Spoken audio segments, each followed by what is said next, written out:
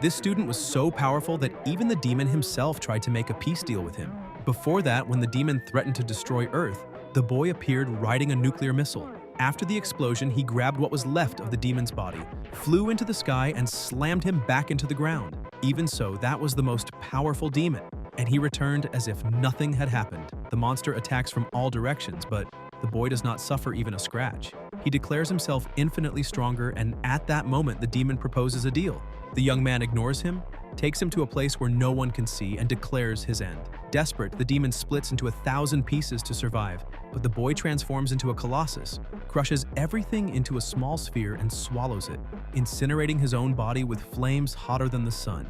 In doing so, he absorbs the demon's power and, upon returning to Earth, creates new armor with that power. Meanwhile, in another nation, scientists detect absurd radiation in the sky along with a life source inside it. They are shocked because not even the strongest being would survive a single second there. Anyway, let's get straight into it. In a classroom, a young man begins to panic, questioning whether he really went back to before the college entrance exams. He's in the Xia Kingdom, at Ancheng's #1 high school, class 7 of the 3rd year. Suddenly, he jumps to his feet shouting, drawing everyone's attention. Frantic, he wonders what kind of horror story he's living in. If he was going to reincarnate, it could have at least been after the exams. Since ancient times, humanity on the Blue Star has suffered from a catastrophe known as the Secret World Invasion.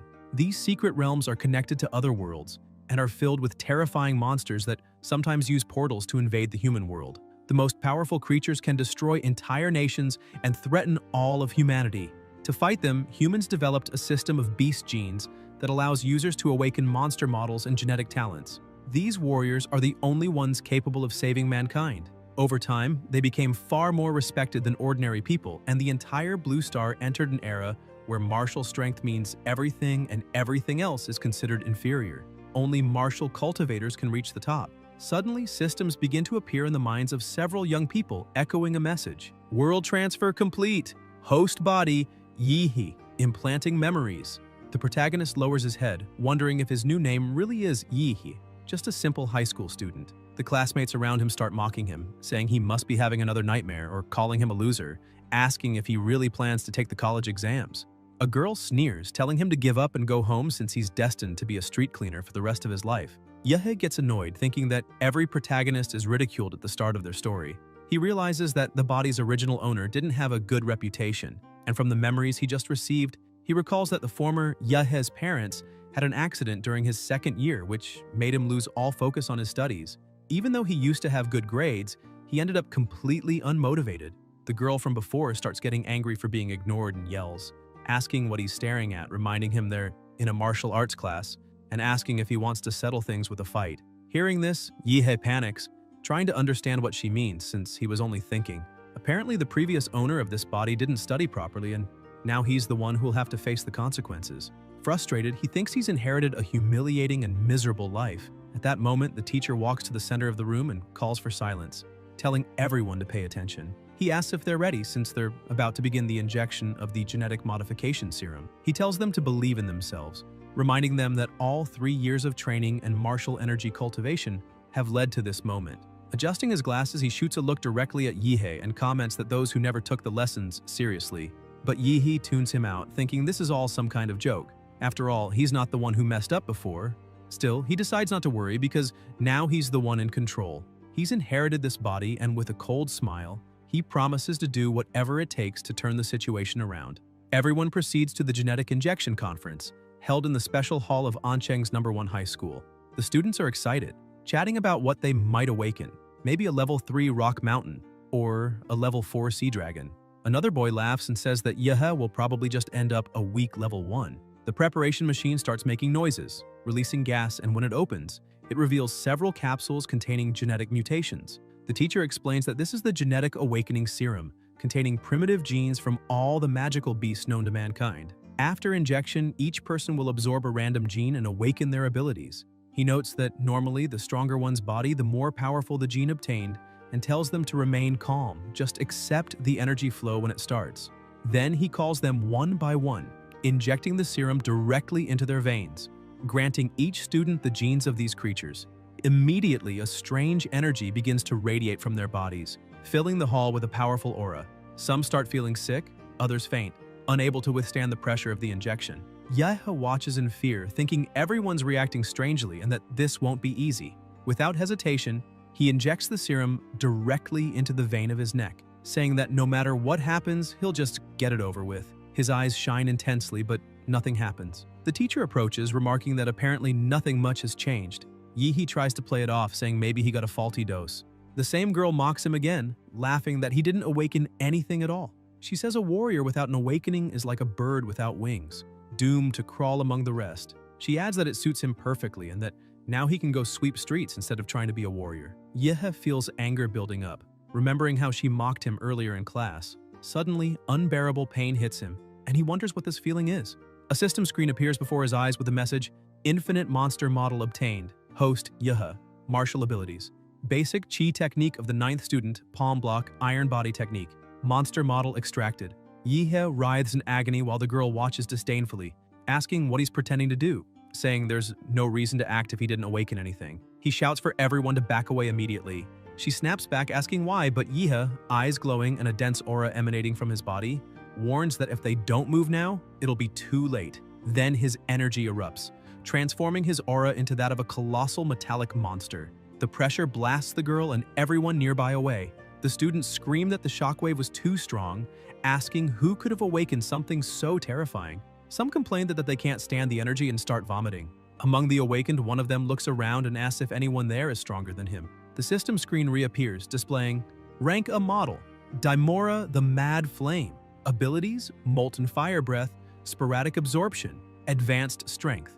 Dimora the Lord of Flames will be unlocked once module compatibility reaches 100%. Current compatibility, 3%. Yihe keeps radiating crushing pressure throughout the room and in a firm tone declares that he has awakened a rank A model called Dimora, the Infinite Monster Model. Looking at his own hands, his voice trembling, he asks if the system will finally start helping him. The other students, still terrified, glance at each other and ask if that guy was really the loser Yihe, realizing his aura had forcibly pushed everyone back. They're stunned to see that even Wang Xing fainted, even though she had awakened a second-level magical beast, the Flame Claw Scorpion. It makes them wonder just what exactly Yihe has awakened. Regaining control, he laughs awkwardly and apologizes, saying he made a little mess during his awakening, but reminds them he did tell everyone to step back earlier. Suddenly, an announcement echoes through the school speakers, informing that all awakened students must proceed to the detection test to identify their magical beast type and martial level. In another room, several genetic analysis devices are ready for the examination. These machines measure the gene and martial level of the awakening. The first evaluated, Li Xinyuan, awakens a level 3 magical beast lineage, Swift Spider. His classmates comment that he's really lucky. He was just a normal student and now became number 1, saying powerful lineages are truly unfair. Next is Chu Zhou, considered the class's top student. Not only is he a level 9 martial apprentice, but he also awakened an impressive lineage, the Ice Demon Dragon. Everyone says that this time, the champion of Ancheng City will be him. Then they call Miss Lu, and the students are amazed to learn she's also a level 9 martial apprentice and has awakened a rare level 4 lineage, the Infernal Sparrow, a creature that, in its true form, could destroy most of the city and is feared even by grandmasters. The protagonist watches as numbers appear on the screen and begins to reflect, realizing that the models awakened by others were classified as level 3 or 4 while his is marked as rank A. Suddenly, his turn is announced, and he hears people around him excitedly commenting on what they saw happen when he received the injection, saying, "It's going to be amazing." As he walks toward the device, everyone watches with admiration, whispering that his aura is intense and that he'll surely become someone powerful. Some shout that they need to befriend him, while several girls sigh, saying he's really handsome. Along the way, Yihe thinks about how this world revolves entirely around martial power. When he reaches the machine, he steps inside and the students continue their chatter, saying that with that aura, his level must be incredible. The atmosphere is filled with anticipation, though one person in the back remains silent, watching carefully, sensing that the powerful energy earlier came from Yihe and deciding to keep an eye on him. When the test begins, the device's screen displays an error. The system identifies him as only a level 3 martial disciple, but the rest of the data doesn't appear. His beast lineage is listed as unknown. Instantly, everyone who had admired him burst into laughter, mocking him and saying that a level 3 disciple is pathetic since even middle school students could beat him in a fight. They say that an unknown lineage probably means he doesn't even have one, and that even if he does, whatever lineage someone that week could awaken would be insignificant. They add that the energy from before must have just been a system glitch. As soon as he steps out of the device, laughter echoes throughout the room, calling him a loser once again. Yahello, however, keeps a serious expression, thinking that this was already expected. The model wasn't detected because it's the infinite monster model. At that moment, the system interface reappears displaying Infinite Monster Model Upgrade Guide. This model can be improved by completing missions or increasing reputation. Additional models can be acquired by performing these actions. Number of upgrades, 0. Reading that, Yehi starts to laugh, realizing that his rank model is different from the others, and that as long as he meets the conditions, he can have infinite models. That makes him shout in excitement that this way, he'll become the king of monsters. The next day at school, the teacher sips his tea and looks at him in confusion, asking if he really plans to stop attending classes to study for the entrance exams at home, and if Yehe thinks anyone would believe that. The protagonist firmly says he wants to improve, admitting that he's far behind everyone else and needs special training over the next few days. If he keeps the same pace as his classmates, he'll be doomed. The teacher replies that if he truly wants to become a warrior, he must enter college, but reminds him that even though he awakened a lineage, his foundation is weak. Therefore, he'll probably fail the entrance exams and should prepare to repeat the year. Yehe looks at him and shouts desperately that the teacher may not understand, but he awakened a powerful lineage and, with effort and intense training, he'll succeed. He begs the teacher to look into his eyes and see his sincerity, insisting he'd never lie about something like that. The teacher studies him for a few seconds, then admits that his eyes truly show determination. In the end, he allows Yehe to study at home, but confirms he'll still have to repeat the year. Outside, the protagonist walks along the sidewalk, recalling that his parents' house was sold for $600,000 and that with the accident compensation totaling more than $1 million, he has enough money to start his journey. He reflects that to increase his power, he has two options: level up as a warrior or improve his compatibility with Demora. According to the system's information, each model starts with only 1% compatibility, but Demora already has 3, and he doesn't know where the other 2 came from. He quickly concludes that the answer is simple. The model absorbed part of the genetic awakening serum's power, increasing its compatibility.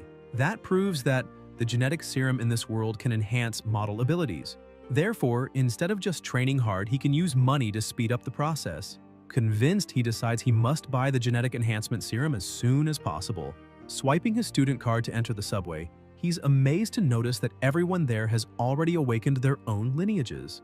After awakening his model, Yehe gained a unique ability called Life Magnetic Field. Demora can detect the vital signs of creatures by releasing its magnetic life field, allowing the protagonist to sense warriors' chi burning like furnaces and perceive their beasts' presence. Excited, he starts to laugh, murmuring, "Warriors and monsters."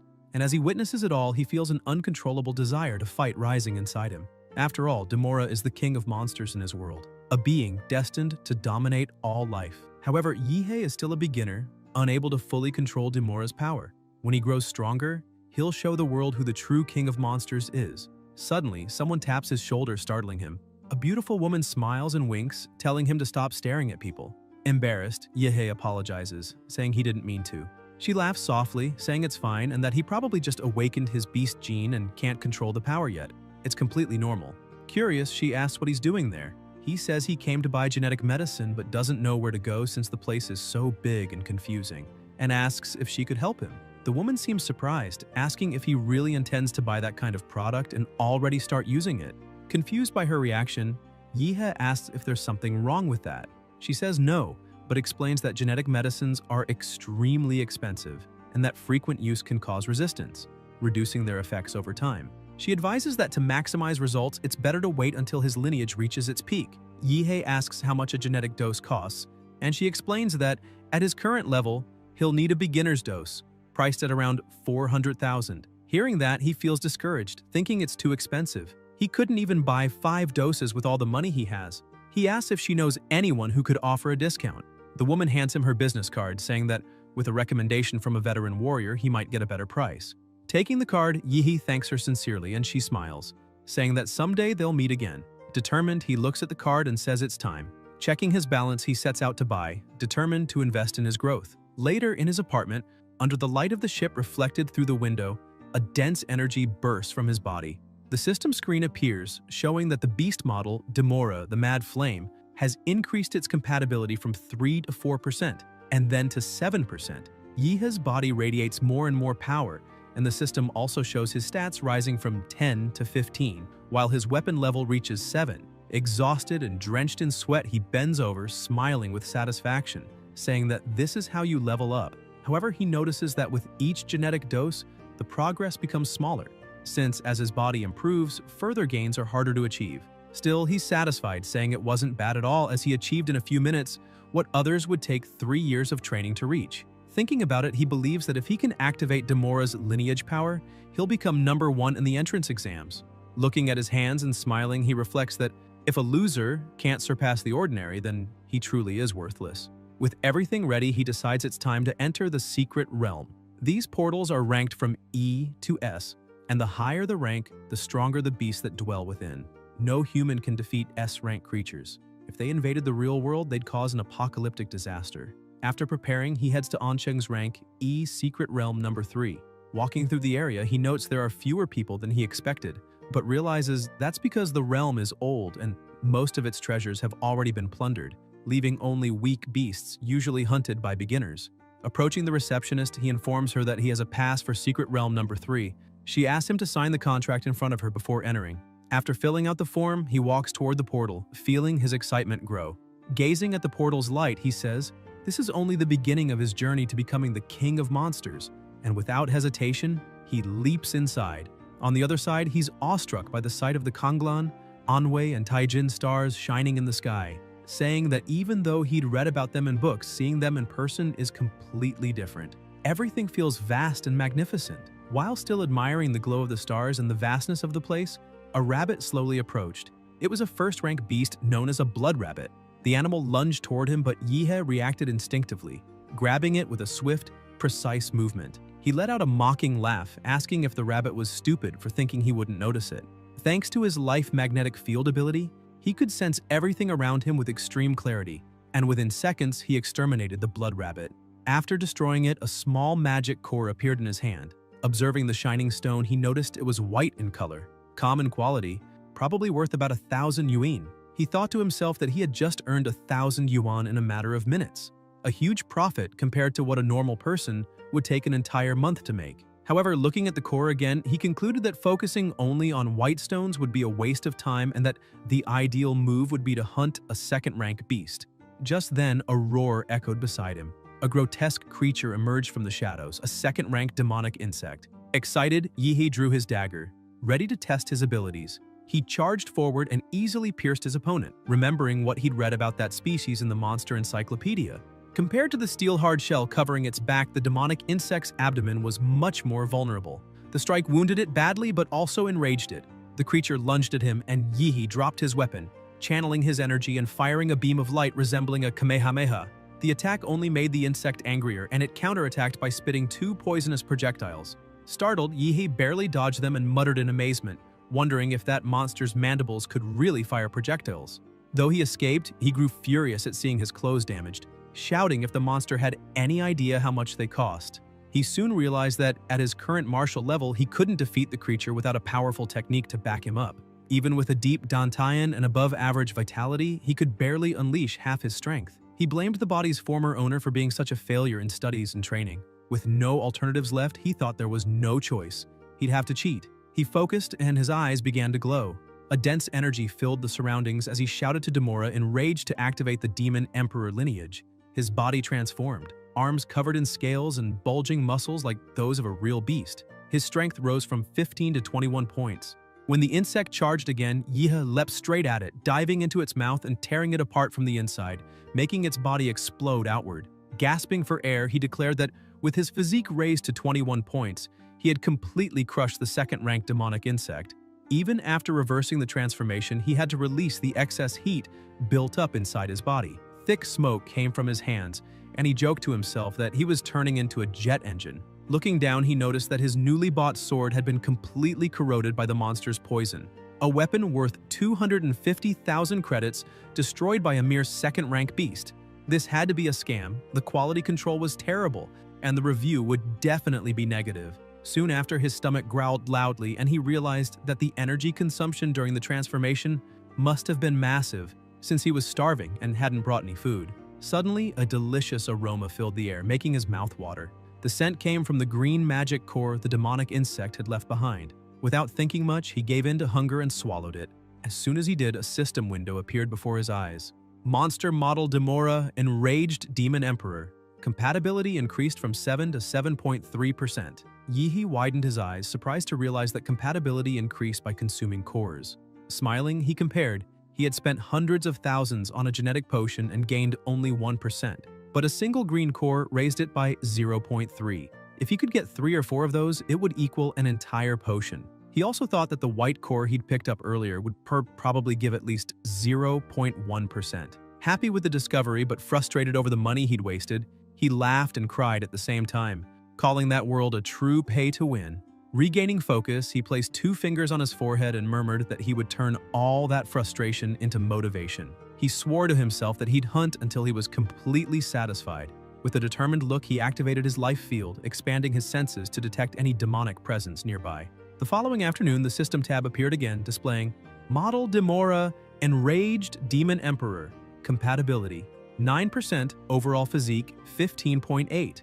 As he walked, Yihe thought that after reaching 9% compatibility, consuming white cores no longer had any effect, so it was more worthwhile to sell them for money. When he arrived at the receptionist's desk, he poured them all onto the counter and stated that he had 20 white cores and 1 green. The clerk was stunned, asking if he was joking, since a mere high school student could never have gathered that much. After completing the sale, everyone in the area began staring at him curiously, but Yihe ignored them, commenting that according to government rules, martial artists had to hand over part of their spoils.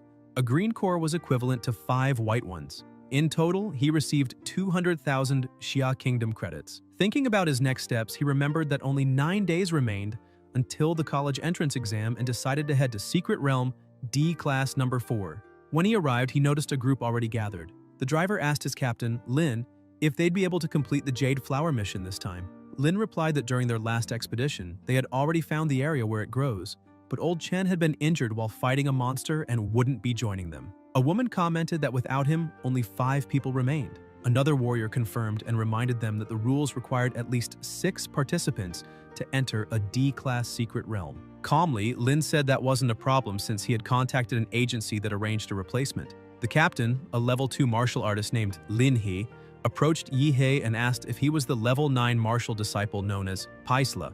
The protagonist confirmed. He thought that since he was still a student and lacked authorization to enter a D-class secret realm, he'd had to rely on an illegal agency to forge a fake identity, spending 100,000 credits just on that. Lin He remarked that the name Paisla was peculiar. Yihe stared at him and replied that he had no choice. If he used his real name, he'd have copyright issues. The captain laughed, saying it didn't matter since it was only a code name. What truly mattered was that, as a level 9 disciple, Paisla didn't have enough power for this kind of mission. Therefore, he would only observe and not interfere. Lin He emphasized that he didn't want him getting in the way. The protagonist simply nodded, saying he understood, but thought that defining roles beforehand was a good sign, better than being betrayed midway. With everything settled, the group boarded the vehicle and headed toward the portal. The captain explained that their goal this time was to find the Blood Jade Flower. Once they entered the secret realm, Lin He checked the tracker and reported that there was a flower located in an oasis just ahead, guarded by a rank 2 monster with a general grade lineage. Paisla looked around the barren landscape, reflecting that last time he'd explored a tropical forest, and now he was in the middle of a desert. He concluded that the secret realms weren't connected to a single world. Suddenly, one of the members shouted that Earth Demon rats had found them. Lin He ordered Hood to handle it. Hood drew his knives and with rapid movements hurled them toward the enemies. The blades, infused with martial energy, exploded on impact, wiping out all the rats at once. He turned to the captain and confirmed that the threat had been eliminated. Yihe watched in awe, realizing that Hood infused energy into each throw, making them as lethal as miniature bombs. He also noticed that the man carried himself with a brutal demeanor and spoke only when necessary. The team continued moving forward until they finally reached the indicated area. They disembarked and continued on foot. Paisla asked why they had abandoned the jeep when the path to the oasis was still long. Lin He explained that the monsters in this region were extremely sensitive and that the sound of the engine would immediately draw their attention. As they walked, the captain distributed the roles. He instructed that Xiao Xia would throw the flash grenade to lure the beasts. Xiao Wu and Hood would handle the traps. Old Lu would provide suppressive fire, and he himself would stay on the front line. He pointed to Paisla and said he would just observe. The protagonist didn't like the decision, but replied that he understood. With everything in place, Xiaoxia tossed the flash grenade. It released pheromones from high-level creatures, making the monsters nearby think their territory was being invaded. Within seconds, the ground began to shake, and before them appeared a massive creature covered in thick scales, a rank 2 monster known as the Earth Dragon. The captain shouted for Paisla to be careful because the monster was coming. Meanwhile, elsewhere, someone walked across a data projection on the floor, while a strange man nearby watched the scene and began to laugh quietly. The battle against the Earth Dragon ended fairly easily as the captain managed to slash it down quickly. The others ran to him asking if he was alright, and pointing out that the Earth Dragon was dead. Lin He sheathed his sword and said they should keep moving forward. However, a shadow suddenly appeared behind him. The dragon struck again, catching the captain off guard. In an instant, the protagonist leapt forward and used his martial art to attack the beast, unleashing a massive shockwave that startled even the captain. Lin He watched in disbelief and said that Paisla was just a novice, yet he had managed to defeat a rank 2 beast. Xia was equally impressed, exclaiming that the punch was incredibly powerful. The entire group surrounded the protagonist, cheering and applauding. Xia said the heavy mountain-splitting fist had destroyed the creature, and Wu, excited, shouted and hugged him, saying the rookie had just slain a rank 2 beast. The captain clapped his hands and thanked him for saving his life, declaring that from now on, they were comrades. Paisla stayed calm and said it was nothing. Lin He held something in his hand, called the others over, and confirmed that the Earth Dragon was defeated. Wu pointed out that they had also collected the monster's soul essence, calling it a great prize. Xia, curious, looked at the glowing red orb and asked if that thing was really worth so much. As everyone admired the Earth Dragon's essence, the protagonist stared at it, thinking it looked like a giant fruit that made his mouth water. The captain confirmed its value, explaining that the essence greatly increased compatibility with one's model. He added that this time, it had been close, but they had managed to slay the dragon and find the flower. Suddenly, Hood stabbed the captain from behind and started laughing, saying there was no point in him thinking about that anymore. The others gasped and demanded to know what was happening. Lin He turned around, trying to defend himself, and asked Hood what he thought he was doing. A strange man appeared beside Hood and answered that it was obvious. Hood was just trying to get rich off them. That man was Huo Peng. The protagonist asked if they knew him, and Wu, furious, explained that Peng was infamous for stealing artifacts martial artists found inside dungeons, and now they were being robbed by him. The old man rushed to the wounded captain and held him up while Lin He, trembling, said that the blade was poisoned and asked Hood how he could do that, and how he had even known the location of the place, since not even the team had known where the blood jade flower grew until they entered the secret realm. The protagonist stepped forward and said it was all because of the daggers. Hood had clearly hidden information about the weapons he had scattered along the way. Hood laughed and praised Paisla, saying he was sharp and should be in school instead since the entrance exam was coming soon, but added that he had chosen to walk hand in hand with death. Confident, the protagonist cracked his neck and replied that it was true.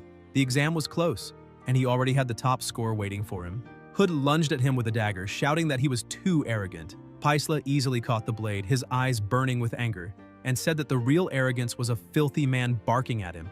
He released a fierce aura and said all that noise was irritating, that it was time to take out the trash. Peng watched, laughing with excitement, saying the protagonist was fascinating and that he wanted his head. Hood, following his leader's order, charged with incredible speed, but all his strikes were nullified by a single roar from Paisla.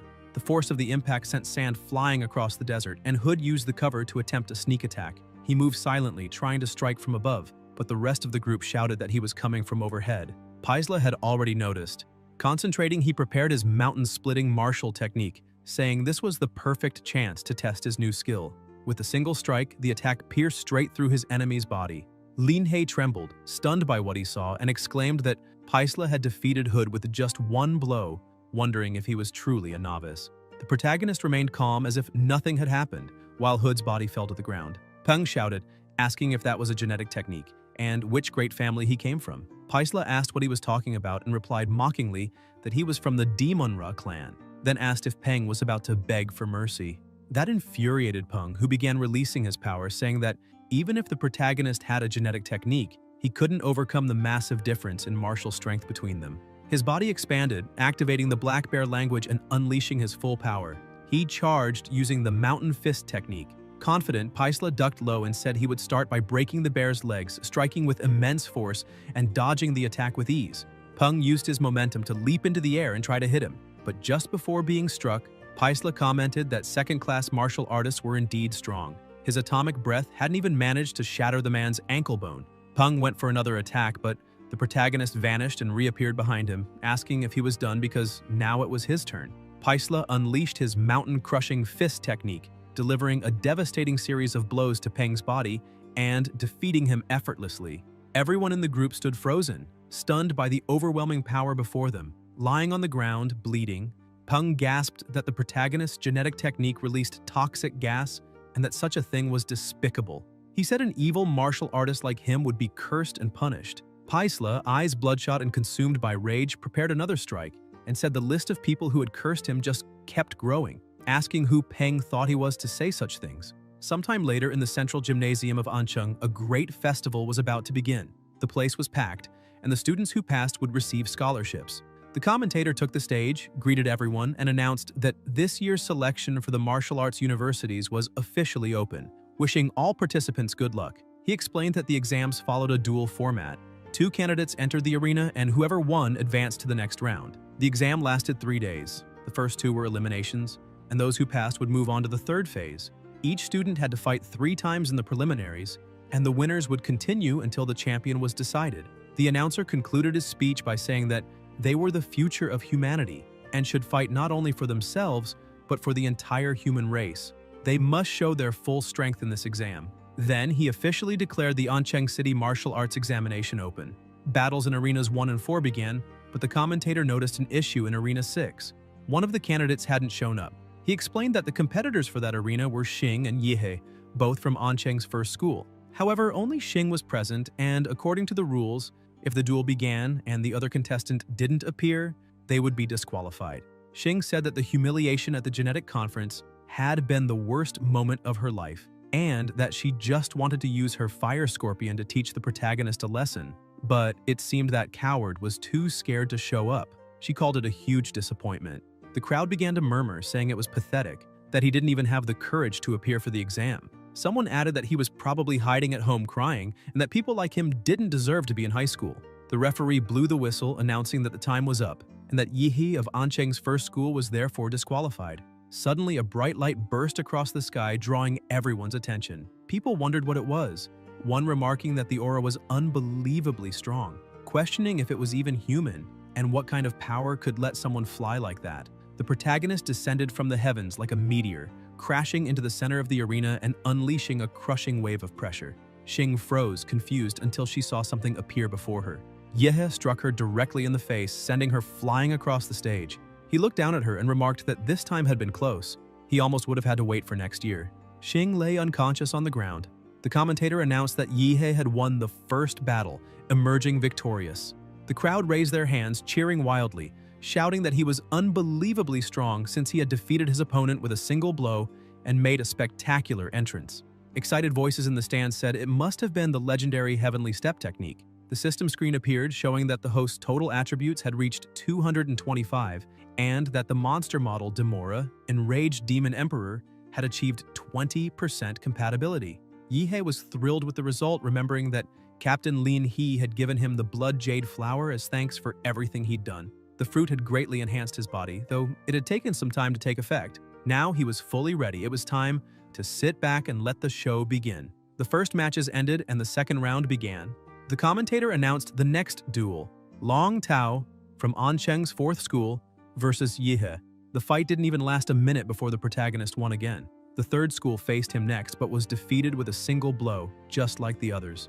The crowd went wild at his string of victories, exclaiming that he finished each battle with a single kick and moved straight to the next without wasting time.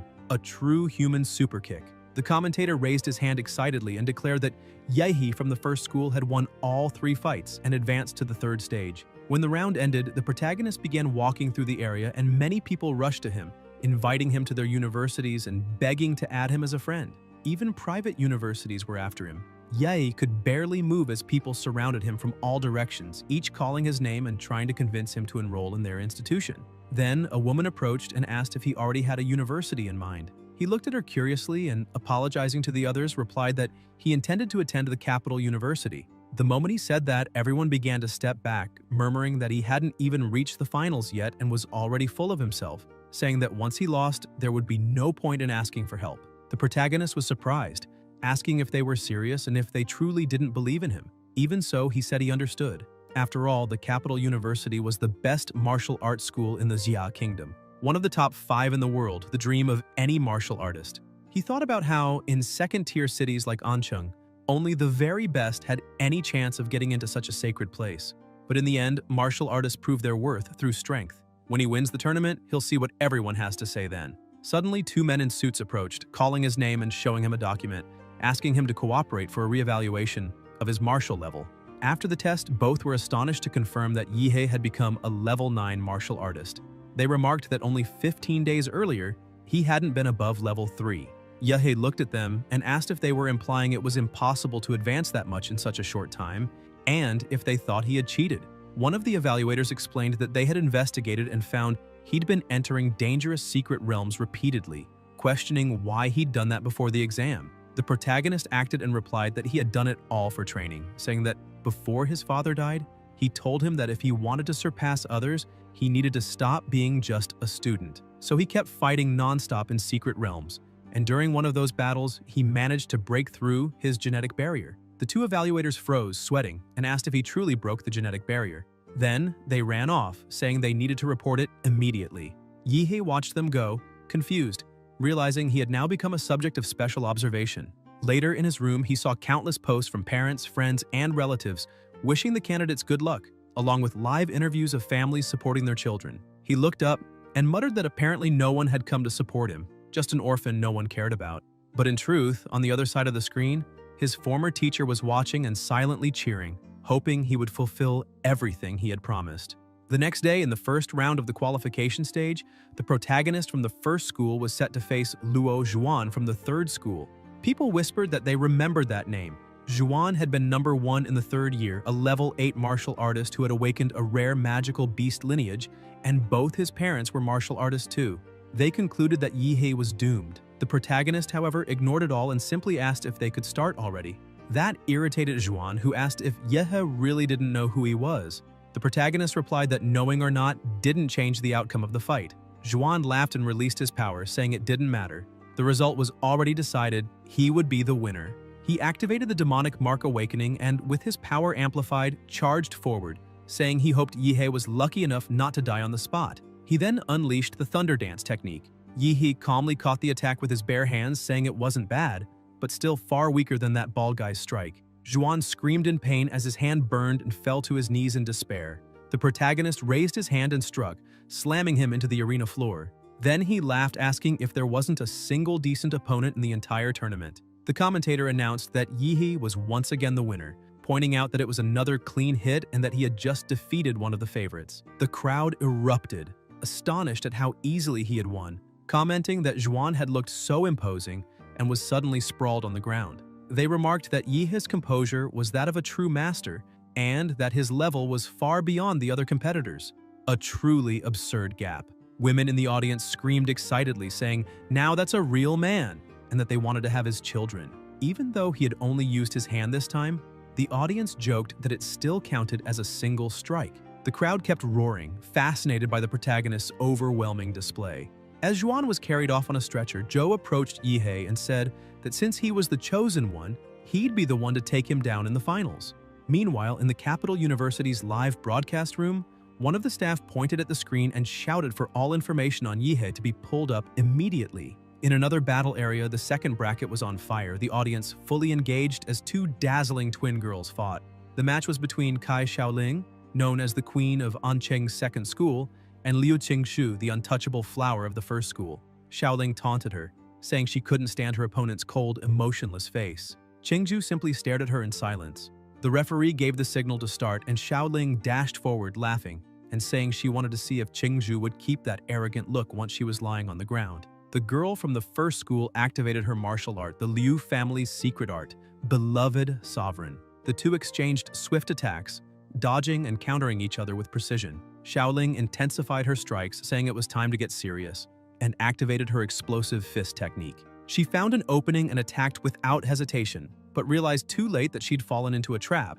Her arm was caught by the airwaves Chingu had created, preventing her retreat. Chingu seized the moment and used the soul-reaping technique. The commentator was astonished, saying that such a high-level technique shouldn't even be possible for a high school student. He added that with that kind of talent, she wouldn't even need to take the exam. She could get a direct recommendation to a capital university. But at the last second, Xiaoling transformed, unleashing her full power. Her lineage awakened. Shadow Tiger. The commentator exclaimed in disbelief, saying she had managed to awaken a third-grade lineage. The strength of the Shadow Tiger was legendary, and controlling such power was nearly impossible. He said this girl had a brilliant future ahead of her. Xiaoling, in her complete transformation, revealed her lineage, the Phantom Shadow Bird. Chingu, still calm and cold, simply said it was fine. Xiaoling lunged, mocking and asking if she really thought she could win. Chingu fought back using her family's secret arts, her movements graceful and precise, almost like a dance. She blocked and dodged every strike with ease. Xiaoling grew more aggressive, activating the tiger's brutal kick technique. Chingu remained composed, focusing energy into her fingertip, the legendary, primordial Jade Finger. With a single touch, she halted the kick, triggering a massive burst of energy that engulfed the entire arena. The commentator exclaimed that the collision between their powers was absurd, filling the field with thick smoke, and wondered who would still be standing at the end. The audience held their breath, trying to see through the haze. Slowly, the smoke cleared, revealing Xiaoling still standing. The commentator noted that she remained on her feet, but moments later, she collapsed unconscious. Chingu stood unharmed, her serene expression unchanged. The commentator declared that she was unshaken and emphasized that, with just one martial technique, she had crushed a level 9 opponent with an awakened lineage, something worthy of a prodigy born once in 100 years. He officially announced Chingu's victory. The crowd went wild, calling her a monster and praising her overwhelming power. With the matches over, the quarterfinal draw began. The commentator announced that the next to draw would be the protagonist. Yihei reached into the container and pulled out a ball marked with the letter A.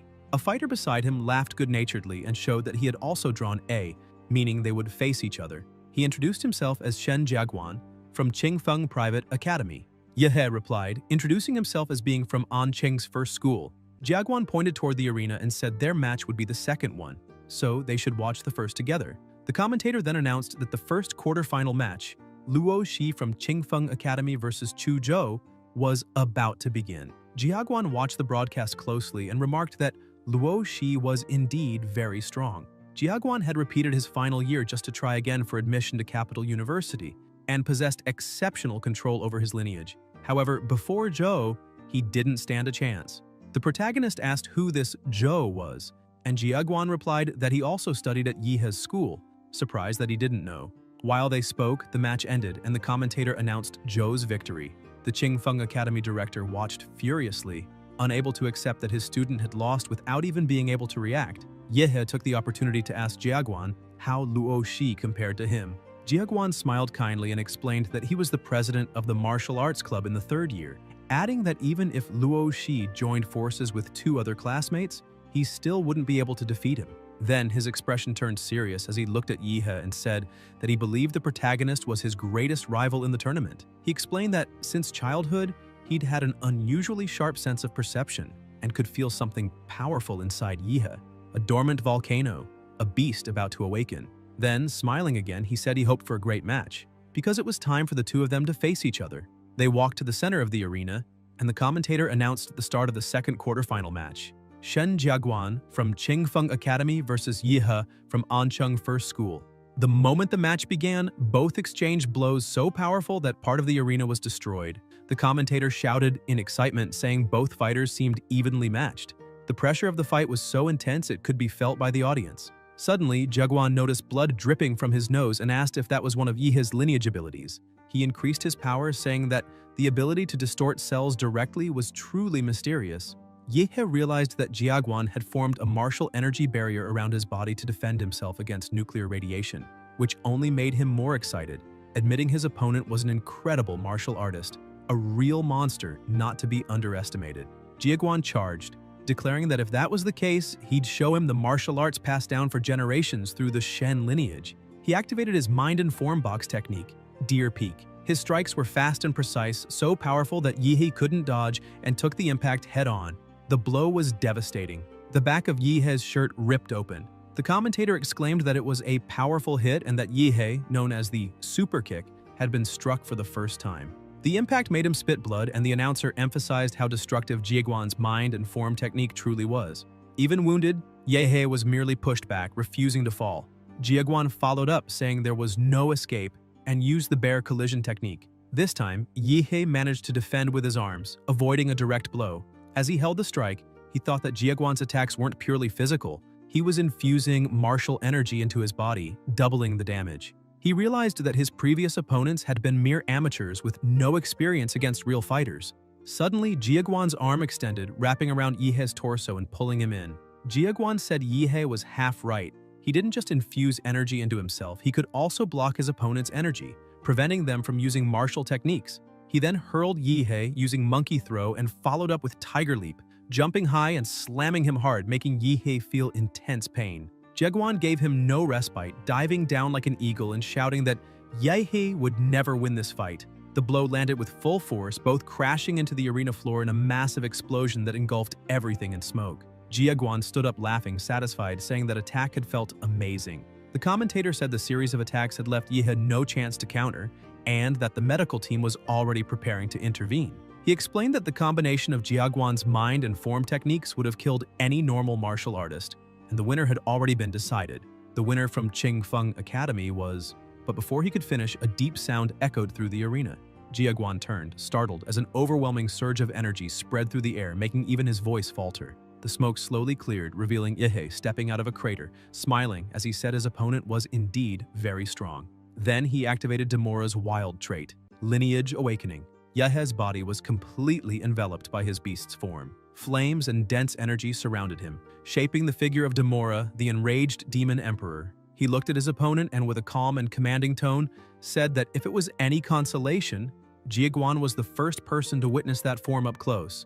The commentator, speechless, shouted that it was unbelievable. If high school students could manifest a beast personification, they could be admitted to Capital University without even taking the exam. He excitedly confirmed that it was indeed a magical beast personification and said he'd never expected to see another martial genius in a small city like Ancheng, besides Qingzhou. Faced with that colossal creature, Jieguan began to panic, barely able to speak. The protagonist walked slowly toward him, and Jieguan, voice trembling, admitted he never imagined his opponent's awakening would involve such a high-level lineage. Meanwhile, one of the examiners monitoring the fight through his headset suddenly heard strange noises. They all use these devices to track battles precisely. He stood up, in shock, as an alert appeared on his interface. Nuclear radiation levels had reached 9,999,999. The examiner shouted, asking what was happening, stating that the radiation had surpassed all safe limits. The commentator, noticing the evaluator's reactions, announced that after witnessing Yihei's beast personification, they had detected something abnormal and were sealing off the arena with martial energy to contain a possible nuclear leak. The audience was stunned, and people began asking if anyone knew what kind of beast he had awakened. Another student replied that he'd heard Yihei had awakened an unknown beast, but no one believed something that powerful could come from an unregistered species. The protagonist thought that apparently there was no other creature like Demora on Blue Star. That's why no one recognized it. Jieguan noticed his nose bleeding again and realized his martial shield could no longer block Yihei's overwhelming energy. He concluded he couldn't prolong the fight any longer and decided to risk everything, activating the Golden Star Demon Monkey Lineage Awakening. The commentator nearly screamed, exclaiming that it was another third-order royal lineage and that this year's entrance exam was full of monstrously strong candidates. Jieguan used his mind and form box once again, Serpent Strike, moving with lethal precision and speed. The protagonist prepared himself too, focusing his energy and activating the Mountain Prison Fist technique. The impact shook the ground. The strike hit Jieguan's arm directly and he screamed in pain, realizing the limb had been badly damaged. He admitted that if he hadn't released his power in time, his arm would have been completely shattered.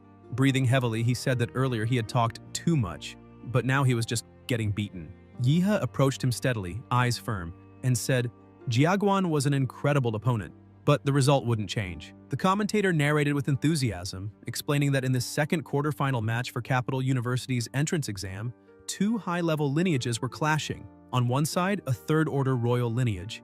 On the other, an unknown magical beast lineage, something rarely seen. Jiaguan tried to analyze the situation but realized that since Yihe's awakening, his power had become immeasurable.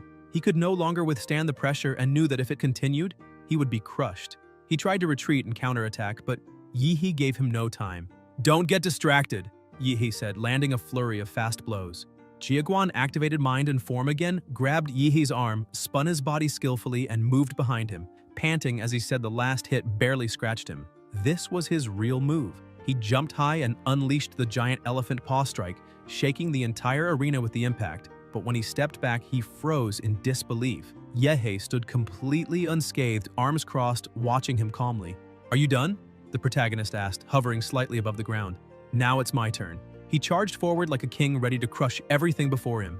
But before the blow could land, Jiaguan dropped to his knees, exhausted, shouting that he surrendered. The protagonist stopped, confused, not understanding what had happened, then exploded in frustration. He shouted angrily, saying he'd waited so long for his turn and now the moment was ruined. Taking a deep breath, he calmed down, lowered his hand, and said he'd let it go. He released the built-up energy, returning to his normal form, and remarked that, according to the rules, once an opponent surrenders, the other can't continue the attack. The commentator announced that the match was over, and once again, victory belonged to Yihe. The crowd went wild, shouting about how incredible the protagonist was. Social media exploded. People began making memes of Jiaguan. Before the fight, confident and sure of victory. After the fight, crying and begging forgiveness for not letting Lord Yihe use his full power. Dozens of fan pages started popping up, urging people to join Yihe's fourth fan group via WhatsApp since the first three were already completely full.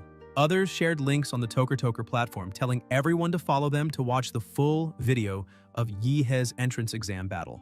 The public was ecstatic. Fans commented that the best student and candidate of the year was undoubtedly the protagonist, claiming that not even Chingu or Zhou could stand against him. Meanwhile, the director of Qingfeng Private Academy was livid, shouting that Luo Shi might have lost, but he had placed all his faith in Jiaguan. As soon as the fight ended, the director stormed into the arena, yelling at Jiaguan, demanding how he dared to admit defeat, and if he had any idea how much money had been invested in his training up to that point. Furious, the director said that if Jiaguan didn't repay every cent of debt, he shouldn't even dream of entering university. Jiaguan calmly placed a hand on the director's shoulder, startling him. The man stammered, asking what he was trying to do. Jiaguan looked him straight in the eyes and said the director wouldn't be able to withstand that punch.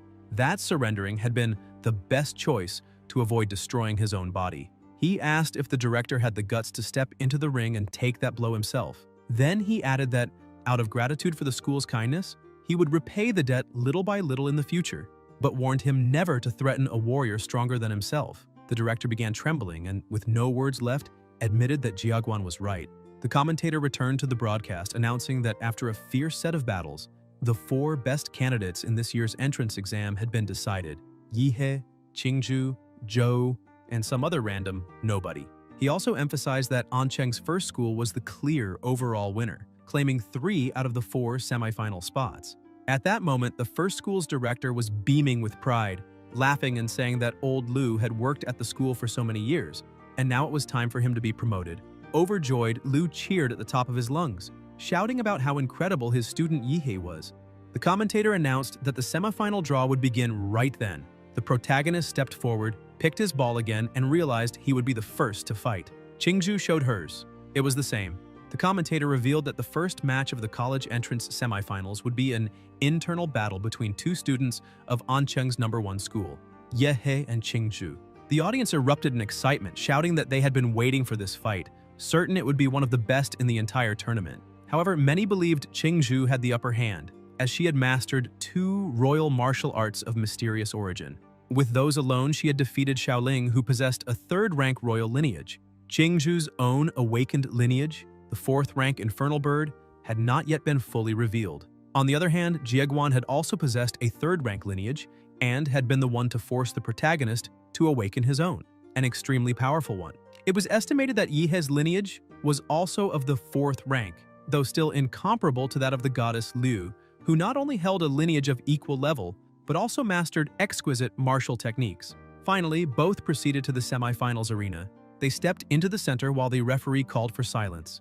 As soon as they were ready, he signaled for the fight to begin. Instantly, Yihe released his aura, unleashing overwhelming pressure within the arena and raising a dense mist that obscured everything. Staring at that sight, Chingu sensed the depth of his power but didn't waver, saying she hoped he was strong enough to withstand her. The commentator narrated that the battle had begun with Yahello releasing a thick fog that completely blocked visibility, leaving the audience unable to see what was happening inside. He wondered how Chingu would handle the boy who had shocked everyone during the year's entrance exams, and whether she would be forced to unleash her true power again. Within the smoke, Yahello analyzed the situation. Chingu's martial arts were far superior to his. With such mystical techniques, even his strength might not be enough to inflict any real damage. He also acknowledged her intelligence, her ability to formulate multiple strategies mid-fight. He understood that if the battle dragged on, she would gain the advantage. Therefore, he decided to go all out from the very beginning. Suddenly, he burst through the mist, charging with the mountain fist. Chingu saw him and wondered why he was attacking so recklessly already, but quickly concluded that if that was how he wanted it, she would use her royal martial arts to defend and strike back. Mid-charge, Yahello abruptly changed his stance and struck her cleanly. Shocked, she grew irritated, realizing he had tricked her. He'd shouted, "Mountain Fist!" but his attack had been a whip of pure energy instead. Taking advantage of her confusion, Yahello intensified his beastly aura and kept her under relentless pressure. The crowd began to complain, saying the protagonist was just toying around and that real warriors fought with honor. Ignoring them, Yahello maintained his aggressive tempo, giving Chingu no time to catch her breath. Still, she managed to channel her energy and broke his barrage, drawing cheers from the audience, who believed she might finally turn the fight around. But Yahello unleashed the hands of his beast and declared she wouldn't escape so easily. He launched another strike that caught her off guard. She realized he was using martial energy as well. Chingu jumped back and countered, causing a large explosion, but it wasn't enough. Within seconds, Yahello appeared in front of her, commanding her to stop running. He attacked again, blow after blow, with terrifying speed and power. Chingu gritted her teeth, wondering how he wasn't exhausted after so many strikes. His stamina was absurd. Then she remembered her two imperial secret martial arts. One defensive, the loyal family's secret art, Floating Shadow, and the other offensive, the Hunyuan Jade Finger. She believed that if she could use both, she might have a chance to break free. Yet his pressure was overwhelming. There was no opening at all. Knowing she couldn't hold back any longer, Chingu activated her trump card, the awakening of the Netherbird lineage. Her body transformed before everyone's eyes as great black wings unfolded from her back and she rose into the air. The commentator shouted with excitement that her lineage had finally awakened, the first manifestation of her magical beast, the Netherbird. With a serious expression, Chingu warned Yahello to be careful, saying she still couldn't control her strength in that form. But Yahello only laughed, thrilled, saying that was perfect. Until now, he'd been using only half his power, so there was no need to hold back anymore. Chingu darted around the arena at high speed, but Yahello sensed her reappearing behind him. Without hesitation, she unleashed the Imperial secret technique, Hunyuan Jade Finger. In the midst of the furious clash, Yahello grinned wildly and activated his atomic fist. The collision between their attacks generated a colossal surge of energy that filled the entire arena. The audience groaned, many feeling dizzy, complaining that the pressure was so immense it was hard to breathe or even keep their eyes open. Chingu was forced back several steps and, upon looking ahead, was stunned. Yahello's energy was overflowing, his body radiating the aura of a raging beast. The commentator reminded everyone that this was just the first semi-final match, yet the protagonist's unleashed power was already shaking the entire field, the roaring energy deafening. Chingu stared in disbelief, her voice trembling as she muttered that this level of energy couldn't be good. The commentator, equally shaken, tried to make sense of it, explaining that Yahello's beast form seemed to be absorbing energy instead of losing it. He described how the spines along Yahello's back were storing vast amounts of energy and converting it through his mouth. Then, in a flash, Yahello fired the atomic energy beam straight at her. Chingu tried to shield herself with her wings, but even with her latent awakening, she could tell the blast was far stronger than expected. She immediately used the feather deflection technique. The commentator cried out in panic. The energy beam had been reflected by Chingu's feathers and was now hurtling toward the audience. Chaos broke out in the stands, but before disaster struck, a barrier of energy materialized, blocking the scattered blasts. It had been conjured by the city's mayor, Huang Qing. He raised his voice, calling for everyone's attention and declaring that the strongest champion in Anqing's history would be born that day. The crowd erupted, cheering as the commentator praised the mayor for protecting them. Inside the arena, however, blood began dripping to the floor. Chingu was gravely injured, her wings torn to shreds. Trembling, she faced the protagonist and admitted in a weak voice that he had shattered her bird's defense with a single strike. Shaken, she began doubting herself, wondering if she could still defeat him. At that moment, her mind drifted back to childhood memories, voices telling her she was the Liu family's hope, that she must never lose. She remembered that her ancestors watched over her, and that disappointing them would be unforgivable. She thought of her mother, who had dedicated her life to training her so she could one day restore the Liu family's honor. For that reason, she felt she had to win, no matter the cost. In her mind, she saw herself as a frightened child, her mother kneeling beside her saying she must win not only that tournament but also in life itself. The pressure was suffocating. Chingu could barely breathe. Back in reality, she looked at Yahello, realizing how exhausted she was. She acknowledged his strength and, confused, smiled faintly, wondering if it was normal to feel okay with not being able to surpass someone so strong. Even so, she rushed forward again, asking him to look at the opening she was leaving and finish her off once and for all. But Yahello didn't move. He let her hit him directly as if it were nothing. Shocked, she asked why he hadn't dodged. With a cold, steady gaze, he asked if she had already lost her fighting spirit. Chingu froze at his words. Irritated, Yahello said she couldn't even meet his eyes, and, enraged, gathered a massive surge of energy, shouting that he would claim that damn title fair and square. Stunned, Chingu couldn't react as he struck again, slamming her to the ground. The protagonist stared down at her, demanding that she start taking it seriously. Then he charged forward at a high speed, asking if she still couldn't react and ordering her to move faster. Beaten down, Chingu screamed in indignation, yelling that he was too audacious to hit her like that. No one had ever dared do so to her since she was a child. Confused by everything that was happening, Chingu shouted that she wanted him to win too, and demanded to know why he insisted so much that she keep fighting. Suddenly, a colossal force surged through her body, and she roared that he had no right to hit a woman in the face like that. Yahello looked at her firmly and replied that this was exactly how he liked it.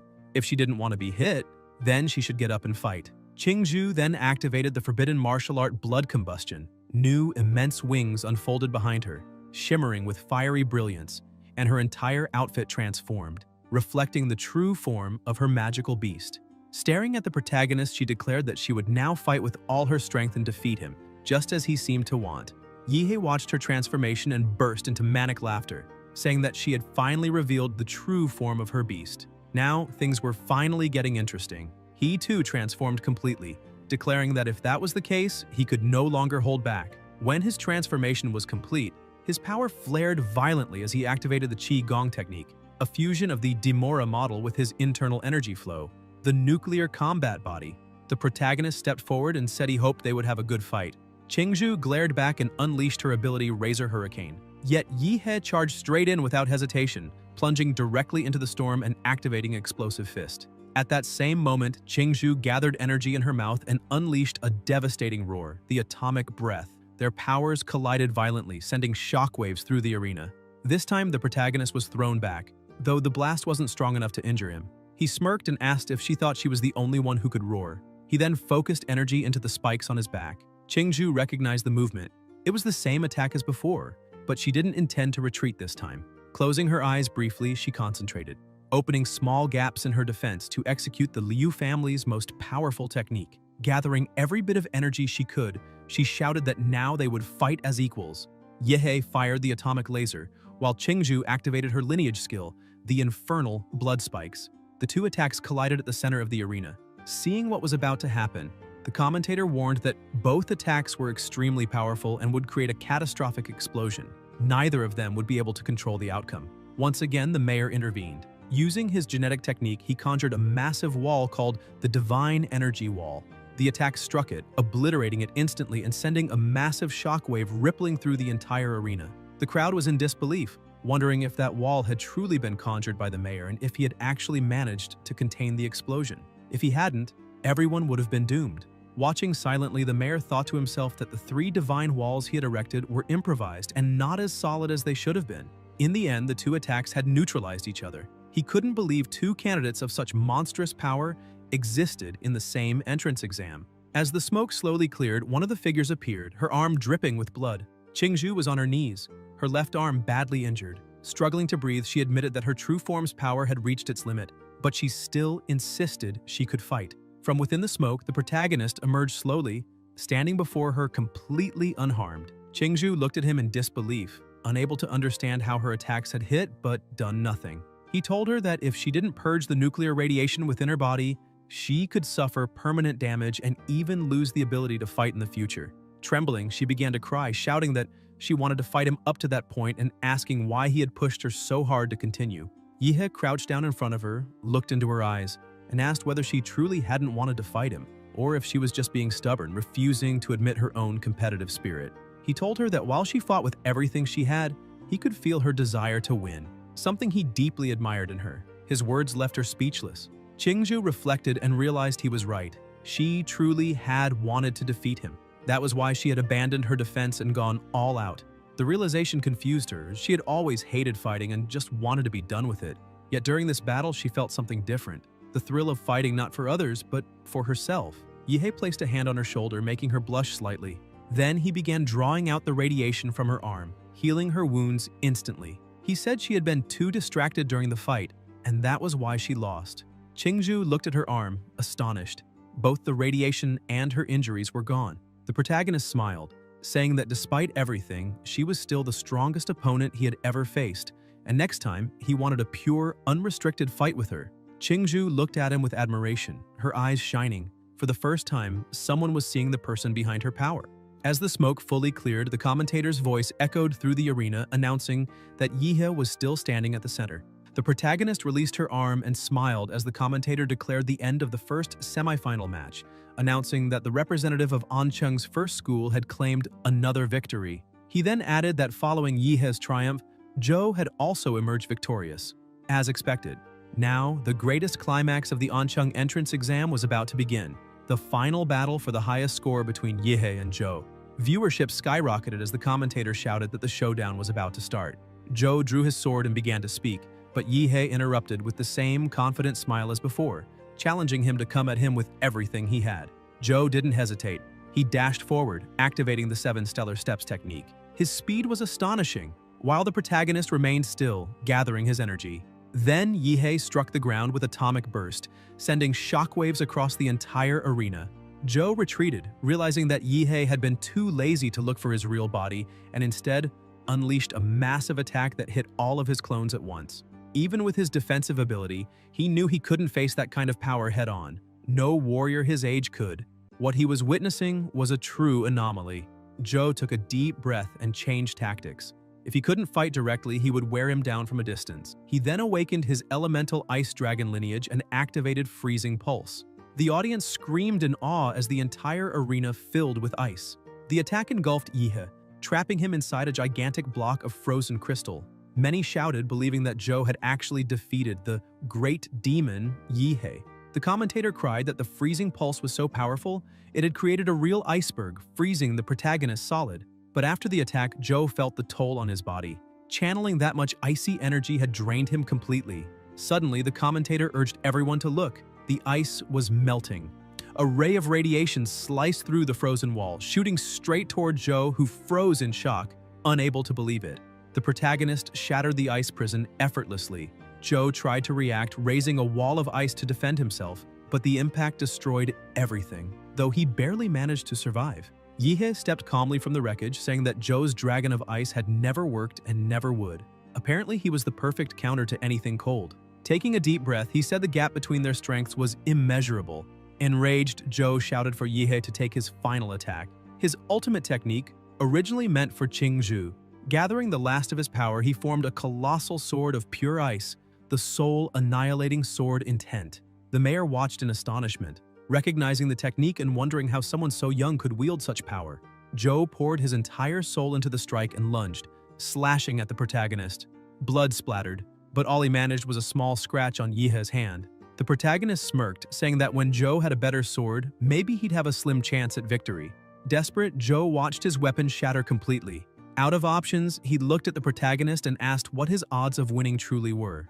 Yihe laughed and replied that they were probably a little better than becoming successful livestock. Zhou finally understood the vast difference between them. Drained, he returned to normal, raised his hand, and surrendered. The commentator shouted with overwhelming excitement that the winner of Ancheng's college entrance final was Yahe. The crowd exploded into cheers, once again hailing the protagonist as an absolute legend. They said everyone had been right from the very beginning. Even though Zhou was incredibly strong, he was nowhere near Yihe's level. The match was being broadcast throughout the city, and the comments spread like wildfire. Many viewers said they'd heard that, just a year ago, Yehe had ranked near the very bottom of his class, but now he stood at the very top, a true symbol of inspiration. Moreover, this year's entrance examination had been on an entirely different level, far surpassing any before it. Because Yehe had won so decisively, he was now being recognized as the strongest champion in the history of the exam, someone no one could ever surpass. The crowd chanted his name over and over as the commentator climbed up to the stage, his voice booming through the speakers for everyone watching the 24th annual city examination. After 3 days of intense battles, he declared, the #1 student had finally appeared. Slightly embarrassed, Yehe gave a faint smile, feeling that he had finally achieved his goal. The commentator brought the microphone closer and remarked that he'd heard Yehe's strength came from a long journey of struggle and perseverance. Now that he had reached the top, perhaps he had something to say. Yehe thought to himself that the commentator was clever, turning a simple question into a subtle trap. But he spoke anyway. He said that above all, he wanted to thank his teacher, the one who never gave up on him, even in his darkest moments. It was his teacher who had encouraged him when he had fallen to his lowest point, and thanks to that, he had discovered his true fighting spirit. On the other side of the broadcast, the teacher was watching, tears streaming down his face as he held onto the television, muttering that he didn't deserve such gratitude, calling himself a mediocre instructor who had failed to recognize the boy's potential from the start. Meanwhile, the school director waved at Yehe from the audience, making hand gestures indicating a 2 million reward, but quickly changed his mind and raised it to 10 million, asking Yehe to promote the school during his speech. Seizing the opportunity, Yehe thanked both the institution and the director, saying that without their guidance, he wouldn't have reached this point. Then, gripping the microphone firmly, he raised his hand and shouted that, above all, the most important person to thank was himself, because without his own effort and determination, he would never have come this far. Suddenly, the system appeared before him, congratulating him for earning the title of #1 student. As a reward, he would receive a random model ability. Surprised, Yehe realized that the system had a reward mechanism and grew eager to discover what his new ability would be.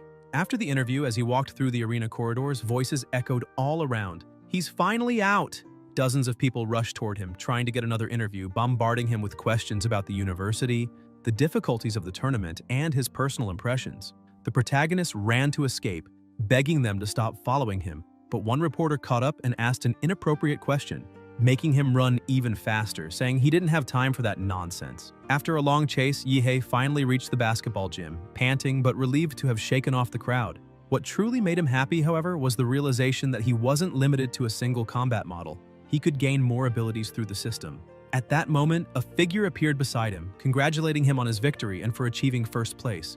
Startled, Yehe thought it was another reporter, but the man removed his hat and told him not to be mistaken. He wasn't a journalist, but someone from Huadu.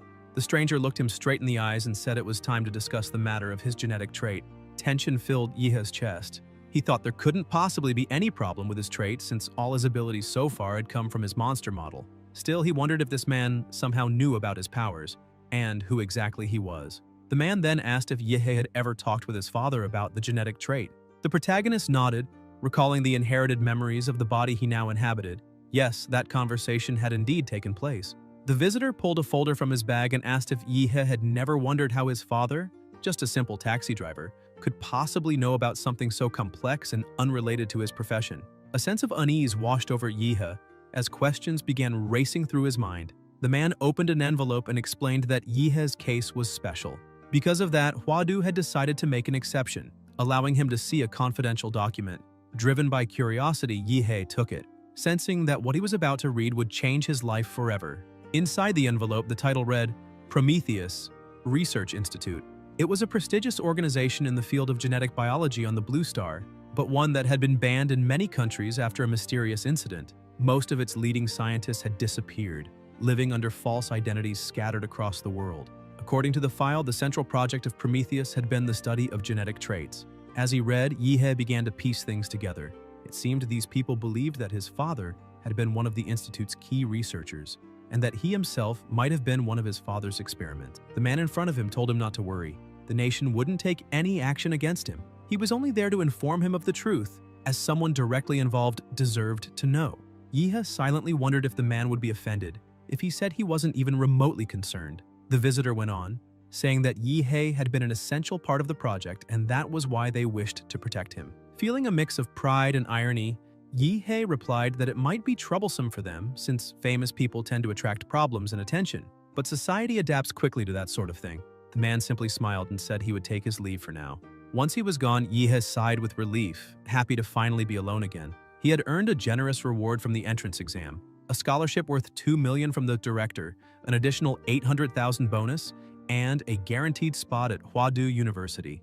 But what truly excited him was the chance to gain a new model ability. Eager, he opened the system's interface and began the draw, unable to contain his curiosity. Suddenly, a surge of violet energy enveloped him, spinning rapidly into a swirling vortex. He watched in awe as a glowing card was chosen, revealing a colossal titan. The system's voice echoed, "Model acquired, supergiant humanoid, blood ability, gigantification, 60 meters, steam ability, mega attack, evolution, path, immutable humanoid, compatibility, 1%. Yihei frowned in disappointment. He hadn't expected to receive a supergiant humanoid, but then an idea sparked in his mind. If he could possess more than one model, what if he combined the supergiant humanoid with the Demora model? The result could make him the true king of monsters. Meanwhile, elsewhere, a man answered a call. The person on the other end asked if he was turning down missions for personal reasons. The man confirmed, instructing them to cancel everything. As he hung up, the camera panned to a deep hole in the table, a mark he always left when he lost control. He thought about the report he'd just received regarding his younger brother. It stated that the body hadn't been found in the secret realm, only residual traces marking his last known location. Tests detected faint levels of nuclear radiation. He turned his gaze toward the television, where Yihei's battles were being broadcast. Closing his eyes, he muttered that he had warned his brother to stay out of society, but he hadn't listened. He remembered their mother's dying wish to take care of his little brother.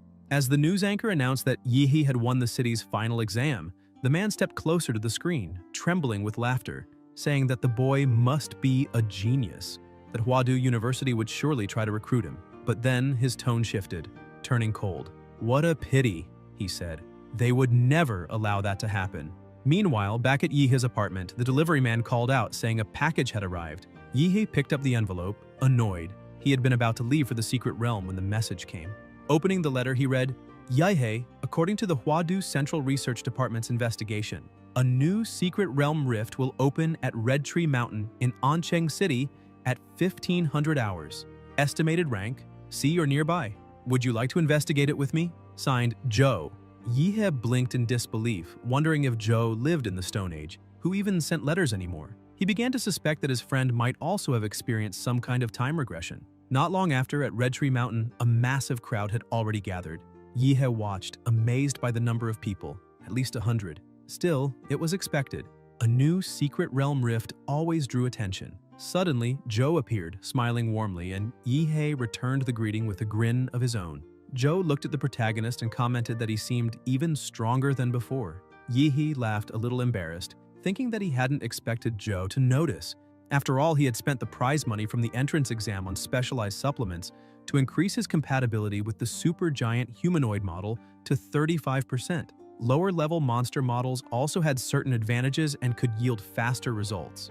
Trying to change the subject, Yihei asked which university his friend planned to attend. Joe replied that he was considering enrolling at Huadu University. Yihei was surprised and said that it seemed they'd be classmates once again. However, he soon noticed something odd in Joe's expression. At that moment, shouts echoed across the clearing. The rift was opening. As the tear in space began to widen, a monstrous creature crawled out from within. The warriors nearby tensed, and one shouted that the passage had finally been opened, ordering everyone to attack and defeat the beast so they could enter the secret realm rift. The fighters rushed forward, weapons blazing, and Yihei quickly realized how dangerous it was to stay exposed outside. He warned Joe that it was too risky. They needed to move. After slaying the beast that guarded the entrance, the group managed to pass through the portal and entered the secret realm of Red Tree Mountain. Inside, Yihei and Joe followed the band of warriors until the protagonist caught a metallic scent in the air. Blood. Suddenly, someone shouted that a whole army of beasts was waiting for them. Chaos erupted as an intense battle broke out. Warriors charged forward, cutting down monsters left and right. Joe joined the fight, activating his bloodline ability and freezing several creatures around him before shattering them to pieces. But then, one beast lunged at him from behind. Before he could react, an atomic explosion struck it, obliterating it instantly. Yihei warned him to watch his back, and Joe thanked him for saving his life. The protagonist sighed and muttered that fighting such weak monsters was hardly worth the effort. Joe turned around, only to see that Yihei had already wiped out every creature nearby. Stunned, he asked if the protagonist had really taken down all those beasts alone. Looking around at the dissolving carcasses, Joe realized Yihei had unleashed a wide-range nuclear radiation attack, a devastating technique that destroyed internal cells from within. Yihei continued eradicating the monsters like they were mere insects. The other warriors stared in disbelief, wondering how the battle had ended so quickly, and asking if there was a high-ranking fighter among them. One of them said no, it wasn't that. It was that the top student of the city's entrance exam was there. Another, confused, said he thought the winner was a martial artist, not someone who could wipe out so many enemies at once. The first snapped irritably, asking if he hadn't seen the broadcast. The man admitted he hadn't. He didn't waste time watching students fight. The other exploded, shouting that the protagonist could probably take on 10 of him at once. Witnessing that power, the group quickly decided to cooperate.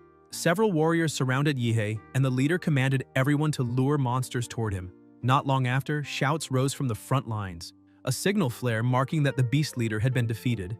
The crowd erupted in celebration as the remaining creatures began to retreat. Joe, exhausted, sighed that at least they had survived the first wave. Even so, out of 1,000 initial fighters, only 800 remained, many injured. Then Yihei appeared, carrying an absurd pile of monster cores, asking Joe if there was any way to store them all.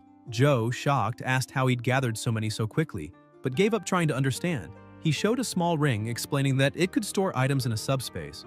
Yihei's eyes widened in admiration. It was a hyperspatial ring, worth a fortune. He never imagined Joe owned something so rare. At that moment, other warriors shouted excitedly that leader Wu Sen and his team had returned. The crowd cheered, relieved, as the reinforcements arrived. They were the ones assigned to handle higher-level monsters before the rest were overwhelmed. Wu Sen strode through the crowd straight toward Yihei. When he got close, he confirmed that this was indeed the city's top entrance exam student. Introducing himself, he said his name was Wu Sen, leader of Ancheng's Silver Wolf Martial Group. Extending his hand, he explained that he had heard of Yihei's extraordinary performance during the exams and wished to invite him to join the group. If Yihei accepted, he would gain educational privileges and major opportunities for advancement. Wu Sen was even willing to offer an S-rank contract. Gasps rippled through the surrounding warriors. Wu Sen rarely recruited anyone personally, and an S-rank contract was almost unheard of. They murmured among themselves that without a martial group's backing, advancing in the profession was nearly impossible, and the Silver Wolf Group was the most prestigious in the entire Xia Kingdom. Even Huadu University students seldom received S-rank offers. Then, a woman arrived riding a massive tiger, her expression amused. She said now she understood why Wu Sen had rushed over. He was trying to grab the gold first. Looking directly at Yihei, she extended an invitation of her own, Mintetsus, to join the Chengda Martial Group. Though smaller than the Silver Wolves, she offered him 15% of the group's monthly resource share, an unheard-of amount. The crowd buzzed in shock. Never before had two group leaders offered such generous terms to a single student. Yihei thanked them politely but declined, saying he wasn't interested in joining any group for the moment. Wu Sen laughed and shook his hand, saying he had expected that answer. Recruiting the top exam student was never going to be easy. He added that it was fine, they could stay friends, and if Yihei ever changed his mind, he'd be welcome anytime. The woman agreed, saying the doors of Chengda would also remain open should he ever reconsider. Yihei replied that he wasn't thinking about it now, but that they could all remain on friendly terms. Joe, watching all this, whispered if the protagonist had just used the same hand he'd shaken theirs with to pick his ear. Yihei answered that no one needed to know. Joe sighed and quickly changed the topic, saying the first wave was over and they had held up well. He suggested that now they should start exploring. The forest was huge and it might be better to reach a higher point to assess the area and form a plan. They took flight, Joe astonished at Yihei's speed. When they reached the mountain peak, they surveyed the vast landscape below. Joe's eyes widened. "What are those?" he asked. Ahead, colossal beasts towered into the sky, each over 100 meters tall. He said he never imagined he'd see creatures that size so close. Yihei, as always, was thrilled, saying he had expected something like this. Though they were still newcomers, in a few years they would be able to face monsters of that scale and explore lands like this without worry. Joe shuddered at his words. Just imagining fighting something like that made his spine go cold. Yet Yihei's grin was wild, almost exhilarated by the danger. Still, that fearless confidence inspired him. The protagonist grew even more excited, shouting that soon he would claim every one of those monsters' cores for himself. Wanting to study the area more closely, Yihei activated his detection ability and noticed something strange. Through his magnetic field, he could sense life all around, except to the southeast, where there was a dead zone, completely devoid of life. That sparked his curiosity, After all, where there's silence, there's mystery. And the bigger the wave, the bigger the prey. Excited, he pointed forward, saying there was a lake in that direction and proposed they investigate. When they arrived, Yihei's eyes lit up even more. There stood Yuli, smiling and greeting him warmly, saying she was finally meeting the top student of the entrance exam and admitting she hadn't expected him to be so strong in person. Joe stared wide-eyed, astonished that Yuli personally knew the boy who had taken first place.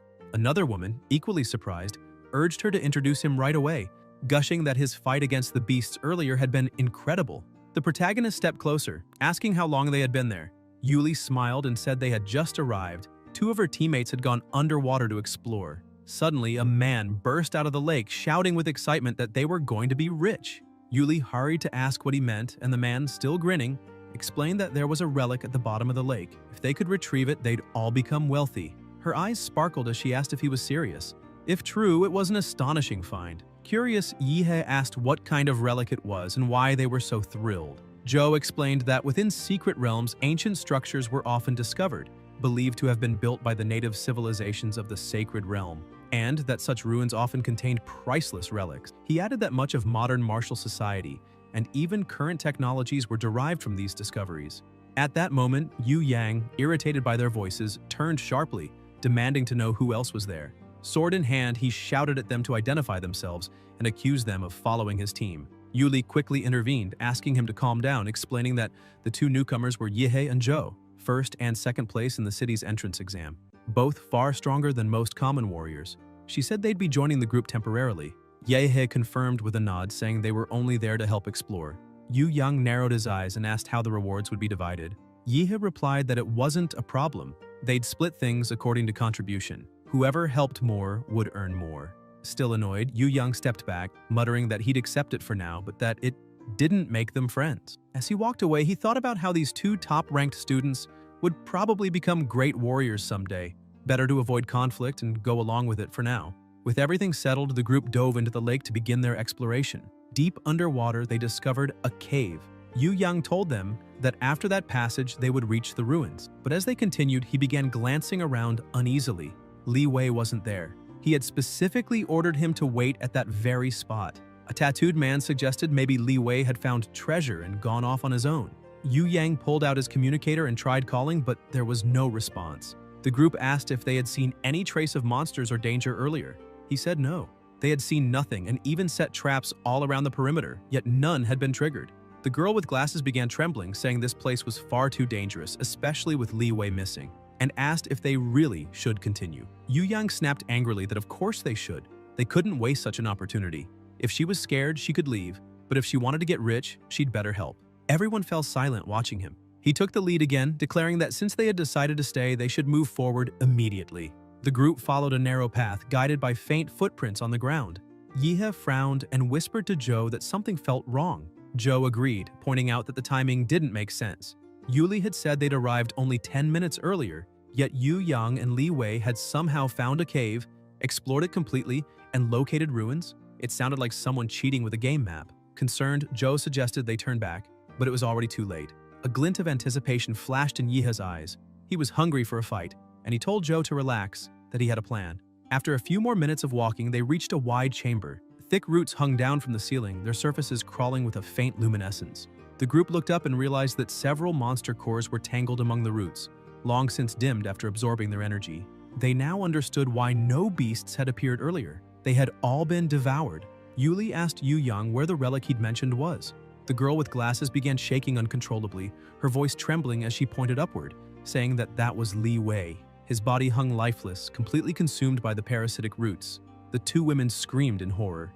Yu Yang fell to his knees, trembling, shouting in disbelief. Where was the relic? Why wasn't anything there? Where had it gone? He kept shouting that nothing made sense, clutching his head as veins bulged beneath his skin. Something was wrong, and his skull began to swell, and he cried out that they had to leave immediately. Suddenly, roots burst from his head. The monster had possessed him, but Yihei reacted instantly, obliterating him with a single atomic blast. The protagonist muttered that he hadn't expected to find such an intelligent creature here. Looking up, he realized they had walked straight into its trap. In an instant, the roots sealed off the entrance, trapping everyone inside. Joe's eyes widened as he recalled something from an old book. If he remembered correctly, this creature was called the demonic branch phantom, a high-level monster. Yuli trembled, saying that such creatures were not like ordinary beasts. With their current power, they didn't stand a chance. Yihe's eyes gleamed coldly as he released his aura and declared that no matter what level it was, he'd crush it all the same.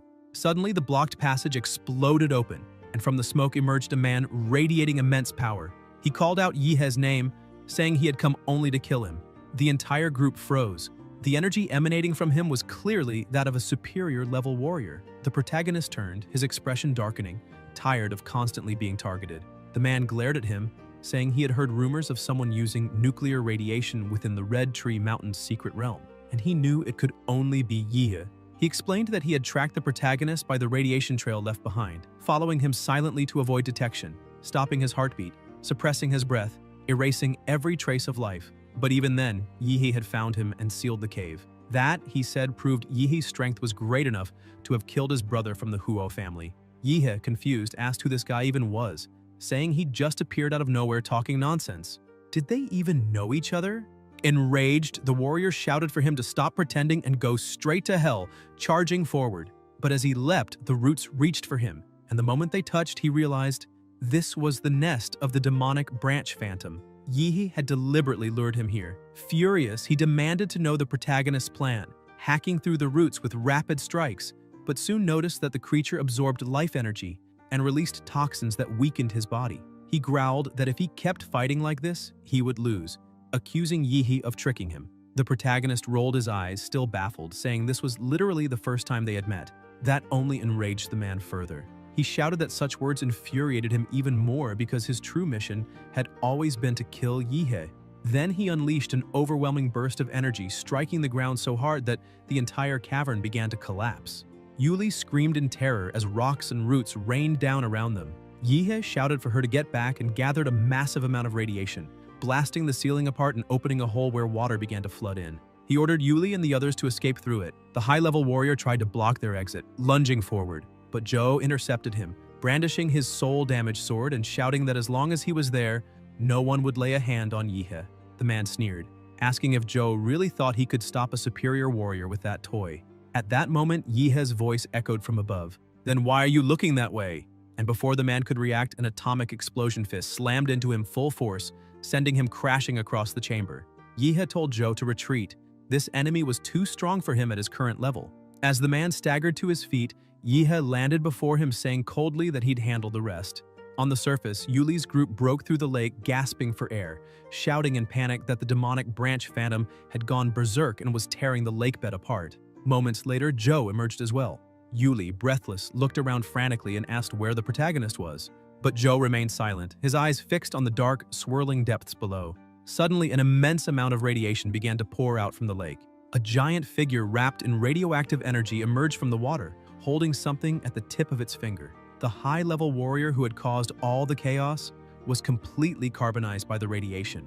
The group watched from the shore, confused, seeing only a colossal silhouette amid the thick smoke. Little by little, the mist cleared, and Yihe appeared at the lake's edge, borrowing some clothes from his companion. After dressing and stepping out of the water, Joe asked what that explosion had been and what they had just witnessed. Yihe replied that it was the warrior's own doing. He had used a plasma bomb to try to destroy everything along with the demonic branches. Joe grew uneasy, saying that a plasma bomb wasn't something easily obtained since it was military equipment. He wondered who that man could be to have something like that, as the explosion had seemed even more powerful than an ordinary bomb. And, besides, he had seen a giant in the smoke. The protagonist tried to brush it off, claiming there had been no giant and that Joe must have been mistaken because of the explosion's flash. Internally, Yihe thought how lucky he was to have hidden it. If anyone found out about his new ability, it would cause serious trouble. He recalled that he had accidentally crushed the warrior and caused everything to implode, having no idea where the body ended up. But at least he'd obtained the core of the phantom of the demonic branches.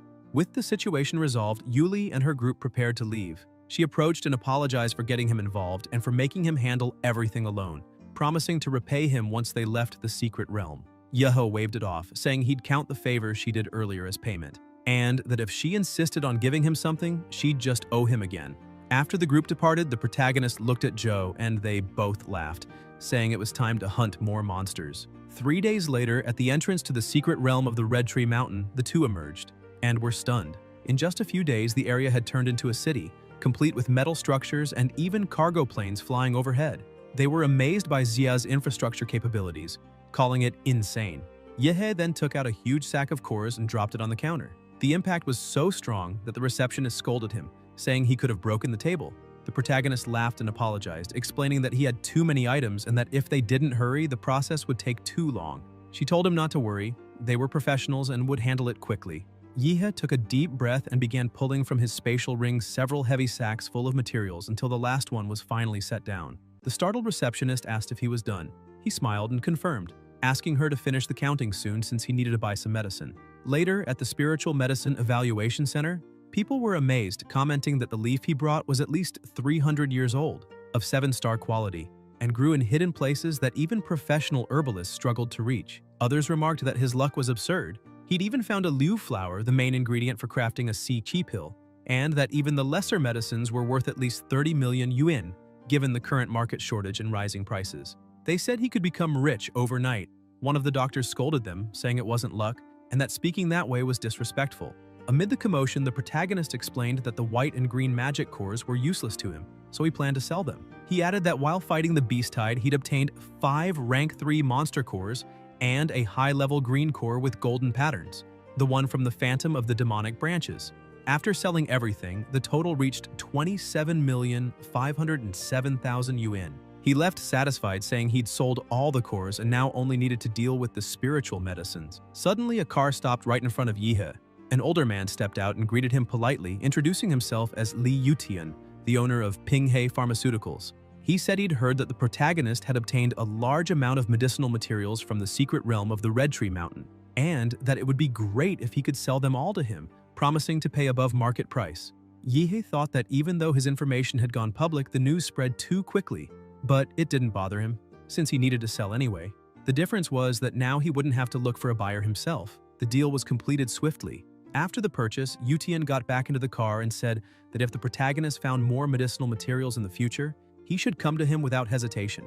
The total sale amounted to 7,450,064 yuan. Yehe muttered to himself that even with all that money, he couldn't increase his strength by even 10%. The available cores and genetic options on the market no longer worked well for him. He sighed, realizing that his skill model was too demanding. Blood jade fruits, advanced generic potions, supplements, all extremely expensive, and he couldn't afford them all now. Then he remembered something. There was another way. He recalled martial arts, for during the entrance exam he had defeated Chingu using only the Demora skill model. But that was nothing compared to the true power of martial arts. He decided that mastering them would be his next step. He ran off, asking Mr. Dung to wait for him. Upon arriving at the #1 high school of the city, he entered the principal's office.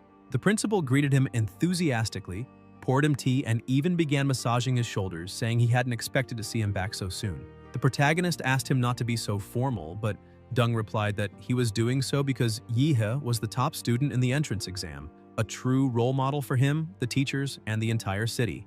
Yehe took out a bottle and handed it to the principal, explaining that it was some medicinal wine he'd received from the Pinghe Hall. He stressed that it wasn't a gift, but rather a token of gratitude for the honor of Xia.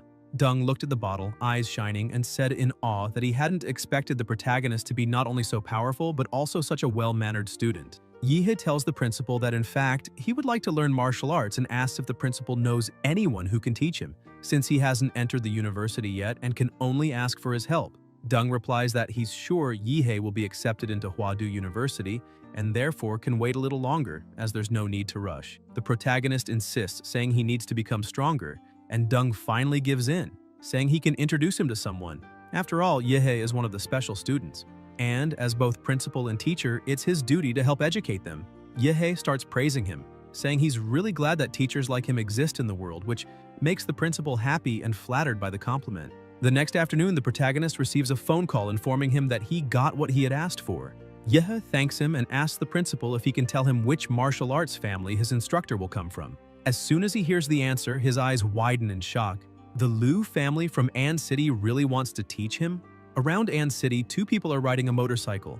The woman comments that Ji drives very fast and that it's amazing. Jie smiles, saying that's nothing and he can show her something even more impressive. Suddenly, Yehe appears beside him, warning him not to get distracted while driving at such high speed, because if something happens, people will be sad. Ji panics and starts yelling, cursing the protagonist for scaring him nearly to death and asking how he dares to compete in speed while riding a bicycle. He accelerates the motorcycle even more, saying that no matter how strong Yi is, he'll never beat him in speed. The woman gets even more excited, saying this is way cooler. Yahello watches, slightly annoyed, until they hear an explosion behind them.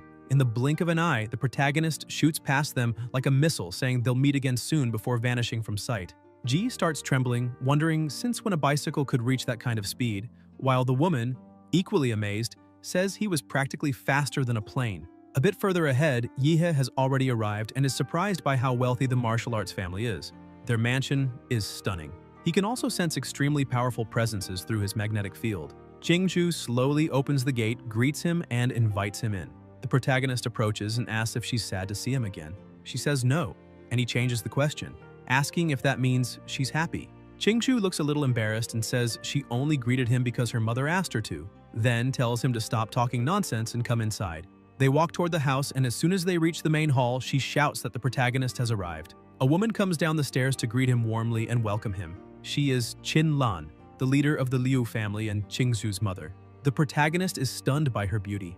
After the examinations at the Liu family's residence, Qingzhu goes to her mother to explain herself, but Qinlan tells her not to be nervous, saying she's already watched the video of her fight with the protagonist and praises her performance. However, she points out that Yihe's strength is beyond comprehension, and even if it were the Huadu University entrance exam, he would still be the strongest, so she shouldn't feel guilty. Qingzhu remains silent, head lowered, while her mother continues, explaining that her younger brother's talent is limited, and he can't carry on the family's legacy.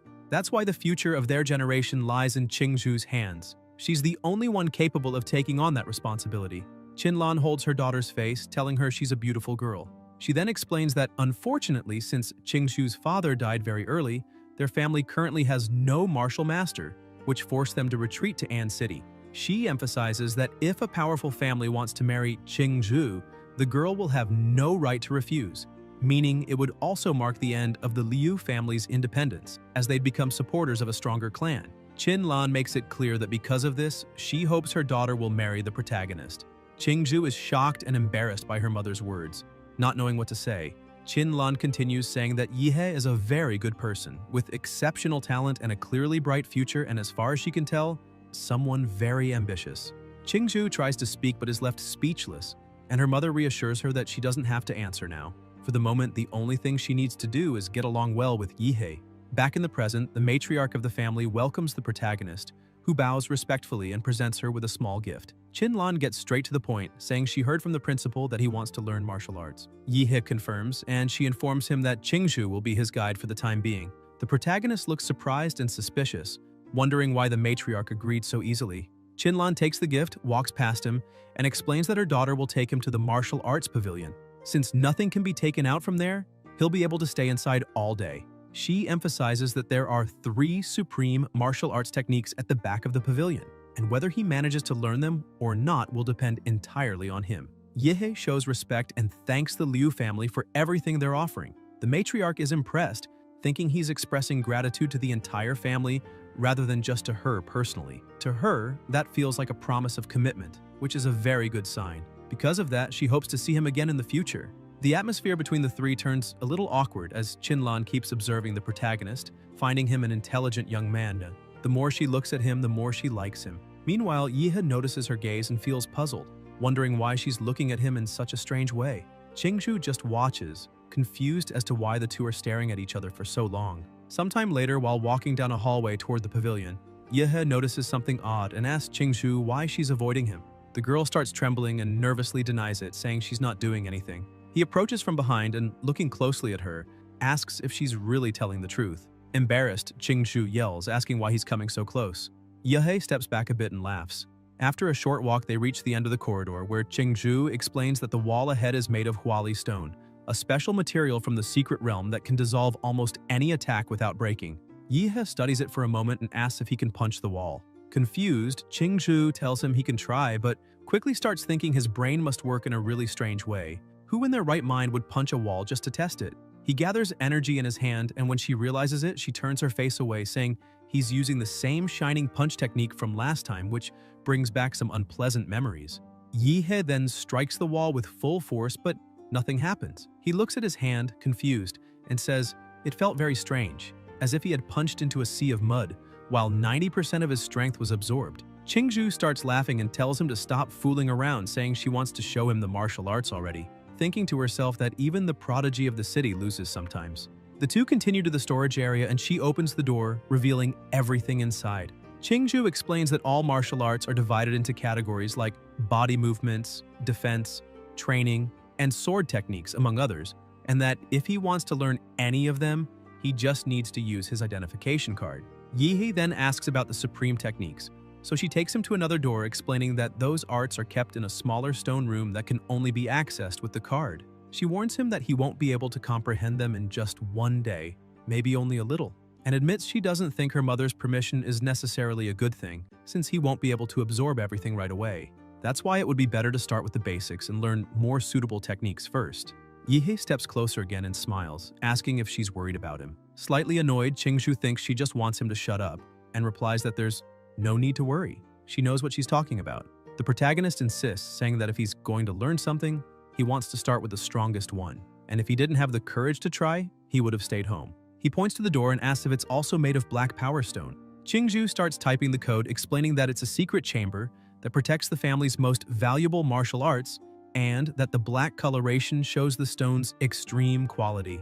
As the door opens, she continues explaining that the Liu family has been collecting these high-level stones since her great-grandfather's time, specifically to build walls as secure as this one. Suddenly, the lights turn on, revealing several vaults. Chingu continues the tour, explaining that these aren't martial arts one can learn just by looking. They must be felt through the mark left by their creator. If he can't sense that mark, or if it conflicts with his own emotions, he won't be able to learn anything, because these techniques are alive. It's not the user who chooses them, but they who must choose the user. Yihe starts getting excited again and smiles, saying that this is perfect because there's a martial art called Bone-Cutting Evil Strike that he wants to learn. When he opens the vault, he freezes in surprise and with a trembling voice says that it's not a martial arts manual but a completely strange statue.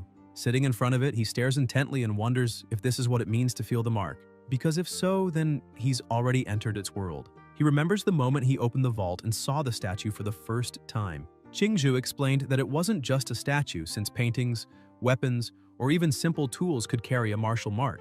That's the true mystery of martial masters. Only they can imprint their art onto an object that lasts for generations. After finishing her explanation, she turns to leave, saying that from now on, he's on his own. Confused, Yihe asks why she's leaving and if she's not even going to explain how to learn martial arts from an object. She only replies that he must feel the mark, and if it's his destiny, he'll surely succeed. Not understanding anything, he lies down in front of the vault, wondering if everything really depends on fate. In the observation room, Chingu watches with irritation, muttering that she already knew he would do something exactly like that. The protagonist, meanwhile, reflects that this so-called martial mark must be some kind of spiritual world, but since he doesn't yet possess any martial chi, he has no idea how to activate it. At that moment, his nuclear reaction begins to manifest, meaning that at least a small trace of energy is present. The system appears, informing him that the user's consciousness has been detected and transported into a new space to prevent death, and that his spiritual body has been blessed. Yihe cheers, saying that at least the system works there too. Suddenly, a man appears behind him, laughing, and says that only a true man can learn his martial arts. Otherwise, he'd rather let everything rot into oblivion. With a threatening gaze, the man demands that Yihe prove he's a worthy man deserving of that power. Yihe is startled, realizing that the man looks exactly like the statue. The mysterious figure begins to speak of a storm that is approaching, and says that when it arrives, countless spirits will pay for the night, and it will be up to the protagonist to protect the temple. He emphasizes that Yihe must not allow the bodhisattva to be corrupted by evil spirits, and if he succeeds, he will receive the teaching of a powerful ability. But if he fails, he'll lose his sanity, be devoured by the spirits, and never again be able to learn any martial art. He warns that if Yihe feels afraid, there's still time to retreat. Yihe remains still, observing his surroundings until drops of water begin to fall on his face. He asks if it's raining, and at that instant he realizes the trial has already begun. Drawing his sword, countless evil spirits appear before him. With an empty, unwavering gaze, he faces them without hesitation, cutting them down one after another. He shouts that it was obvious this challenge wouldn't let him fight barehanded and insists there must be something deeper hidden in this place, something craving battle. Driven by adrenaline, he leaves the temple and charges into the sea of spirits, fighting like a true demon. The statue's guardian watches from his seat, saying that those spirits were summoned by his master and that by leaving the temple, the only protected place, the protagonist has essentially signed his own death warrant. He sighs, remarking that another fool has come for the challenge since, with each generation, people only seem to get worse, and every time he has to rise to collect their corpses. However, when one of the spirits tries to attack Yihe from behind, nothing happens. Shocked, the guardian stares closely, wondering in disbelief why the evil spirits can't even touch the young man. Yihe looks at his own hand and comments that since this is a spiritual world, perhaps the system can protect him from that type of attack as well. Overcome by an uncontrollable thirst for battle, he starts laughing loudly, shouting that it feels like he has an invincible body in there, and keeps advancing, annihilating everything in his path. The guardian remains stunned, unable to comprehend what's happening before his eyes, since the boy isn't being affected by the effects of the martial mark, something that should be impossible. Yehe hears him and replies that actually there's no special reason for it. He's just someone who works hard and studies a lot. As the spirits continue to approach, the statue's guardian admits it's a good excuse, but adds that since it's clear the protagonist can handle all those spirits with extreme ease, he'll keep his promise and grant him a skill. Though whether Yihe can accept it or not will depend entirely on him. Suddenly, a loud crash echoes. As a pit opens beneath the now shattered statue, Yihe steps closer and the statue's voice explains that within that pit lies all the evil energy it cultivated during its lifetime, the technique known as flesh and bone evil art, and that the young man can, before it can even finish speaking, Yihe jumps straight into the pit. The spirit gets irritated but soon laughs, saying it's fine. After all, this is the first time someone with such a bold personality has appeared. In his prime, that man had been a hero who purified S-rank secret realms, living and dying by the power of the flesh and bone evil art. As he aged, his chi and blood began to weaken, and the evil spirits he carried lost control, killing countless people around him. The only way to stop the massacre was to end his own life, and before dying, he transferred his soul into the martial mark, sealing his technique within the statue. Though the evil spirits were suppressed along with him, it was not something an ordinary martial artist could withstand, and if Yihe fails to control them, it will mean he's unworthy of learning the flesh and bone evil art. Meanwhile, in the observation room, Chingu and her mother watch in horror as something begins to happen to the protagonist. Chingu yells in panic, asking what's going on. She suddenly stands up, staring at the screen, and comments that when Yihe first fell asleep, he seemed to be smiling as if having a pleasant dream, but now he's writhing in pain, even bleeding. Qinlan explains that Chingu's grandfather once obtained that martial art by chance, and in his final days tried to practice it, but was rejected by the statue and suffered severe internal injuries. Since then, no one in the Liu family has ever been able to master it. Because the power of that technique is immense, the pain in acquiring it must be as well. And since the protagonist chose the flesh and bone evil art, Suddenly she stops talking, eyes wide in disbelief. Yihe simply wakes up, as if nothing had happened. Chingu laughs and tells her mother that it seems his attempt to learn that martial art went a bit differently. The matriarch stays silent, frozen by the anomaly before her.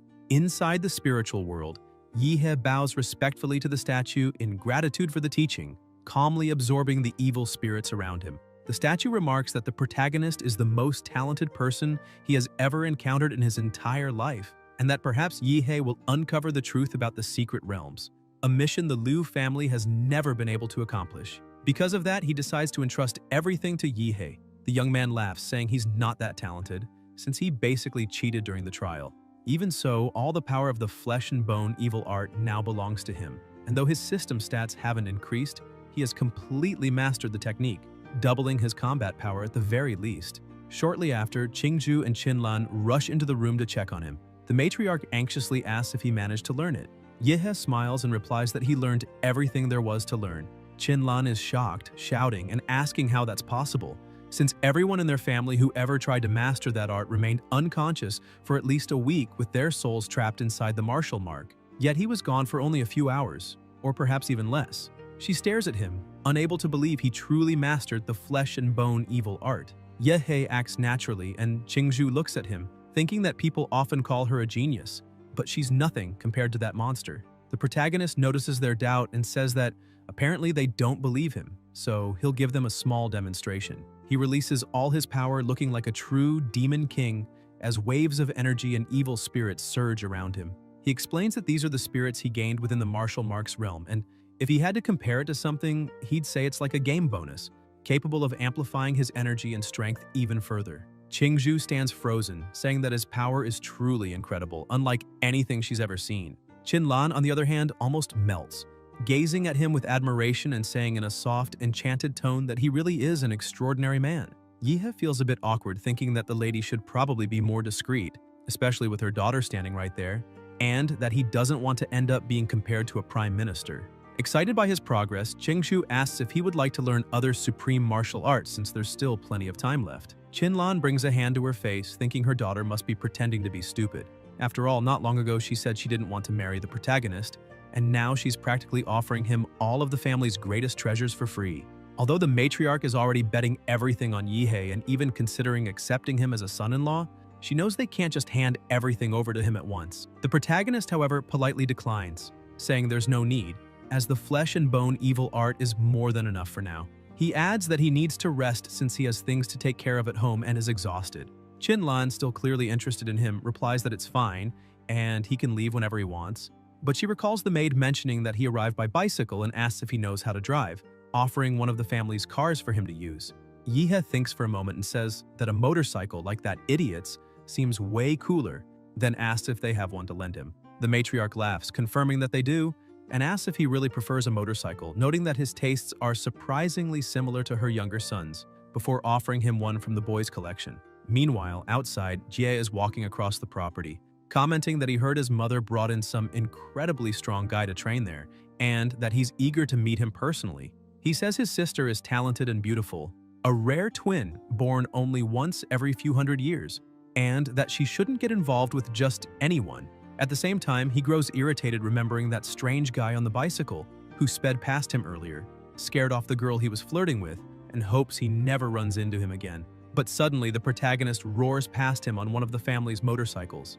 Ji turns around, nearly in tears, shouting in outrage, asking if that isn't the exact same guy from before, and why on earth he's riding one of his bikes. By nightfall inside his house, Yihe is preparing his meal and mutters that the monster core he ate last time didn't taste very pleasant. So this time he'll pour some sauce over it and start with the blue one. The system appears and reports user Yihe, current physical percentage 23.8, model Demora Wild Trace, compatibility 21%, model Super Humanoid Giant, compatibility 85%, available points. Yihe looks satisfied, noting that he's managed to improve his stats and even gained some bonus points.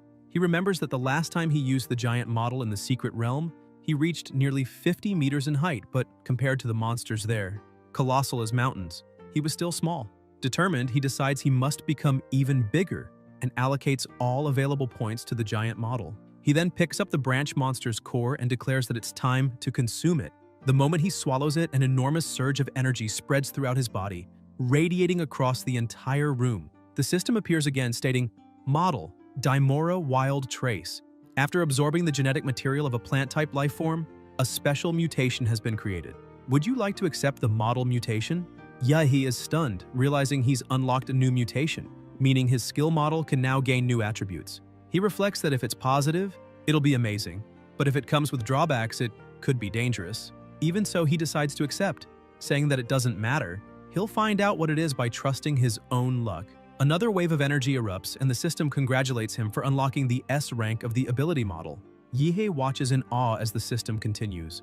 When the Demora Wild Trace model reaches 100% compatibility, there will be a 2% chance of evolving into Demora, Star of the Universe. He gets excited, repeating the name and saying that Star of the Universe already sounds ridiculously powerful, though he still needs to reach maximum compatibility, and for that, he must focus entirely on Demora. Suddenly, he notices something strange outside the house.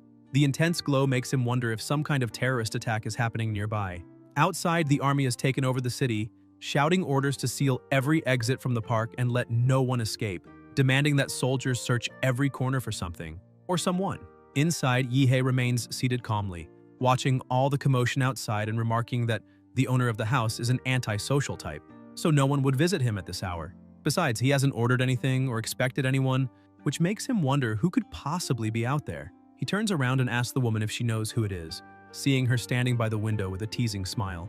She comments that, judging by the situation, he really isn't an ordinary martial artist. Her plan was to slip in quietly, leave something behind, and perform a bit of mind manipulation on him. However, since she's been discovered, she warns that he'll have to suffer a little, advising him not to try running away. Yihei merely lowers his head and calmly replies that it doesn't really matter. He's already saved enough money and can just buy another house. The woman frowns, confused, asking what he's talking about. Slowly standing up, the protagonist tells her she's completely misunderstood, because it's not him who's trapped in there with her.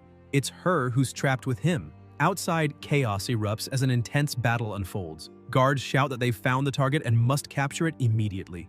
A severely injured man, Zhou Yi, yells to Yimei that she must take the golden gene away, declaring that he'll stay behind to cover her escape. Laughing, he unleashes his power, saying that sacrificing his life is his best choice.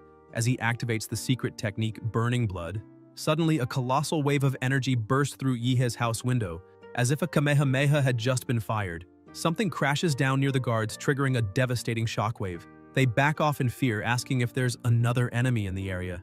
Zhou Yi, burned all over, looks at Yimei and asks why her white battlesuit now looks charred.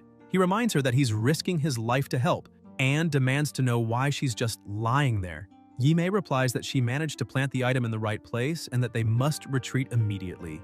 She throws a smoke bomb and the two vanish into the sewers. Sometime later, in an abandoned and remote place, they regroup.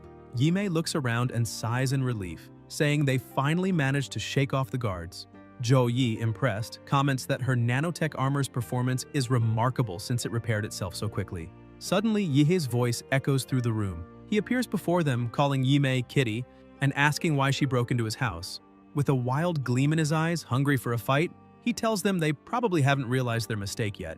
They chose to invade a random house, but it just so happened to be his. That means they'll have some fun tonight. Zhou Yi panics, shouting in disbelief and demanding to know how he found them.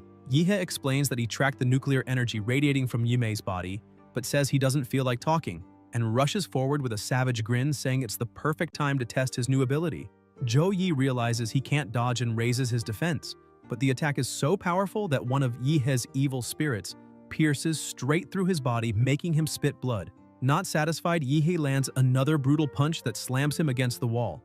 Yimei watches in awe, remarking that his strength is unbelievable and asking where he learned such martial arts. Yihei replies that he's a disciple of Emperor Guangla. Yimei frowns, confused, never having heard that name before, thinking she'd never imagined someone this strong living in such a small city. Zhou Yi, enraged, shouts at Yihei not to get cocky and unleashes his full power, revealing that he's also a rank 6 martial artist, not someone a mere disciple could defeat. Charging forward, he prepares to fight while the protagonist, consumed by the thrill of battle, grins even wider, saying that now things are getting interesting. Yimei silently moves in from behind, confident that Yihei has no idea her nanotech armor has an almost perfect stealth mode. Certain that he's distracted fighting Zhou Yi, she prepares for a sneak attack, but before she can even move closer, Yihei raises a single finger without looking back, and a devastating wave of energy explodes outward, striking her directly and hurling her against the wall. In a cold tone, he simply tells her not to get in the way. Furious, Zhou Yi curses his partner, calling her useless for failing even a surprise attack, and declares that he'll have to finish this himself. He charges with everything he has, while Yihei keeps laughing, taunting him to try. When their attacks collide, a shockwave shakes the ground, but to Yihei's surprise, his opponent withstands the blow without backing off. He frowns and asks how Zhou Yi's defense suddenly became so high. Zhou Yi smirks arrogantly and reveals that his true form has extremely tough skin and a rhino horn, mocking Yihei and asking if he really thinks he can still win. He explains that not only has his defense skyrocketed, but his offensive power has also greatly increased. With a feral roar, he lunges forward, unleashing a devastating strike. But before the impact can land, a colossal explosion engulfs the entire field. Even surrounded by fire and destruction, Zhou Yi keeps charging ahead, screaming furiously for the protagonist to die. After the attack, silence takes over the place. Zhou Yi watches the cloud of dust ahead and says that no matter how confident the protagonist is, he still can't defeat him. However, when the dust begins to settle, Zhou Yi realizes that his opponent has vanished. He turns around startled and sees a humanoid giant standing beside him. Terror fills him as he wonders whether that thing is a demonic beast or if the protagonist has transformed. Before he can figure it out, Yihei launches his attack. Zhou Yi dodges the first blow, but the protagonist keeps advancing relentlessly. At that moment, his giant anthropomorphic form has an average physical attribute between 238 and 294. Yimei watches as her companion takes the hits and, terrified, admits she was an idiot for messing with that man, realizing that if things continue like this, Zhou Yi will be beaten to death. Unable to flee, she decides to fight. She quickly climbs one of the buildings and with a leap throws a wire that wraps around the giant's head, shouting that it's a molecular line made with her nanotech equipment, strong enough to cut through stone itself. Even transformed into a giant, he would still have the same human weaknesses. Using all her strength, Yimei pulls the wire and decapitates the giant. The head falls beside her and she sighs in relief, asking if it finally worked. Suddenly, Yihe starts gathering energy in his mouth, and Yimei trembles in fear, saying that Guy is a real monster. A devastating blast tears through everything ahead, crossing the sky, and the last thing Yimei sees is an endless blue light. Back in human form, the protagonist emerges from within the giant's head and walks toward Zhou Yi, who is wounded and leaning against the wall. Yihei says it's his turn now.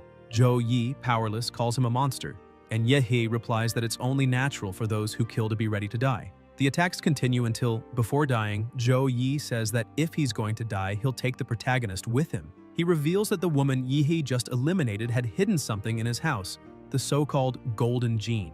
With his body torn apart, he laughs uncontrollably, shouting that it now belongs to the protagonist and that he will be hunted for eternity.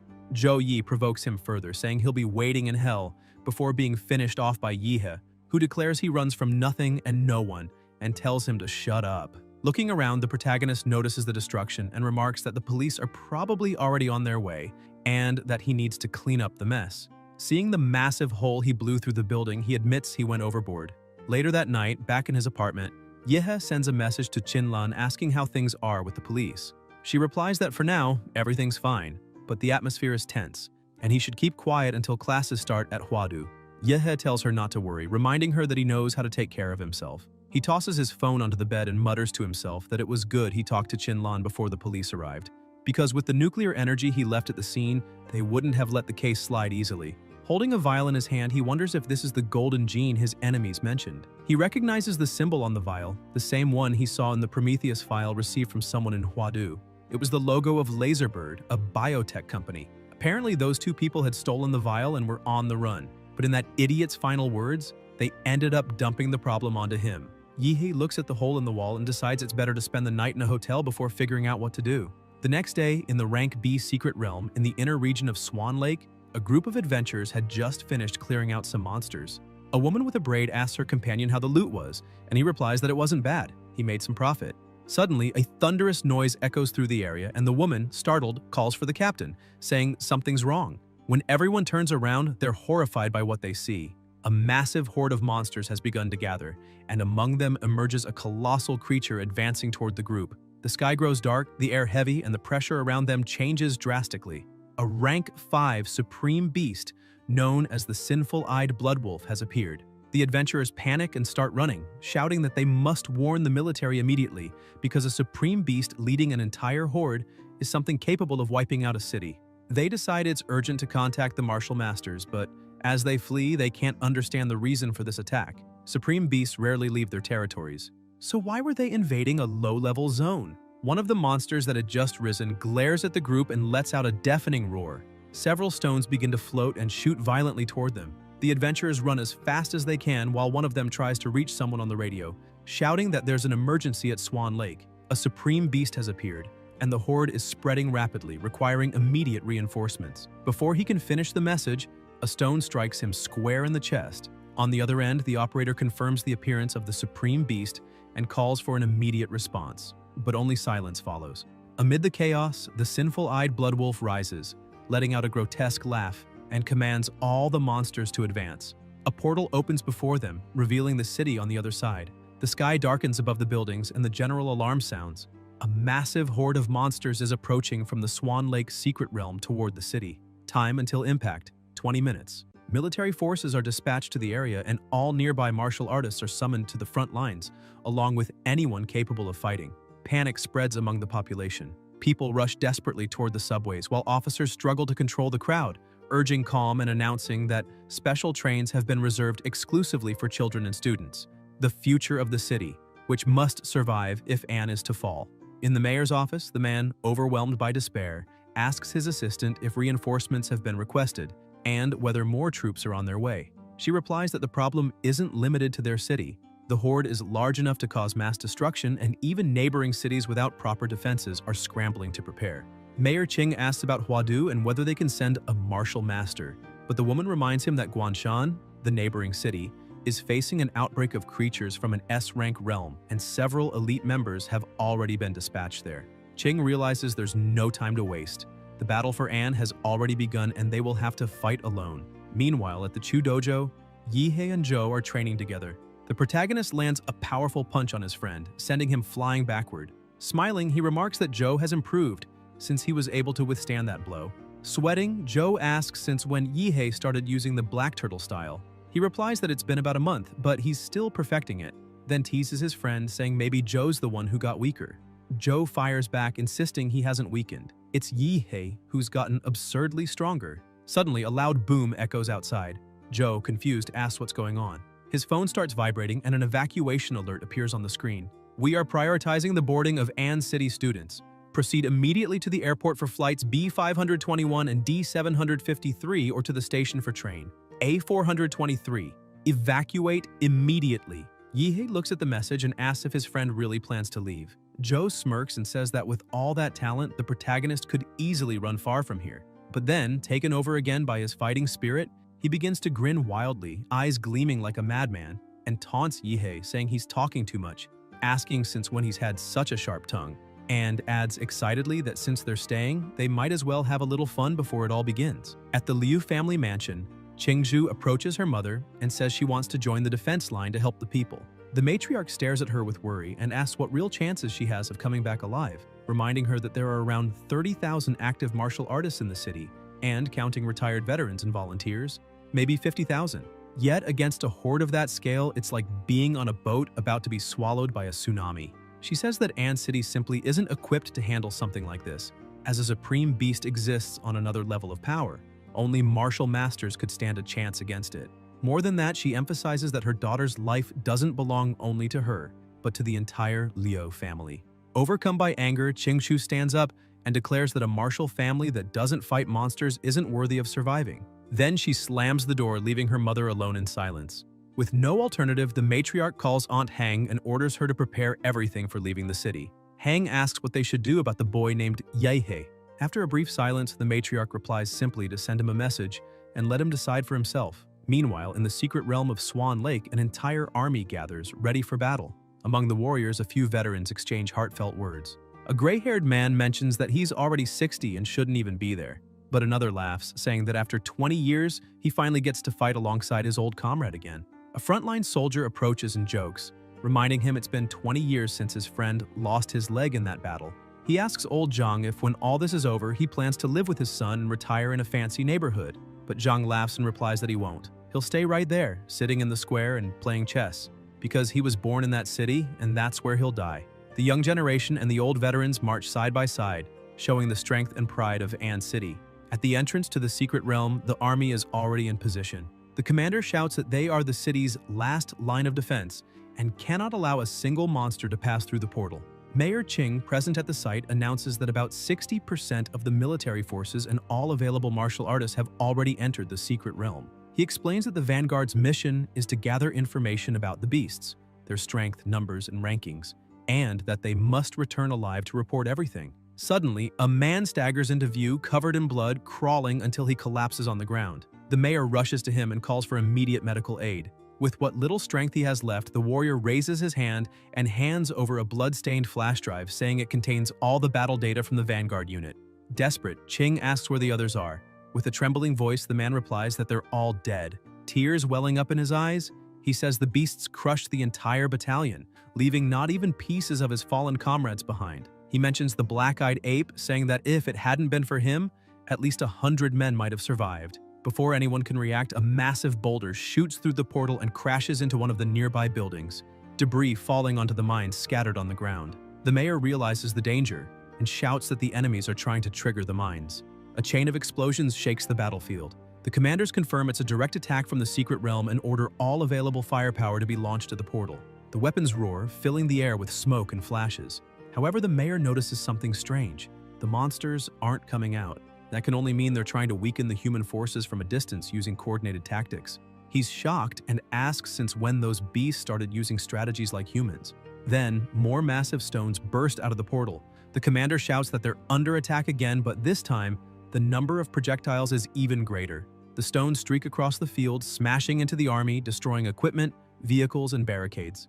One of the soldiers hears a noise behind him, turns around, and before he can react, he's torn apart by one of the monsters that finally begins to emerge from the portal, marking the start of true hell.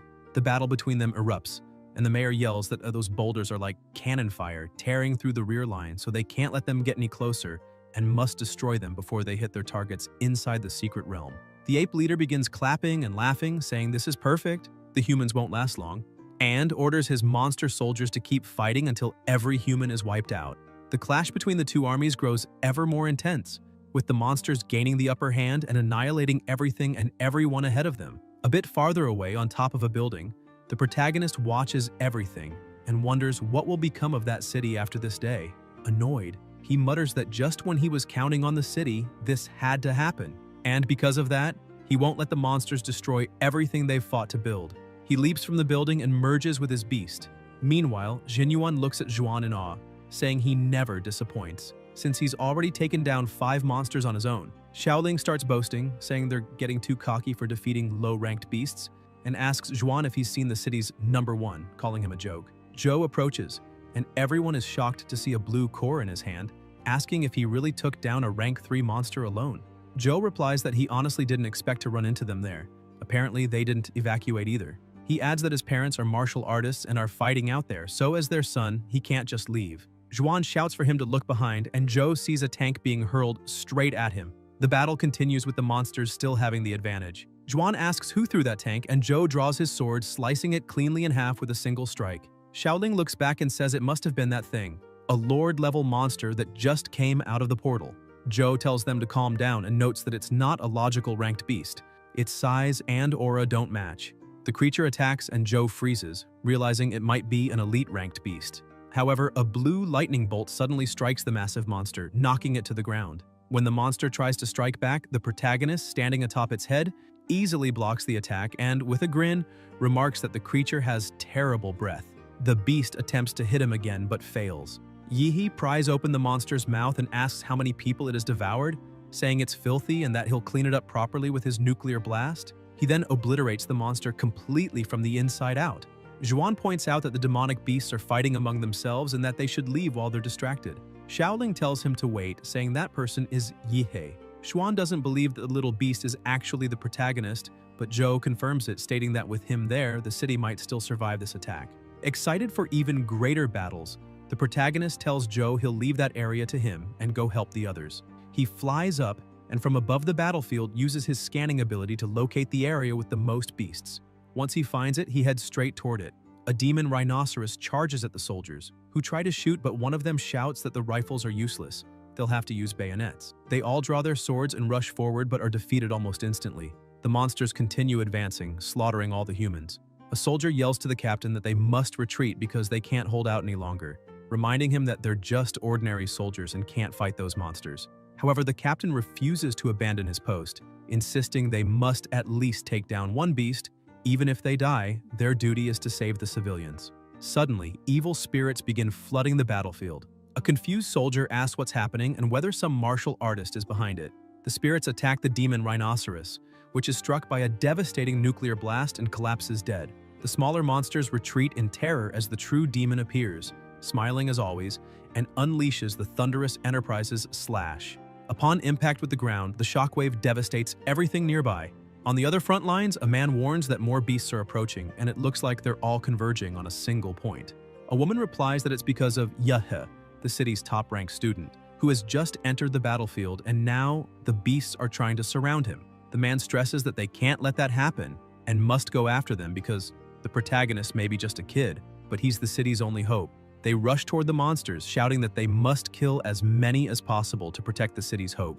Yihe keeps obliterating every monster in his path, turning the battlefield into a wasteland. Still, new creatures gather around, but with his nuclear power, he annihilates them as if they were nothing. The warriors supporting him shout that a lord-level beast is charging toward the protagonist and that they must protect him.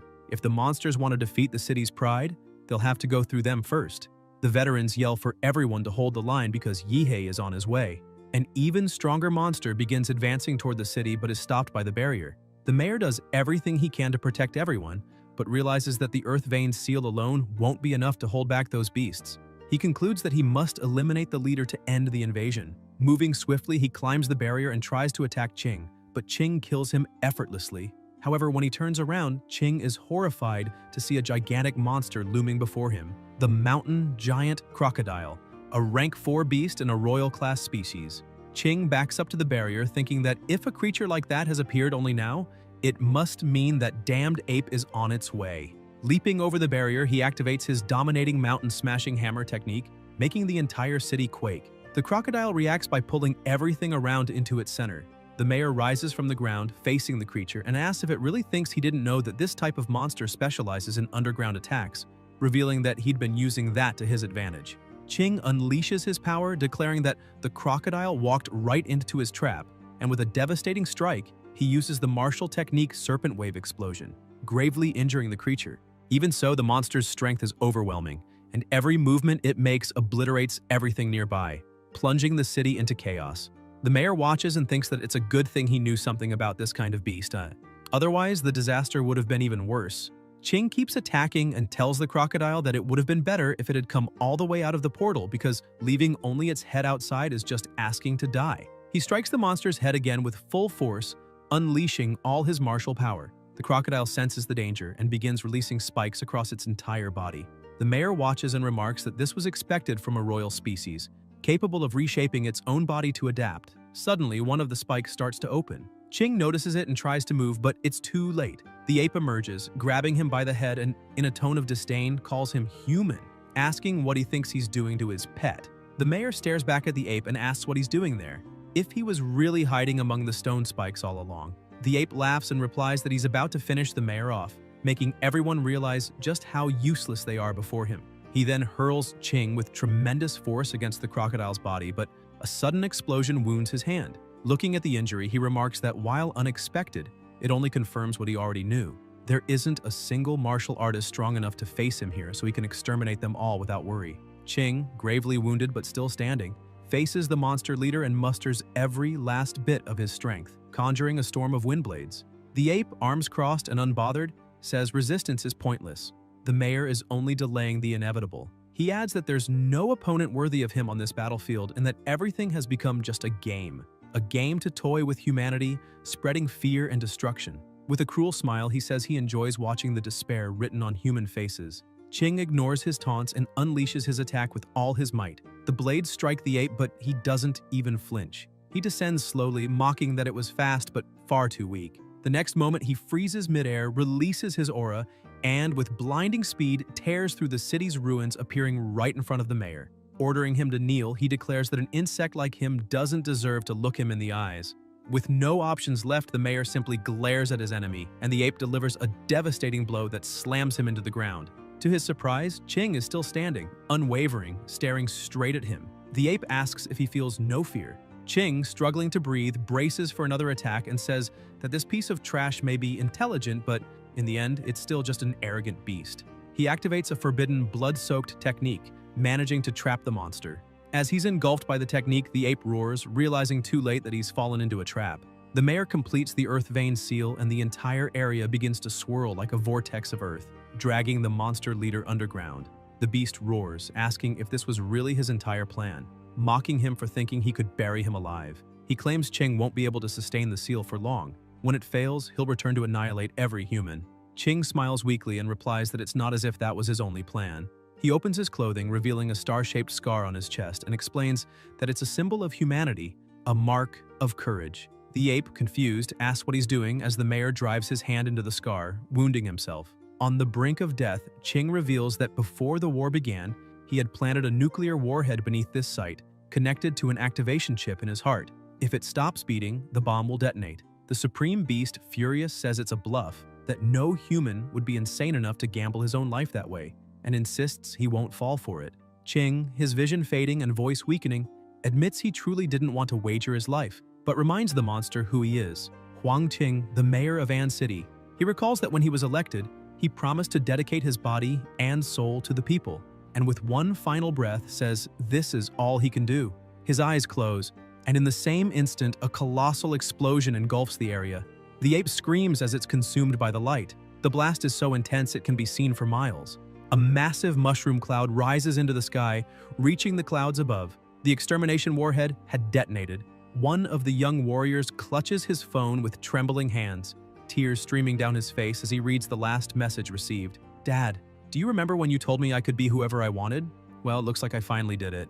Thank you for believing in me that day." The boy keeps trembling, crying uncontrollably in anguish. The soldiers, tears in their eyes, salute in silence, and even the martial artists bow their heads in respect. Everyone watches the enormous explosion from afar, a pillar of smoke rising like a colossal grave, the eternal symbol of a sacrifice that would never be forgotten. It was a farewell worthy of a legend. When the smoke finally clears, the place is completely destroyed.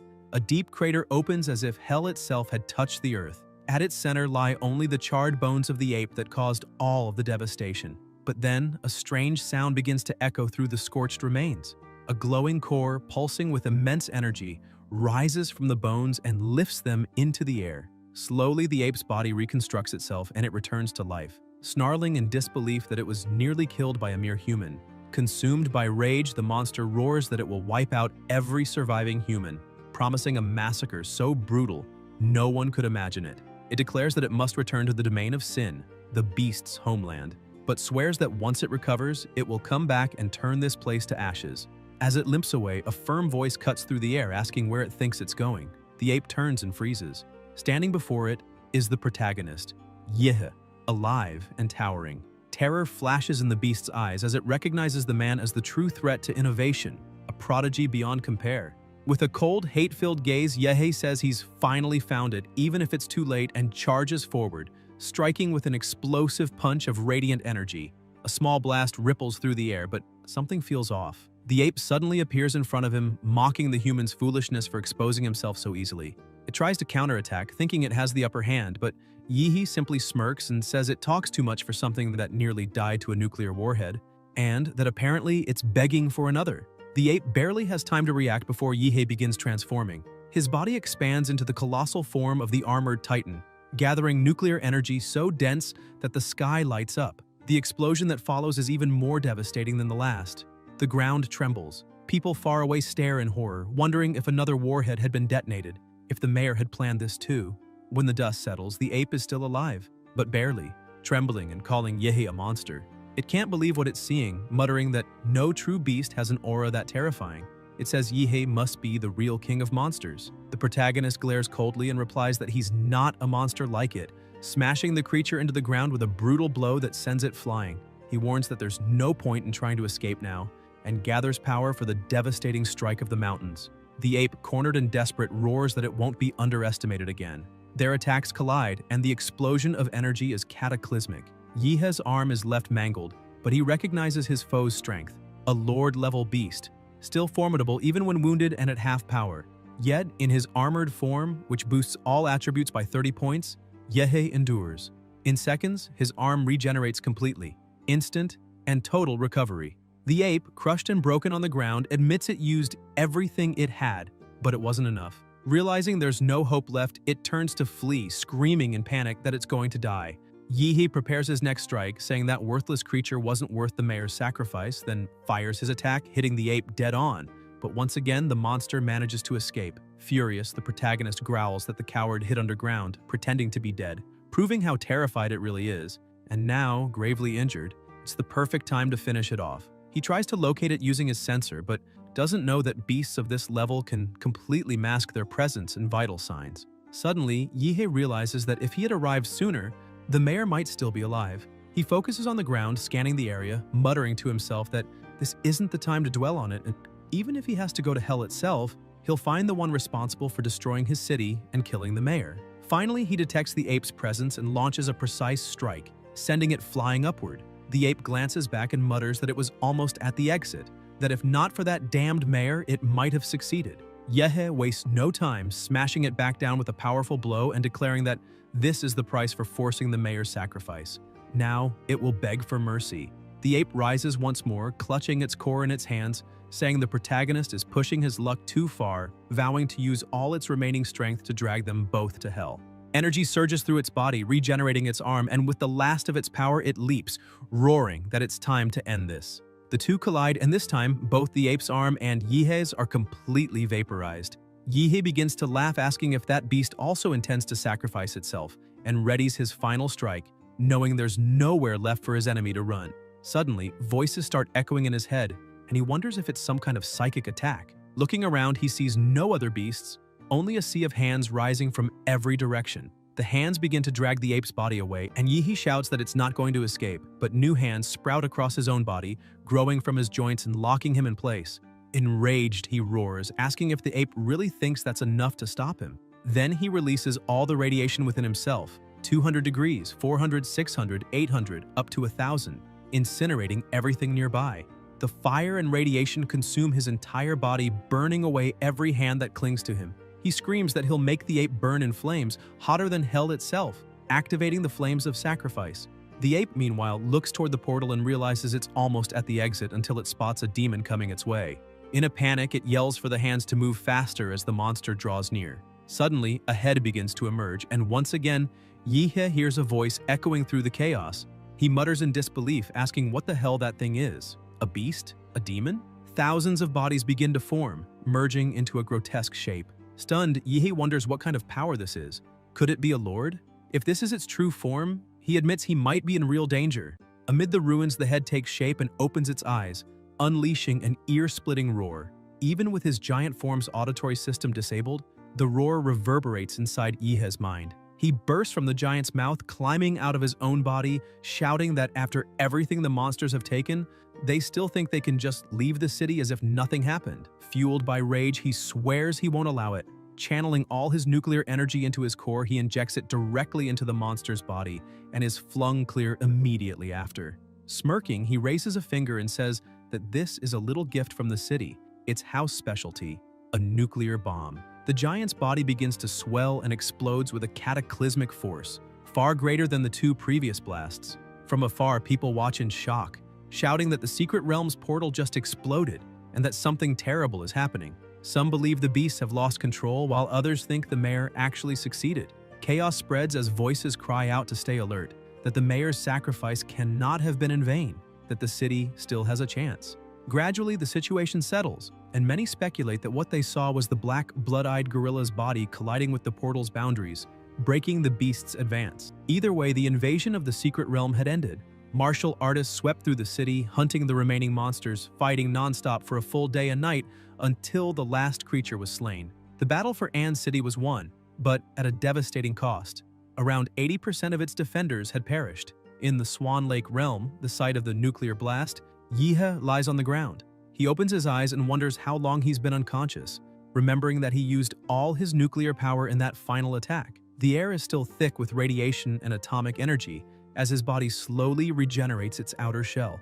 Looking around with sorrow, he murmurs that the battle was a true massacre. The mayor had lured the gorilla into the blast zone and kept it trapped there, sacrificing himself over and over to ensure the beast's end before it could regenerate. Because of that, Yihe realizes the infinite monster model is immensely powerful, but still no match for a sovereign-class beast. Struggling to his feet, he admits that this time victory came through terrain, timing, and luck, but next time, he might not have those on his side. He also doesn't know when he'll get his next model or whether it will even be gold tier. Fusing with the Thunderstar Titan model still seems like the fastest way to raise his combat power, but he'll need high-level plant-type monster cores compatible with fusion, especially blue, purple, or golden ones. Moreover, he must fully master the Zhuanhuang martial arts, because if his model can synchronize with martial rhythm, that will be the key. Watching the sunrise, Yihe reflects that Zhuanhuang techniques evolve slowly compared to his model's abilities, but their potential is far greater, and perhaps that's the very reason he was brought into this world. A month after the crisis, a statue of the mayor was erected in the city center as a symbol of his bravery, loyalty, and strength. Sitting on a bench in the square, Yihe watches the news reporting that waves of beasts have struck 18 cities across the Xia nation, 12 of them completely annihilated. Among them is Guanshan, now linked to an S-class secret realm, shrouded in an undetectable gray mist. The Great Finch organization of Xia has dispatched 30 Zhuanyu-level martial artists and 5 grandmasters led by Du Jingming. It wasn't an ordinary invasion. Even S-class realms appeared. Xia's strongest martial artist, Fu Musheng, has been reported missing near the perimeter of the realm. He entered Guanshan, and 48 hours later returned barely alive, accompanied by only 2 grandmasters. For now, Guanshan ranks 12th worldwide in casualties with over 1,800,000 dead. Shocked, Yihe mutters that not even Guardian-ranked martial artists are enough anymore. For the first time, he wonders if humanity on the Blue Star can truly survive, and the thought alone unsettles him. He immediately calls Qinlan, saying he needs her help. The matriarch, curious, asks if he's after the other 2 Xuanhuang manuals of the Liu family. Yihe laughs, asking if she really thinks that's all he wants, then clarifies that it's not just about the manuals.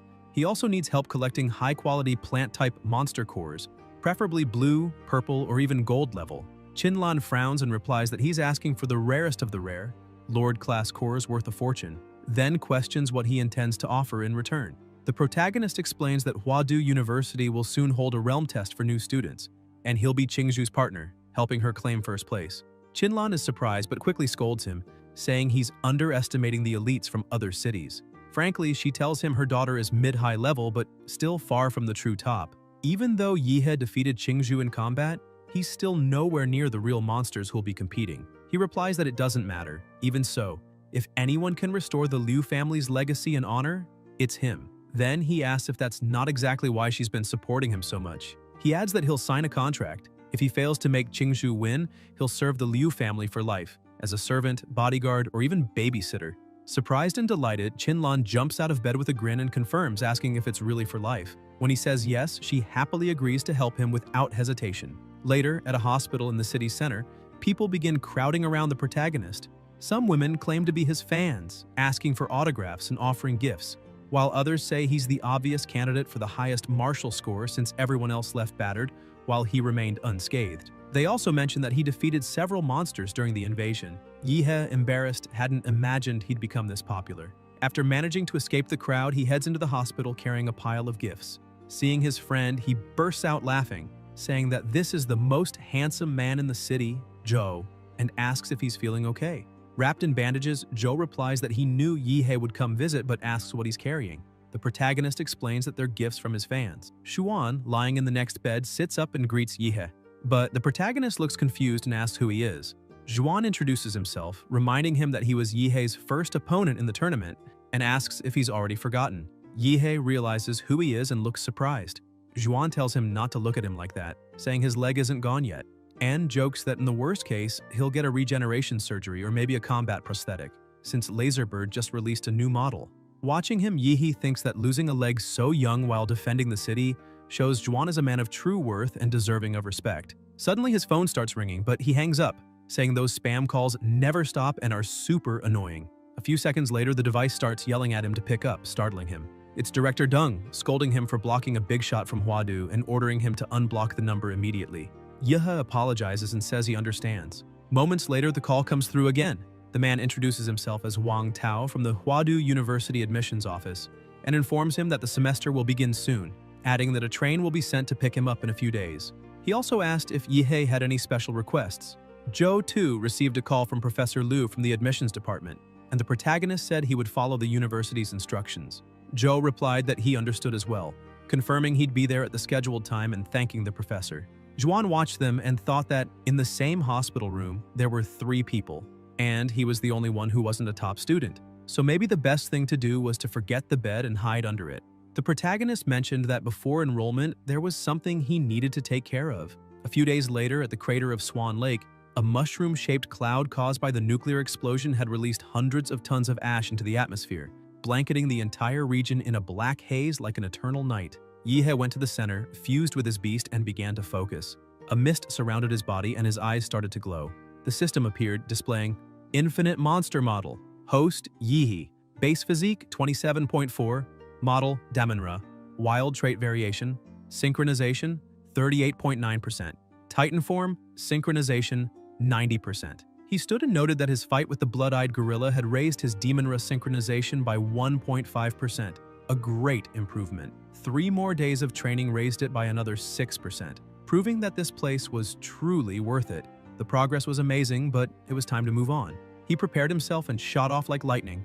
Sometime later at the train station, an announcement echoed. The G6666 train to Western Huadu would depart in 5 minutes, and all passengers should board. Joe, waiting alone at the platform, sensed something and looked to his side, noticing the protagonist approaching. A flash streaked across the sky and Yihe landed beside him, saying he'd arrived just in time. People around gasped, asking if that really was the famous student, because the pressure he emitted and the energy swirling around his body felt like that of a high-level beast. That wasn't a mere blood flame aura.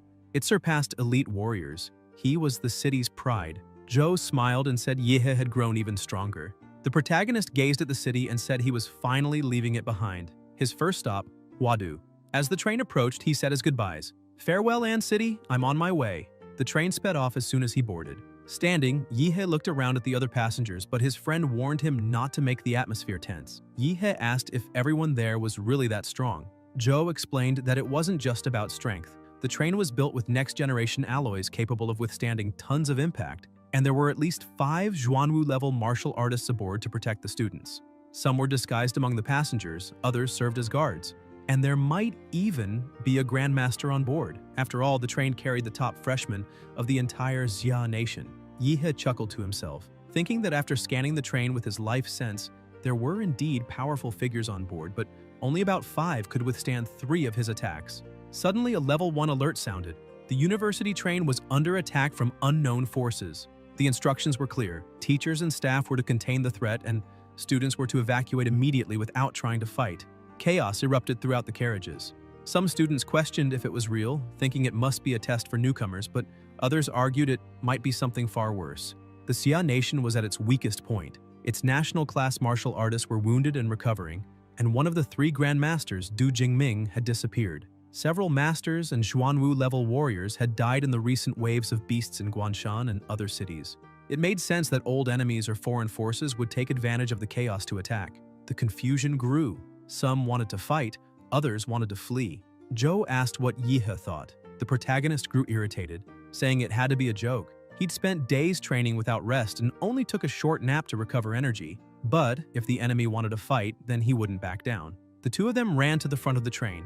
When they opened the door, they found a student gravely injured. Yihe's expression hardened as he shouted, demanding to know what was happening ahead. The freshman Zhou Jingxian, injured and gasping for breath, explains that the first 3 cars have already been evacuated. The enemy is using some kind of dimensional field, pulling people into isolated spaces where battles happen separately. Inside those domains, something terrifying is hunting everyone. The Xuanwu instructors who were guarding the train have been almost entirely wiped out. They risked everything just to get him out and warn them that this isn't a test. Silence fills the car until a voice speaks up, questioning if there's any proof of what was just said. The freshman Yan Zhengxiong crosses his arms and demands to know where Jingxian's instructor seal is, if there are any other survivors, and why he's the only one who made it back. He insists that he has a friend in the forward cars, someone strong enough to survive anything, and that it makes no sense to believe Jingxian lived while that friend didn't. Other freshmen murmur in agreement, saying it actually makes sense that the guy with the mane has a point. Yan then orders Jingxian to step aside, declaring that he'll go check things out himself. Jingxian desperately tries to stop them, saying he's telling the truth and that going forward is suicide, asking why no one believes him when they're all walking straight into a death trap. He glances sideways and recognizes the protagonist. "You're Yihe, aren't you?" he asks in a trembling voice. The protagonist feels something strange. His life sense detects a surge of emotional distortion coming from the boy and replies, "Yes," asking how he knew. Jingxian explains that a woman named Chingu showed him a photo of Yihe and told him to find him and warn him that no matter what happens, he must not go to the front cars.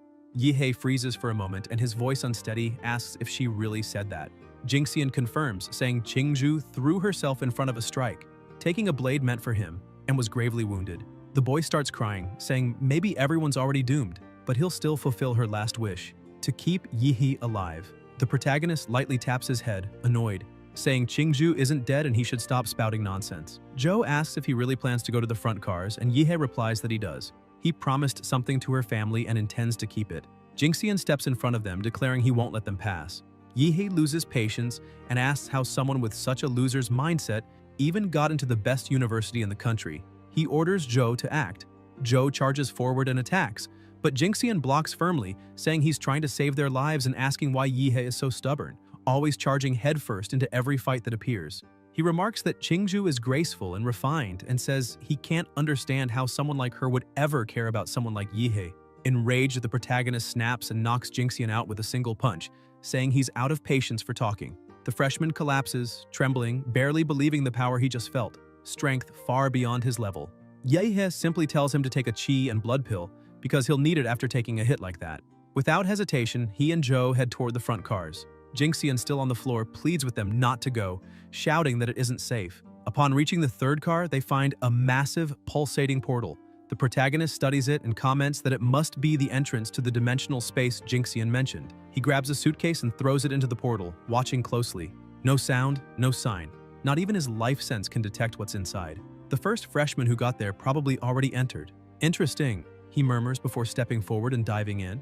As soon as he crosses the portal, a sharp pain throbs in his head. He realizes Joe is gone and wonders who's manipulating this domain. Not understanding what's happening, he decides to follow a distant light. When he comes to his senses, he's standing in the middle of a completely destroyed city. His life sense doesn't respond, it's blocked. So he decides to do it the old-fashioned way. Gathering energy, he flies to the highest point. With his nuclear energy condensing, he shouts for the enemy to stop hiding and using cowardly tricks.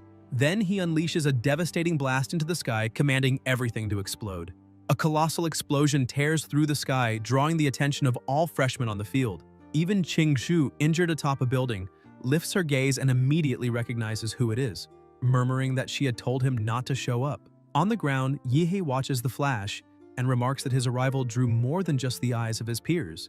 Even the enemies seem to have noticed his presence. Feeling something behind him, he turns and sees a grotesque figure with the head of a pig. Without hesitation, he charges forward, mocking the opponent and calling him a freak. His nuclear punch lands squarely on the pigman's face, but the creature retaliates with a slash across his abdomen. Shocked, Yahello realizes that the opponent withstood the blow without taking a single step back. The pigman is equally astonished to see the protagonist's rapid regeneration. Smiling, Yahello comments that his enemy didn't expect him to heal so quickly, and claims that his abdominal muscles are strong enough to destroy that blade on their own, saying that his strength isn't all that impressive and that, although the weapon was interesting for cutting through his defense like papers, it still failed to impress him.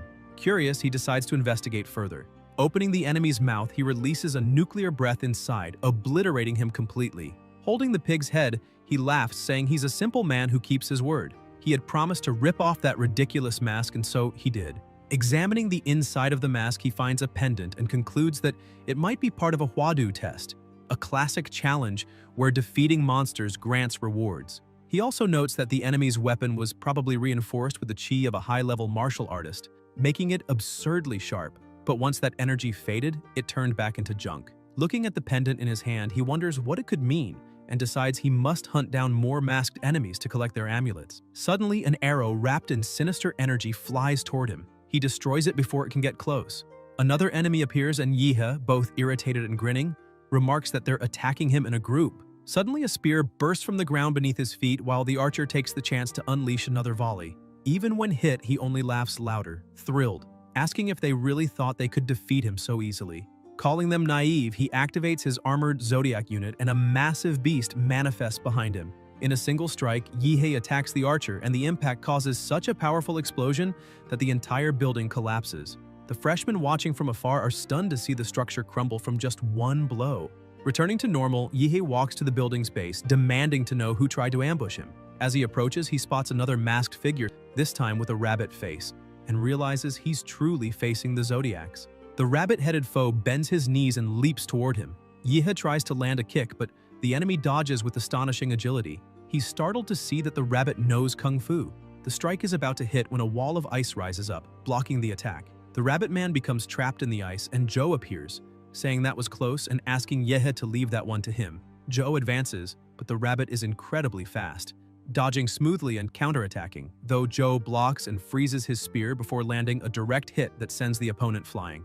Yahello's killing aura flares behind him. Transformed once more with the Zodiac unit, he grabs the rabbit tightly, saying he finally caught that cute little thing. And in the next instant, another explosion lights up the battlefield. A few minutes earlier, two people were talking atop a building. The woman, watching the chaos below, asks the man why he's so quiet and whether the guy who made that flashy entrance has already been eliminated. The man replies that probably yes. Even their best fighters couldn't scratch the masked ones, since the weapons they wield can cut through anything, making them impossible to face at that level. The woman laughs disdainfully, saying the fool who showed up firing beams of light everywhere must be some lucky bumpkin who got into Huadu by miracle with no idea what he's doing. She adds that the gap between the talents of the big cities and the losers from the countryside is enormous. She's heard rumors that Yan and Ouyang Ze from Modu, Lan Yusi from Shendu, and Xin Chen from Luli Island have already started hunting masked enemies, though she still doesn't know how they managed it. The man comments that if those names are truly as strong as people say, the top freshman spot will definitely come from that group. The woman disagrees, declaring that the top always belongs to someone from Huadu, because before the monsters from that city, no student from the rest of the Jia nation stands a chance.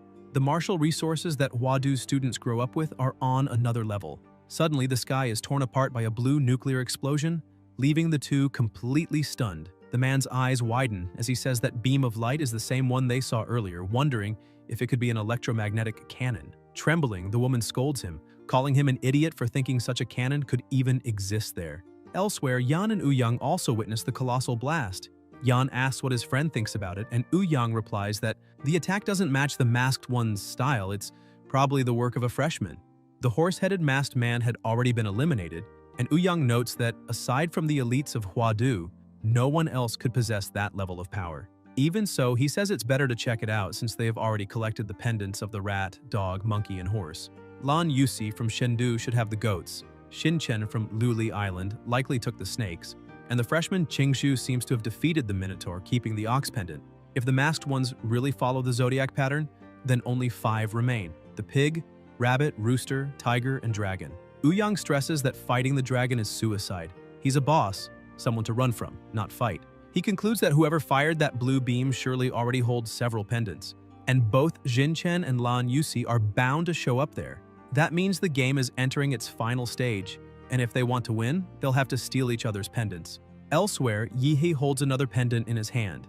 Zhou, puzzled, asks what it is, and Yihe explains that before his companion arrived, he had already defeated a pig-headed masked enemy and pulled the object from inside him. If he's right, this challenge revolves around gathering all the zodiac pendants hidden within the enemy's masks. Zhou asks if that means they'll start actively hunting the masked ones. Yihe confirms, saying that someone attacked him from behind on the rooftop, but he managed to escape during this confusion. However, the enemy's arrow grazed him, which now allows him to easily track the archer. Shortly after, they arrive at another area and notice the ground covered in battle marks. The burn marks are still warm, a sign that someone was there just minutes ago. Suddenly, Zhou freezes, sensing an extremely dangerous presence beside him. He tries to react, but a woman retreats, wounded and surprised, asking how her optical stealth mode was detected. Zhou comments again that apparently the girl had been hiding and plotting something. It was the freshman Lan Yusi. Her partner tells her to step aside and, using the genetic art Flaming Demon Body, unleashes intense heat from his palm, melting the ice coming their way. The freshman Xin Chen says they managed to catch her and remarks that Yusi's stealth mode is quite weak. Yihe approaches, asking if the two were planning an ambush. Yusi tells him not to get the wrong idea, explaining that they had just smashed the face of a rooster-masked enemy and were hiding to lure out others. She lights a cigarette, trying to divert the protagonist's attention, but he stays focused and asks if what they say is true because, if it is, he wants them to explain that. Suddenly, he grabs a clone of Yusi by the neck. Shocked, she admits that even her decoy was detected, and realizes that those two must have some special ability. Chen comments that he already expected that. A sneak attack succeeding too easily would have been boring. He drops the cigarette on the ground and says he'll show them how it's done, inhaling deeply before exhaling a thick cloud of smoke. Yihe and Zhou back away, but Yusi laughs, saying they don't even need to bother running, using her wind ascension technique to propel the smoke rapidly toward them. Chen conjures a fireball in his hand and says he's not done yet. Now it's time to really heat things up. He launches the fire into the smoke, laughing and taunting the two, wanting to see if they'll still be smiling after this. However, Yihe simply claps his hands, dispersing the entire attack around him. Chen is terrified to see that the protagonist erased everything with a single motion and realizes that kind of power is abnormal, questioning what kind of insane physique he has. In an instant, Yihe strikes with the mountain-blocking fist, landing a direct hit to Chen's face and sending him flying several meters away. Yusi feels Yihe's murderous intent and crushing pressure, trembling in fear. She thinks that none of them have yet broken through the barrier to become true martial artists, that they are all still mere disciples with bodies limited by an invisible wall. Even Huadu's freshmen have only a slight edge at this stage, but Yihe seems to be on another level. His body is far beyond what a novice should possess. Suddenly, she's frozen solid, realizing she had been so terrified by the protagonist's overwhelming power that she completely forgot about the ice user. Yihei keeps advancing like a demon, his monstrous aura dominating the area as his thirst for battle grows. He closes in, and Yusi panics, thinking that even if she and Chen fought together, they wouldn't stand a chance against those two monsters. She tries to escape using her fan, realizing it's pointless to drag this out. She needs to flee as fast as possible. But before she can, Yihei grabs her leg, pulls her down, and slams her to the ground, saying she should stay there so they can have a little chat. He prepares to strike, but she uses the martial art Xuan Huang, Step of the Empty Chaos, to try to run. Obsessed, Yihei acts like a predator chasing its prey, unleashing his evil spirits through the demonic flesh. Binding Art, Shadow of the Demon Realm. Yusi's clones are restrained by the spirits, and she screams that her body can't move, demanding to know what those things holding her are. Yihei laughs at the scene, saying it looks like his little prey can neither fight nor flee anymore, so it's time to surrender. Yusi gives up instantly, saying he can have all her pendants. The protagonist collects the two pendants, praises her attitude, and asks her to tell him everything she knows. Yusi begins explaining that to pass this trial, one must gather all 12 zodiac pendants and that they've now reached the final stage. There's no point hunting anyone else, since the survivors will end up fighting each other anyway. She mentions that the real monsters that year are Yan and Ouyang, both from Modu. Laughing, she asks if the protagonist wants her to lead him to them, saying she has nothing left to lose, and that since she can't win the competition, she'd rather pour gasoline on the fire and let the big shots kill each other. Yihei laughs and replies that she doesn't need to bother with that, though he admits she's braver than he expected. Meanwhile, Yan and Ouyang are moving quickly.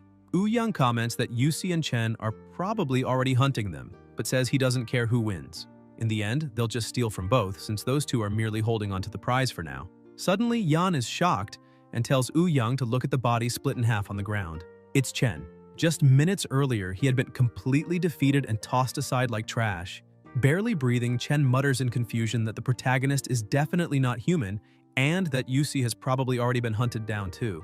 He believes Yihei must have marked him somehow and is sure that monster will find him soon. With no options left, he decides to join Ouyang and Yan, but then hears footsteps behind him. Startled, he turns and asks who's there. What he sees terrifies him. The dragon appears before him, and in the blink of an eye, he's eliminated. Yan stares at the body, saying there's no doubt Chen is dead, and that such a brutal, precise cut could only have been made by one person. Ouyang cuts in, confirming that only the dragon could deliver such a surgical, merciless strike that kills instantly.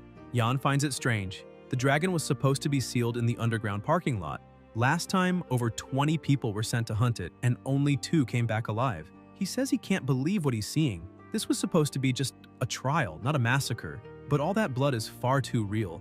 Ouyang starts to panic. Yan calls his name, asking what they should do since Chen's pendant has also vanished. Ouyang replies that if the dragon is loose, then some condition must have been triggered, probably the one requiring all other zodiac masks to be defeated. And now the final boss is free.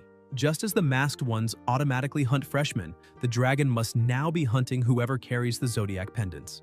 Ouyang awakens his bloodline, stating that facing the dragon would be suicide and their only chance is to gather the remaining pendants before it takes them. Sprouting wings from his back, he takes flight, saying they need to send a signal to lure the other holders and settle everything in a single battle. Meanwhile, in the dead city amid the ruins, Chingu is injured, leaning against a wall. She laments that it was supposed to be just a train ride to Huadu, but they ended up trapped in that cursed place where so many freshmen have already been slaughtered by the maniac in the dragon mask. She recalls that the professor found her, but only one of them could escape, and she couldn't bring herself to leave, and not like that. Looking at a photo of her and Yihei on her phone, she says she needs to warn that idiot not to get involved. Exhausted and sad, she wonders if the one who escaped managed to find him, and admits she doesn't have the strength to go after him herself. Still, she believes that with Yihei's absurd power, he'll easily survive, as long as he doesn't cross paths with the dragon. Suddenly, she feels a presence approaching and panics, realizing she's already been found. With her weakened body, she knows she can't run. They must have tracked her energy, and now they're coming for her pendant. In truth, Chingu didn't care about the pendant itself, but something deep in her heart told her the protagonist would need them. She knew she stood no chance of facing them head-on, so there was only one option left: lead them straight to him. At that moment, Ouyang finds her. He remarks that he noticed her during the entrance exam and remembers she awakened the phantom bird bloodline, a legendary and extremely rare creature, and that she carries the ox pendant, something he says fits perfectly into his plans. Watching her, he realizes she's heading somewhere specific and deduces she's likely trying to lure him to the dragon's lair beneath the parking structure. Laughing, he calls it naive, knowing the dragon has already escaped and that place is now empty. Determined to act, Young rushes forward, telling Yan to wait for him. He's just going to pick up a little something and will be right back. He speeds down the building floors until reaching the lower level where he faces Chingu and declares that she won't get away. But before he can capture her, a voice echoes through the darkness. Young freezes. In front of him, a murderous aura flares so intense it steals the air from his lungs. Trembling, he asks if that could be the dragon, but quickly dismisses the idea, believing the dragon should be hunting other pendant holders. Then terror grips him. If the dragon's targets are precisely the ones holding zodiac pendants, he's in mortal danger. After all, he carries 4 pendants, making him the ultimate prize. He realizes too late that he was far too confident, and now his life hangs by a thread. The dragon locks eyes with him, and Young feels his entire body go rigid under that gaze. He tries to comprehend what's happening, realizing that the creature is using an absurd technique, one that drags its victim into a sealed space the moment eye contact is made. The only escape is to defeat the caster, and the dragon has clearly forced him inside. Within that domain, the dragon attacks, and Young throws everything he has into defense. But the power gap is overwhelming. Elsewhere, Yan begins to feel pressure as he faces Zhou and Yihe. The protagonist watches with boredom and asks what this is supposed to be, since Yan had opened the global chat earlier just to brag, yet now shows no strength at all. Zhou asks Yihe to step back, making it clear he wants to face the opponent alone to test his own ability. Enraged, Yan charges forward, shouting that they're getting too full of themselves. Zhou responds by activating the ice vein, but Yan shatters the ice with sheer brute force. He grins and says Zhou isn't going anywhere, attacking again. Zhou blocks the first blow but senses another coming immediately after. He manages to react and counter with his wind cut technique, a strike that slices both soul and blade as one. Both raise their power to the limit and an intense battle begins, shaking the surroundings. Yehe, however, just watches from a distance, sitting lazily and looking utterly bored as he waits for the result. In the middle of the clash, Yan suddenly senses something, a familiar presence, a cry for help. It's Young. He instantly retreats, ending the fight and saying that if he didn't have something urgent to handle, he would have broken at least 8 of Zhou's bones. But before he can flee, Yihe slowly stands up and asks if he's done showing off, then adds coldly, "Who said you could leave?" In an instant, he moves at unbelievable speed. Yan tries to react but is sent flying like a feather. Even though he manages to block, the impact leaves him battered on the ground. Dazed, he asks what that was, if the blow came from a demonic beast. The protagonist calmly replies that it didn't. It came from him, and adds with the disdain that Yan's annoying yelling was getting on his nerves, so he ended up hitting harder than intended. Still stunned and unable to process what just happened, Yan asks if he was ambushed. Yihe sighs and answers casually that no, the problem is simply that Yan couldn't keep up. The punch was so fast that his brain didn't even have time to process it. Humiliated, Yan screams that the protagonist is too arrogant and that he'll be the one eliminated. 3 minutes later, he's completely destroyed. Beaten so badly it looks like 10 people attacked him at once. Yihe calmly holds Yan's sword and says he shouldn't feel too frustrated. Lasting 3 minutes against him is already impressive, especially since Chen went down with a single hit. Examining the blade, he remarks that it's actually decent, but that he's thinking of borrowing it. He asks if Yan would mind, though he knows the opponent is already unconscious. Then he adds that the sword still needs a few upgrades, and channeling his nuclear energy, he infuses it directly into the weapon, instantly transforming and amplifying it.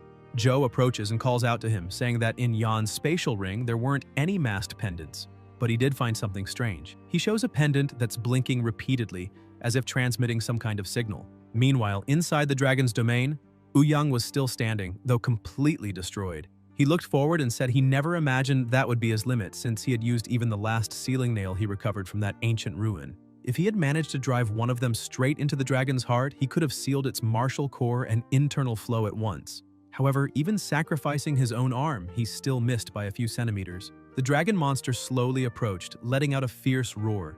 Young accepted defeat, saying his only chance to beat that monster called Chenlong was gone. Suddenly, the domain began to collapse and Young remained pinned to the wall with a sword through his body. Meanwhile, Chingu kept climbing the stairs slowly, thinking she just needed to endure a little more because she was almost at the rooftop. That Chenlong was really on another level, and the horrendous ox she had defeated earlier did not even compare. As soon as Young fell, she would be next. She looked out the window and thought that if she truly wanted to get out alive, Her only hope was for Yihe to appear and get her out of there. That was the tallest building in the area, and when the protagonist fired the flare, she got an idea. She would answer with her own. Chingu activated the awakening of the phantom bird bloodline, releasing an enormous amount of energy, but she soon collapsed to the ground, having reached her limit. She begged for that signal to reach Yihe, but suddenly felt a massive killing intent along with a terrifying sound. She ran to the edge of the building, unable to believe what she saw. Qianlong was walking on the outside, heading straight toward her. Chingu froze in fear, wondering how that monster had already found her. Her first thought was that there was not enough time, and she needed to fire another flare to warn the protagonist that it was a trap and he needed to stay away. Qianlong once again used his domain expansion ability, creating a new domain on the building's rooftop. The moment he stepped into his own domain, Chingu fell to the ground, completely overtaken by fear as she watched that monster raise his sword to strike her. She thought it was the end and that there was nothing she could do. What she did not expect was that the real monster was outside.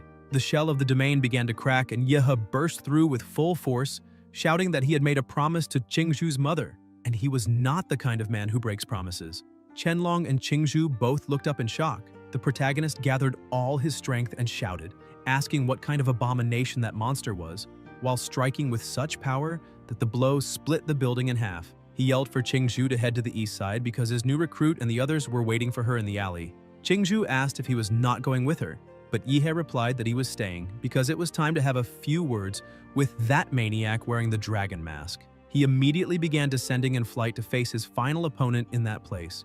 Qianlong, with his clothes completely destroyed, began walking while expanding the domain once again. The protagonist asked if he was really going to keep using that domain, saying he could feel when Chingu's distress signal was activated, but something was wrong there. He taunted the enemy, asking if the dragon only knew how to fight inside the comfort of his own little sandbox. At that moment, he noticed the nail embedded in Qianlong's chest and wondered if that could be the emergency plan Yan had mentioned for dealing with the dragon. Suddenly, the dragon began moving with absurd speed, surpassing any previous limit, and the protagonist started laughing, saying the opponent was really fast. He lifted his sword from the ground and the two began a fierce exchange of blows. Yihe, completely excited, commented that this was great because he had finally found an opponent worthy of his level. Their power was so devastating that another entire building was sliced into pieces. The fight intensified to the point that the entire surrounding area was completely destroyed. Qianlong landed a direct hit, sending the protagonist crashing into the ground, but Yihe retaliated with his nuclear breath, blasting through countless buildings as the beast soul energy filled the environment. He got up laughing, saying the opponent was incredibly strong and the first decent person he had faced since arriving in that world. Qianlong also rose slowly with his mask almost completely destroyed, and Yihe smiled even wider, saying that now things were getting interesting because the legendary invincible boss Qianlong would not fall that easily. The dragon charged again and Yihe was surprised by the speed but managed to block the attack. He realized, however, that Qianlong had become even faster and stronger after the mask broke. With his eyes gleaming, the dragon continued its full-force assault. Yihe tried to resist, but his blade split in half, leaving him unarmed. Qianlong appeared behind him to finish the strike, but the protagonist, acting like a real monster, bit down on the enemy's blade, stopping the attack with his own mouth and laughing as he said he had him now. Without a sword, he charged in using pure brute strength. Qianlong tried to react but was hit directly by a nuclear punch to the face, almost being knocked out on the spot. Yihe grabbed the dragon's arm and said it wasn't over yet, calling him customer with ironic politeness. He prepared for another insane barrage of blows, saying he was technician number 23 and always at the customer's disposal. The punches fell like a storm, and Yihe laughed in a crazed way, completely overtaken by adrenaline. He thought he had already hit every vital point: temple, throat, heart, arm, groin, and that thanks to Ouyang's bronze spine, the dragon's meridians were blocked and his chi flow had been interrupted. Now every strike was aimed at causing devastating internal damage. Qianlong reached his limit and dropped his sword, but that was just a trick. He tried to counterattack and Yihe, still laughing like a madman, said he knew the dragon wouldn't give up on such a good fight. The protagonist opened a fan in one hand and used it to defend himself, saying that the only chance Qianlong had to win was catching him off guard at the start since the power difference between them was colossal. Even then, he estimated the dragon's chances of victory at only 30%. Yihe then transformed the fan, saying it was time to show who the real boss was there. A whirlwind of malicious spirits rose up, growing and destroying everything around it. The vortex became larger and more violent, and Qianlong's body began to be completely torn apart. Unable to move properly, the dragon only muttered that With that killing intent strengthening the fan, the protagonist was even stronger than when he fought alongside Lan Yusi. Like a predator chasing its prey, Yihei charged again, saying he wasn't done yet and calling the dragon a faceless freak. This time, he channeled even more strength into his attack and activated the nuclear explosion fist, declaring that this was only the first punch. A massive explosion engulfed the area, and Shenlong's body was even more destroyed. But the protagonist didn't stop, saying the second punch was coming. He activated the Mountain Breaker fist, and the black flash struck Shenlong's face directly, launching him through the air like a ping-pong ball, crashing through several buildings before violently slamming into a wall. Yihei flew to meet him and asked if he really was a dragon, because he honestly expected something stronger. But in the end, he was nothing more than a simple worm. Shenlong lifted his sword, saying he would still kill him, but the difference in speed and strength between them had already become unreachable. With a swift movement, Yihei pushed the dragon's own sword against his neck, saying he had him trapped.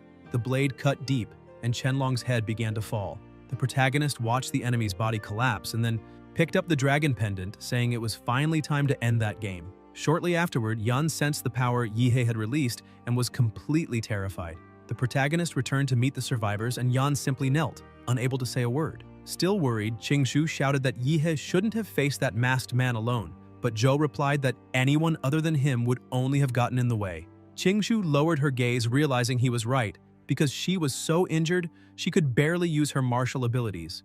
If she had tried to help, Yihei would have had to protect her, and that would have put him at risk. She thought that if she were just a little stronger, she wouldn't have been a burden to him. The protagonist approached and casually interrupted her thoughts, asking what kind of face she was making. Chingu jolted and asked what he was doing. Yihei extended his hand and said he wanted the ox pendant, or if she preferred, he could take it by force. Chingu sighed and handed the pendant over without complaining. Zhou commented that they needed to arrange the pendants in the order of the zodiac from rat to pig, but as soon as Yihei aligned them, nothing happened. Zhou was confused, thinking he had messed up the sequence, and the protagonist didn't understand either, simply staring at the pendants in silence. Yan then approached and explained that the dragon pendant was different. It wasn't created just to represent a masked enemy, but to act as a hunter, a weapon specifically made to eliminate pendant bearers. That meant they didn't need the dragon pendant to complete the sequence. As soon as they removed the dragon pendant, the entire place began to shake. Chingu jumped in fear and asked if it worked, while Yan, equally confused, wondered if they had activated some kind of mechanism. Suddenly, a colossal energy began gathering in the sky and descended toward the ground. The protagonist noticed it and told everyone to look up, asking what that thing was. A massive eye appeared among the clouds, watching the group. Yihei stared back, asking what the hell that was. But before he could react, he started being pulled toward the eye. He was swallowed by the light, and when he woke up, realized he was inside the train car again. Everyone else had also returned, confused but unharmed. Soon after, a voice echoed through the car, asking all students to remain calm and informing them they had been temporarily transported into a magical illusion created by the eye artifact. That had been the imperial test for that year's freshmen, so there was no need to worry. The voice then gave a special announcement saying that first place in this year's test went to the team from An City, formed by Yihei, Zhou, and Qingzu, who managed to gather all 12 zodiac pendants. Among them, Yihei's exceptional performance earned him the grand prize, which would be delivered at enrollment. The students were confused. One of them asked who that guy in first place was, since he had been eliminated early on and didn't see what happened afterward, wondering if Ouyang hadn't been the winner. Other students who didn't even know An City were surprised that kids from an unknown place managed to surpass those from the capital, who had incredible support and structure. Many were impressed to learn they collected all the pendants, which was insane, since most couldn't even defeat a single masked enemy. While rumors spread, the protagonist didn't care about any of it, only staring at the system with sparkling eyes, thinking he had finally completed the requirements for a draw. The system congratulated him, saying the host had surpassed all freshmen in the Imperial Eye Test and earned a model draw. Before starting, the protagonist asked Zhou for a wet wipe, wanting to clean his hands thoroughly. He began spinning the cards and said there would be no manipulation this time. Suddenly, a terrifying monster appeared before him. The system announced, Level 13 Model, Vampire Rankud, Bloodline Traits, Corpse Infection, Blood Manipulation, and Immortality. Synchronization Rate, 1%, Evolved Form, Rakud the Zawarudo. As the train sped forward, Yihei trembled with excitement. Thinking a vampire was incredibly rare. The bloodline itself wasn't grand, but the evolved form had the ability to stop time, which was simply absurd. Ouyang and Yan approached, and Ouyang asked if he was Yihei, wanting to know if he was the one who defeated the dragon. Yan tensed up, thinking his friend needed to calm down because if he caused trouble with that protagonist, no hospital could help him.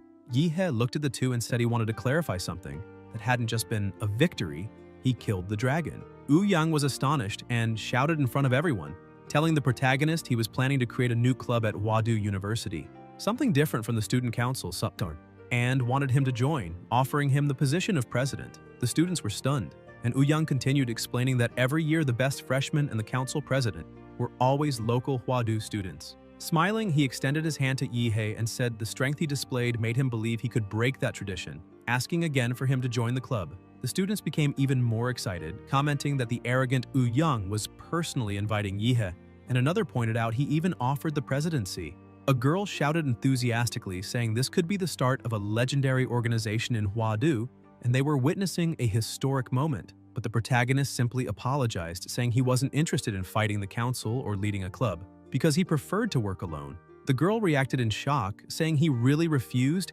and that it was a historic rejection. Others commented that even Yang had been turned down and that it was a waste. Yang only smiled and said it was fine, handing Yihe a card and saying he would still look forward to working together someday. A short time later, at the end of the day, Zhou looked to the side and said they had arrived. When the protagonist looked as well, he was completely stunned by the buildings and lights of the city. That was Huadu, a colossal metropolis. The students began exiting the train, and an attendant pointed toward a passage, explaining that all new students of Huadu University should follow her until they reached the institution. As they walked through the corridor, everyone was surprised to see a gigantic ship waiting on the other side.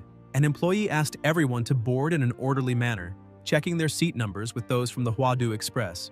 Yihe saw Chingu ahead and approached, calling her Little Juju as he lightly poked her back. Chingu jumped in surprise and immediately remembered her mother's warning that she should keep her distance, since even though she and the protagonist were technically engaged, they were not married yet. Therefore, he couldn't take advantage of her in public. Irritated, she turned around and yelled, asking what he thought he was doing, reminding him they were still outside. The protagonist, confused, asked why she was saying that, not understanding the drama since he only wanted to know why they needed to take a plane. Chingu let out a long sigh, muttering about how her mother had the nerve to promise her to a country bumpkin like him, and explained that they had to take the plane because the university was in the sky. Yihe lifted his head, seeing nothing, and asked if she was being serious. Chingu answered yes. The university was literally a floating city among the clouds, protected by a massive magical barrier. The plane began passing through that barrier, and Yihe, curious, wondered if that electromagnetic net was meant to keep demon beasts away, since even the range of life force detection seemed weakened inside. But coming from an institution like Huadu, that was expected. Upon reaching the landing platform, everyone disembarked, and a woman announced that the students must always keep their student ID cards with them. After everyone received their cards, the organizers instructed them to head toward the magnetic station and take the train that would lead them to the dorms. Amid so much technology, the protagonist pointed to the side and declared that they had arrived at the highest city in the world, leaving some classmates confused and thinking he had lost his mind. Inside the elevator, Yihe commented that his room was on the 42nd floor, Unit A3, and asked about Zhou's, who replied that his was in Unit B7 on the 45th floor. Yihe laughed and said it looked like his friend would be getting off after him. When he reached the dorm, the protagonist was impressed. A 100-square-meter private room with a flawless modern design. It showed how much Huadu valued its students. Exploring the place, he found a state-of-the-art computer fully equipped and a bathroom with a hot tub. Surprised, he said no one could resist that kind of comfort, and lying on the bed, he realized how soft it was, feeling like he was in a 5-star hotel. But instead of resting, he started laughing, saying he first needed to take care of what really mattered, performing the full upgrade of the Rakud vampire model. He grabbed his phone and commented that while he was on the train, he had figured out how the student card worked. He just needed to scan the QR code to access the university's exclusive app, the Huadu Pass. Inside it was the academic city's shop, where all purchases were made with study points, Huadu's digital currency. Yahe then converted all his more than 30 million Xia Empire coins into study points. Moments later, a notification appeared on the screen. Updated balance, 322.43 points. Seeing that, he was outraged, shouting that his over 30 million had turned into just 322 points. Even so, he kept exploring the app and realized that the academic city shop really sold real items, things that couldn't be found anywhere else, and that kind of access was one of the university's privileges. He said he needed to buy all the magic cores with the blood attribute, believing that would be enough to fully unlock the rocket model, since not even ultra-rare humanoid models required more than 10 million to surpass 90% compatibility. Shortly after, a drone appeared at the window with a delivery thanking the protagonist for his purchase and wishing him success on his cultivation journey, also asking him to leave a 5-star review. Yihei was impressed by the delivery speed and the fact that it was done by drone.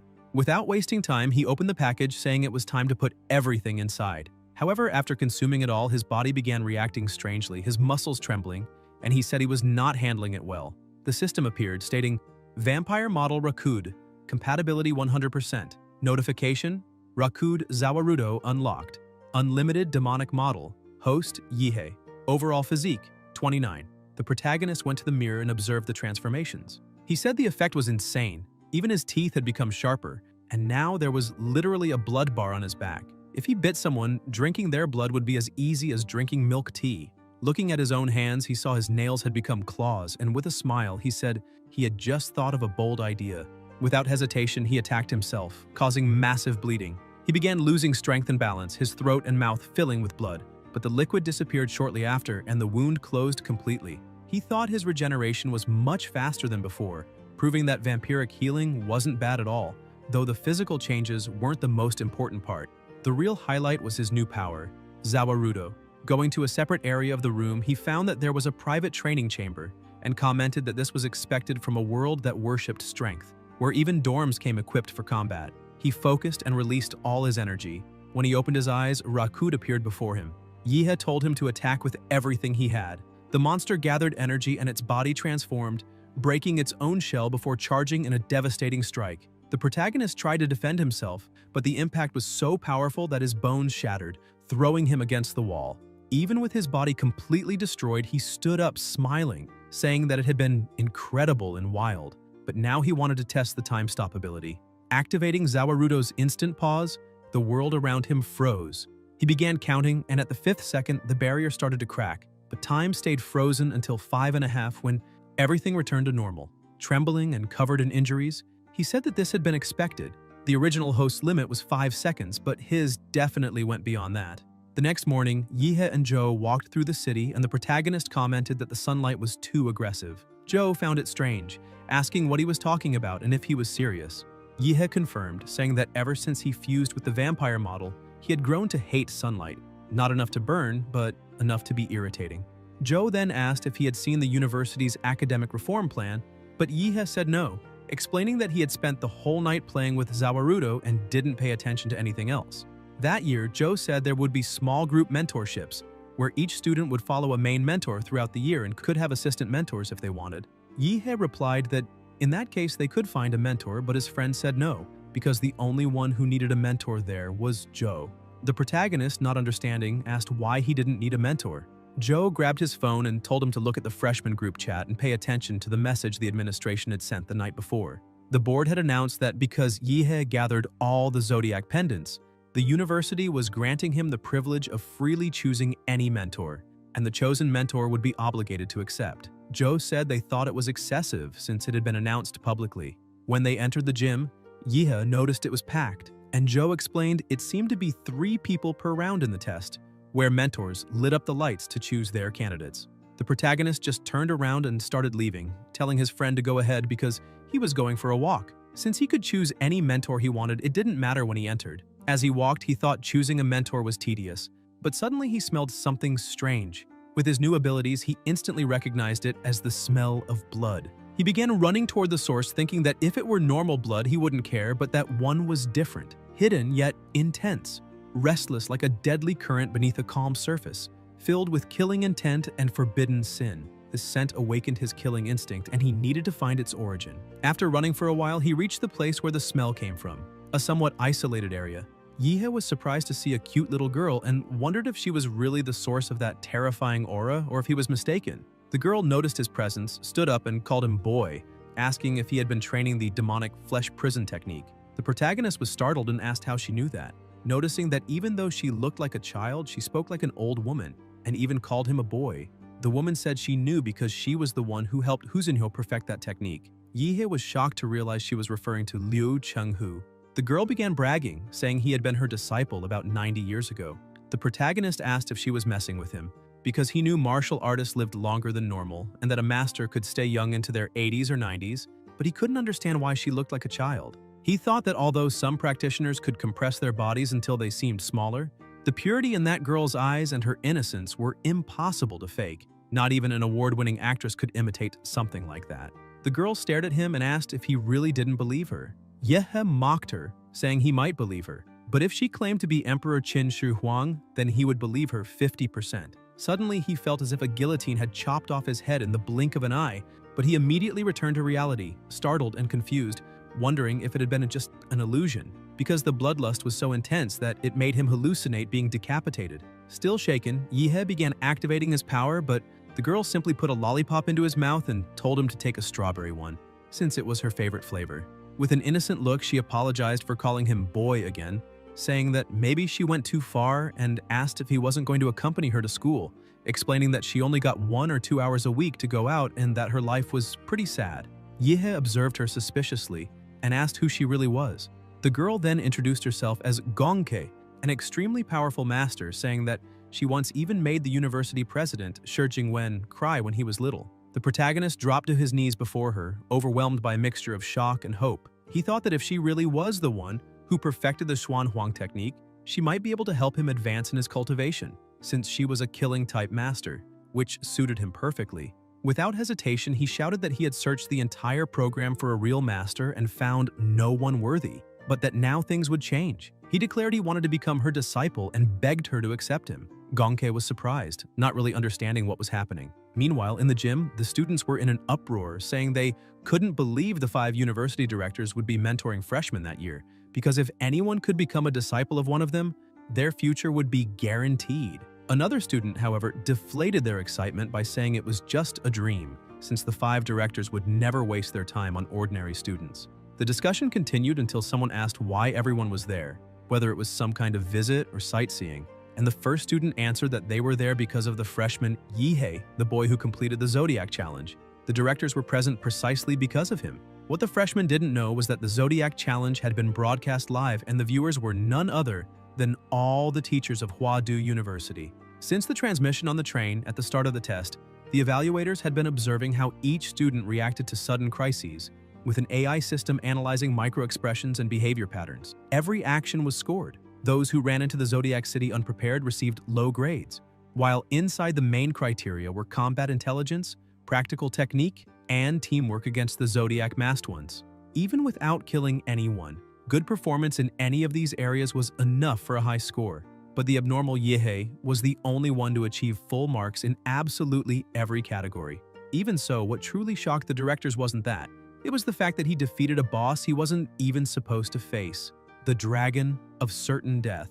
One of the directors commented that Yehe himself might not even know who that dragon was, since it was a battle model created by the National Superintelligence NUA based on data left behind by Fu Hongsheng, a national-level martial artist who studied at the same university. Even though not all of Hongsheng's abilities, such as his god-tier divine eyes, could be fully replicated in the virtual world, he was still considered the strongest martial artist in the country's history, perhaps in the whole world. His university records had remained untouched for over 100 years. The fact that Yehe defeated a model based on him, even an imperfect version, was proof of the absurd talent that boy possessed. If everything continued on the right path, he was destined to become a grandmaster or even an archmaster. In the middle of the excitement, someone burst into the gym running and shouting that there was more news. The messenger entered the gym out of breath and announced that the protagonist had just asked to become the disciple of Gongke, the former Imperial University professor and current special agent. All 5 directors were stunned, unable to understand why he would do something like that. Outside, Yehe was still holding the little woman while she, confused, tried to pull away and asked if he really wanted her to be his master. He confirmed without hesitation, saying he had already made his decision. In his thoughts, he considered that technically that woman must have been over 100 years old and that if not for that, kneeling before a lowly in broad daylight would definitely get him thrown straight into jail. Gongke said that in truth, she believed she had been expelled from the Imperial University, but Yehe, firm in his decision, replied that she had said she could only go out for 1 or 2 hours a week and promised that if she accepted him as her disciple, he would find a way to secure her freedom within 2 years. Gongke's eyes sparkled instantly, and she accepted with a smile. Yehe celebrated, saying he finally did it. But before he could relax, an immense pressure of energy approached. The 5 directors arrived flying almost at the same time, shouting for him to stop. Gonke huffed irritably, saying the meddlers had shown up. The stern-faced director glared at her and said they had agreed she couldn't have contact with the students while outside, especially in her current mental state, which was not suitable for guiding anyone. The mustached director agreed and ordered her to return home. Gonke sighed and asked if she really had to go back, then turned to Yehe and asked his name. He bowed respectfully and answered, "My name is Yehe, master." She smiled and said all right, telling him to come with her. At the Huadu Research Institute, Gonke walked excitedly beside her new disciple. They entered the elevator and Yehe asked if she really lived there. She confirmed, saying she had spent a few decades with certain issues and that sometimes she accidentally hurt others, so the people at Huadu installed her in the institute's underground. With a carefree tone, she said that luckily she had learned to control herself in recent years and now they let her go out occasionally to stretch her legs. Yehe then asked if that meant he was her first student after all that time. Gonke was surprised and said he thought in a strange way because he should be afraid. He made a face and asked if he should be afraid of being bitten or cut into pieces. At that moment, the elevator stopped on floor -666 and the doors opened. The protagonist looked at the narrow hallway and asked why it was so cramped in such a large institution. His master explained that it had been built specifically for her. Yi had noticed a digital number blinking on the door and asked what that timer was for. But Gonke suddenly panicked, started running, and shouted that there was no time to lose, that they needed to get inside immediately. Still confused, Yihe insisted on knowing what the counter meant, and she answered desperately that every time she went out, the clock started counting, and if she didn't return before it reached 0, the alarm would go off in the Huadu leader's office, causing the entire university to begin hunting her down. Yehe dove through the door seconds before it closed. As soon as they passed through, the door locked and a luminous barrier formed. Gonke took a deep breath and said they made it in time. Yehe noticed some kind of magnetic field in the air since his martial energy wouldn't properly gather outside his body, which meant any technique used there would be drastically weakened. Gonke explained that the place was her containment cell, built to prevent her escape. She said Shi Jingwen himself and his team designed that 3-story underground house, equipped with absolutely everything: training rooms, leisure areas, plenty of comfort, and several layers of magnetic suppression capable of distorting all martial energy. All of it was made to keep her from getting bored and trying to run away. Yehe looked around impressed, thinking that his master called it a cell, but it looked more like a luxury suite, spacious, well-lit, and full of resources, more like an altar prepared specifically for her. Meanwhile, in the main building of Huadu University, President Shi Jingwen was at his desk when the phone rang. On the other end, one of the directors warned in a desperate tone that Yehe had just become the disciple of Gonke. Jingwen only sighed and said they should let him do as he wished, because Huadu's goal wasn't to produce dozens of mediocre talents, but to prepare a single individual capable of carrying the future of Sha and perhaps humanity itself. When a true genius appears, he said, the university's duty is to give them full support and freedom to grow. Jingwen explained that they should allow Yehe to train with Gonke for now, since the special training camp for the local freshmen was almost ready, and Yehe would be the stone sharpening the new blades of that generation. The directors agreed but reported that Yehe had entered the containment zone with his new master, and although everything seemed stable, predictive analyses showed a high risk. According to the reports, Gonke, as a special-level combatant, still had more than a 5% chance of losing control when spending too much time with another person. Jingwen looked at the date on his screen. Danger. Outbreak risk. 5% to 14% vertical bar coexistence survival rate. 95% vertical bar injury. Likelihood. 38% vertical bar. Rescue success rate. 10.3% vertical bar safe rescue window. 1 to 3 minutes. One of the directors added that Yehe had only a 10.3% chance of being rescued and nearly a 90% likelihood of dying before the rescue team even arrived. And even if he were rescued, there was still over a 95% chance he wouldn't survive. Ending the call, the president stared out the window and murmured that special class combatants were usually doomed people, either those who possessed overwhelming strength or martial artists with uncontrollable power. In times of peace, the state kept them contained, but when Xia faced real crises, they were deployed to the front lines as human weapons. To face someone like that, Yehe needed to be prepared to die. Without that resolve, he could never walk the path of slaughter. Jingwen concluded by saying that Xia was running out of time. The lunatics from the Northern Bitan Federation and the fanatics of the Divine Descent Nation were on the move with their secret realm technologies, and the new generation needed to mature quickly. In the underground B3 level of the containment zone, Gongke and Yuhei arrived at the training room. She commented that it had been decades since she taught anyone, so they would start with a simple test to see what he was capable of. Yuhei asked if she would restrict her own power to the martial stage so they could fight evenly, but she laughed and said she had forgotten that part entirely. He said he was ready for combat while she stretched as if it were just a light workout.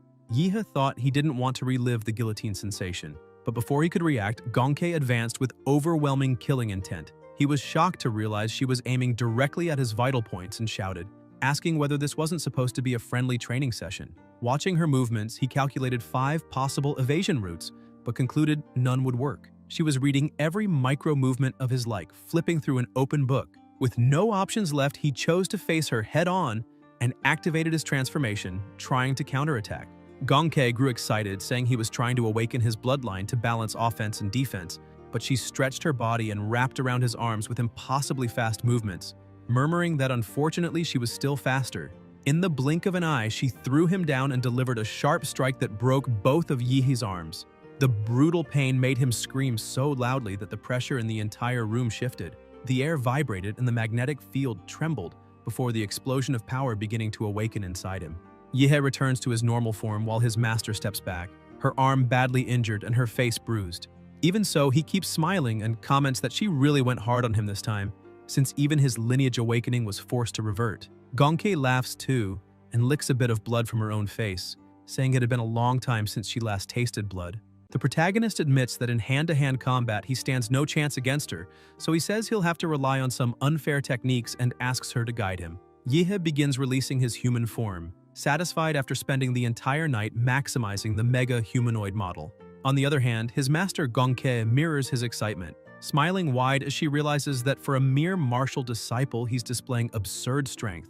Wondering if she accidentally took in a little monster as a disciple and thinking she'll need to take this more seriously, Gongke makes the first move and attacks.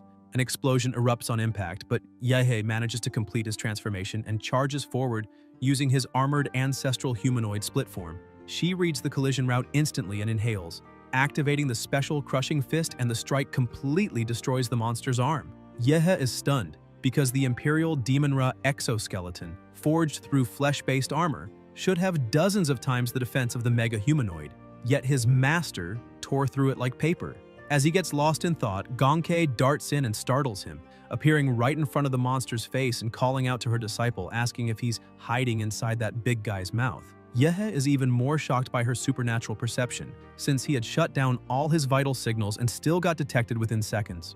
Gongke prepares to strike, telling him he'd better come out, but the protagonist responds by using the Zhuanlin Horn Spike Meteor Humanoid split form, forcing her to retreat. He then starts concentrating nuclear energy in his mouth and comments that her cuts are insanely sharp. Maybe sharp enough to slice through that, but he wants to see how she plans to block it. A second later, chains appear around his head and bind him completely. Suddenly, he's back at the guillotine, shocked that he can't escape that place.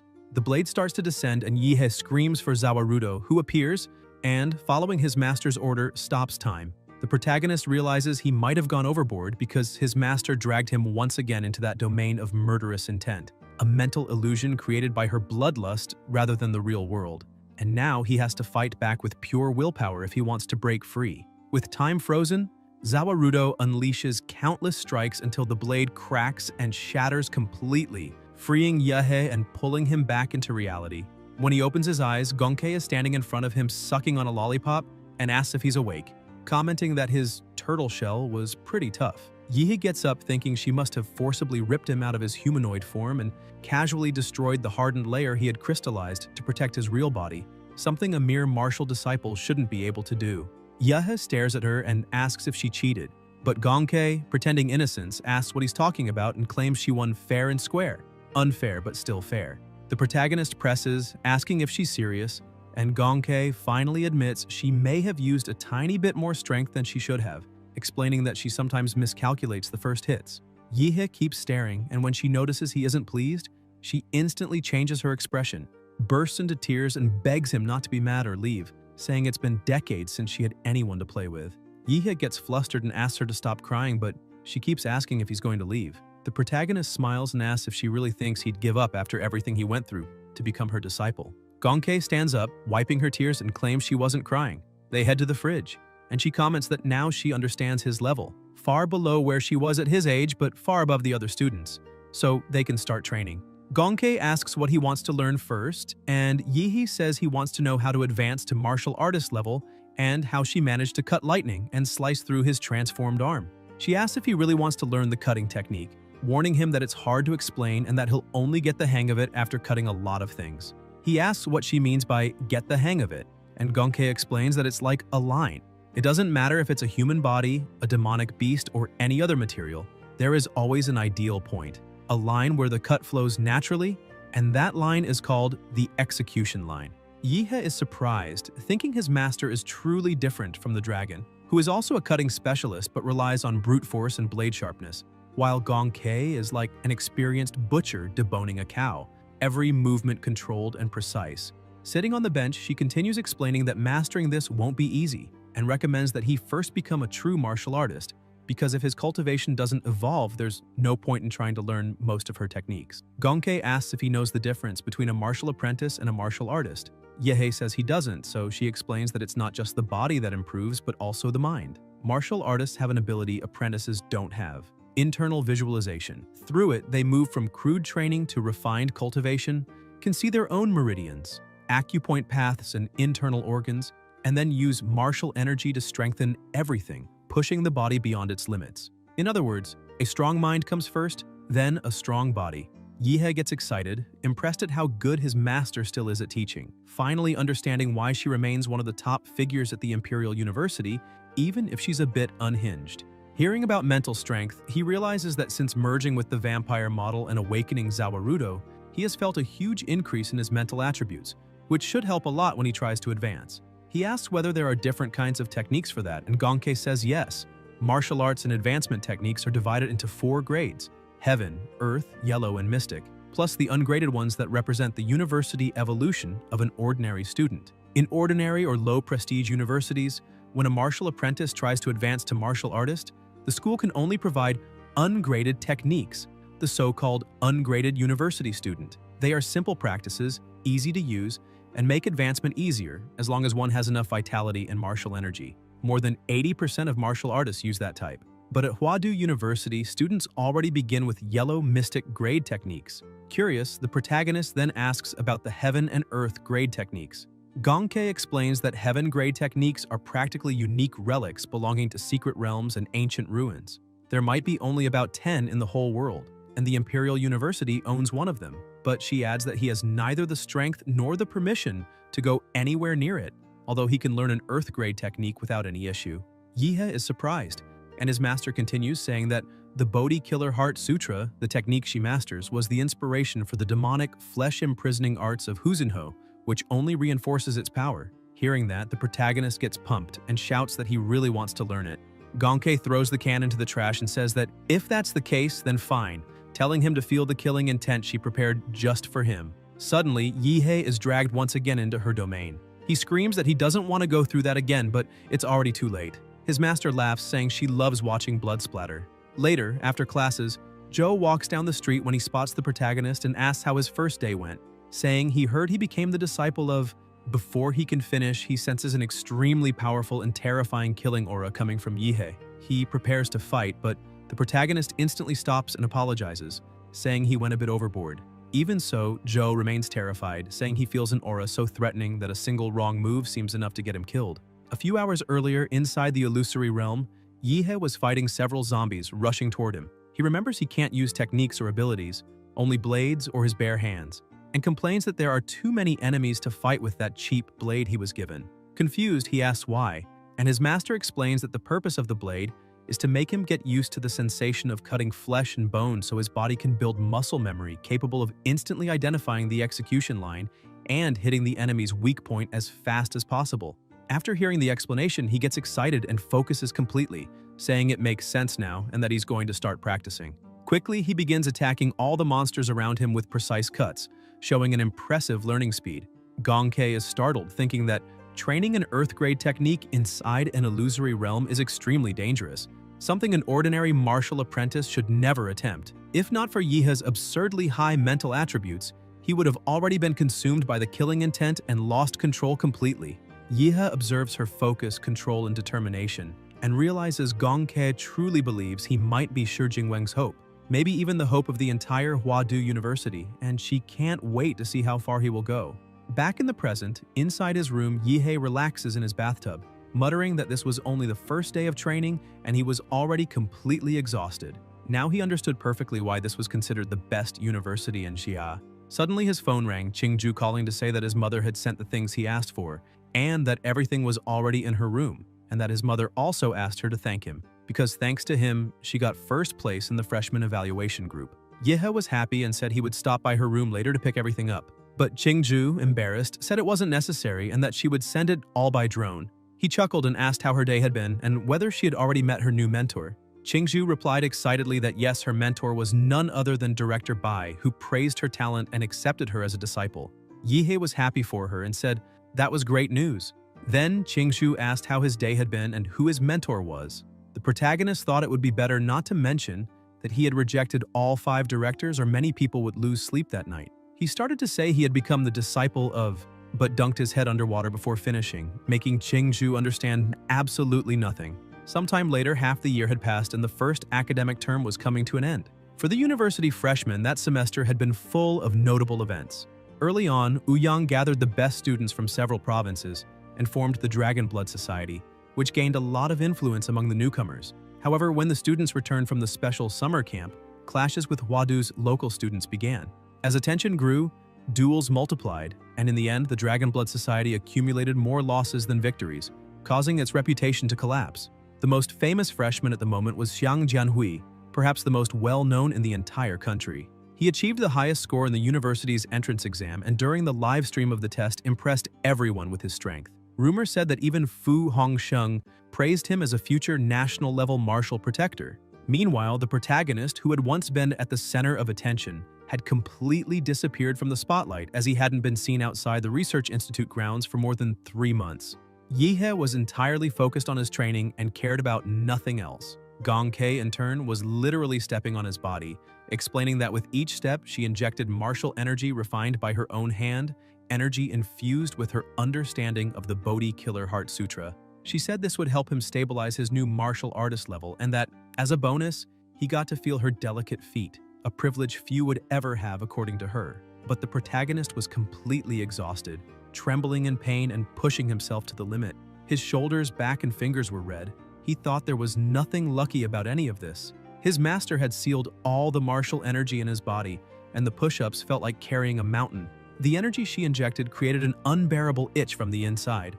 Gong Ke noticed him slowing down and with a teasing smile called him weak, asking if he was already tired, reminding him that he hadn't even reached 1,000 push-ups. Irritated, Yihei lifted his head and shot back, asking who she was calling weak and telling her that now she would see what real speed was. The two of them looked like battle-addicted lunatics who couldn't accept any kind of defeat. When she realized he was challenging her, Gong Ke lunged forward with impressive speed, shouting that this was what she liked to see and demanding he be faster and stronger. Yihei, determined not to lose, unleashed all his power, and with the combined effort of both, a massive explosion erupted. As the smoke cleared, Yihei felt a strange sensation throughout his body, his worn-out muscles torn apart and replaced by new ones, filled with martial energy. Gong Ke stared at him in awe and then, half teasing, commented that his clothes had disappeared and called him a pervert. Embarrassed, Yihei asked that if she was going to cover her eyes, then at least close her fingers so she couldn't peek. After the transformation, he said it was time to leave seclusion. His master asked if he was really going out, and he confirmed, reminding her that they had been locked in there for more than 3 months and that he needed to see the sun again. Gong Ke's eyes filled with tears as she asked if he would come back. He smiled, said yes, and even joked that she was terrible at games so she could use the time to practice until he returned. She stuck out her tongue and grumbled that she didn't like playing with him anyway. Yihei looks up at the sky and comments that even though he was never a big fan of sunlight, he actually missed it after so long underground. As he walks, he says he spent so much time in seclusion that it feels like he lived another life. But he knows he didn't come out just to stroll around. He has a goal.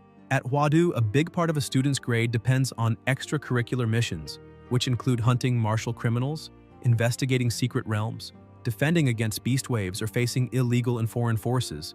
His first step is going to the activity center to pick up a mission and meet his partner again. A little later, already at the student center, he runs into Joe. Yihei greets him, saying it's been a while, and Joe agrees, saying he finally came out of seclusion because he had been waiting for ages. Yihe asks how things are and what his current strength is. Joe explains that he advanced to martial artist 2 months ago, but then notices something strange. Although Yihe looks the same on the outside, the feeling he gives off is completely different, something terrifying. Joe starts wondering how far his strength has reached and whether he could even fight someone like him. 3 days earlier, he had watched a private match between Huadu freshman president Jian Hui and the vice president of the Dragon Blood Society, Wu Yang. As expected, Wu Yang lost in just 10 minutes, and the most impressive part was that Jian Hui still hadn't used all his strength. Joe wonders if Yihe could beat him, but after thinking for a bit concludes that maybe even Jian Hui wouldn't stand a chance against him. At that moment, Chingu arrives in a hurry, apologizing for the delay and saying she finally made it. The protagonist turns to her and simply says, "Hey." Confused, she suddenly remembers what her mother said, that now she and Yihe were a couple and should act like it on campus. Flustered, she starts mumbling and leans forward to kiss him. Yihe, surprised, asks what she's doing and complains that they hadn't seen each other for 3 months and she didn't even say hello. Chingu turns away annoyed and mutters that she hates him deeply. Joe then tries to lighten the mood and explains that the screen on the wall shows the most popular missions and highlighted achievements. He says that he and Chingu already completed 3 above-average missions and that today they were just there to form a team with the protagonist. Chingu picks 3 options and says those suit them perfectly. The first is Hengcheng serial killer. Location Hengcheng, where in May the first case of extreme torture occurred, a married woman was skinned flawlessly and turned into a human coat hanger. Since then, the deaths have passed 40, including a 7th-level martial artist. The goal is to capture or eliminate the illegal martial artist, difficulty level 2. The second is investigation of the anomaly in lineage beast waves. Location the abandoned city of Liancheng, where, for unknown reasons, beasts began returning en masse to the secret realm. The opposite of what happened 2 months earlier when they advanced outward. The goal is to investigate the cause with the Dragon Guard Special Unit, difficulty level 2. The third is anomaly in Lingshui County, location Lingshui, where 2 weeks ago a group of tourists reported that the locals were acting strangely, craving raw meat and sleepwalking in large groups. The government denied everything, but a day later the tourists were killed one by one. A team of 1st and 2nd year students was sent to investigate, and now all of them are missing.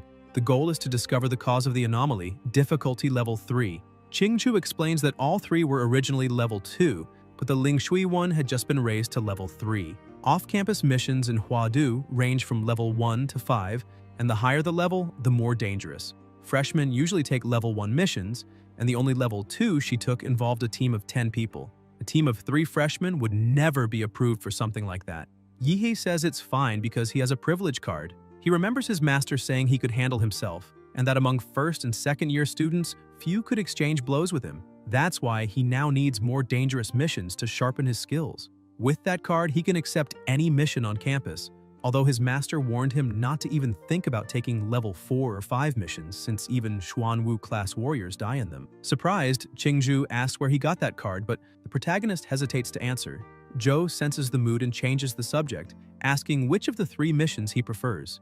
Yihe says risk and reward go hand in hand, but welcomes the topic change. He analyzes each one. The first is hunting a target, which will be inefficient since the police have been searching for him for months, and tracking him down will be harder than eliminating him.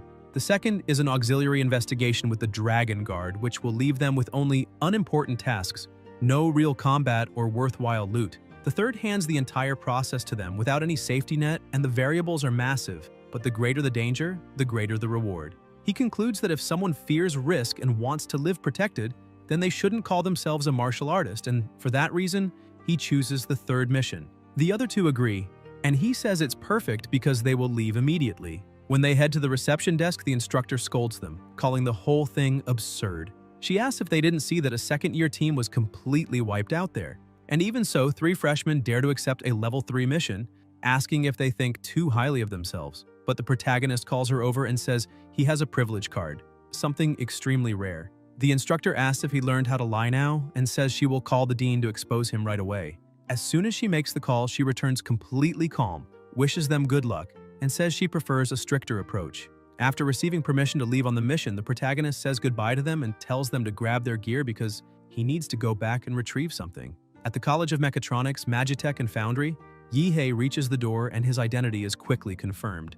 When he enters, he tells the director he came to pick up his weapon, the reward for placing first in the freshman evaluation. The president comments that giving up a technique of any grade to choose a weapon shows great insight, though it's a shame Gongke got to him first. Then he says it's time to stop the small talk and reveals the weapon, telling him to take a look at what was forged. He highlights that it has no elemental attributes but channels martial energy at 95% efficiency and was forged with the legendary and resilient Star Gold, a top-tier divine blade. He explains that the sword can cut a horse cleanly, is around 1 meter 20 long, has a flat shape, and a dark edge dotted with faint sparkles, the trademark of Star Gold. The backside is carved with dense sun and moon serrations, adding weight and impact, turning every strike into something devastating. Yihe draws the new sword and slashes the air to test it, continuing to swing it as the director explains that the handle is wrapped in black anti-slip leather, braided with metallic threads also made of Star Gold, making chi conduction easier. Each cut produces a whistle in the wind and a flash of chilling light, even though they are only test movements. The pressure emitted by each swing surprises everyone. The protagonist comments that it really isn't bad at all. The weight is perfect, the balance is steady, and the grip fits exactly. He finds it funny that the sword was made to his measurements from 3 months ago and still matches his current strength after advancing to martial artist. As he leaves, he says it was expected, because the Imperial University's blacksmiths are truly skilled. The director puffs up with pride and says that even Gongke calls him master when it comes to forging, but immediately regrets it and asks Yihe not to repeat that to her. Already in Lingshui County, the three walk through the streets. Zhou says that to keep the mission secret, they are disguised as university students on internship. Yehe thinks he first needs to sweep the area with his life field detection, since the Demonra model has already been raised to 71% that semester, which should cover the entire county. But he worries that his arrival might scare the rats and make them hide even more, complicating the mission, because the hard part isn't killing them, but finding them. Zhou calls them over to see the house the university arranged for them, but suddenly an old man approaches and asks if they need a ride, offering a cheap and fast tricycle. Yihe laughs, thinking the mission has officially begun. The three hop onto the tricycle, and the man comments that they seem well-mannered, asking which school they came from. The protagonist says he's from the city itself and brought 2 classmates to get to know the university's studies better. The driver, curious, asks who his parents are because he doesn't recognize his face. Yihe says his grandfather was Yi Shurong, who passed away a few years ago, and that after that he moved away. The driver then says, now everything makes sense because he's from the old Yi family. The protagonist thinks it was useful to have learned some Lingshui dialect on the plane, and that the identity information provided by the university was truly authentic. The old man starts to laugh, saying it's great to see a young man who still remembers Lingshui, because those who don't forget their roots will surely be blessed. Soon after, they arrive at the mansion base of Huadu University, the former residence of Yi Shurong. The driver comments that in 2 days there will be the big festival that happens every 3 years in Lingshui, and insists that Yihe show up, saying that if he feels too shy to go, he himself will return to pick him up. Yihe says he understands. Yihe and Zhou step inside, and Zhou immediately notices the house has been empty for more than 10 years and is falling apart, covered in weeds and swarming with mosquitoes, saying cleaning it will be a huge job. As always, Yihe prefers brute force. He lifts his foot and says he's great at cleaning. When he stomps the ground, he releases a small burst of radiation that burns all the plants and living things nearby. Zhou complains that this isn't cleaning but extermination. The protagonist replies that it's fast and practical. Zhou then tells them to put their bags away because he will install some cameras around the house for monitoring.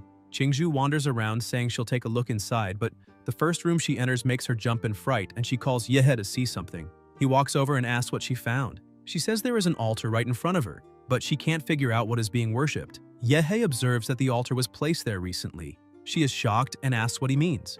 The protagonist explains that the altar is made of wood. If it had been sitting there all these years, it would have rotted by now, but it's only covered in dust, and if cleaned, would look brand new. Zhou raises his sword and asks if he is seriously saying someone put that there recently, because if that's true, he has a very bad feeling and thinks they should destroy the statue immediately. Chingu tries to calm him and says they should wait because it may be an important clue, and the best thing to do is examine it first. But when she looks to her side, she sees Yihe completely serious, nuclear energy gathering in his palm, saying he agrees. She screams, asking what exactly he agrees with, and tells him to stop acting like a lunatic. Taking a breath, she suggests that before breaking it, they should at least see what is under the statue's mask. As soon as Chingu removes part of it, the statue's eyes begin releasing a strange aura. Instantly, the protagonist senses something abnormal, grabs Chingu by the arm, and warns that something demonic is there, exactly as he suspected from the beginning. ordering Zhou to destroy it. Without hesitation, Zhou swings his sword, but the moment they cut it, all three are shocked to see a black liquid oozing from the statue. With his sharpened senses, Yihei understands what's happening and says the demon will not escape, ordering Zawarudo to act immediately. With that, he manages to trap the creature and tells Zhou to seal it as fast as possible.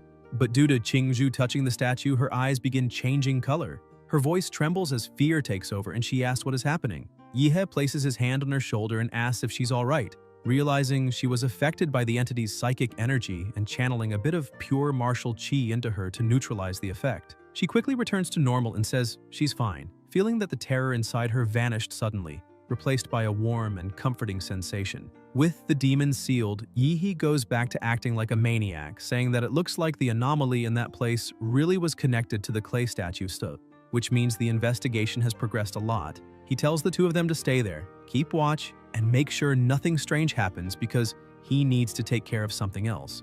As he walks away, he thinks about the radioactive tracker he placed on the old man with the tricycle and that, judging by the time, it should be time to spring the trap. With a cold smile, he mutters that the old man won't need to look for him because he'll be the one going after him.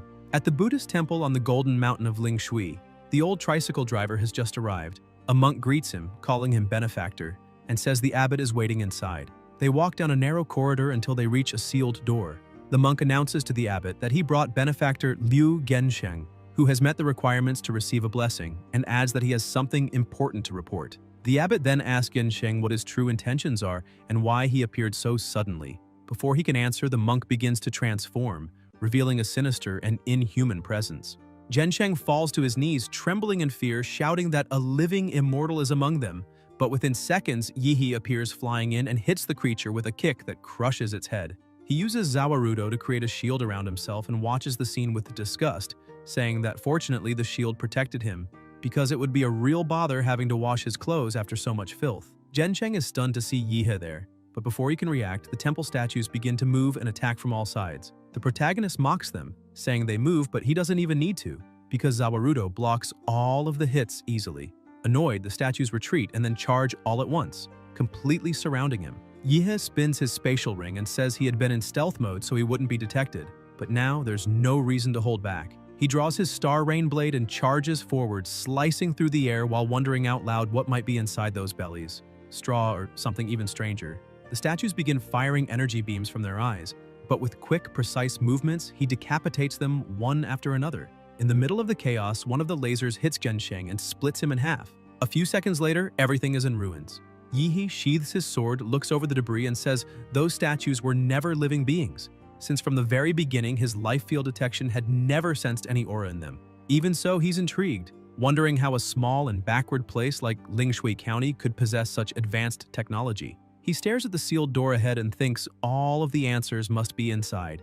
He mutters that, since he's still a university student, he should at least be polite enough to knock before entering, then orders Zawarudo to knock on the door. As the spirit starts pounding hard, Yihei shouts, asking if anyone is home. The punches grow faster and heavier until the door shatters completely. When he steps inside, he is stunned by what he sees, a colossal statue towering before him. He comments that this is truly another world entirely, never imagining a gigantic underground palace would exist here, much less a monumental Buddha. He shouts that the guest has arrived and asks the little rat if it will keep hiding. At that moment, another Buddha slowly begins to move and speaks in a deep voice, saying it bears no grudge against the protagonist, calling him benefactor and asking why he has invaded.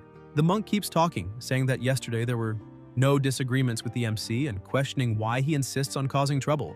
But Yihei asks the monk if he's going to keep this little act and cuts him in half. Yet the monk appears behind him, saying that the blood sins he carries are deep, so the MC turns around, shouting for him to stop talking and start fighting. But when he steps a bit harder, he notices the ground cracking and suddenly begins to fall into a hole. When he stands up, he realizes the place looks just like a sewer and wonders if one of the 18 portals could be some kind of floodgate, but the monsters start to appear and he notices it's the same lizard monster as before. However, this time there are way more of them, and all of them carry the aura of first or second level martial artists. Besides that, their vital energy is almost identical, as if they had been mass-produced. He questions whether they might be some kind of artificially created robots, but if they think they can defeat him just with numbers, they're all wrong, because the people who tried are already 6 feet under. He prepares himself using the Xuan Huang blade technique, and a terrifying amount of energy begins to surround his sword. He uses the first form and cuts everything around him. More monsters start appearing, and the MC smiles, asking what kind of decent temple breeds this many freaks in its basement. They rush forward, but every one of them is completely wiped out. The MC stands over a pile of bodies, even including one of the monks from the surface, and the robot head he was holding keeps repeating that the blood sins he carries are deep. Yehe realizes it's just a dumb robot, since even with its head torn off, it keeps repeating recorded lines. He yells, asking the puppet master if he's really not going to show up. Suddenly, everything starts shaking and he hears a voice laughing, saying that it looks like they've poked a heavy enemy this time. But that's all it is. A giant statue begins to move and charge energy as it stands up, looking at the MC, saying that he has no salvation anymore. Yet Yehe keeps mocking it, asking what he stole from the council to even transform like that. The statue starts attacking, saying that it's time for him to return to the cycle of reincarnation. Using all of its strength, it slams the ground, trying to crush the MC beneath it. But Yehe starts releasing his radiation, telling the statue to come at him with everything and not get anxious. As it hits the ground, something strange begins to happen. The robot's defense system warns that there is an energy surge beyond parameters and that the right arm is overheating. Then, several errors begin to appear, stating that the energy level keeps rising. The statue questions what that could be. The MC had fused and rises from the ground, landing a punch right in the robot's face, immediately grabbing its head, saying it's not over yet, and hits it with a knee strike. The robot's head is completely deformed, and another critical alert appears, saying that multiple damages were detected in the head. Trying to defend itself, the giant statue releases the rosary funnels, firing lasers at the MC, and then launches all its projectiles, causing another explosion. The statue becomes irritated, asking what kind of monster he is, since he's forcing it to use every type of weapon to try to contain him. Yehe walks out from the smoke, saying that, to be honest, those little toys are just thermal weapons, and against a martial artist they are useless. The robot realizes nothing worked, and tries to use its secret weapon, saying the MC is a stubborn insect, and that's why he'll go straight to hell. But before it can do anything, Yehe uses the embodiment of the meteor, creating multiple spikes from the ground that pierce the robot's body entirely. With an absurd amount of nuclear energy gathered in his mouth, he says it's time to disconnect that lying monk, and after destroying it completely, he apologizes for breaking the biggest puppet in that place. By destroying the floor, he ends up falling into another area, and when he looks around, he realizes that people have dug a huge cave inside that mountain, and that there might be even more lizard men or giant Buddhas in there, and that whoever is behind all this must be some kind of mad scientist obsessed with experiments. After walking a bit, he finds an opening just like he imagined, and now he can finally discover what is really hidden beneath that lotus pedestal. Half an hour earlier, some people were inside a control room watching everything that was happening. One of them tells the doctor that the man defeated the mechanical bodhisattva guarding the temple entrance.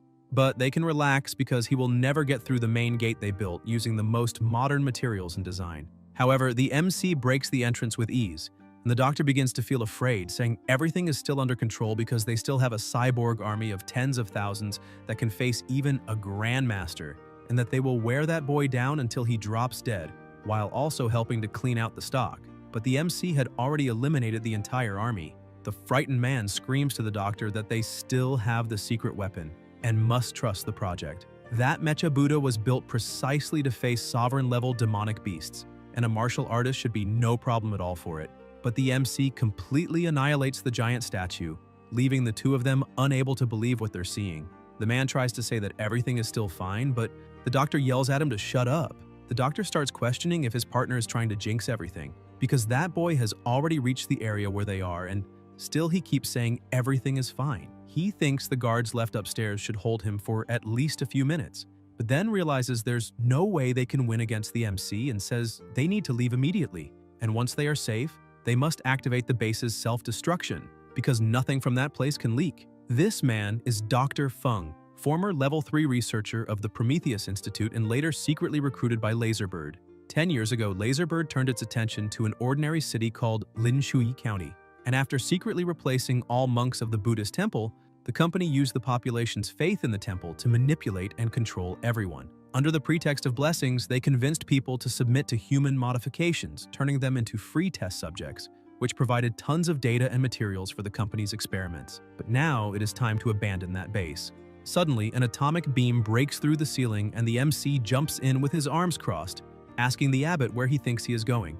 The man grabs the doctor, telling the guards to protect him because they need to get him out of there, but with incredible speed, The MC passes through the guards, defeating them instantly. Feng asks him to wait because there is still time to talk and holds a device in his pocket, thinking that all he needs is to press the button on his watch and the self-destruct sequence will begin. Laser Bird implanted microbombs in all important researchers and managers, and also keeps their families and friends under surveillance to make sure no one disobeys or leaks any secret from the base. But the MC manages to take the controller from Feng's hand and grabs his mouth, lifting him off the ground. The doctor starts running out of air and is about to faint until the MC drops him to the floor. With a serious tone, Yahe says he wants to know exactly what they are doing in Linshui County, and the doctor becomes frightened. Yahe keeps pressuring him, asking if he was the one who eliminated those 3 young martial artists and what exactly they are doing there. The doctor starts shouting that he can't reveal anything about the experiments, because there is a signal monitor in his brain, and if he mentions any company secret,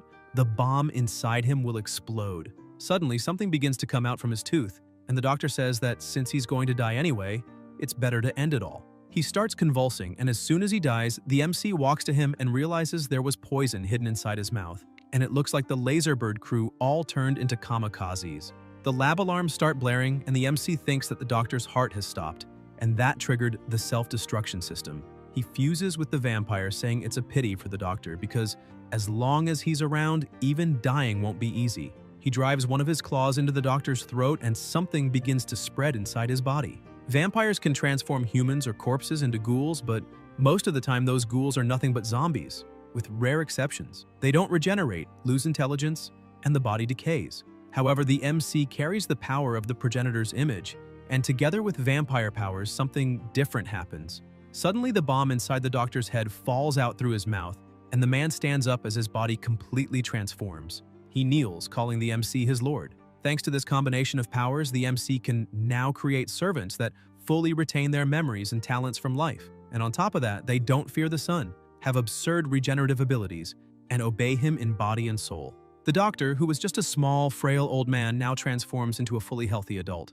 Yahe says that now that the doctor cannot die, the self-destruction sequence must have stopped, and from that moment on, he will call him Mad Doctor because his past no longer matters, and all he will do now is serve him. The Mad Doctor replies that it will be a great honor to serve his master, and Yahe points out that now that the doctor has received the power of the progenitor, they share a mental link, and those monitoring devices no longer have any effect. He begins reading all the servants' memories to discover when the city started being infiltrated, and a man appears in the memories, the same man who was with Feng. He calls him Little Liu, saying it isn't even noon yet, and he's already running away to eat.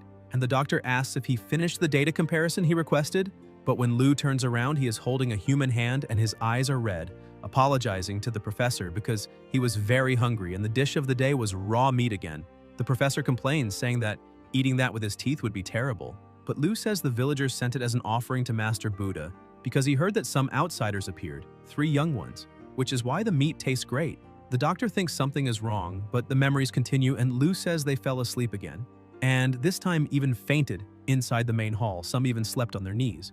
And he asks the doctor if that isn't great, because now they can take those hillbillies straight to the lab and store them, saving work. Feng replies that those people came there to pray and seek blessings, so why did they suddenly fall asleep like that? Liu questions what the problem is, and if sleeping isn't normal for them. Feng keeps thinking something is very wrong because in the realm of celestial descent he was praying but didn't know exactly what that was. When he looks at his arm, he sees a sequence of numbers and asks what that engraving is, because it looked like a numerical riddle, and the answer is that it is a file code in the company's internal format.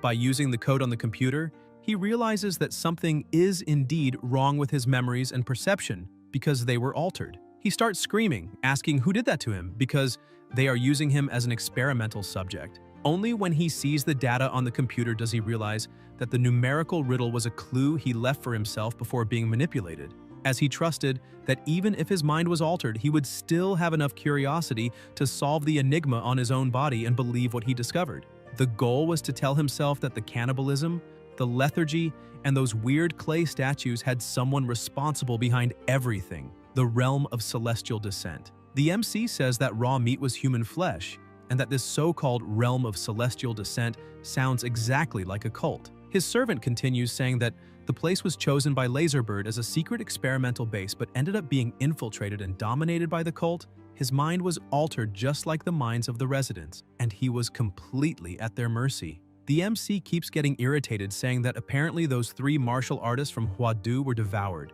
and that both he and his 2 companions sent to investigate are also considered high-quality ingredients. It had been 8 years since the doctor took charge of Linshui County. The Buddhist temple base was completely finished, and the cyborg modification technology was already advanced and ready for mass production, marking the beginning of a new era where martial artists would be replaced by cyborgs and much more efficient and powerful combat machines, because Prometheus's path was the right one. After identifying the anomaly, he discovered that the outbreak in Linshui began in February of last year. The first sign appeared in March, and they organized a team to investigate, but day by day, his mind was being altered until it was fully assimilated. Amid all this, he tried using his researcher's logic to find flaws and regain consciousness a few times. But in the end, he couldn't escape his fate. The confidential information showed that the temple base was already so assimilated that it was nearly impossible to resist that will.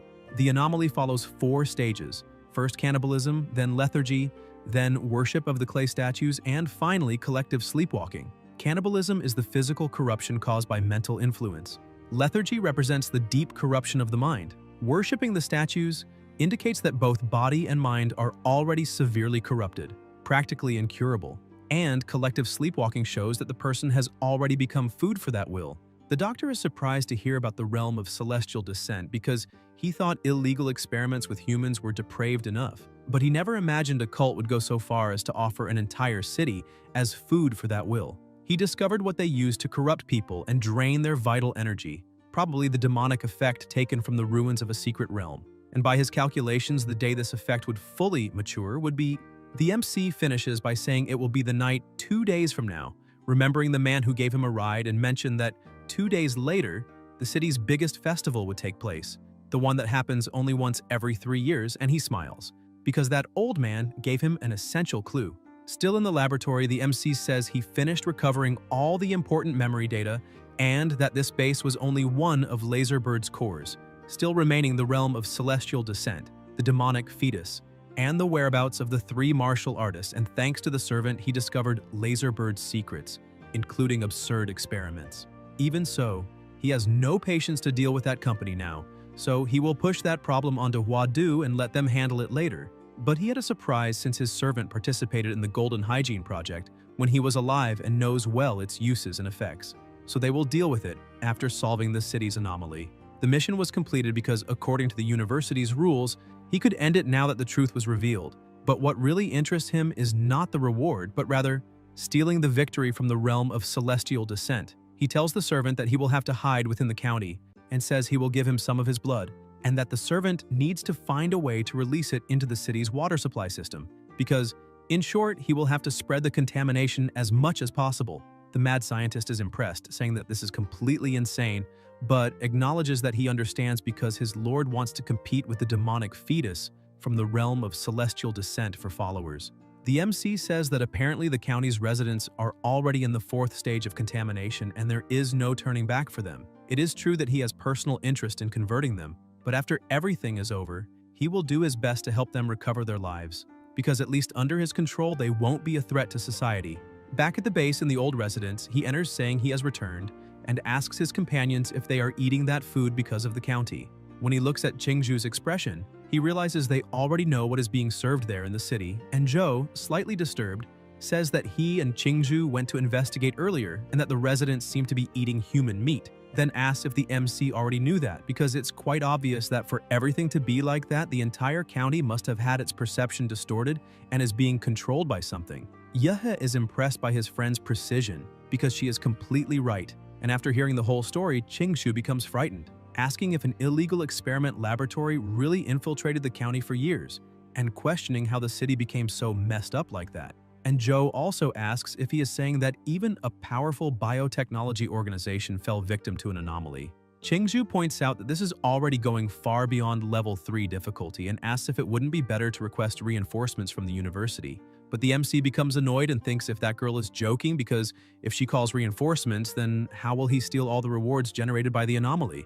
He shouts for them to relax because although the mission's difficulty is strange, it doesn't threaten their safety, so they need to stop the drama, since if every time danger appears they run to ask for help, they will never achieve anything in life. He asks only to hold their positions and wait until nightfall because In the anomaly of the county, they have already seen cannibalism and worship of clay statues.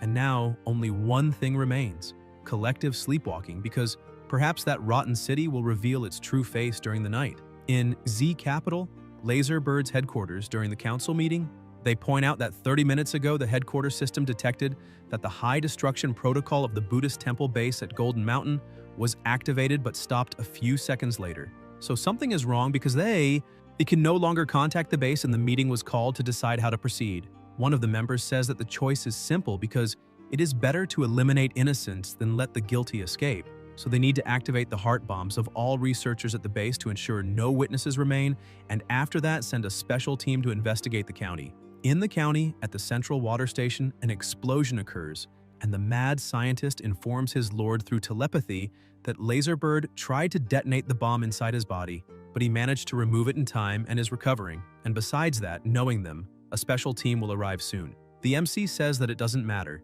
and that he needs to proceed with the plan, and his servant assures him that everything is ready. In the middle of the night, on Platform 2, a man gets off the train, looks around, and says that the place is so isolated that he finally understands why the company chose it to build a secret base. And this man is known as Catfish. Another person gets off saying the company has already investigated Jia's Dragonbird and that they have no involvement with the temple base, and she wonders who it could be since the company has too many enemies, and this woman is known as Ares. Other people start getting off, a man called Golden Serpent and a woman known as Bluebird, and another man comes after them saying they need to take a look at the base first. This is Black Lion, and he emphasizes that the entire team needs to destroy all equipment and data they can find. Catfish asks the captain if they can eat something first because during the trip they only ate instant noodles, and Golden Serpent says they should find a place to feed the baby first, but Ares tells him to stop being such a pervert, and Catfish says it's dark so she can feed the baby right there because he won't look.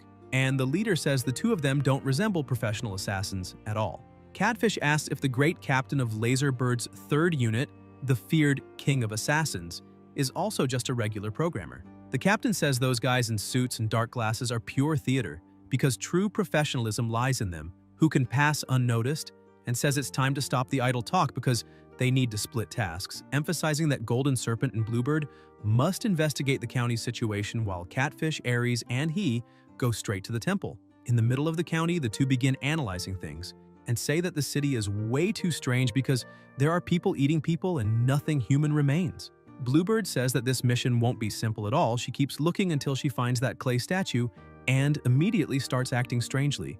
Meanwhile, Golden Serpent receives a call saying that the cause of the incident at the Buddhist temple base has been detected. A powerful martial artist destroyed the facility alone because there are more than 10,000 dead cyborgs scattered around the base. Even a combat mecha was destroyed with brute force, and because of that, no employee survived. The base director and head researcher, Dr. Feng, is missing. His body wasn't found in the base or nearby. Distorted sounds begin echoing on the phone, and Golden Serpent asks if the signal is being blocked, and as soon as he looks through the window, he is completely shocked because the residents were acting like zombies. He realizes it is collective sleepwalking and that they seem to be surrounded. He says they have been discovered and calls Bluebird to get out quickly, but she simply attacks him. And while lying wounded on the ground, he looks up and notices her expression has completely changed and wonders if it's possible that she's being controlled by something. When looking into the room, he realizes that the statue might be the cause and questions whether it was brought from the ruins of a demonic secret realm of Barros Moon. Meanwhile, atop the central church, the MC was acting exactly like a vampire. He looks at the moon and notices it is enormous, and he points out that his field keeps being blocked by something. He takes his phone, saying he first needs to inform his companions about the location of the crowd. He warns that all the sleepwalkers are southwest, but what he really wants to know is, if collective sleepwalking is that so-called will feeding itself, then what is the process? And he will find out soon. Golden Serpent begins to wake up, asking what is happening to him, but when fully awake, he realizes he is tied to a stake in the middle of the city and asks what the hell is going on. He realizes those people are the county residents and are also being controlled. He starts shouting for Bird to wake up immediately, but she doesn't respond. He tries speaking to the people, asking if they are from the realm of celestial descent, because they can talk since the organization behind him is very powerful. But he also realizes it's useless because those people cannot speak and the only word is gone, as he suffered brainwashing from the realm of celestial descent, and now they can't even be called human beings? They are demonic beasts in human skin. maybe even more terrifying than demon beasts because at least beasts fear pain and death, but those fanatics fear nothing. Suddenly, a very loud noise echoes everywhere, and Golden Serpent asks if that is a bell, and when he looks up, he notices the moon is bigger than ever. All the people begin smiling and climbing on top of each other, trying to reach the moon, forming a mountain of people, and the stakes that were stuck in the ground are removed and carried to the top of that mountain of bodies. Meanwhile, inside the facility, the captain says he isn't able to contact Golden Serpent or Bluebird, so they are probably in trouble, and it's very likely that whoever destroyed the temple base did something to them. He says that either way, something big is happening in the city, and they need to act first, so they must return. But when they go outside, they are impressed by the size of the moon. Ares points and shouts for everyone to look, asking if that really is a beam of light because that beam of light is descending at some point inside the city. Black Lion is surprised, saying that apparently the destruction of the Buddhist base is far more complicated than their bosses imagined. They begin running, saying they need to check where the moonlight is landing, because that might be why they are losing contact with Golden Serpent and Bluebird. As they run through the city, the captain notices someone nearby and attacks, but the attack is easily blocked. He realizes that Umbrella is a magical item, and that the person approaching them is not an ordinary one. Chingu asks who they are and why they are attacking. The captain starts laughing, saying that judging by their clothes, it's obvious she isn't from there, and asks if they are the worms who destroyed the Buddhist temple base. The battle begins, and the captain tells his two companions that he needs only 3 seconds to finish off those 2 insects. The other 2 begin to advance, saying they will hold them, and Catfish says it's a waste to eliminate such a beautiful woman, although he doesn't mind playing with the corpse. Chingu defends herself but is impressed by the man's absurd strength. Joe uses his ice to push them away, but the captain easily destroys the ice, startling Joe. He says those 3 are at least high-level martial masters, so it's better not to confront them directly and they need to retreat. She agrees, but before they can move away, the captain appears with a blade at both their necks, saying there was just a 1-second difference. He notices there is another person and narrowly dodges a sword, saying that it was close. The captain asks who he is and whether he is with the other 2. The MC says he is the one who will eliminate him. Black Lion starts laughing, saying he has found another person who talks too much and begins using the assassination arts. 12 phantom forms and countless clones rush toward the MC, saying it's time to die. But Yihi uses Zawarudo, identifying exactly where each clone is. He says that a warrior at the martial grandmaster level, protected by martial chi, wouldn't even be scratched by a cannon shot, but could still die. He starts hitting all the clones quickly, saying that the phantom clones of the assassination technique are truly incredible since it's impossible to tell which one is the real body. He begins channeling energy into his hand, saying he doesn't even need to find out which is real. And while looking at one of the clones, he says that this is Black Lion, true name unknown or discreet, the king of assassins. The MC attacks him, landing a direct blow to his forehead. He falls to the ground and Yihei says he is already dead. He picks up the body from the ground, saying it's better to take it while it's still warm because that opponent's blood will help him advance to the next level. He quickly begins to drain all the vital energy still in the body, and as he turns the man into a pool of blood, he says it's not bad at all because he just reached the 8th level of a martial artist. Catfish is terrified, asking what that was because the captain was eliminated by that boy in the blink of an eye, and says that besides that, the boy drained the captain's blood, so he must be a monster. Yaha tells the 2 that it's not over yet because now he will show something even more interesting. He uses the demonic art of imprisoned flesh, blood demon puppet, and a hand begins to emerge from the pool of blood. They are completely terrified, asking what that thing is. The body begins to reconstruct itself, taking the captain's shape. Filled with fear, Catfish asks what kind of abomination that is because each one of them is more terrifying than the last, and she questions whether they are really martial artists. Ares throws the baby into the air, saying they can leave everything to her. And that baby begins to expand, turning into a gigantic monster. She orders her treasure to finish off those 2, and Catfish starts running, saying that now is their chance to escape. The MC tells Chingu and Joe to stay with his demon shadow and take care of that cyborg, because he is going to hunt those 2 martial masters. Joe activates his awakening of the demonic ice dragon bloodline and starts facing that monster in front of him. The battle between the 2 continues. Joe tries to use his ice to restrain the monster, but with its brute strength it manages to defend itself. He takes advantage of all the mist caused by the impact of both attacks and strikes from above, managing to cut off part of the monster's body. Joe is impressed that the monster managed to dodge the vital point and thinks that for something so big, it has very fast reflexes. But when he looks back, he realizes that wound actually showed the monster is a cyborg. The monster keeps attacking him and he is forced to retreat because of its incredible speed. But the MC's shadow uses its clone attack, cutting the cyborg in countless places. Chingu takes advantage of the opening and uses her energy charged with the bloodline technique, attacking with the purple flames of the underworld. Joe pins the monster to the ground with his ice so it cannot escape that attack, and the blow hits, causing a devastating explosion. Meanwhile, in the sewers, Catfish is complaining because the last time he ran that much was on the battlefield of warlords and drug lords in the Triangle. He senses an attack coming his way and manages to dodge, and the MC remarks that rats really do like to run into the sewers.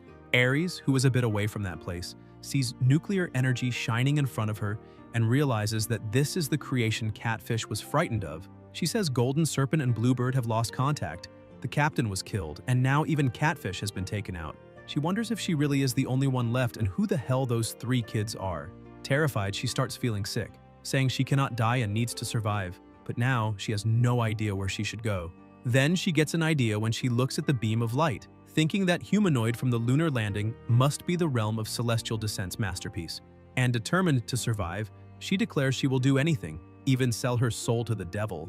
As she runs toward the light beam, she is shocked to see that the humanoid she saw was actually just a pile of human bodies stacked together, and the whole thing is extremely grotesque. With his sword drenched in blood, a red aura, and the head of his last opponent, the MC approaches, asking if she is really going to climb up there. She starts to panic and thinks this is no time to hesitate and begins climbing that pillar. When she reaches the top, she sees that it is a door. She tries to open it and a purple light begins to shine on her face. She cries, saying she missed her father and mother so much. As the door begins to open, the MC, who was behind her, starts smiling and simply dissolves. From afar, the real Yahello was watching everything, saying that the realm of celestial descent used the fear that woman carried in her heart to create an illusion of him and force her to climb to the moon, and that this is quite clever. He looks at his phone, saying that of the assassins the company sent, 2 have already been eliminated and it would have been better if he had taken out the other 3 as well. But his eyes start to shine with thirst for battle, and a smile spreads across his face. He points out that now it is time to see the people from the realm of celestial descent, since they should arrive in the morning, and for sure after losing a base and the squad, the company Laserbird will probably retreat, meaning that for now, no external obstacle will interfere with his plans, and after so much preparation, the time has finally come for the real show. That gigantic moon vanishes and returns to normal, people start going back to their homes, and the 3 of them look down at the county from the top of the cliff. Chingu tells the MC that this mission is getting stranger than they expected and asks if he really wants to keep going. The MC asks her to relax because he knows exactly what he is doing, and besides, it is not just the 3 of them. There is someone powerful helping from the shadows who simply prefers not to appear. Joe is surprised and thinks it really is possible for them to have a hidden ally, and that, after spending so much time with the MC, it is impossible for him to be just that ordinary kid described in the records. Among martial artists, there are higher and lower bloodlines, and the ones of the higher level are almost another category of existence compared to ordinary people. Joe thinks the MC is either the bastard son of some powerful master or a young heir of a great martial family undergoing a trial among mortals. And if it is the second option, then there is definitely someone protecting him, which would explain the mysterious ally he just mentioned. Yahello begins releasing an extremely powerful aura and tells his 2 companions that today he has a mission of utmost importance for both of them. That aura coming out of his body begins to spread, taking on a human shape. He says that soon the 2 of them, together with his shadow clones, will walk around the city destroying the clay statues inside the houses without hesitation. Joe receives the order and starts moving forward with the clones, and Chingu feels a bit uneasy about it but prepares to advance. The MC calls her, asking her to trust him. She lowers her gaze a little, but with a warm smile she says it is fine because she trusts him completely. However, she would like him to also trust his companions a little more because he doesn't have to do everything alone. Sometime later inside a temple, Yahello meets his servant and says they need to get straight to the point because they don't have much time and must prepare for battle.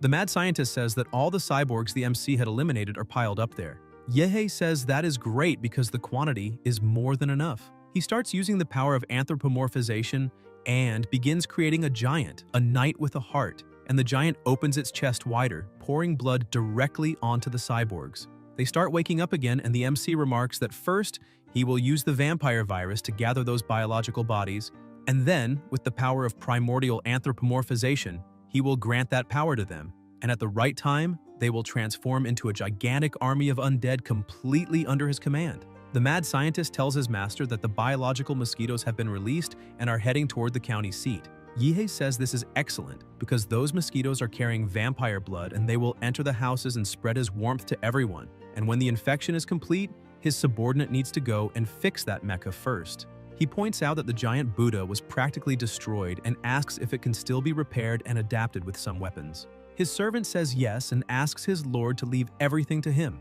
He smiles, saying that now everything is underway and that he would like to see how his opponents from that so-called realm of celestial descent will act. In the past, the realm of celestial descent was known as the Humanity is Doomed faction, which appeared with the first invasions of the secret realms. With a mysterious religious leader wielding terrifying power taken from the ruins of one of the secret realms, this group grew at an absurd speed, and their doctrine was to create a demonic fetus from a secret realm and feed it with human bodies and souls, thus creating a temporary vessel for a god to descend to Earth. The idea was to guide that doomed civilization as if it were a true celestial kingdom, and the leader said that territory had been the hardest to conquer so far but was about to become part of the realm because the divine fetus was about to be born. Still on the bus, the people tell the bishop that the county is just ahead and that it was there that the archbishop planted the divine fetus 4 years ago. And one of them says it is a tragedy because the archbishop did so much for the sect and ended up being ambushed and eliminated by those fools from Dragonbird. And in the end, he did not even live to see the fetus he cultivated with so much effort reach maturity, which shows how cruel and harsh that world is. Another says the archbishop was a merciful, generous, and upright man. So how could he be eliminated like that when not even his body was left for them to bury? And the man among them replies that this is exactly why they cannot let his sacrifice be in vain, because they cannot just sit and watch that world sink even deeper because of a bunch of reckless people. And if nothing is done, it will become another domain of sin. Everyone on the bus begins praising, saying they must welcome the coming of God, the child, that this is their salvation and the salvation of humanity, asking for God to descend to the world and for paradise to form on earth, while a leader shouts for them to fight for God, marking the arrival of the night of the second day. When they arrive, one of the members says, "This moment is thrilling, because in the entire history of the sect, only 2 divine fetuses have truly been born, and now their names will enter the sect's sacred records. The first one born in the realm of celestial descent caused climate changes, tsunamis, volcanic eruptions, and other disasters, and hundreds of millions died, were injured, or were forced to flee, and all of that happened in just 1 minute of God's activity.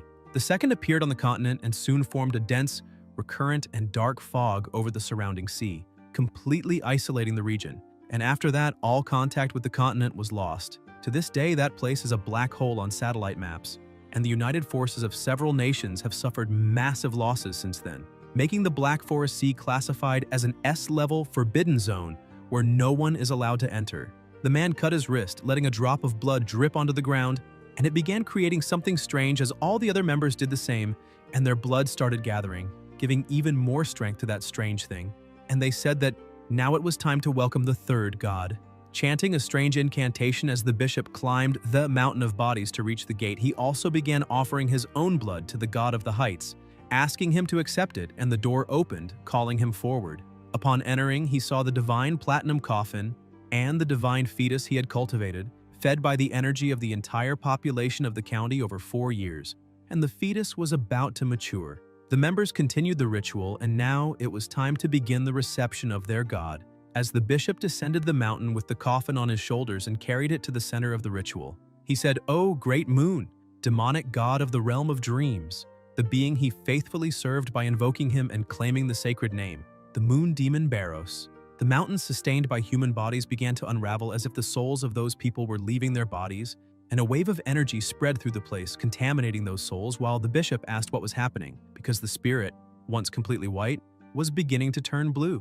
He says it might be because of that roar that happened a while ago, and wonders if that could have contaminated the spirit, but soon thinks it makes no sense because how could the spirit of the divine fetus have been corrupted by an unknown roar, and who could be behind it? The blue energy begins moving toward the divine platinum coffin, and the bishop screams that the ritual cannot be reversed, and that the blue spirit is being corrupted, trying to desecrate the fetus. Suddenly the MC appears, apologizing to the bishop, and he turns around frightened, asking who he is, while Yihi asks if even now he still cannot guess. He uses the star rainblade, third form of the officinal flesh, cutting both the bishop and the moon in half and saying that he is the true demon. The bell begins to ring, and before departing, the bishop calls out to Baros, the moon demon, and the MC says that this is disappointing because not even the 3 demonic artifacts manage to help him. Suddenly, another person approaches, telling the MC that he truly has an absurd strike and asking if he would be interested in joining the divine sect. The man removes his hood, saying he would like to introduce himself as Linky, the current supreme leader of the divine sect of the Xia realm, and that the one the MC just eliminated was only the vice bishop, emphasizing that the MC must already understand that being part of the sect means living dangerously, so it made sense for him to send someone pretending to be the chief. Yahello realizes that the one he eliminated was just a pawn and charges at the true leader, but Linky begins using his abilities to restrain the MC, saying that the place was a sacred ground prepared to receive a god, and therefore not somewhere he could just enter and leave as he pleased. Yahello begins to feel something binding him, but cannot see what it is, and wonders if it could be some psychic power. He uses the power of Zawarudo and easily breaks free from the restraints.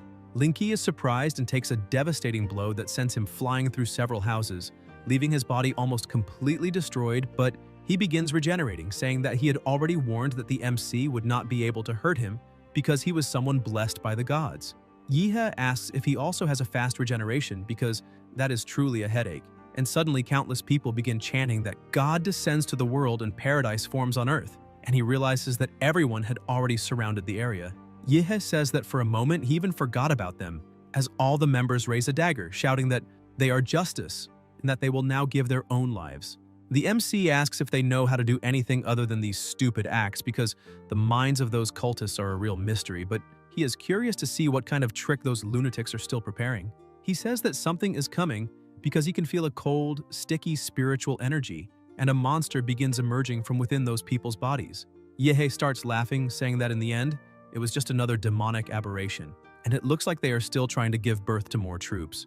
An overwhelming force begins to rise, and the MC says it is a pity, but now he can also summon his own troops as giants start appearing in the area, and Yahello points out that he did not bring the lizard men back for nothing, because they would serve as vessels for those humanoids. The demonic beasts begin attacking, but they are completely torn apart by the attack of the humanoids, crushing them as if they were mere ants.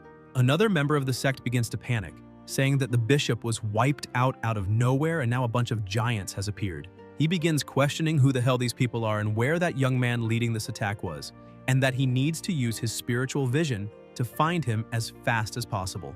When he manages to locate him, he realizes that the MC is beside the coffin, because his true target was the divine fetus.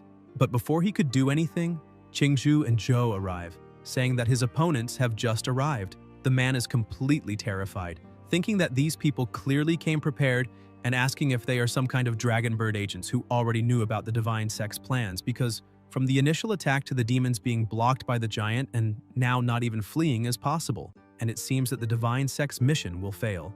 Meanwhile, beside the coffin, the MC says that just by coming close, he already feels a cold that seems like it will freeze his soul, and that the thing inside the coffin is full of hostility toward him. But that was to be expected because it was him who put an end to that god. The system appears, saying that the host received 5 points of divine spatial energy, and that during the final stage of the ritual of the realm of celestial descent, half of the faith power that the realm had gathered over 4 years to form a body was corrupted by the host, and that corrupted faith power was still used by the demonic fetus to create a body allowing the moon demon to act in the mortal world, which made part of the moon demon's divine power be stolen by the host Yahello at birth. The MC is shocked to discover that this is what happened. He places his hand on the coffin and says that, to be honest, he never cared much about those weak people from the realm of celestial descent because his true enemy from the beginning was always that god tied to the moon and dreams, and even after stealing his power, that god, being just a weak and malnourished baby, should have awakened already. He throws the coffin lid into the air, asking why the god is still hiding inside the coffin, but then he is surprised to see there is nothing inside. He summons his sword, saying that if that fetus calls itself a god and is still hiding, then a total silence takes over the place. The MC realizes that the roars and the fight between the giants and the demons vanished out of nowhere. Moreover, the battle between Chingu, Zhou, and the vice bishop also disappeared, and it seems that only he remained in the entire world. Suddenly, someone calls his name, and the MC turns around startled, asking if someone is there. Linky is standing in front of him, asking if the MC had already forgotten about him.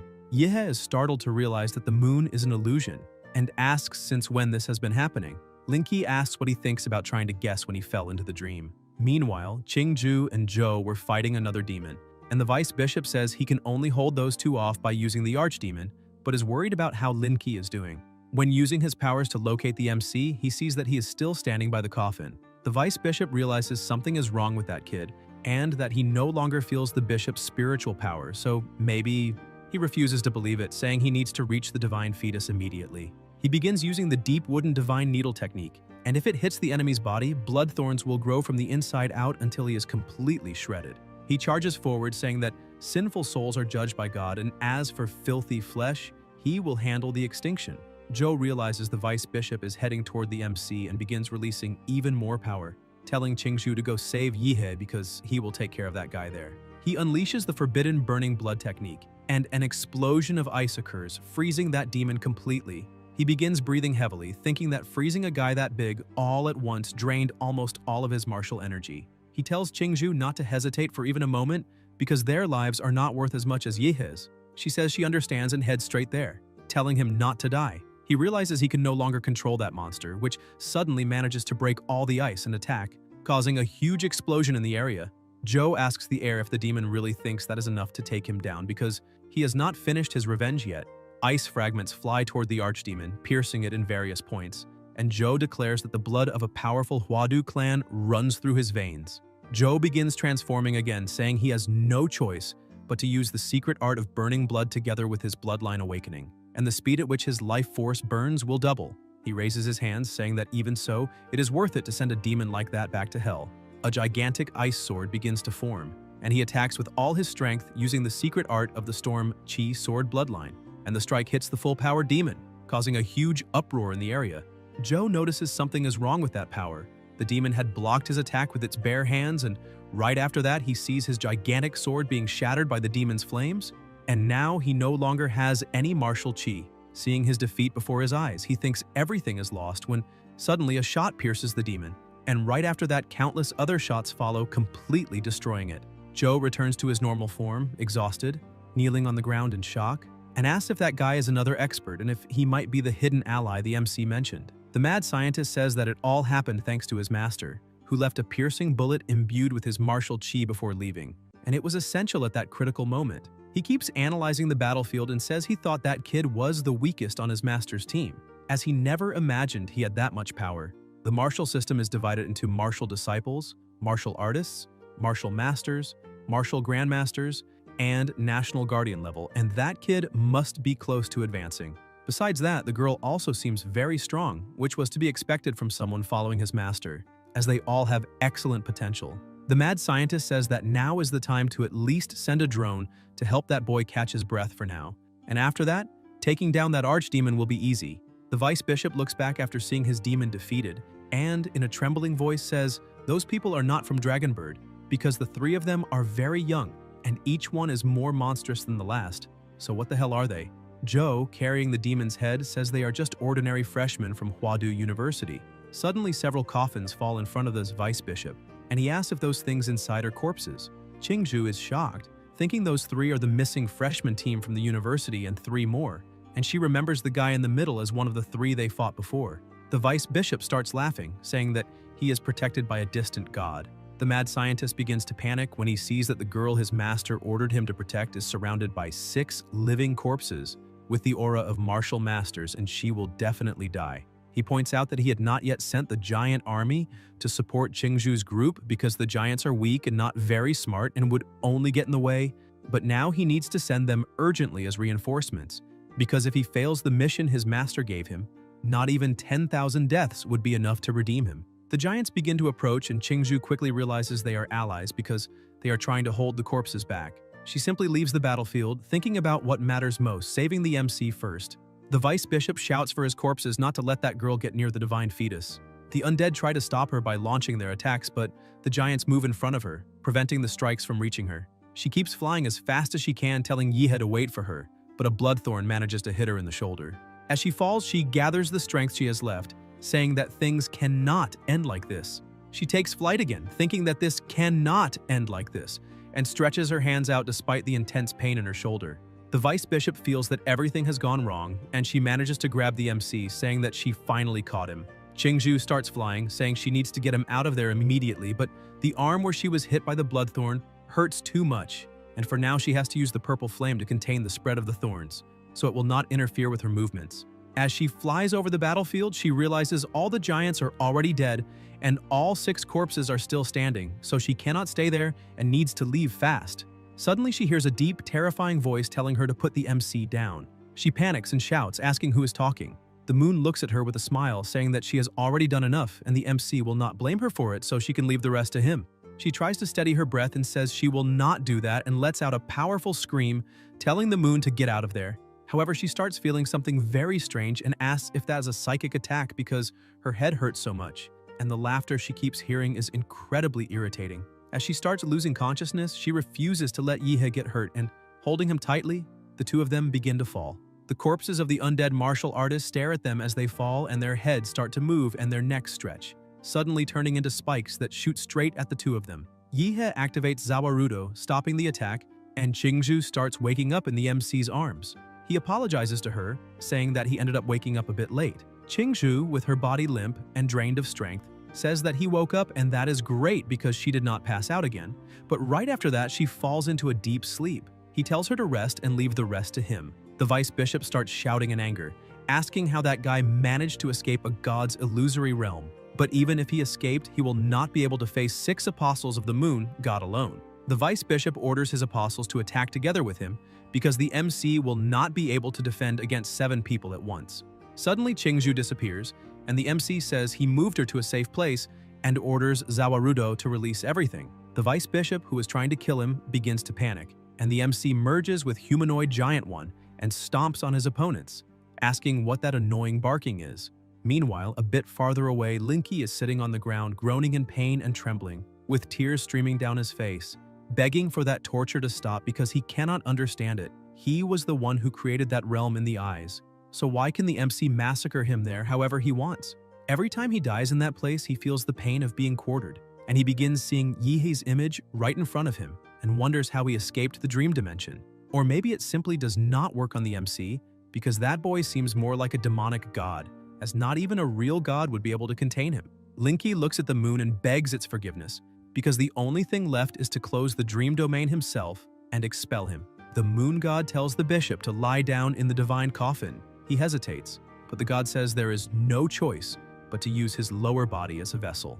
Meanwhile, the MC is finishing cleaning up the mess and remarks that in the end, even after gaining power, those people are nothing more than a pile of corpses, and now he has already wiped out all the followers of that cult, but suddenly something approaches, saying that there is still one left. A being with an extremely powerful aura begins drawing closer and stares directly at the MC, who starts smiling excitedly, saying that he, the moon god or moon demon or Baros whatever, finally decided to show up. The moon god begins descending, but suddenly the MC realizes that the place he is standing in has become the moon. However, he thinks that cannot be the real moon because it does not have that overwhelming space cold and he is not running out of oxygen. So it must be something like the Master's Massacre domain. A domain is not like an illusion that messes with the mind, it overlays reality, and any damage it causes is real.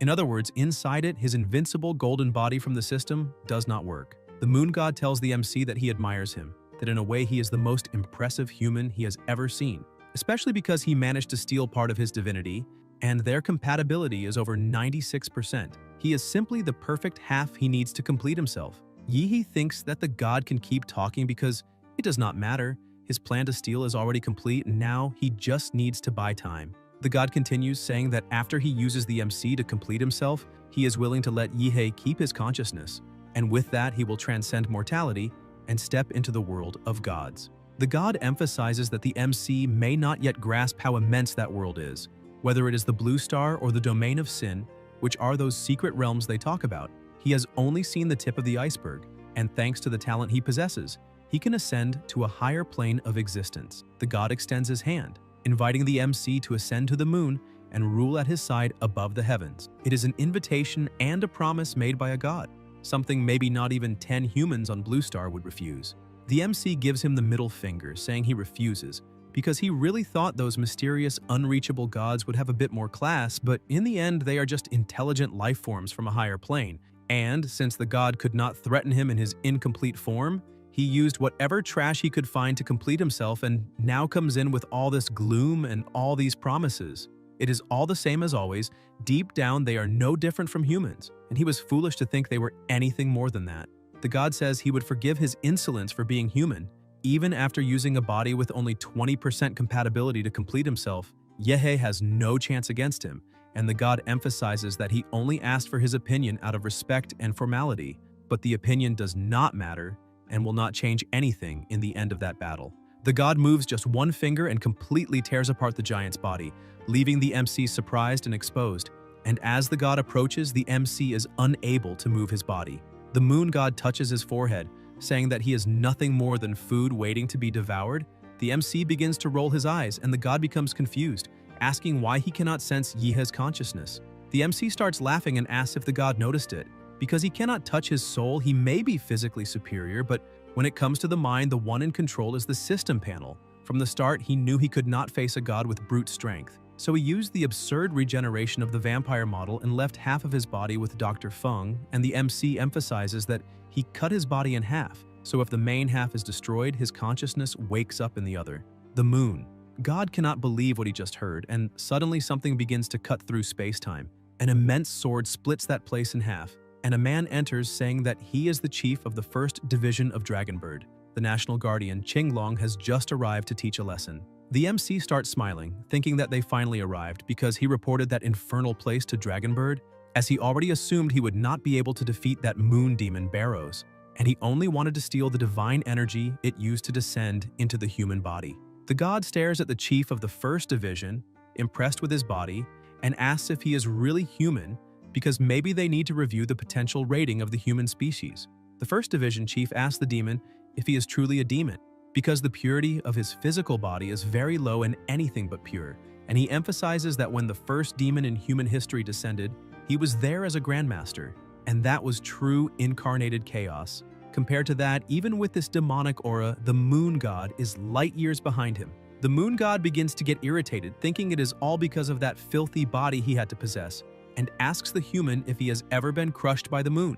He pulls the MC, saying that now that body belongs to him and he will not let it be damaged by that fight, then throws him far away. The 1st Division chief begins asking why that demon is trying so hard to protect that boy's body and valuing it so much, but decides to ignore it for now, because first, he needs to seal that demon, and after that he will go after the MC to better understand the situation. Since before leaving, Shi Jingwen had told him the boy's name is Yahello. The two begin their battle, and the demon asks the 1st Division chief to show what he is capable of. In a forest a bit distant from that place, the MC was protected by an energy sphere, and upon landing, the sphere dissolves, and he says he is a little nauseous and begins wondering where he was teleported to, because his vital field detection system is unable to locate the county, and apparently he was thrown far away. And this only confirms that the moon demon calculated that his fight against Qinglong would devastate the entire county and its surroundings. And luckily, he had already sent the doctor to flee with Chingu and Zhou, who were injured. However, he truly did not expect that demon to have an instant teleportation ability,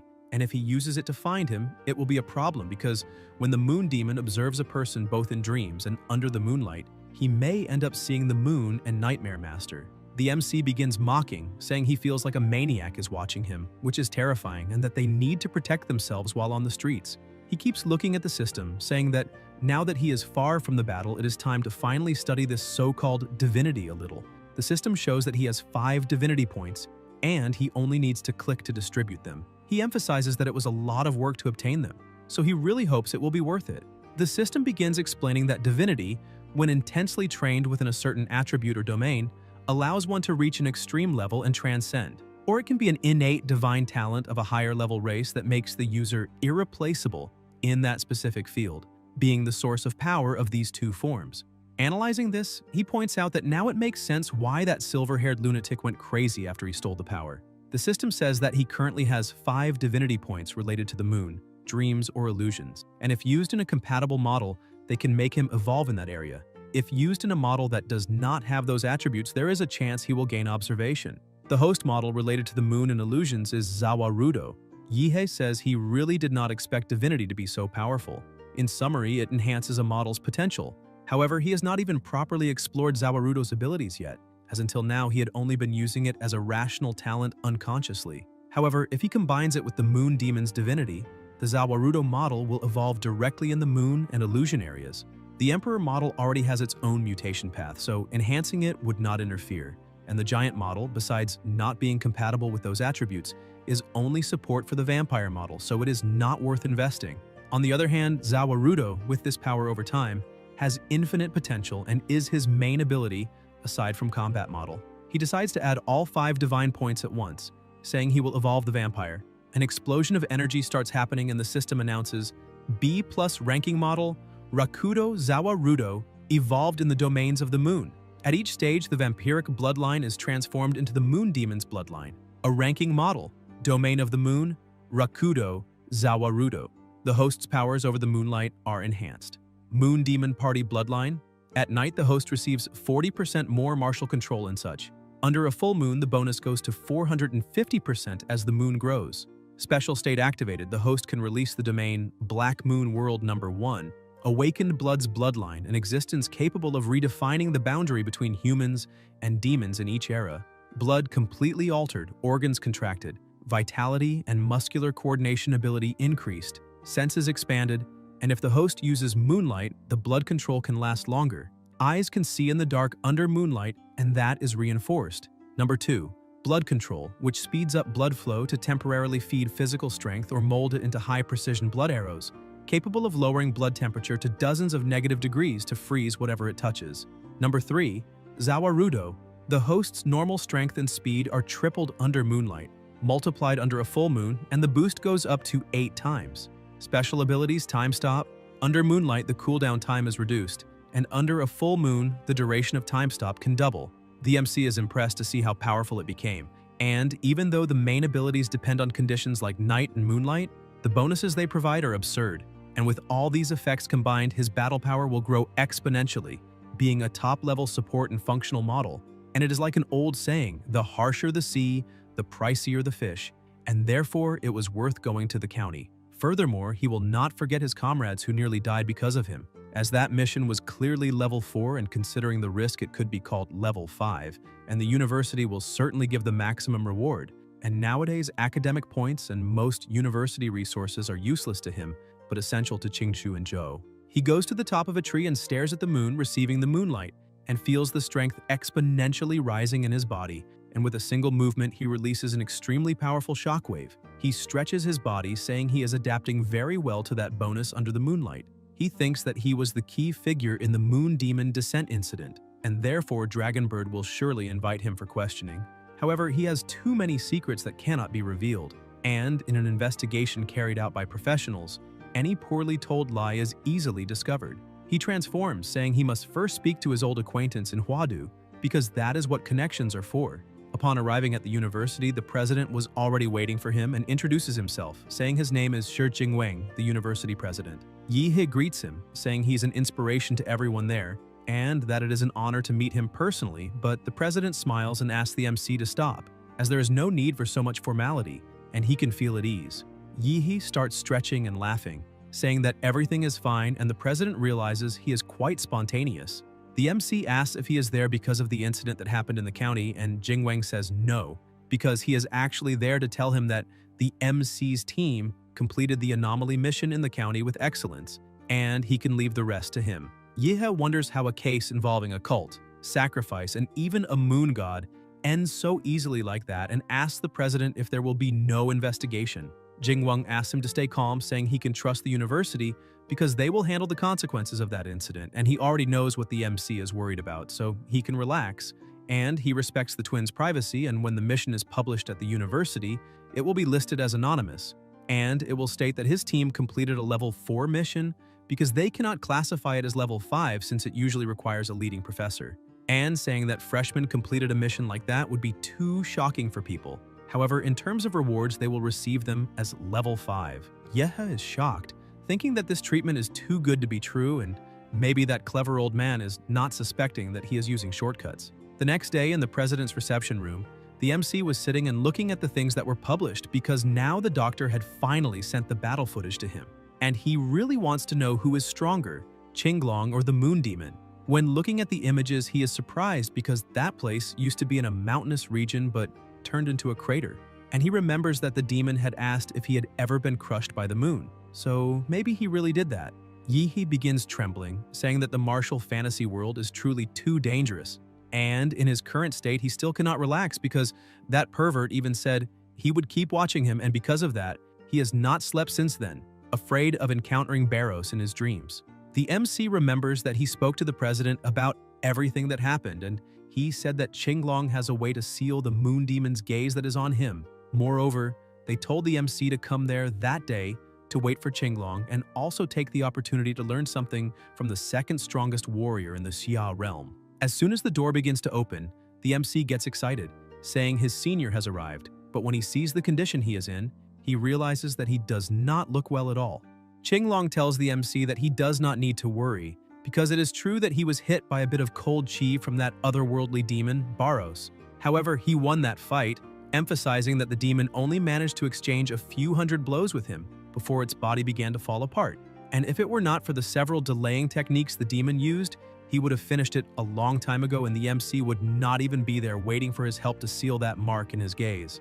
Yehe starts wanting to laugh, thinking he really did not expect Qinglong to explain all that to him, and although he is quite different from the mysterious, all-powerful expert Yihe had imagined, he's actually kind of cute. Qinglong throws his coat on the ground, saying it is time to begin, because he will seal the mark in the gaze, since Director Shi can calculate destiny through the stars and explained how special Yihe is, so Qinglong can help him reveal something confidential, and asks if the MC has ever thought about the fact that demonic beasts were once intelligent beings similar to humans. Yehe is surprised, Qinglong continues explaining, and says that when he was still a Xuanwu master, he went with his master and 5 senior brothers to a newly discovered ruin in a level A secret realm. And in the end, only he managed to come out alive. He was cursed by something terrible inside those ruins, and Yehe starts wondering what kind of curse that was. Qinglong says that his body began transforming little by little into a demonic beast, and along with that, his consciousness was being lost. Even with the best doctors in the world trying to help him, no one could stop the transformation. So he decided to exile himself from everything and everyone, because he did not want to become a mindless demonic beast in his own country, risking harming innocents or even being killed by them. So he went alone to an S-level secret realm in the Great Eastern Ocean, determined to die there, but he ended up being taken by a storm to an island where no human had ever stepped. He stresses that the rest of the story is another confidential matter involving strategic plans that could affect the future of the Xia Kingdom. The MC feels a bit disappointed. Thinking this was a cold shower, Qinglong keeps talking while removing the bandages from his body, saying that there was someone on that island who helped him escape the fate of turning into a demonic beast, and his body was completely marked with symbols. When the MC sees those symbols, he starts screaming, and his eyes begin bleeding. Looking down and trembling in pain, he thinks that even with the recovery power of the Rakudo model, which healed his eyes instantly, just that single glance almost dragged his entire soul inside. Qinglong keeps staring at the MC while thinking that an ordinary martial master would faint just from looking at those symbols on his body. And for lower-level cultivators, the risk is even higher. They could suffer brain death and end up in a vegetative state. But on the other hand, Yihe only had slight bleeding after looking, and that shows how different he is from the others. And until now, Jing Wang has never been wrong in his predictions, so perhaps the MC really can change this situation that is becoming increasingly dangerous. Qinglong points his finger at the MC's face, telling him to relax because he is at that very moment marking 2 symbols in his sea of consciousness, and from that day on, he will finally be able to sleep peacefully. The mark transfer begins, and the MC starts losing consciousness for a moment. The system warns that the demonic moon gaze, in dreams or under moonlight, may make you see the demon of the moon in nightmares. However, those phrases start fading away. Qinglong gets dressed again, saying the work is done, and the MC thanks him. Qinglong changes the subject, asking if his master is Gong Ke. The MC remembers her, and says she was a bit bossy when she was the head at the university, and was harsh with many people, and now everyone is grown up, and becoming a Xuanwu martial artist is already considered the bare minimum for them. So he needs to be careful, and that is why when he leaves, he needs to pretend he is not her disciple. A bit uneasy, the MC answers yes, and Qinglong tells him to relax because he has no problem with her. He only mentioned it because before her soul was damaged, she was the martial artist with the highest chance of reaching the Grandmaster level through carnage, and that is truly a pity. He starts smiling, saying he would like to fight because he really wants to see how pure the successor of the famous Massacre Moon is. Yihe thinks that, in the end, the more skilled a martial artist is, the the more he enjoys fighting, which gives the MC a great idea. And smiling, he asks if Qinglong would like to fight under the moonlight. Qinglong, even a little uncomfortable at the thought of facing the moon again, ends up agreeing. The two head to the fourth panoramic arena of the university, which sits on top of a building outdoors. Qinglong says he will not attack, so the MC can show everything he knows, and he will defend himself only with the physical strength of one hand. If the MC can make him move even half a step, then he wins. And if he wins, he may ask for anything he wants and will also enter directly into the first division of Dragonbird, with all privileges and benefits. Yihe becomes excited and says it is a deal, asking the senior to show what he can do. The moon appears bright and strong in the sky. The MC begins drawing its energy, and Qinglong is surprised, seeing that this aura resembles that of the moon demon, beginning to wonder if it is possible that Yihe is. But after analyzing a bit more, he realizes it is not the same thing, but rather something similar, a force that shares the same origin as the moon. Looking like a demon, the MC believes he will land the first strike using the killing intent Moon of Massacre, and Qinglong notices that the killing intent is extremely powerful. Meanwhile, Gongke was calmly lying on her couch, but suddenly feels something strange and becomes startled, asking if that killing intent is coming from her disciple. However, she has no idea how he could have accumulated such terrifying energy in only 3 days. And worried, she wonders if something went wrong in his cultivation and he ended up massacring an entire city. At the university hotel, a girl was in bed with Jian Zhuang and asks if something is happening, and if it is more important than their fun. A bit uneasy, he says it is nothing serious. He just sensed an absurd killing intent. He points out that he really did not expect that person to reach such a distance, because he bets more than half the campus felt it, and it is quite a flashy way to show off. Back at the arena, Qinglong was still using only one hand to defend himself, the ground around him completely destroyed, and the MC thinks that compared to his style, Qinglong's punch is direct and without exaggeration. No wonder he is one of the strongest in the country. Unlike Master Gongke, he was not looking for openings to take him down instantly. He came straight from the front, a pure confrontation, a raw and direct charge. And it is that kind of overwhelming presence that carves a path through brute force, where strength surpasses technique. While the MC was thinking, Qinglong was preparing to attack and unleashes the military fist. Yihe watches and thinks here comes another attack. The blow is so strong it hits the MC directly, throwing him backward. Qinglong realizes the MC used a forbidden technique with a very high price just to try to win. And seeing that he was falling off the arena, he yells that it would be a great loss if someone like him, with so much potential, ended up harming his own martial foundation. He runs over and saves him. Yihe starts laughing, pretending to be emotional, saying that now that Qinglong moved more than half a step, the victory is his. The MC thinks it worked. The hallucinogenic effect of the blood demon art was activated when Qinglong inhaled the blood mist, scrambling his senses, and the moon demon's curse drained his energy. Qinglong accepts defeat, saying that the boy, besides being talented in martial arts, is also very clever, and praises him, saying he did very well. He points out that the MC really won and asks what wish he wants to make. Yihe says he would like to save that favor for another time, and Qinglong says that is a wise decision and that he was not bad at all. He continues praising him, telling Yihe that the mastery of killing aura and techniques is great, and apparently his master trained him very well. However, one thing is still missing. He says that killing intent alone is not enough. Without a body strong enough to sustain all of that, it ends up being only for show. Yihe asks if he means that he needs to train his physical body. However, he starts thinking that he has not even used the Demon Emperor model yet. And Qinglong says yes, but the most important thing is who he will train with. He needs to build a solid physical foundation without shortcuts, and having a master with a powerful physique to guide him is essential. Yihe becomes excited, saying he understands everything, and emphasizes that tomorrow morning he will look for the director of the Body Cultivation Academy to guide this special training. Qinglong feels disappointed because he wanted the MC to accept him as his master, since he had made that so obvious. However, it seemed that the MC, who was usually so clever, had suddenly become very slow. He closes his eyes trying to remember when exactly he, the great Qinglong, ever offered to accept a disciple, but Yihe truly has extraordinary potential. He takes an item and tells the MC that the medallion contains a top-tier physical cultivation technique, and he obtained it years ago after defeating a Western expert. They say it is considered a national treasure in that expert's homeland, and today he is giving that technique to Yihe. He emphasizes that he truly hopes the MC will study and train with dedication until he fully masters it. Yihe becomes very excited and thanks his senior.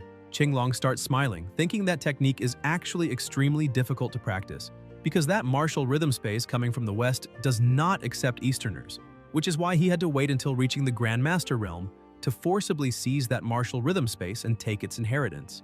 And now that he has passed that technique to the MC, he knows Yihe will have a very hard time learning it, and when that happens, Yihe will end up coming to him for help, and then it will be done. He will naturally become the MC's master without forcing anything, and afterwards he only needs to formalize the master-disciple bond and everything will be settled. Later, inside his room, he looks at something in his hand and says that in these past 6 months at the Imperial University, he spent more time locked underground with his master than inside his own room. He starts wondering whether he should try using the sleep cultivation method to train the technique he received from his senior. Suddenly, someone rings the bell. He opens the door asking who it is at that hour, and Ouyang asks if he can come in.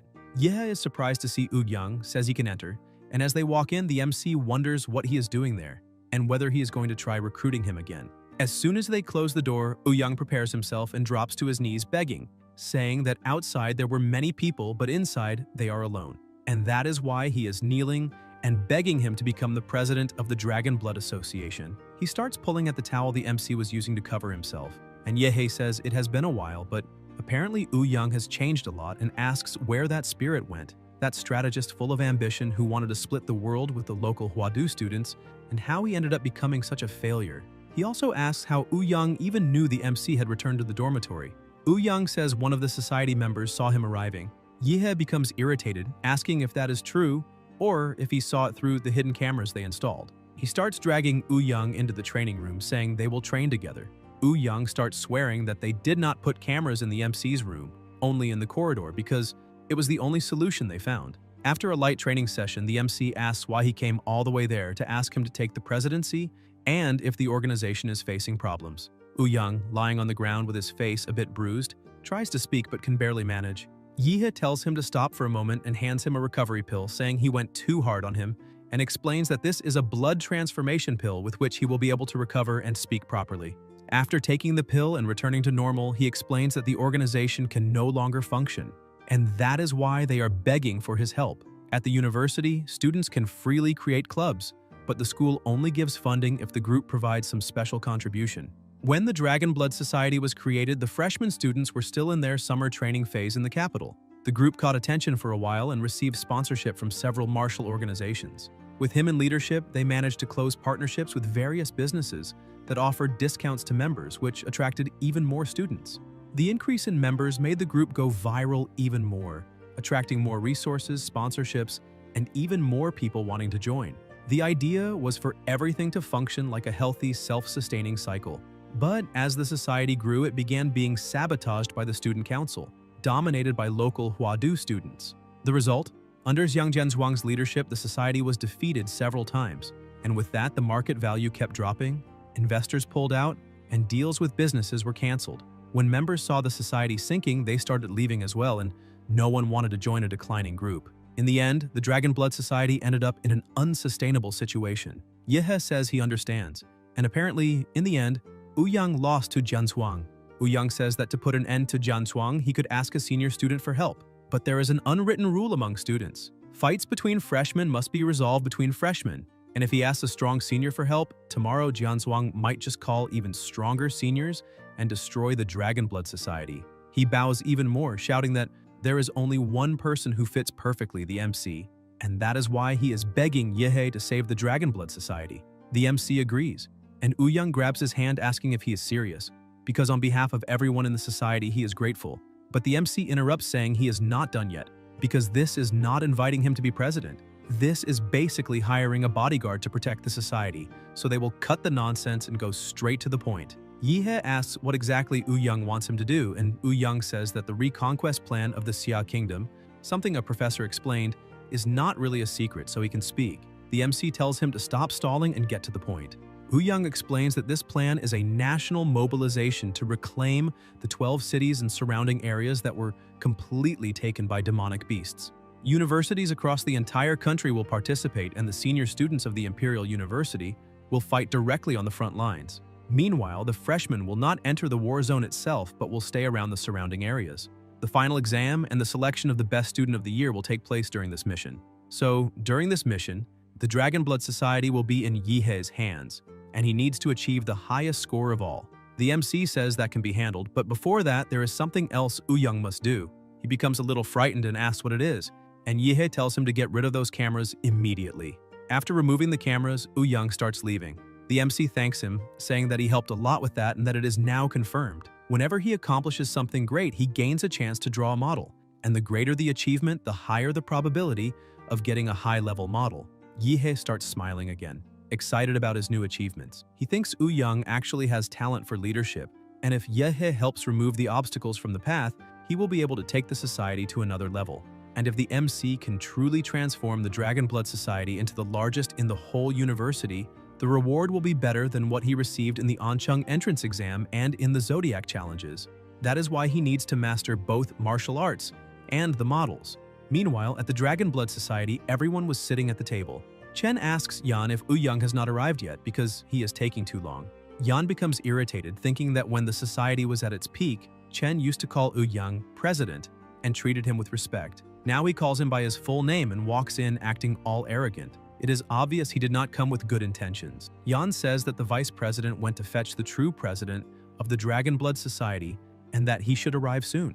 Everyone asks who the true president is, and Chen and Yusi already feel nervous, thinking it cannot be him. Chen stands up and slams the table, asking if Yan is really counting on the MC, asking if he saw what brother Jianshuang is capable of, because among freshmen no one can stand against him, and sometimes it is better to give up.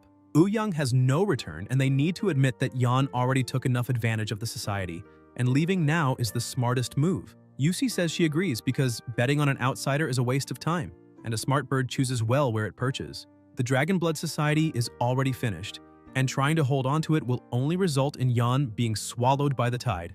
Yan becomes irritated and asks what the two are planning. Chen says that everyone there knows the Zhou family from the imperial capital, a true martial family of the Xia kingdom. Young Master Zhou Kai of the main lineage has already promised to arrange a good position for them. Following the young master is much better than staying on a sinking ship waiting to be crushed by Jianshuang. Everyone in the society eventually stands up and agrees, asking if they are really going to trust the MC because the guy disappeared for more than 6 months and did not show up when the people from the capital came to provoke them. The Dragon Blood Society is lost. It is not as if they never helped before. But now, with everything sinking, no one owes anything to anyone, and leaving to look for something better is not wrong. Chen starts smiling, thinking it was very good to have prepared some actors because those big shots have already been in his pocket for a long time. Yan begins to speak, but is interrupted by someone kicking the door open. It is Zhou Kai. He tells Chen that they were taking too long and that he was almost losing his patience downstairs. Chen greets him, saying everything is already settled and they were just about to leave. Yan starts losing control and shouts that this is the Dragon Blood Society Hall, so how did he get in? Kai starts mocking him, saying he fought his way in and tells him to relax because after he pays for the damage and gives them some cultivation resources as compensation, those guards at the door will receive more than they earned in years. They should actually be grateful. Yan charges forward, but a woman steps in front and blocks him with just one hand. He is surprised to see she is not weak. Kai begins shouting, calling them useless, saying they could not even take down that brute. Chen, Yusi, and everyone wanting to go with him must beat that brute until he ends up in the hospital. And if they manage that, their oath of loyalty will be sealed. Everyone stands still, not knowing what to do, and Kai starts yelling, asking why no one is going, because if no one does it, they will not walk out through that door. He questions whether they truly think Zhou Kai's territory is some kind of shelter for stray dogs, because what good is a dog that does not bite when he orders it?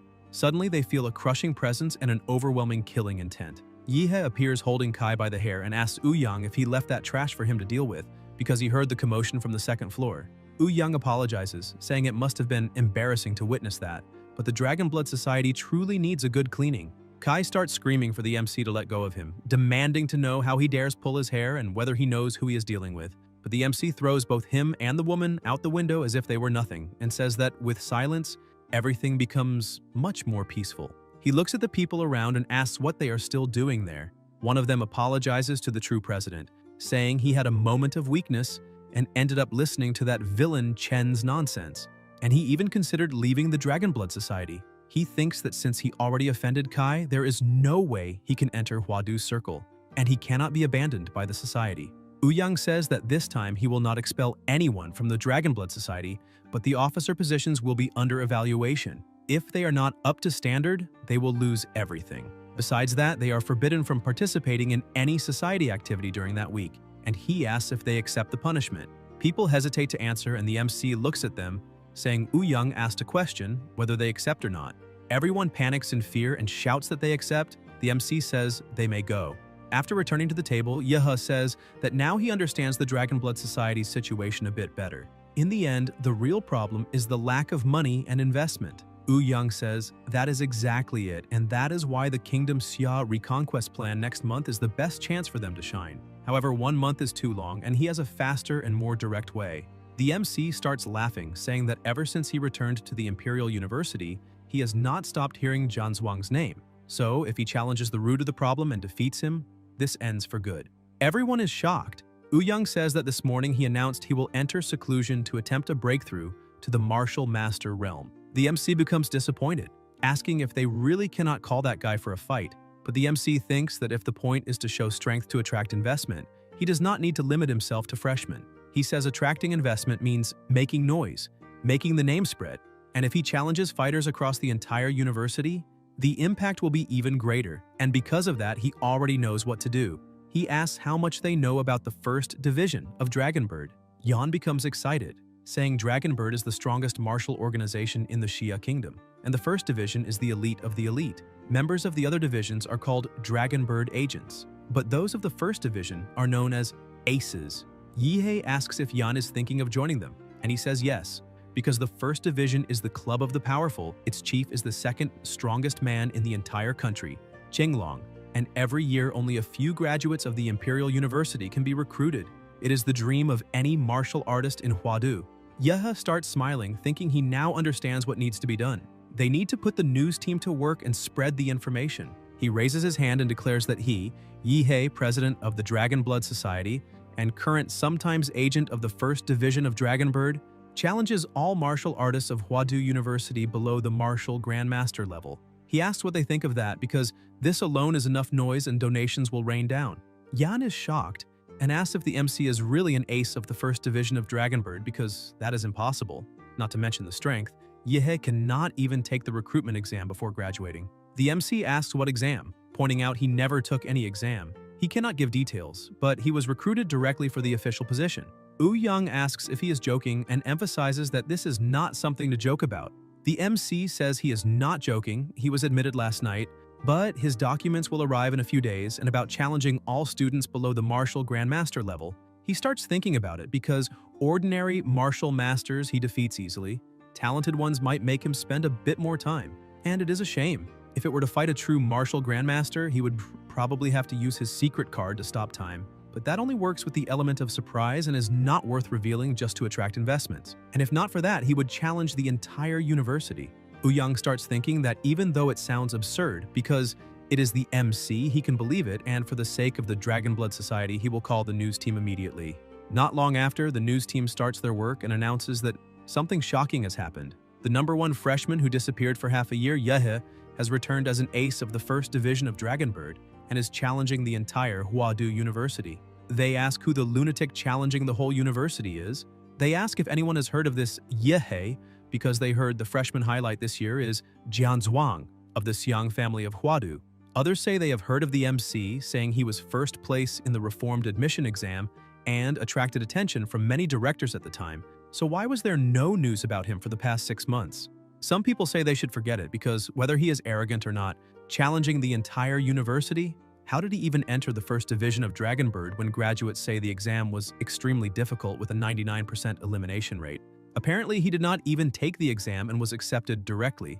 And not only accepted directly, he received an official position and passed with just an innocent, pure smile. Joe sees the news and smiles, saying it seems Yahello truly does not know how to stay quiet. Chingu also becomes worried, saying it seems someone is going to have a bad time. The news keeps spreading and appears on a large screen saying Yahello is a special talent of Huadu University, hired directly with no exam. People say that if even the official Dragonbird account made a statement, it can no longer be fake.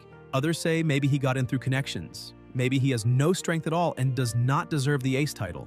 Young says that now the hype and audacity are ready, and it is up to the news team.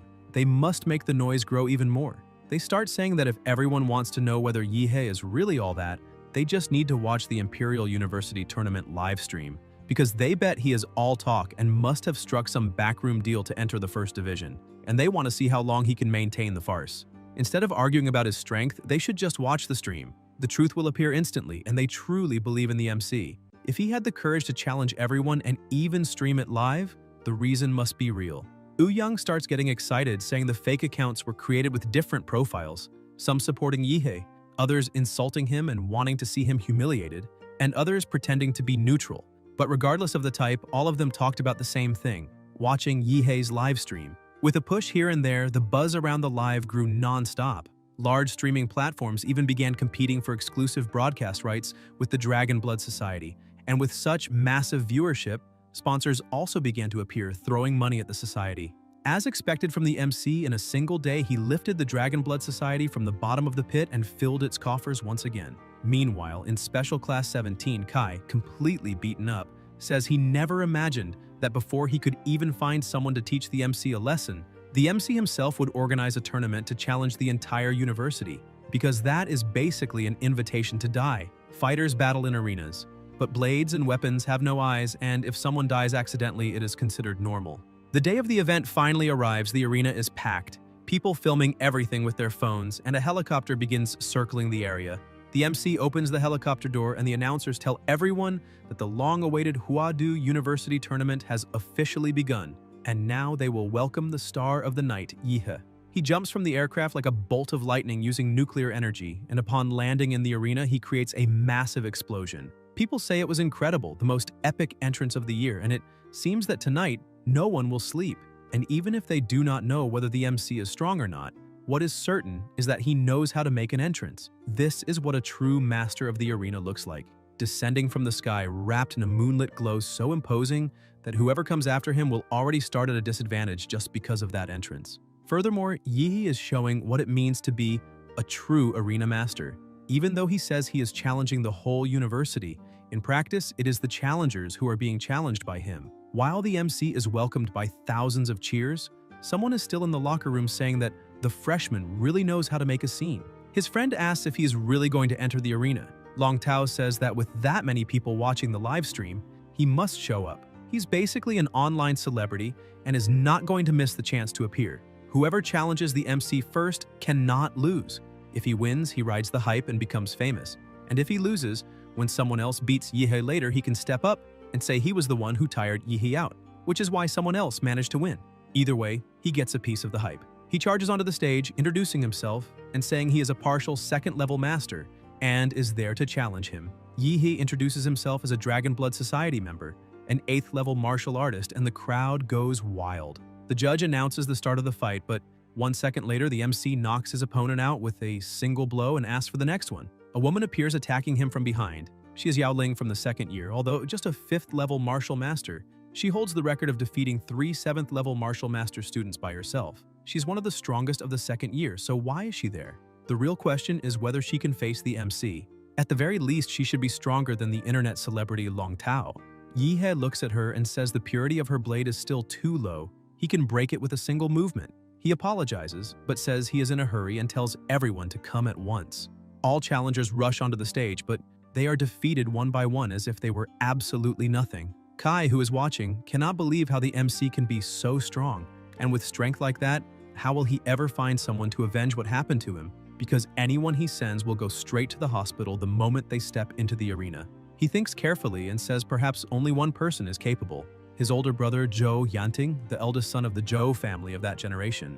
However, his brother is stubborn and strict about principles. He is not the type who protects his little brother, so he would never help him take revenge. But then Kai starts laughing, thinking that maybe there is a possibility after all. Meanwhile, in the arena, the MC has already eliminated every fighter and asks if anyone else is coming. The challengers lying on the ground ask if that guy really cannot stop once he gains momentum, because he should at least leave an honorable retreat for both sides. Another one says the current freshmen and seniors of the Imperial University have been humiliated, and in the future they will become an example in the school's hall of shame. Whenever Yihe is mentioned, people will remember that they served as stepping stones for him. Suddenly, another person enters the arena. It is the older brother, Zhou Yanting. Victory is certain. Finally, a 9th-level martial master who has been in seclusion has come to fight the MC. Yanting is not an ordinary 9th-level martial master. Having reactivated to perfect his martial realm, he can fight above his level and defeat an ordinary martial grandmaster. He inherited the Zhou family's bloodline power, the Blazing Sun bloodline, and the purity of that power is considered the peak among all Zhou generations. Furthermore, he himself has trouble controlling the immense energy of his lineage. Since childhood, he frequently lost control and spontaneously combusted, so the family had a custom nano-combat suit crafted to regulate and suppress his body temperature and made him learn the 4 scholarly arts and a heart sutra to calm his mind. Thanks to this, he can live normally, and now the MC will pay the price of his arrogance. Before the fight even begins, Yanting bows and says his younger brother, Zhou Kai, went to the esteemed society of the MC and caused trouble, so they will compensate double for any losses caused to the society. The MC asks if he is really the brother of that guy with the afro. Yanting says yes. Yehe says Yanting does not seem like someone who enjoys fighting, since he did not come to avenge that piece of trash Kai, so why did he decide to challenge? Yanting says he is not there because of his trash younger brother. He is there for the family's reputation. He looks annoyed and says that although his brother is at fault, the MC should not have disgraced the Zhou family's name. Yehe asks how he disgraced the Zhou family and starts laughing, saying that family drama is always the same. Petty people embellishing stories and making false accusations. But he says to forget it because it does not matter. The two start walking across the arena. Yanting says he will make the MC kneel and apologize to the Zhou family in front of all teachers and students. Yehe says that if Yanting truly wants him to apologize, then he must have the ability to force him. They face each other and exchange the first punch, and with that, the pressure between them starts rising and both unleash blows non-stop, but every strike collides. The pressure and temperature start increasing in the area. The MC notices that the nano-combat suit is releasing its limiters and Yanting's temperature shot up suddenly. The commentator says Yanting's arm is starting to look strange. That is the Blazing Sun blood, and now the MC is in danger. The crowd is stunned by how strong the two are. The battle begins to emit a frightening amount of energy. The commentator says it is no wonder Yanting is a martial arts master. His strength is extraordinary, and nowadays anyone who can take more than a few hits from the MC is definitely not ordinary. Because Yehe has already become the great demon king of the university, Yanting notices the MC is merging and asks if that is Yehe's monster form because he looks more like a demonic beast. Yehe tells young Master Zhou not to get distracted and punches him in the face, saying, "Hesitation is the same as losing a fight." A child holding a doll tells her brother who spits fire to go all out and defeat the great demon king Yehe. Yanting wipes his face, which had just taken a blow, and asks how the ghost bird fell in love with someone like the MC, since his fighting style is completely wild. He begins observing the MC and asks why he has the feeling that the boy is getting bigger. Or maybe it is just his imagination. Yehe tells Senior Zhou to have a little more confidence, because he really is getting bigger. Instead of releasing all his strength at once and creating an external body, he is using a vampire's superior bodily control to increase his power little by little from the inside out. That way, besides gaining almost instantaneous agility and reflexes, he increases his physical strength multiple times per second. And now, winning that fight is the same as an adult fighting a child. He attacks once again. Yanting tries to defend, the ground around him begins melting, and he thinks now he understands why that monster had the courage to challenge the entire school. The question now is whether a human is even capable of such strength. Even though he thought his bloodline was absurd compared to Yehe, it is nothing. Yehe is more like a high-level humanoid demonic beast. His bones can no longer withstand it. His body, refined through martial arts that took so long to strengthen, is on the verge of collapse. And it seems he will have to rebuild everything from zero, but before that, he must deal with the monster standing in front of him. He manages to dodge the attack, saying that if he cannot win with strength, then he will try to win with speed. Yehe begins accumulating nuclear energy in his mouth and says that it seems his opponent did not even bother studying his previous fights, and still came to face him unprepared. So the arrogant one is not him, but Yanting. He begins firing his attacks and Yanting tries to dodge. He starts gathering energy, saying that after the strike the MC might end up dying, so he cannot say he was not warned. He gathers all the strength he has, igniting his own body. The crowd goes wild, saying the heat is absurd, and is changing the temperature of the entire environment, and this is exactly what one would expect from the Zhou family, specialists in flame martial arts. A massive fireball forms above Yanting, and he shouts that it is the infernal, martial art burning sun demon hand. He throws the sphere at the MC, who becomes excited, saying he will finally be hit by a decent attack. However, he asks whether Yanting thinks he was the only one capable of firing energy blasts, because this is great. Now he will test a new technique he developed himself. His arm begins transforming into a dragon's head, and he becomes excited to see the damage it can cause. He shouts that this is the heaven-rending dragon cannon. A powerful beam of nuclear energy is released, completely destroying his opponent's technique, and Yanting wonders if he is really going to die there. The beam of light tears through the sky. Suddenly, someone appears saying the MC is being far too reckless. Yihe returns to his normal form and begins laughing, saying he fought this way because he noticed the director arriving and figured it was a good time to let loose and have some fun. Jingguang says he only came to watch the famous tournament the MC organized, but did not expect to be dragged onto the stage like that, and asks if Yihe did it on purpose. Yihe laughs, saying he had no choice. Without the director's presence, the tournament loses all prestige, and asks him to help a student just this once. The director says Master Gongke is always calling him slow and clumsy, but apparently the MC has been deceiving her. He says it is fine and he will help with the tournament, but only this time. The director uses his abilities and asks if anyone else wants to challenge Yihe, because if no one does, he will officially declare that Yihe faced all challengers from the Imperial University and kept his champion title. Some remaining fighters start asking each other why they do not go challenge him, but the display of strength was so overwhelming that everyone is traumatized and does not want to be sliced in half. The director realizes no one else will step into the arena and announces that in that case, Yihe is the winner. It is officially declared that Yihe, a freshman, fought every martial master in the school while being only a simple martial artist. This has never happened before and likely never will again. Yihe's name will be remembered forever at Wadu University, a true legend. In the MC's hometown, everyone is watching the trending topics, and all of them are related to him. They celebrate, saying the martial saint guardian of the nation is injured and resting, the fate of Grandmaster Du Jingming is uncertain, and 12 cities have already fallen. In times like this, Yihe's emergence is truly a heavenly blessing for the nation. At Anqing's first school, they are celebrating the event, the teacher saying, "That is right." Yihe honored the school's name and everyone knew he would stand out, and he tells everyone to study properly and fight their hardest to become the next Yihe. Online, comments keep appearing, people asking why the Imperial University director personally announced the MC's victory, why the rector of a university would get involved in a private event, and what exactly the relationship between the two is. Or rather, the question they should be asking is, who is behind Yihe? Because of the director's attitude, the MC's name is now in the crosshairs of various organizations and powers. Perhaps this student is not as simple as he seems, for his file states he is an orphan with deceased parents. The official Dragonbird account posts that Yihe's identity involves a top-level Dragonbird secret, and all parties must cease public speculation immediately, or Dragonbird will take drastic measures. Meanwhile, inside the society, everyone is celebrating, saying Chen and the others must regret everything down to their last strand of hair because the Dragonblood Society will rise. While they celebrate, Ouyang asks where the great hero, President Yihe, went. Yan says he mentioned having something urgent to take care of and ran out.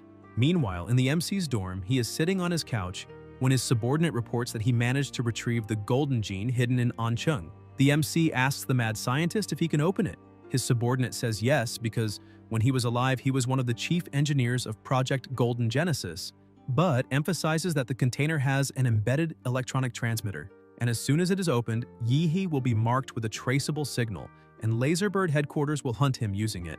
The MC asks if the signal can be blocked. His subordinate says yes, and that he has already begun gathering materials to build a room with electromagnetic shielding. Yihe asks how long it will take to finish. The mad scientist says about a week should be enough, but breaking the container's complex mathematical password will also take at least that long. The MC says it is fine and asks him to hurry because the most important thing is his safety. The MC thinks that he has just reviewed the mad doctor's memories and never imagined that Prometheus had such a close connection with the realm of heavenly descent. Back then, Prometheus used its vast resources to secretly cultivate a demon fetus for the realm of heavenly descent. But when the fetus was almost ready, Prometheus betrayed them. Those mad scientists added several extra substances during the long incubation, causing the extra-dimensional demon to be born weakened. In the end, Prometheus managed to capture the first living extra-dimensional demon in human history.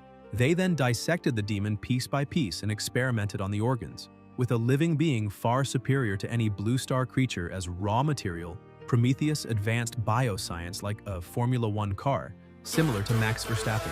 Several breakthroughs came from the demon's body, such as the shocking Eden Project. In that project, Prometheus's mad scientists wanted to create a god on Earth with their own hands. This artificially created god would not only protect Blue Star from invasions and descents of demonic deities, but also eliminate the existing political and ethnic system, unifying all humanity under a single command. It would be the brain of a god, above any organization, managing all the planet's resources. The goal was to create a form of absolute justice and transform Blue Star into the legendary Garden of Eden. There was also Project Spark, which aimed to modify the genes of all humanity and raise the species' overall living standard. In other words, the direct predecessor of Laser Bird's Golden Genesis project. Prometheus is a bottomless abyss. Merely mentioning the term genetic darkness already associates someone with them. And now he feels that sooner or later he will be dragged into the storm called Prometheus. He remembers he was so busy helping Ouyang that he did not even have time to study the medallion Qinglong gave him, and now it is time to prepare the sleep cultivation method. Suddenly, he is pulled into a storm, and when he opens his eyes, he realizes he's on a battlefield and says that apparently there was a heavy fight there recently, but judging by the traces, it was not a fight between people. The ground is littered with burn marks that even the cold rain cannot extinguish. There are also claw marks that are definitely not human. Shortly after, he realizes the rain has stopped. He begins throwing his armor on the ground, asking whether Westerners can really fight wearing those heavy armors because he cannot use his full strength in that martial aura space. For now, he will have to make do with their weapons, and it is almost time.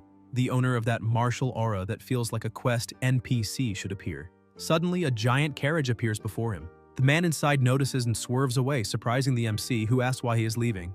He grabs the carriage wheel with one hand and calls out to the old man, asking why he is running away the moment he sees him, questioning whether he was not supposed to give a quest. The old man sticks his head out the window, saying that the boy is strong enough to stop a horse-drawn carriage with one hand, and insists he has nothing to discuss with thieves like him. Yehe becomes confused, asking why he's being called a thief. The old man tells him to stop pretending to be stupid, because that blue-haired martial artist who invaded earlier was also after his family's legacy. His sons and grandsons are useless, so he stayed trapped in that martial aura space to protect the family's honor. However, after advancing in level, that blue-haired guy forced his way in and stole the legacy, and now he says the MC is just like that thief. Yehe starts getting irritated and tells the old man to pay attention, because he is not there to meddle in someone's personal pain, but if he is the quest-giving NPC, then he needs to do his job properly, and he destroys the carriage with a single blow.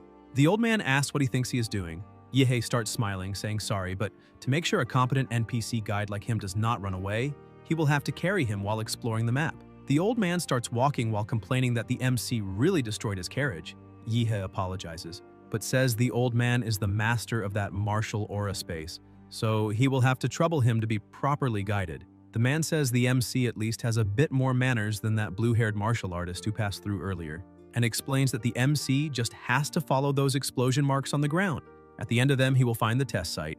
They continue walking, but the marks suddenly disappear, and the MC says that this is a problem. The old man begins laughing to himself, thinking that the kid actually believed he would lead him straight to the test site, which is pure naivete, and now Yehe will be lost in that martial space forever. The MC looks up at the sky and notices a bird flying overhead, saying that if there are no tracks on the ground, then maybe he went by air. The old man is shocked, thinking it never even crossed his mind that the young man would find the main clue so quickly.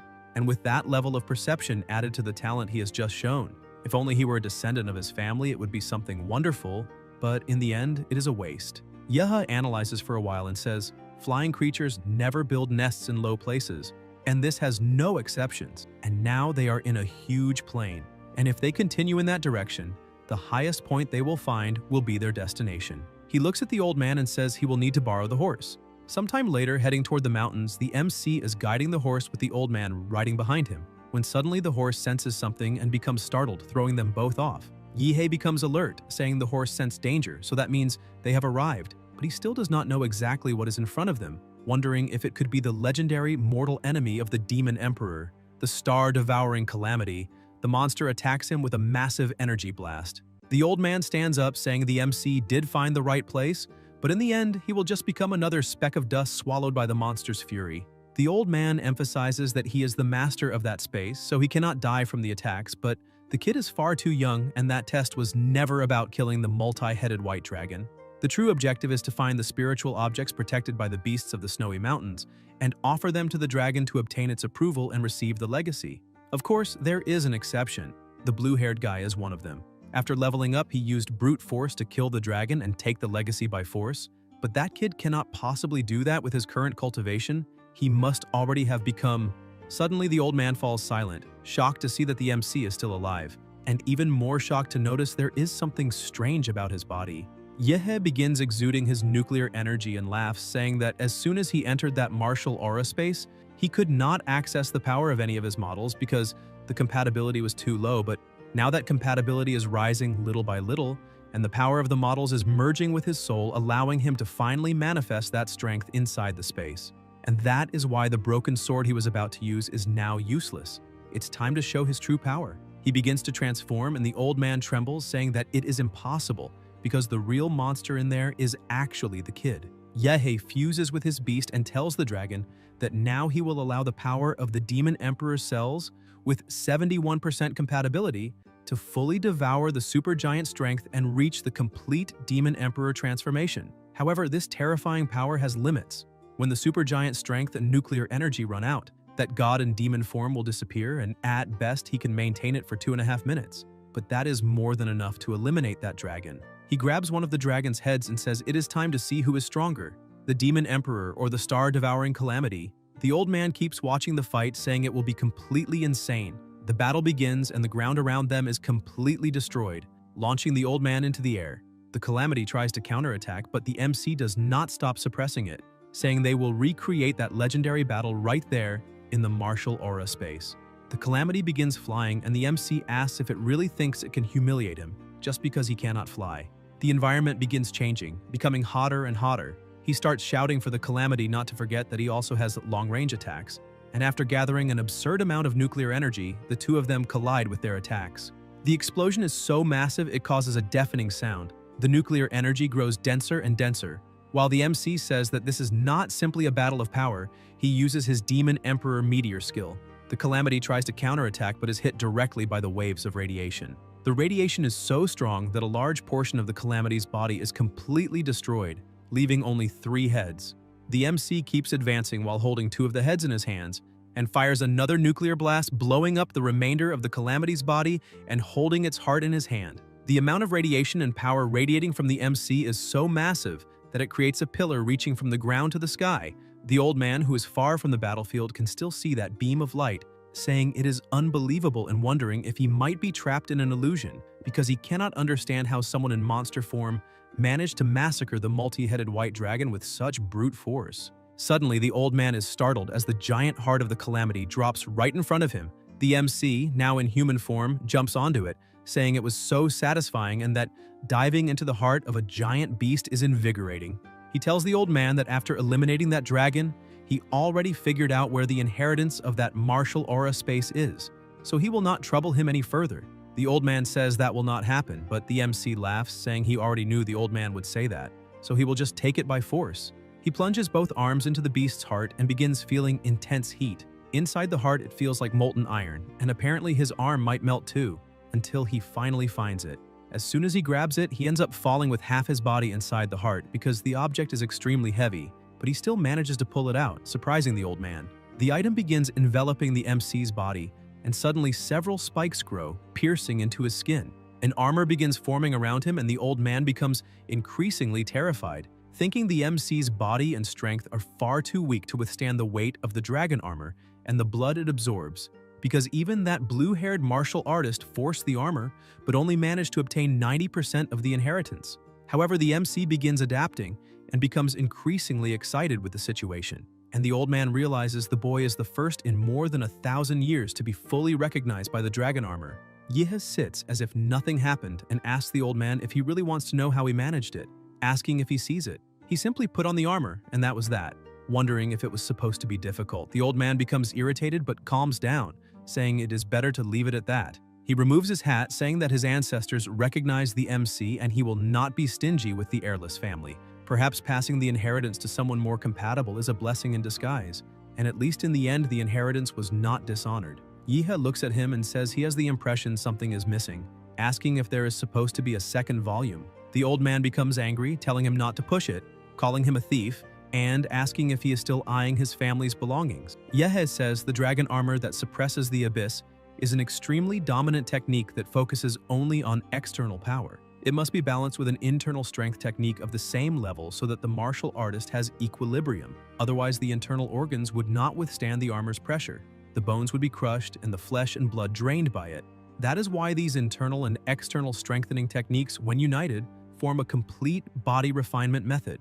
It is a heavenly level martial technique, and he will not let such a rare opportunity slip by under any circumstances. 7 days later, lying on his bed, his phone begins ringing. He answers with a slightly trembling voice, asking if Joe is doing well and saying that these days he spent 80% of his time cultivating, even sleeping. The dragon armor contains a lot of information that must be absorbed slowly inside the martial aura space. Joe says that after he and Chingu were discharged, they were told to go to the University Activities Center to claim the mission rewards, and that the director in charge of student missions asked Joe to tell the MC that he must go directly to the director's office to receive his reward because it will be delivered personally. Yahello asks if he really needs to go to the director's office, wondering if the director wants another private conversation with him. In the center of the floating metropolis of Wadu University, inside the Crimson Celestial Tower, a woman welcomes the MC saying she had been waiting for him. She introduces herself as Nuwa and says the president is waiting upstairs, then asks him to follow her. Yahello says that's fine, but becomes a bit suspicious, thinking that although he cannot sense any martial aura from this woman, she certainly does not seem like an ordinary human and wonders whether she is even human at all. As the two go up in the elevator, he keeps observing her. Nuwa notices and asks if he is very curious about her body. The MC becomes surprised and a bit embarrassed, saying she misunderstood, that he is only interested in advanced technology. She begins unbuttoning her shirt, saying the two of them are different. Yahello becomes even more flustered, asking what she is talking about and telling her to wait because she misunderstood. And that is not what he meant. But when she opens her blouse, she reveals that she is a robot, saying that that mass-produced service model body has a very different structure from a human woman, though the head was made realistic to appear a bit more friendly. Yahello relaxes and says now he understands what she meant by different, and that she gave him quite a scare, but the university's technology really is impressive. After they reach the 667th floor, Nuwa says the president is waiting in his office. Yahello says he understands and thanks her for her services, but as he steps out of the elevator, he suddenly feels a very strong sensation and collapses onto a sofa. The president says the MC has slept enough and asks if he has learned the martial artist manual that Qinglong gave him. Yahello, still confused, asks how he suddenly ended up there and where exactly he is, wondering if that is the president's office. Jingguang hands him a cup of tea, saying it is a special type of tea enhanced by the research institute based on a secret realm, that the flavor is quite unique. But the MC still wants to know what just happened and asks if the ability the president used involves space. Jingguang says that indeed he can perform spatial transfers within a certain range. Yahello thinks he already suspected this. Otherwise, how could the president have saved Yanting? An ability so special it matches a divine skill like stopping time. The president sips his tea and tells the MC that his academic points and the access cards for Imperial University's resources have already been sent to him, and as the main contributor to the completion of a level 5 mission, he may choose 2 Earth-level martial techniques, as well as the chance to have a high-level customized weapon made. Yahello thinks that at the moment he needs neither weapons nor techniques, so he tells the president he would like access to the files on genetic locks, and also permission to view more information about Prometheus, emphasizing he has no ulterior motives. It is purely academic interest, and the president agrees. Yahello realizes this was far too easy and wonders if Jingguang already knows what he intends to do with that information.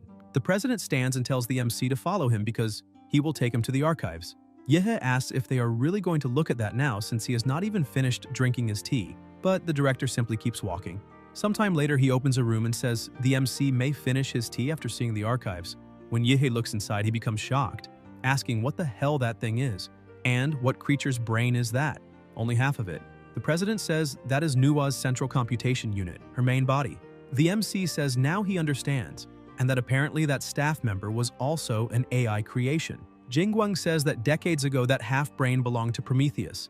As soon as he hears this, the MC is startled, thinking about the Otherworld God Project. In other words, that half-brain belonged to the first extra-dimensional demon ever captured alive in human history. Such a magnificent and transcendent being was really cut into pieces by Prometheus.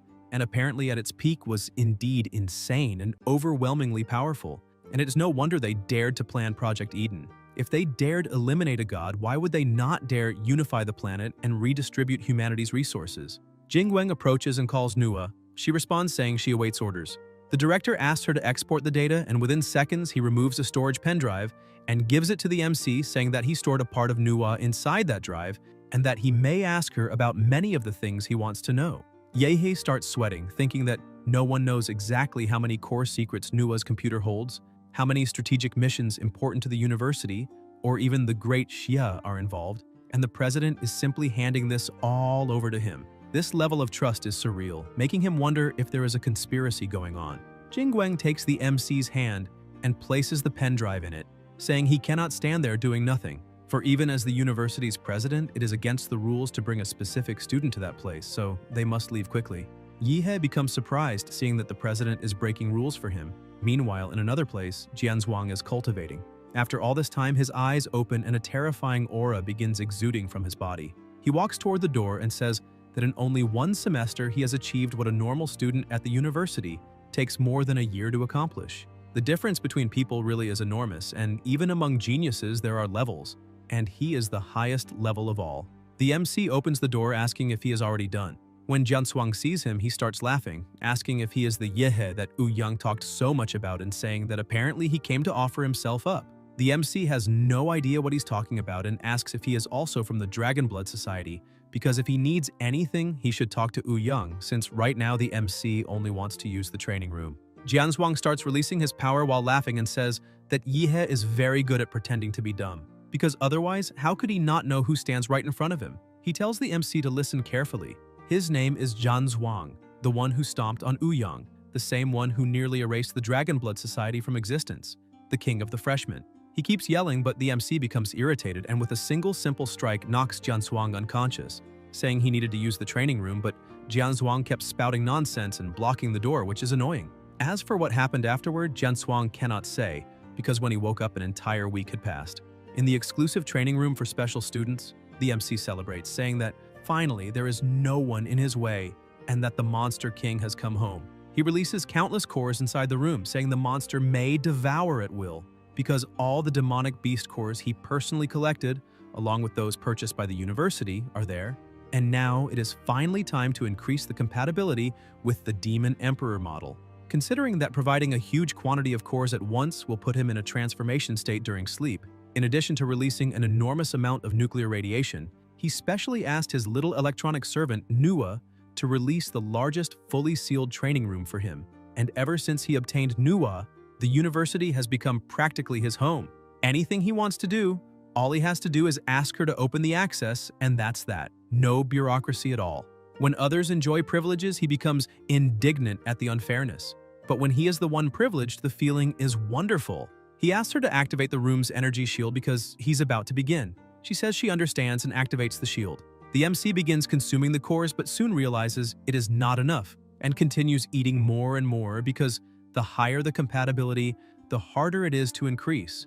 Both the quantity and quality of the cores needed grow exponentially. That is the downside of high-level models.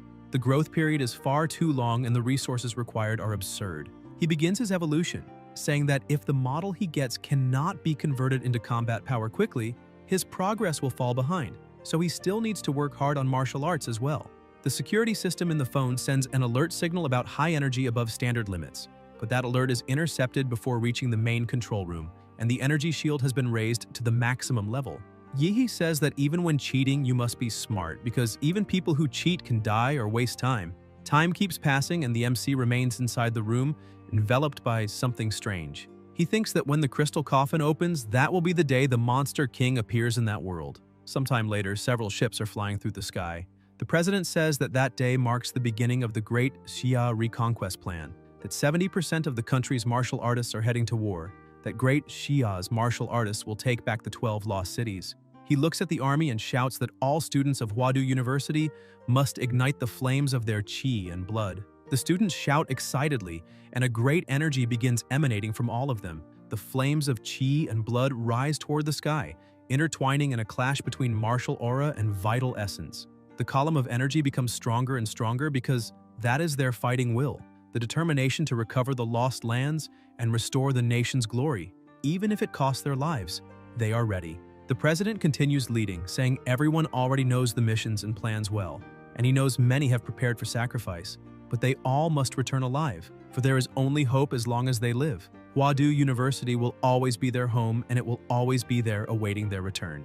All martial artists of Imperial University must listen to the president's command and swear an oath alongside him. The president raises his hand, saying that before them, there is no enemy capable of defeating them. The army shouts with the president, while meanwhile, in the training room, the MC remains inside the crystal coffin. A woman walking down a hallway, known as Supervisor Yu Yan, Level 2 Prometheus researcher and now a senior executive at Laserbird, says that first the golden gene was stolen, then an important base was invaded, and finally an elite team was lost, which shows that Laserbird has had an extremely unlucky year.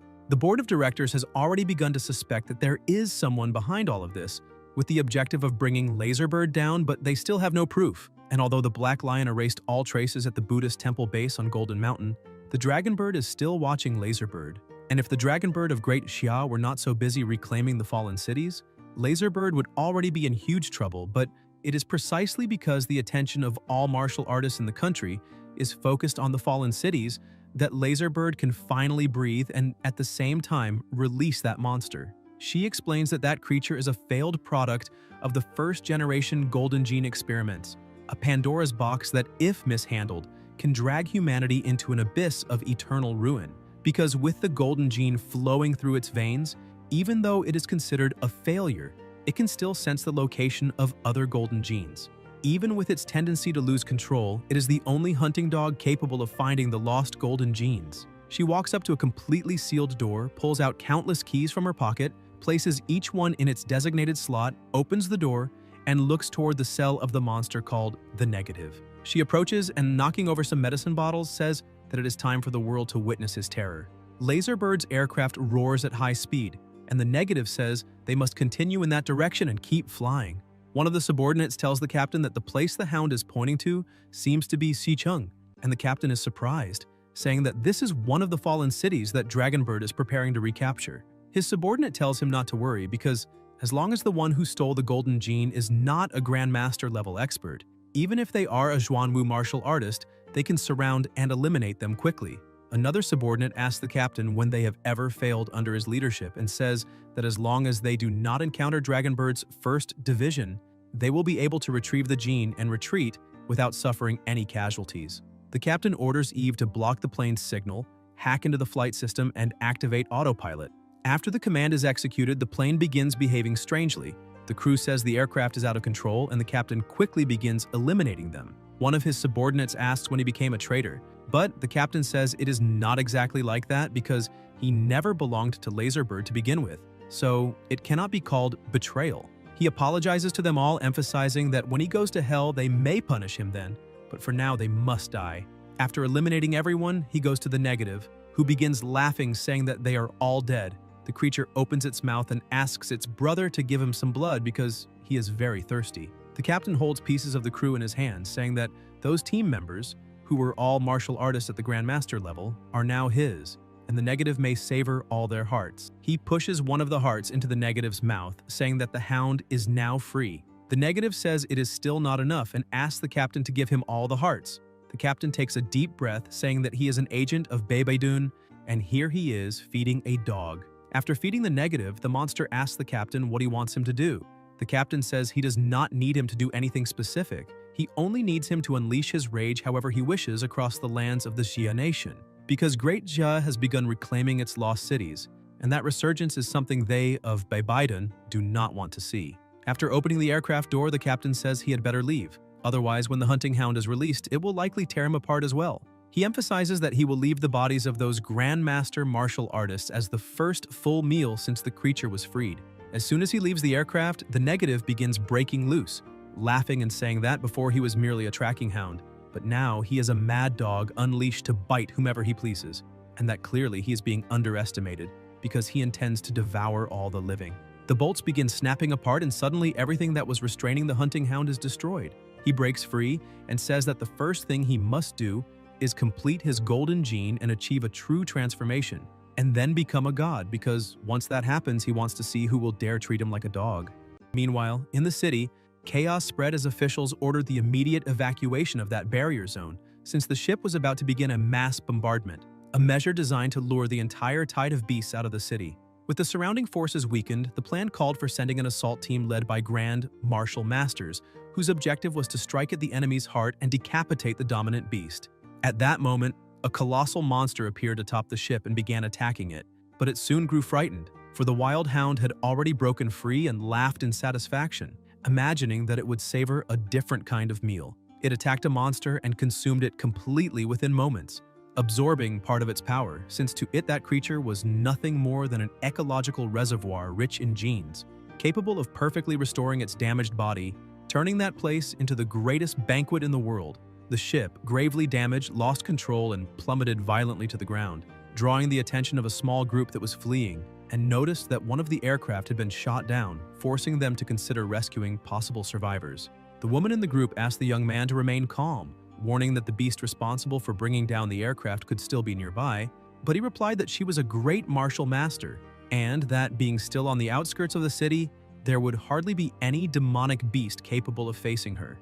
Another member agreed, stating that if they could not even advance through the outskirts, then there would be no reason to think about reaching the city center. She eventually agreed, but urged everyone to be cautious. As they approached, they noticed something devouring the monsters drawn by the impact, and the boy, terrified, asked whether all the demonic beasts had been defeated by that thing. The girl began to suspect it might be some mentally unstable martial artist lost in the chaos, but the monster then turned its gaze toward them, laughing as if prey had fallen into its trap, and launched an attack. One of the members tried to counterattack with his martial technique, but when he severed one of the tentacles, it felt as though he were striking mud, and a mouth emerged from the appendage, swallowing the man within seconds. The others were left in shock, asking whether he had truly been devoured, and the woman, seized by fury at seeing a companion eliminated, charged with all her might against the monster, which responded by using exactly the same martial technique as the man who had just died. She recoiled upon recognizing the strike, unable to understand how that was possible, while screams from behind caught her attention, and when she looked, she realized that not only her allies but many other people were being slowly devoured, crying out for help.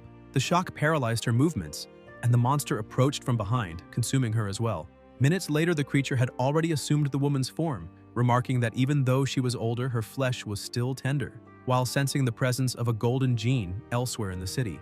With this new appearance, it planned to infiltrate other teams of martial artists, and once everyone was at ease, begin devouring them one by one, savoring the expressions of despair, for it sensed many powerful lifeforms there, including grand masters and sovereign beasts. Without wasting time, it pressed forward, for if it managed to devour genes of that level, no one in that world would ever treat it like a dog again, finally breaking its chains and ascending as a true demon. In another part of the city, a lord-level beast broke through from the rear, but a man charged forward mounted on his horse, ordering everyone not to panic, and destroyed the monster with a single attack. Faced with an endless tide of beasts like a tsunami, human firepower seemed like nothing more than a candle about to be extinguished amid the storm. This man was Chen Tianyu, director of the Grand Masters Academy of Huadu University and captain of the advanced team of the City Recovery Plan, who emphasized that it was only possible to disperse the ranks of the tide and focus on the sovereign's appearance, eliminating high-level beasts with swift and powerful martial arts.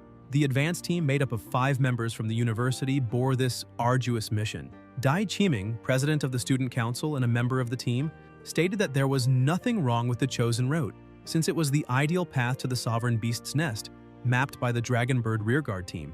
Tianyu observed that the greater a martial artist's cultivation, the more powerful their spiritual vision became, capable even of revealing omens of death in dreams, and therefore Qiming needed to trust that intuition. He ordered everyone to stop and enter a state of alert, focusing on locating the sovereign, until, a few seconds later, he shouted that the monster had arrived. A colossal meteor fell before them, and a gigantic creature rose, declaring itself the king, and saying it had prepared a grand reception a little further ahead, questioning why they had stopped there. The captain confirmed the target, announcing that the city's sovereign beast was a golden-horned insect, and ordered all units to enter formation immediately. The group advanced without hesitation, but the sovereign laughed, calling the humans weak and ignorant for believing that cheap tricks would work against it.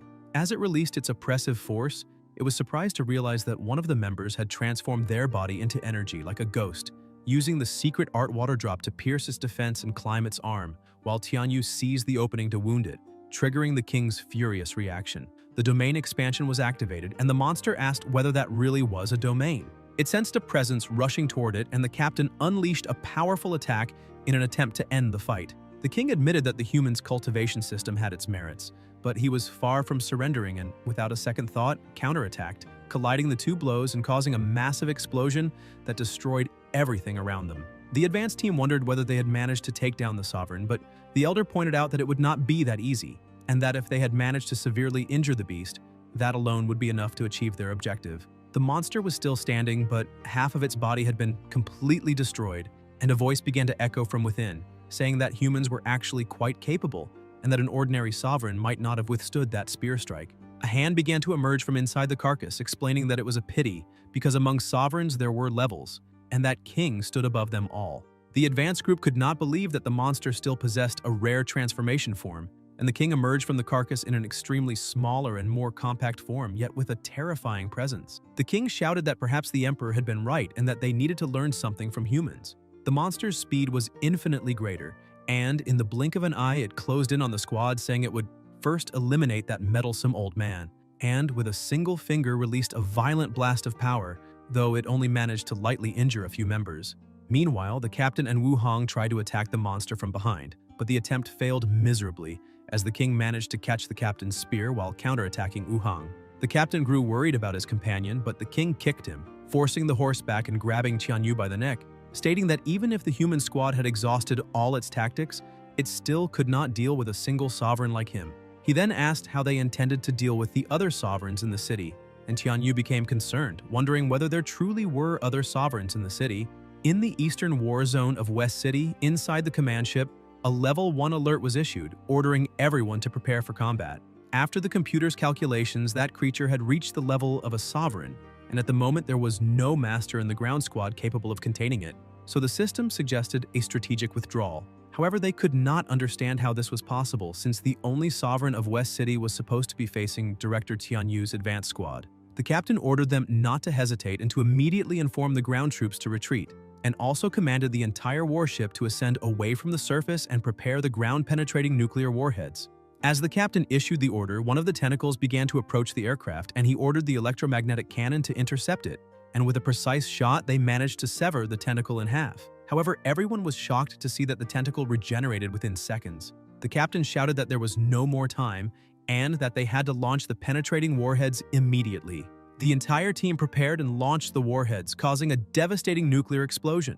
Worried about the situation, he lowered his head, thinking that the power of 3 nuclear warheads was truly excessive, and sincerely hoped that the warriors fighting below would manage to retreat safely. A woman reported that the sovereign's vital signs had not disappeared, and the captain could not understand how that monster had withstood 3 nuclear warheads and was still alive, causing everyone to question whether the plan to retake West City would fail. A red alert began flashing, bringing a report that stated the system's central authority had been taken over. The captain wondered what that meant, and another message appeared, thanking all the warriors in West City's war zone for their brutal fight, but earnestly asking that everyone leave the battlefield to him. Without fully understanding what was happening, the captain asked who this he mentioned in the message was, and one of the subordinates reported that an intercontinental missile had been detected. The captain remained confused, as there had been no information that such a missile would be launched, and asked whether no life signs had been detected on the missile. Paying closer attention, they could not believe what they were seeing. Standing atop the missile was him, the King of Kings, the protagonist of all protagonists, the supreme divinity among all divinities, in flesh, bone, radiation, and demon. Yahello was approaching the battlefield to do the dirty work that no one else could do. A few minutes earlier, a gigantic column of energy had split the sky, and all of that energy was coming from the protagonist's body. Manhwa congratulated him on his breakthrough and handed him a special nano-armor that Longke had prepared for him, and the armor began to cover his entire body as he asked how long ago the university's West Zone troops had departed. She replied that they had left 5 minutes ago, and he could not believe it was already that late. Desperate to try to save everyone, he asked them to prepare a supersonic fighter, but changed his mind upon realizing that even a fighter would be too slow to arrive in time. Therefore, he ordered the preparation of an intercontinental missile so that he could reach the destination within minutes.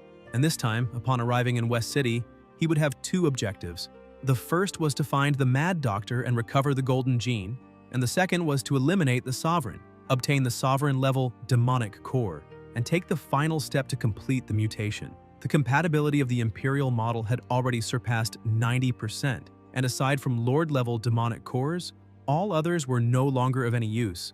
Even Lord-level ones only offer 0 point something per core, and currently he is at 99% thanks to an absurd accumulation of resources. The stockpile of Lord-level demonic cores grew so large that even the Huadu market ran out of supply, yet the final 1% would not rise no matter how much he accumulated because only genes of a higher level could complete that final compatibility.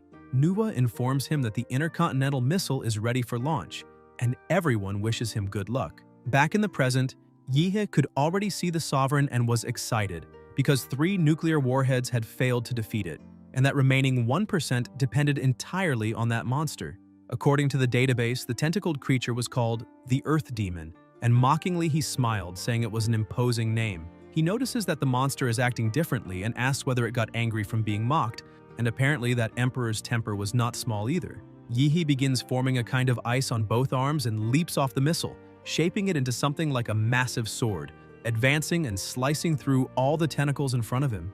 The team inside the command ship can only watch and celebrate, because the university had sent a Grand Master, and at last, West City could be saved since there was now a real chance of victory. The protagonist keeps advancing until he finds the monster's core and, as always dominated by the will to fight, attacks with everything he has to end the battle in a single move, using the Demon Emperor's secret art, the Celestial Nuclear Kick. The amount of energy released is so immense that the radiation manages to escape the planet, and people scattered throughout the city, still fighting, are stunned, asking what that blinding light was, since the intelligence reports had only mentioned that a sovereign monster had appeared in the middle of West City. Meanwhile, the advanced group is being completely obliterated, and even Wu Hong, the most resilient among them, cannot withstand a single blow.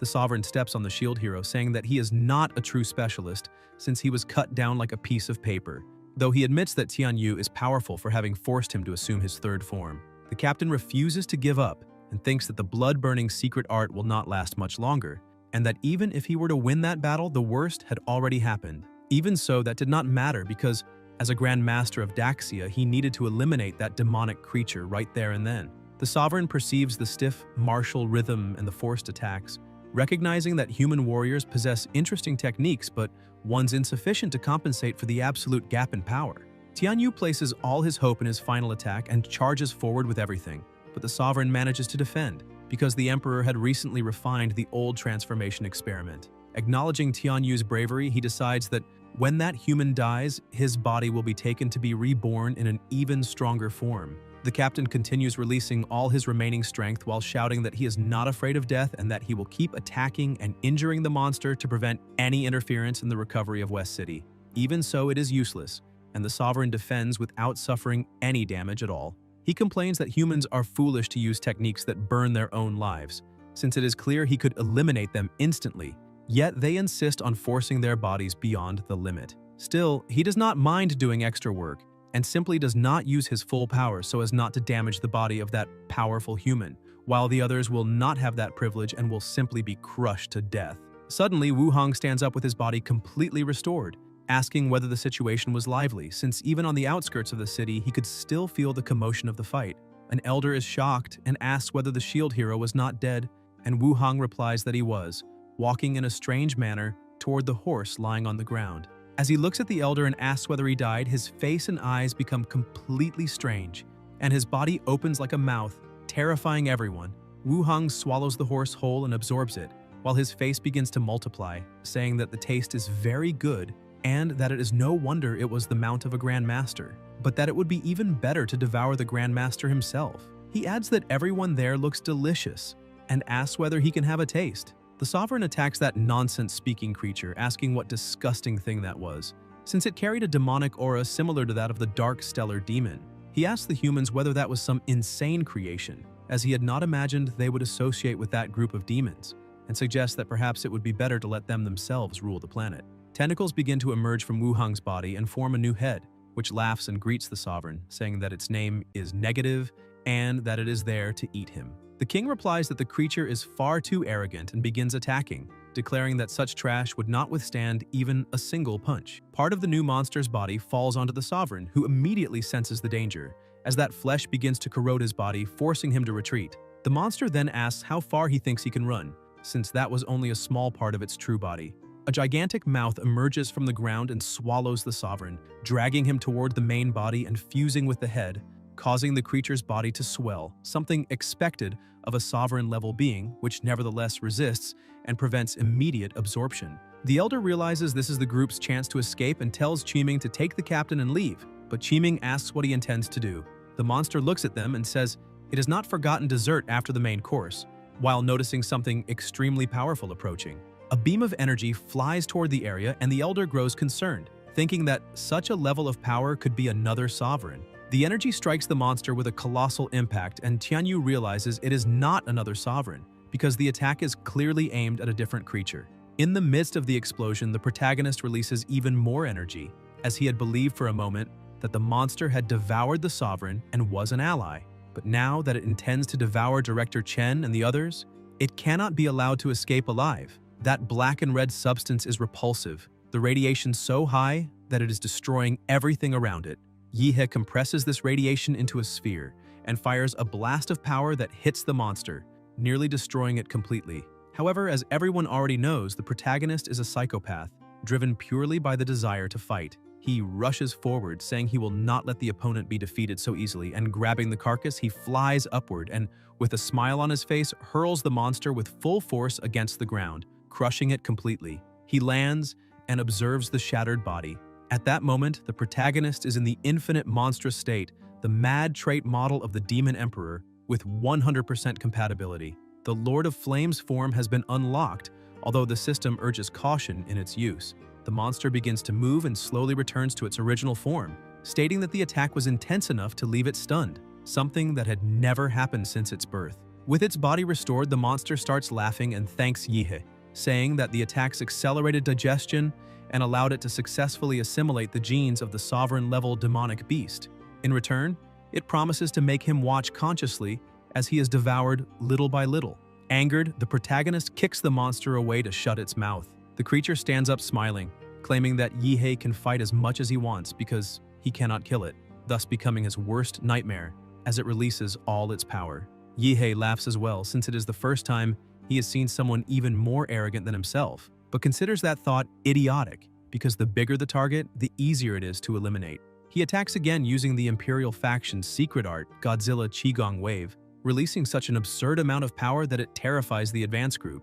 Qiming wonders what kind of Grand Master possesses such terrifying speed and power, while the Elder points out that beyond that, there is also that unknown blue energy. The battle reaches gigantic proportions, and the city stops worrying about monsters, as it now risks being destroyed by the protagonist himself. Even under devastating attacks, the monster remains standing, stating that it is useless, because it can divide infinitely with its biological potential fully activated. While nuclear attacks tear its body apart, they also accelerate cell division to the point of surpassing atomic energy diffusion. Yehe realizes the opponent is repulsive, but his maximum affinity with the Emperor grants him extreme perception of qi and blood, allowing him to notice that the monster is constantly adapting to nuclear energy. The creature announces its invincible evolution ability, saying that no matter how strong Yihe is, in the end he will be devoured because it senses within him an extremely powerful gene, far superior to the one it has just assimilated. Confused, the monster asks why it cannot compare to the man before it, even after devouring countless beings and refining its genetic lineage. Still, it believes it will manage to devour the protagonist. Its body grows absurdly, making buildings insignificant beside it.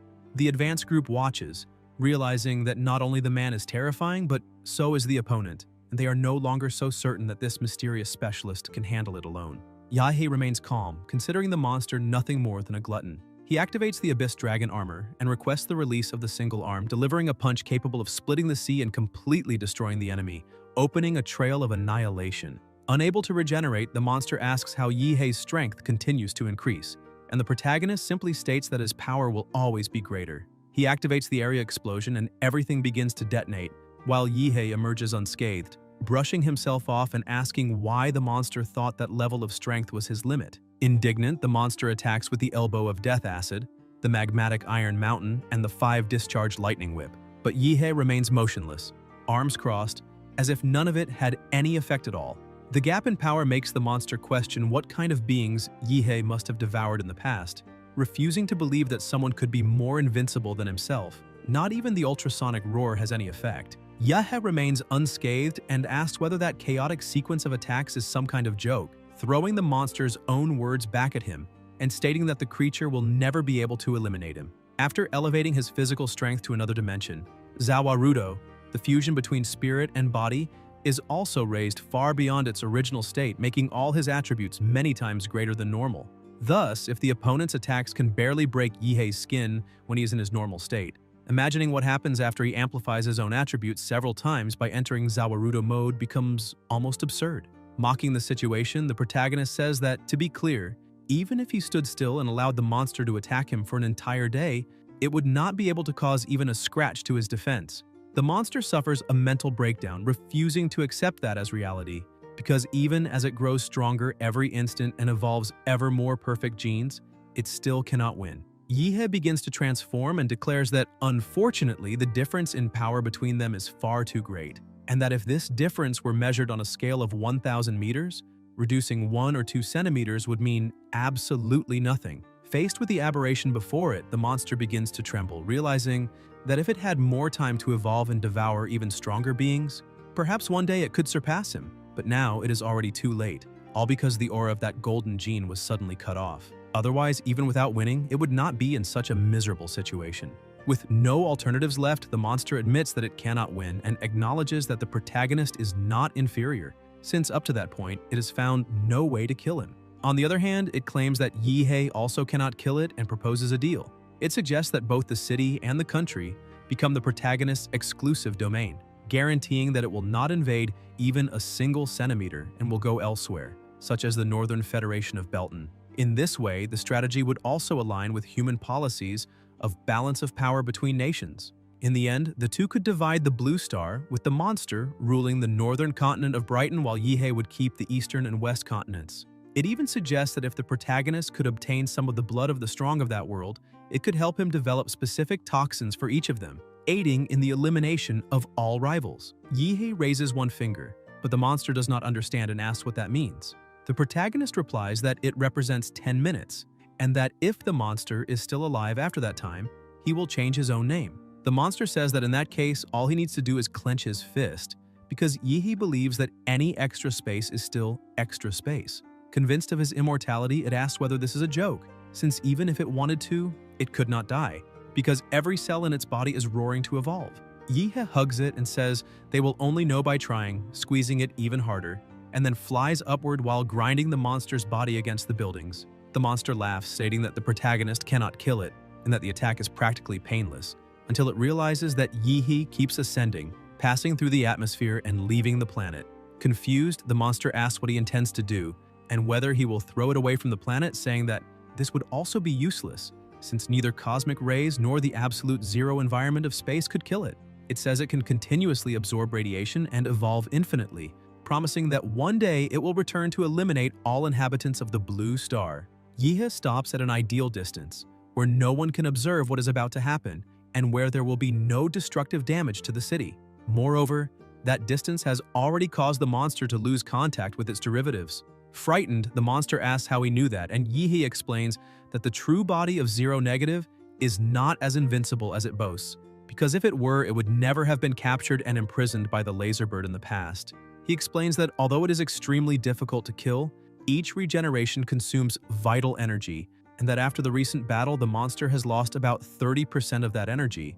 Considering only the stored energy, it could rival that of 3 ordinary sovereigns. But the biggest problem is not the resurrections, but the derivatives that have detached from the main body. From the very beginning, parts of its body were crushed or shattered, and these parts do not lose vitality, only entering dormancy until the inverse body completely exhausts its vital energy, activating copies of consciousness stored within them, allowing an alternative resurrection. However, this ability is still imperfect and has a distance limit, something Yihei realized by sensing the connections through the vital magnetic field, deducing their frequency and range. In short, at that moment, the monster had only one life remaining. Zero Negative panics when he realizes he has been completely seen through and understands that he cannot die there, because if that happens, he will never see the light of day again. In desperation, he self-destructs and splits into thousands of pieces, his final move to try to survive, believing that if even a single fragment of body or blood reaches the ground, he will continue to live. Yahello transforms even further, questioning whether that is an instinctive fear of death, while the monster cannot believe that the protagonist has grown stronger yet again. Yahello explains that he does not need to capture fragment by fragment, because it is enough to crush them all with the palm of his hand. And now Zero Negative has nowhere left to flee. The monster asks what Yahello is planning to do. The protagonist rolls him up like a ball, and the monster asks whether he is really thinking of eating him, saying that only demonic beasts do that sort of thing. Yahello simply ignores him and throws him into his own mouth. As he falls inside the protagonist's body, Zero Negative claims that Yahello is being extremely presumptuous and asks whether he truly is not afraid of suffering reverse devouring from the inside, saying that by doing this, the protagonist has snatched victory from the jaws of defeat. Yahello explains that swallowing the monster is only the first step of the extermination plan, and that the next step is to release the Lord of Flames. The protagonist's body ignites, releasing flames capable of burning anything they come into contact with.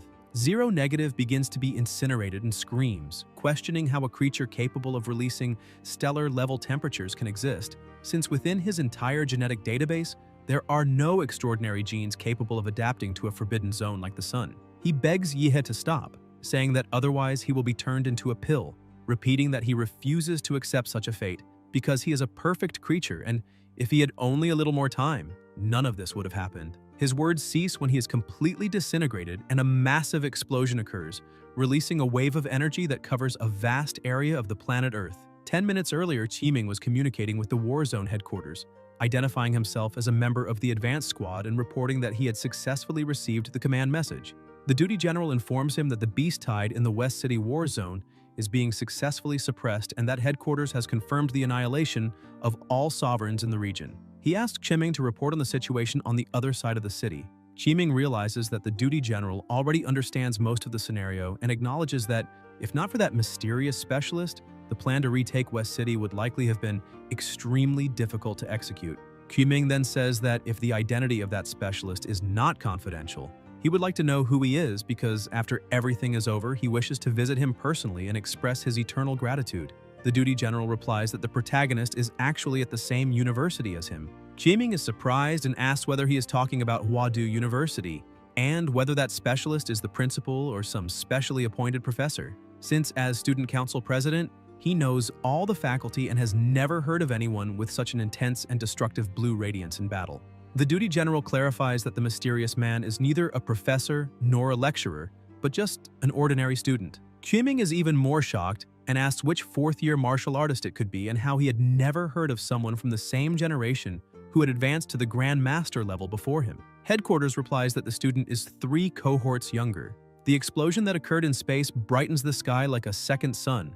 Back in the present, the protagonist passes through the planet's atmosphere, and since he is in his normal form, the nano armor cannot withstand the high temperatures of re-entry and disintegrates. Now it is time to verify Zero Negative's efficiency. Using the abilities inherited from the opponent, Yahello envelops his entire body, combining the advanced vampiric lineage with the evolutionary ability of the Supreme God template, successfully absorbing and fully refining Zero Negative's genetic abilities. He realizes that he has inherited that black and red biomass which, beyond functioning as an investment, was able to completely repair the damage previously suffered in the Lord of Flames form. However, Yahello notices that the effect goes far beyond simple regeneration. The sensation is one of complete optimization, as if he could freely sculpt a character within a game. Upon returning to the battlefield, he observes everything from above with an indescribable feeling, something words cannot convey, because that ability is not inferior to an extremely high-level template. In the Northern Federation of Baden, inside the Federal Military Command Base, Commander Duller cannot believe what the security systems are detecting. The Federal Supercomputer Eve reports that above West City of the Jia Nation, at the boundary between the atmosphere and the thermosphere, a violent high-energy reaction occurred with an estimated range of 600 kilometers, equivalent to a nuclear explosion of tens of millions of tons of TNT. Duller cannot understand what is happening, since the Shia Nation was carrying out a recovery plan, and questions the origin of that high-energy explosion.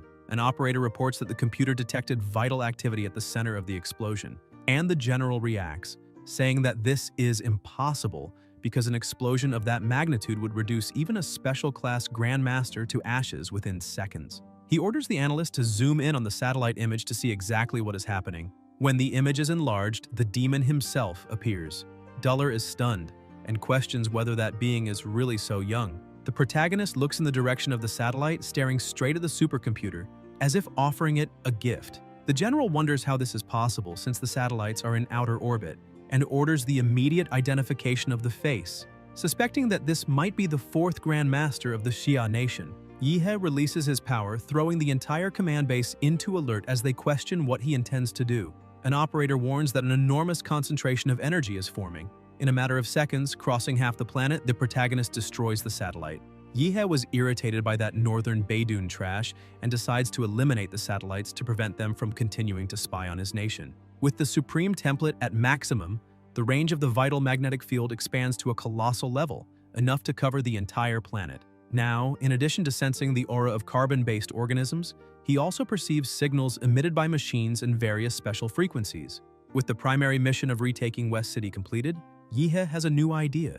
There are 11 S-level forbidden life zones, and perhaps with his current level of power, he can step into those places. But this can only be confirmed by testing. Expanding the vital magnetic field even further, his perception rapidly advances, sweeping across the entire planet. The black and red biomass of zero negative, combined with the vital magnetic field, constructs a complete regional distribution map.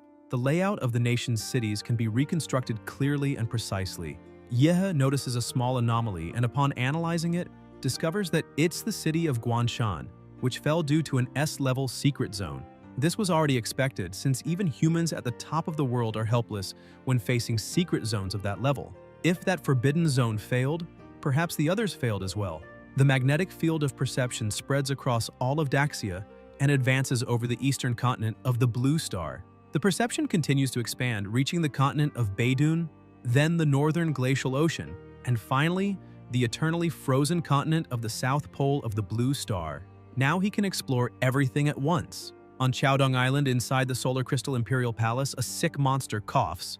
Its subjects approach and it asks them to bring the medicine. It has sensed that the perception released by the protagonist has reached Dongri. However, it does not know which specialist this is, imagining it might be Qi Jingwen of Daxia, Charles of the Western Continent, or perhaps someone who, noticing that it has not appeared in public for nearly 100 years, decided to probe the situation. Therefore, it must refine the divine artifact as quickly as possible. When it touches that legendary realm, that will be the day winter conquers the Blue Star. On the Western Continent, at the pilgrimage center of the Divine Descent Heavenly Kingdom, in the Holy City, people glorify the statue, for it has manifested a miracle. The true God has descended, the divine cult is real, and the divine prophecy is fulfilled. A man approaches the statue whose eyes are open, and asks whether it was that arrogant gaze that awakened it. That arrogant gaze was the magnetic field released by the protagonist. The man places something into the statue's eye, asks forgiveness for his failure as a servant, and begs it to continue resting. On the high seas of the continent, a captain wonders whether the gaze just now was Yihe's, because he did not imagine that in such a short time the protagonist would grow to this extent, something far too excessive. To him, this is the fault of that blue-haired man with the abnormal body. If he had not damaged his own vessel in the human world, his recovery would not have been delayed so much. Even so, once he manages to leave that place, he intends to seek out Yihe. Meanwhile, the protagonist realizes that the vital magnetic field has already constructed the complete image of the entire Blue Star. Even so, there are still at least 12 places similar to Guanshan that swallowed the perception like black holes. In addition, some presences, upon noticing the perception network, tried to trace its location in reverse. The waters of the Blue Star are deep. Suddenly, Yihe hears a voice in his mind and realizes it is Rector Qi Jingwen. The voice asks him to be careful of Fu Hongcheng of Daxia. By tracing the origin of the signal, Yihe perceives that it comes from Kunlun Peak of Daxia.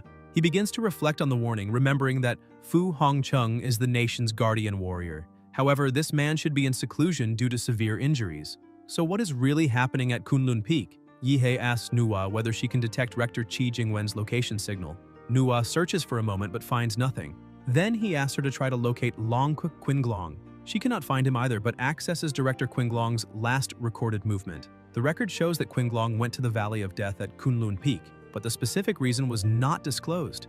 The protagonist begins to wonder whether those two were indeed together, and whether this happened precisely at the critical moment when Daxia's recovery plan was initiated. A dangerous possibility emerges in his mind. Perhaps Fu Hongcheng has betrayed them, and that if Hongsheng is truly an enemy, it means Daxia's top combat force is finished. Moreover, they are carrying out a large-scale recovery plan. Reclaiming the fallen cities also means enormous damage to their vitality. If this colossal giant called Daxia falls, countless previously suppressed countries will rise, and all the wolves and tigers that devour the giant's flesh and blood will grow stronger. The absence of top-tier strength means Daxia has entered its most dangerous period. One small mistake and it will be attacked from all sides. The Valley of Death at Kunlun Peak is a place capable of suppressing warriors and even demonic beasts. And with the emergence of secret realms, there is no trace of battle there. Clashes between grandmasters usually split mountains and tear seas apart. If the Dean had joined forces with Qinglong to face Hongsheng, all of Kunlun Peak would have already turned into a Kunlun Basin. That leaves only one path: go after Hongsheng. However, if he is truly an enemy, going to him means exposing themselves. The protagonist starts to grow irritated since unraveling mysteries like this is not something he enjoys. His only pleasure is fighting strong enemies. So the best option he has right now is to become even stronger. Now his 3 templates are already at their maximum, and the effect of being first in the series and reclaiming West City is enough for him to obtain 2 more templates. In addition, he still possesses the golden gene developed by the Mad Doctor. He realizes that a man must do what a man has to do. If Daxia truly no longer has a protector of the nation, then he will become the sovereign himself. Inside a commercial building in West City, Yahe investigates the place and notices everything is silent. But through bloodline resonance, that blood clan must be nearby. This makes him question why they are hiding so deeply and what they are avoiding.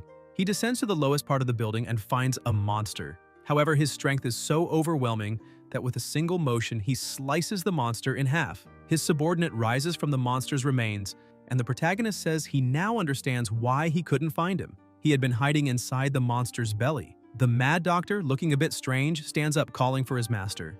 Yihe approaches, but his subordinate tells him not to come closer, saying it's too disgusting. The protagonist agrees, saying everything looks too sticky, and asks what is going on and who he is hiding from. The Mad Doctor explains that he hid inside that worm precisely to conceal the golden gene and his own aura. The laser bird sent a true monster to steal the golden gene, and it is a supreme creature. It would probably swallow all living beings in West City. That is why they must leave immediately. Yihe uses his armor to project the image of the monster he defeated and asks if that is the creature he was talking about. The doctor is stunned, saying it really is that creature, and asks if that is what it seems to be. The protagonist explains that it is exactly that. He has already refined the monster. Shocked and devoted, the doctor throws himself to the ground before the protagonist, congratulating him on advancing another step. Yihe tells him to stop, asking where he learned such futile nonsense. He also demands that the doctor immediately hand over the golden gene. He points out that before, he had no curiosity about that thing at all.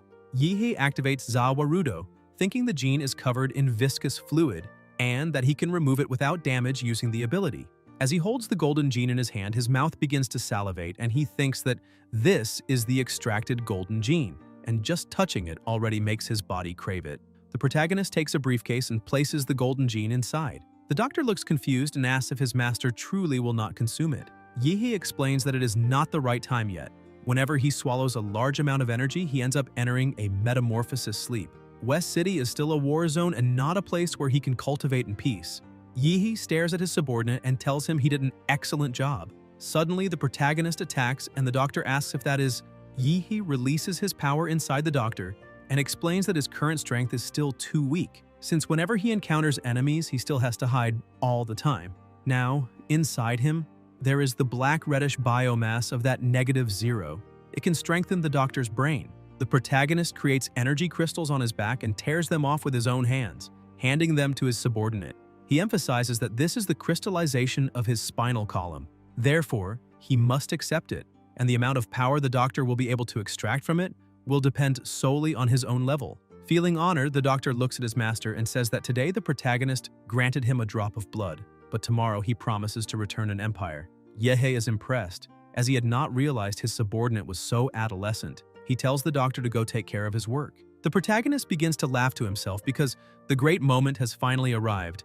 The demonic beasts of West City are still far too urbanized. Therefore, his next task is to begin a great cleansing throughout the entire city. On the battlefield on the eastern side of West City, the frontline warriors realize that the Sovereign has been eliminated and that the tide of beasts has completely dissipated. Now they only need to exterminate those animals once and for all, since some of the demonic beasts that still retain a bit of reason have fled into the alleys. However, before they can do anything, a warning echoes everywhere, telling them to leave the city to him. The people realize that it is the AI Manhwa and question whether the him she just mentioned is the one who managed to eliminate the Sovereign of West City. Even without fully understanding what is happening, the commander orders them to obey, and all the warriors present must carry out an emergency retreat. The true Sovereign has arrived to have a little fun. The protagonist arrives flying, surrounded by an extremely dense amount of energy. When he touches the ground, he causes a massive shockwave, destroying everything around him. In addition, with his own tentacles, he creates a sphere around himself, and various weapons begin emerging from within that sphere. He declares that now all demonic beasts will experience his new model, the power of the Angel of Weapons. All the beasts are struck by the weapons, which fire at a terrifying rate per second. Inside the command ship, the captain and his team watch everything unfold. He remarks that the protagonist is simply an inhuman monster. Alone, he is equivalent to an entire heavy firepower troop, and every shot has incredible precision. His kill efficiency surpasses that of the army. That boy is so astonishing that the captain cannot understand where the Dean managed to dig him up. The troops inform the captain that Yehe's attack has stopped, and that apparently the weapons have overheated. The captain shouts that they need to buy time for the protagonist to cover the cooling window of his new weapons. He orders them to activate the mobile energy cannons, 360 degrees, ready to aim. Quickly, another barrage of attacks begins. Some slightly more evolved monsters realize that human weapons have evolved again, and this is irritating. The aerial firing platforms are coordinating with that cannon sphere on the ground. Therefore, they must find a way to destroy that sphere. Otherwise, they will not even have time to flee back to the territory of sin. Another monster asks what they should do and suggests that the first monster advance through the front line while they attack from behind. However, the first monster is terrified when he sees that the protagonist's weapons are already ready again. The protagonist resumes firing, and the monster shouts that the cannon sphere has begun the second round of bombardment. Moreover, the low-level demonic beasts have no ability to counterattack, and if they do not resolve this immediately, the beast tide will be completely exterminated. Even the underground lair will be wiped off the map. The weapons overheat once more and stop firing. The monster shouts that the second wave has ended, and that now they must take advantage of the fact that that thing has just fired and is under maintenance, so they must destroy it immediately, because if that sphere is not destroyed, no demonic beast will leave that place alive. There are already demonic beasts returning to report that the West City stronghold has been taken by the humans, so they need to buy time. The supervision team shouts in alarm, saying that many high-level energy reactions have appeared in the city and that at least more than 20 Lord-level demonic beasts have appeared together. The ground troops look at the monsters, and the commander shouts that they must move quickly to provide cover for that cannon sphere. They cannot let those lords succeed, and therefore, even if it is a path to death, they must hold on until the next concentration of fire from the platforms. All the warriors charge toward the monsters, declaring that they will not let them pass. However, the protagonist's sphere begins to crack, and a terrifying amount of energy bursts out from within, destroying everything that was there. The ground warriors are left confused and ask if it is really already over. The commander tells the troops to disperse, because all those Lord-level monsters have already been completely annihilated, and somewhat discouraged, he complains that in such a fierce battle they ended up being nothing more than extras. The protagonist questions whether the monsters truly thought he only knew how to stand still and shoot, and states that the recapture of West City is already a done deal, and that by the end of that night, there will not be a single demonic beast left within the city. As soon as the sun rises in the morning, the protagonist is laughing to himself. He looks at the system screens that have appeared, which read, "Achievement unlocked. Savior of West City can obtain a template extraction." In addition, it has been detected that the host is participating in a large-scale operation. By contributing more than half, it is possible to merge achievements, which can grant an advanced extraction with a minimum guarantee of one Class A template. He thinks that he recognizes this system, wondering if it is not the same gacha system from a certain national game from his past life. But when applying template extraction, it is delicious. Monster templates below Class B no longer have value to him. The ideal approach is to complete all recapture achievements and combine everything for one large extraction. At the very least, a Class A monster template at the same level as the Emperor should appear, and that is his expectation. Meanwhile, in the center of the great city, it is announced on all the giant screens around the buildings that the first battle of Daxia's recapture campaign has been a success. In just one day, 3 cities have been recovered. The first was Liancheng, recaptured under the leadership of the 1st Department of Longke. The second was Lancheng, recaptured under the leadership of the warriors of the Sinister City. And the third was West City, recaptured by the team led by Dean Chen Tianyu of Huadu University. The warriors of Daxia will continue to reclaim the cities occupied by demonic beasts. Chingu, who was following the news on her phone, questions whether that announcement was some kind of joke, since it claimed that West City was recaptured by Dean Chen, but that blue light could not have belonged to anyone else. At the headquarters of the Supreme Command of Daxia's recapture campaign, the minister orders everyone to classify the protagonist's identity as top secret, since a person with such strength is too shocking to others and would attract attention from many parts of the world. Suddenly, Yihe appears in the room, calling the minister chief and saying he has a favor to ask. Just the protagonist's presence makes the minister tremble completely. He bows and says that Yihe does not need to call him chief, since the true chief there is the protagonist himself. Yahe says that in that case, he will get straight to the point, asking when Huadu University will grant him the official certification as the chief student of his year. The minister is somewhat confused, saying that the protagonist is already stronger than the dean, so why does he still care about such a title, so inferior to his true greatness, and that his classmates would probably feel embarrassed. But Yihe simply stares at him without saying a single word. Sensing the killing intent, the minister trembles again and says that the certification of Chief Student of the Year requires confirmation from the Huadu Student Council and normally takes a month of procedures. However, the protagonist's situation is special, so he believes that none of the first-year students would have objections to his title. In addition, the president of the Huadu Student Council is present and can certify him on the spot. The protagonist is surprised to learn that the president of the Student Council is there and asks where he is. Suddenly, Kuming appears, and the protagonist asks if he is the president of the Student Council. Qiming runs to Yihe and stares at him for a few seconds. Soon after, he begins shouting, calling the protagonist senior, and thanking him for saving everyone on the battlefield, saying that on behalf of his teacher, he would like to express his gratitude. The protagonist explains that he only did what he was supposed to do, and moreover, Yaming seems to be a few years older, so there is no need to call him senior. But Qiming disagrees, saying that on the path of martial arts, the strongest come first. Therefore, the protagonist is the senior. Even a little embarrassed, Yihe ends up agreeing with that. Sometime later, the system congratulates the host for obtaining the achievement of Chief Student of the Year at Huadu University. With that, he gains another template extraction reward. He becomes excited, because the moment to witness a miracle has finally arrived. He confirms the initialization of the extraction. Something begins to appear before him, and he thinks that it has finally arrived. The system notifies that it is a B+ level Hellstar template. The monster slowly opens its eyes and looks at the protagonist. The system displays the bloodline abilities. Mad Star that covers the sun, capable of perceiving cosmic radiation and luminous energy, altering particle density, trace of luminous energy which controls the flow of energy, changing its trajectory and efficiency, great dark sky which devours everything. The current compatibility is 1%. The protagonist feels relieved to see that it is a skill type template and not one of those D or C class ones that only increase size and are useless. Moreover, he does not know exactly whether the Hellstar's light and energy control abilities can overlap with the Emperor's nuclear energy.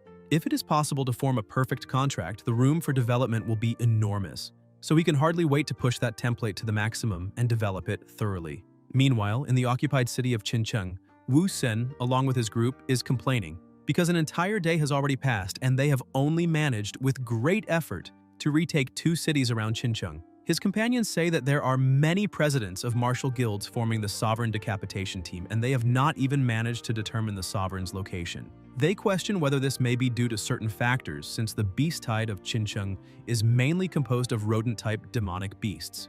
Although there are almost no large beasts on the battlefield, they are extremely difficult to deal with. They have built a complex underground tunnel network beneath the occupied city to wage subterranean warfare against the coalition of warriors.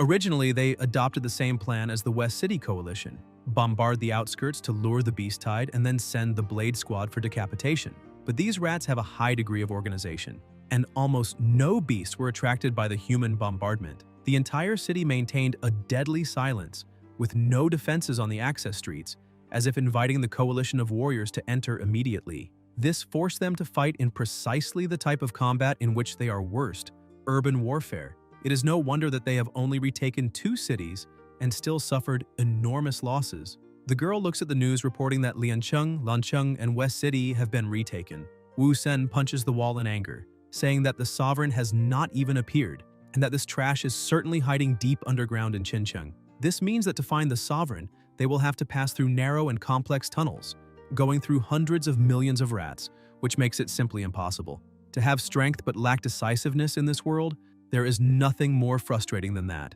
Yahe arrives in the city of Xinjiang wearing Toby's mask. He is there to recover that city, however, no one can know about it.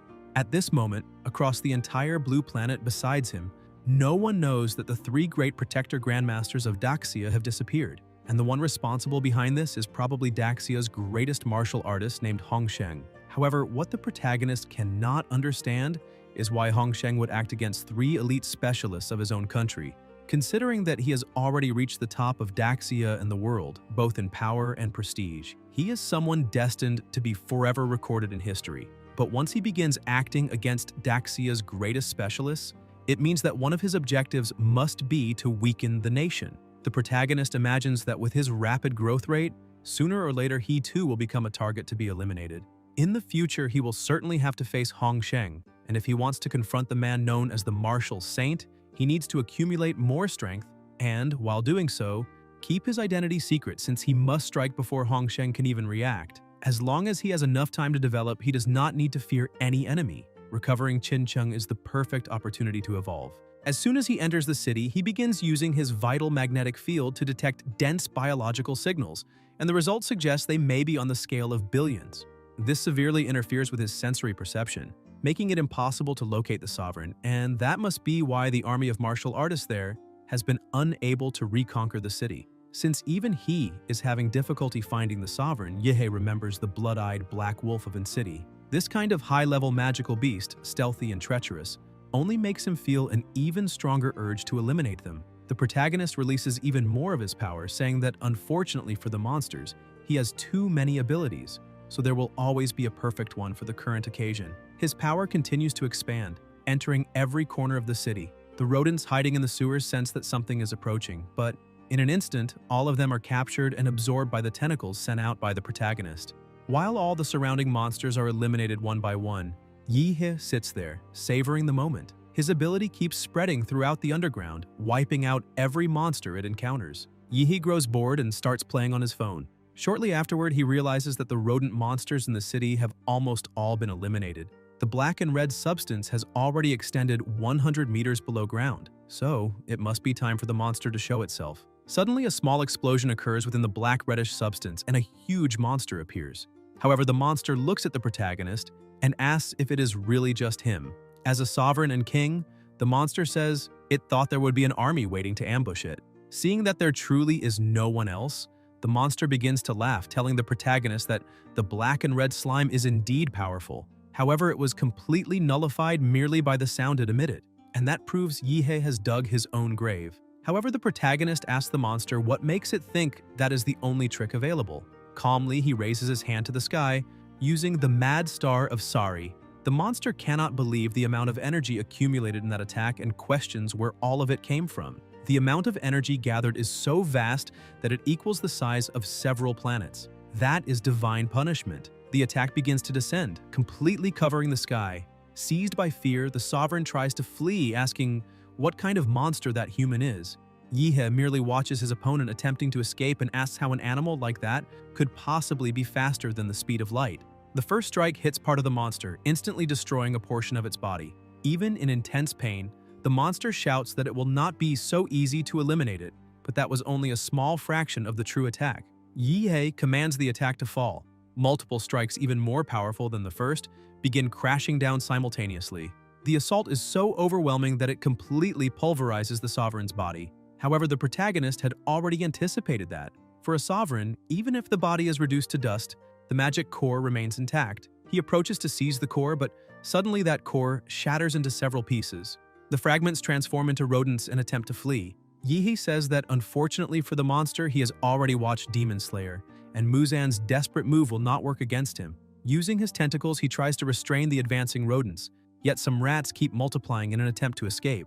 The protagonist takes a deep breath and remarks that although the opponent is a sovereign, it only possesses cowardly survival abilities, which proves that a rat will always be a rat. He calls upon Za Warudo, which stops time, preventing all living beings around from moving. The power of Za Warudo to halt time has evolved so much that now the protagonist can perceive the cores of the surrounding creatures, and if he destroys each of those cores, the opponent will no longer be able to divide. However, all those magic cores are merely disguised rats, so where is the sovereign's true core? The protagonist realizes that that cunning rat still had one last card to survive with the bare minimum of life, and although that rat is the weakest sovereign-level being he has ever seen, this talent for survival is truly impressive. But unfortunately, it still must be eliminated, since it completely destroyed the entire city. Therefore, the protagonist refuses to use ancestral blood to turn that sovereign into a subordinate, emphasizing that in its next life, it should try to be human. Meanwhile, in the underground palace of the rats, a terrifying number of rodents gather around a fetus. Suddenly, that fetus opens its eye and absorbs all the surrounding rats, awakening from its slumber. While reconstructing its body, it screams in complete terror since it had almost been eliminated. As soon as its body recovers, it tries to flee as fast as possible, saying that it can no longer hold the base in that city and must enter the domain of sin as quickly as it can.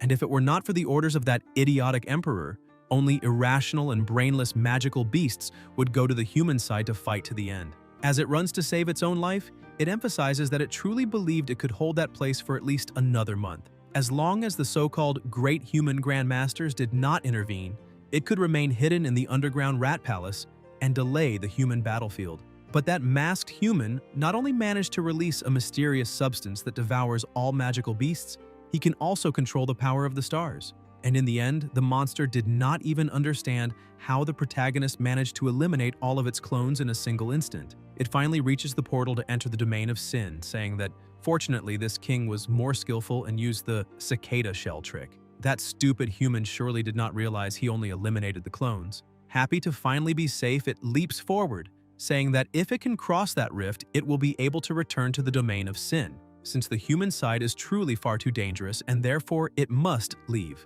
However, at the very last second, an attack from the protagonist strikes it. The destructive power is so immense that the attack tears through everything, piercing the entire underground palace and reaching the planet's surface. Wu Sen and his companions notice that group of purple light pillars that began attacking again, yet they have no idea what that power could be. Wu Sen says it might be an orbital energy weapon, but he does not believe so, since invoking something like that would be far too excessive. And even if it truly were an orbital weapon, they were not informed by the allied forces of Qincheng. Without knowing what it really is, he advances with the group to check what is happening. When they arrive at the site of the explosion, they see only an enormous crater in the ground. The group says they can no longer sense anything from those rats, and apparently they have disappeared, leaving no trace of presence. There are only two explanations. Either all the monsters returned to the secret realm, or they were annihilated by those purple light pillars. But Wu Sen cannot understand who could be powerful enough to mobilize such a destructive weapon. The government announces that Qincheng has become the fourth city to be recovered. The population cheers with joy upon seeing that the nation is finally recovering, having reclaimed 4 occupied cities consecutively in just 1 week. The government states that it will continue bringing the latest news about Daxia's recapture plan. In a secret room, high-ranking officers of Daxia's allied forces are gathered, questioning who this person is. They continue discussing, saying it was the same in West City. They were facing all kinds of difficulties and suddenly a mysterious person appeared to solve everything. This time, in Qincheng, it was the same, the only difference being that the light changed to purple. They speculate whether the protagonist could be one of the TOU brothers. However, they feel somewhat relieved since it is now clear that this person is helping the allied forces. In theory, the appearance of a mysterious expert capable of influencing the course of war within their territory should attract the attention and investigation of Longke. After contacting Longke, they claim to have no information to declare, which means those bastards do not know anything either. And no matter who this person is, they need to hurry to recover the other cities. Otherwise, they will seem incompetent in the face of such overwhelming power. While the officers are talking, the protagonist is already advancing. He thinks that, excluding the S-level Guanxi Mountain of Life, there are currently 3 occupied cities that have not yet been liberated. 2 of them are under the responsibility of Longque and Hua University. He heard that the main battlefield has been achieving consecutive victories and that total recapture is not far away. So all that remains is to go to the last city, which is Bocheng. This city is far too low profile, almost invisible. The allied forces of Bocheng send combat reports at fixed times every day. There are no major defeats nor major victories, and they almost never appear in the news.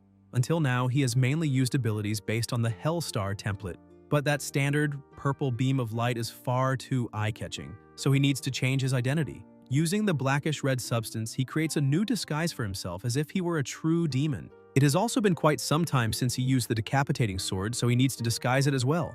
By activating his ability, he transforms the sword into a scythe. Now he looks like death itself. For this identity, he will mainly focus on martial arts tied to killing intent. Only Professor Gongke and veteran Qing Long know that he has mastered killing intent, so this new identity should be very safe. As he moves forward, he asks Nuo to play a song called "I Will Still Think of You." Sometime later in the middle of Bocheng City, a group of warriors were preparing to return to the battlefield. Old Lu asks them to wait a little since he is finishing his meal. However, he is not pleased at all because the taste of military rations is extremely bad and cannot compare to his wife's cooking. His companions tell him not to state the obvious and question what place on the battlefield could possibly be as comfortable as home. They also urge him to hurry up, since the president ordered them to assemble. But Old Lu says he needs to go to the bathroom. A companion asks if he's really that afraid of returning to the battlefield, since every time they have to leave, he comes up with some excuse. While they are talking, the protagonist slowly approaches from behind. One of the soldiers complains that this time, he does not know if he will be able to return alive, and that his son was just born. And even though he is a martial artist, he is still acting like a coward. Yihe realizes that this is a performance without an audience, and from the moment he arrived in that city, he had already noticed that something was wrong. It seems the sovereign truly accomplished great things without making much noise. He wonders if it is possible that all the residents of that city have fallen into an illusion, but after analyzing more deeply, he realizes that is not the case, because the feeling is far more terrifying than that. He slices the back of the neck of a girl who is walking nearby and realizes that all the humans are already rotting. Apparently, all the allied forces that were in that city were completely annihilated God knows how long ago, and are most likely all dead. But the most terrifying thing is that they do not know they have died. The flesh inside their bodies has rotted, yet on the outside they maintain the appearance they had while alive in their daily lives.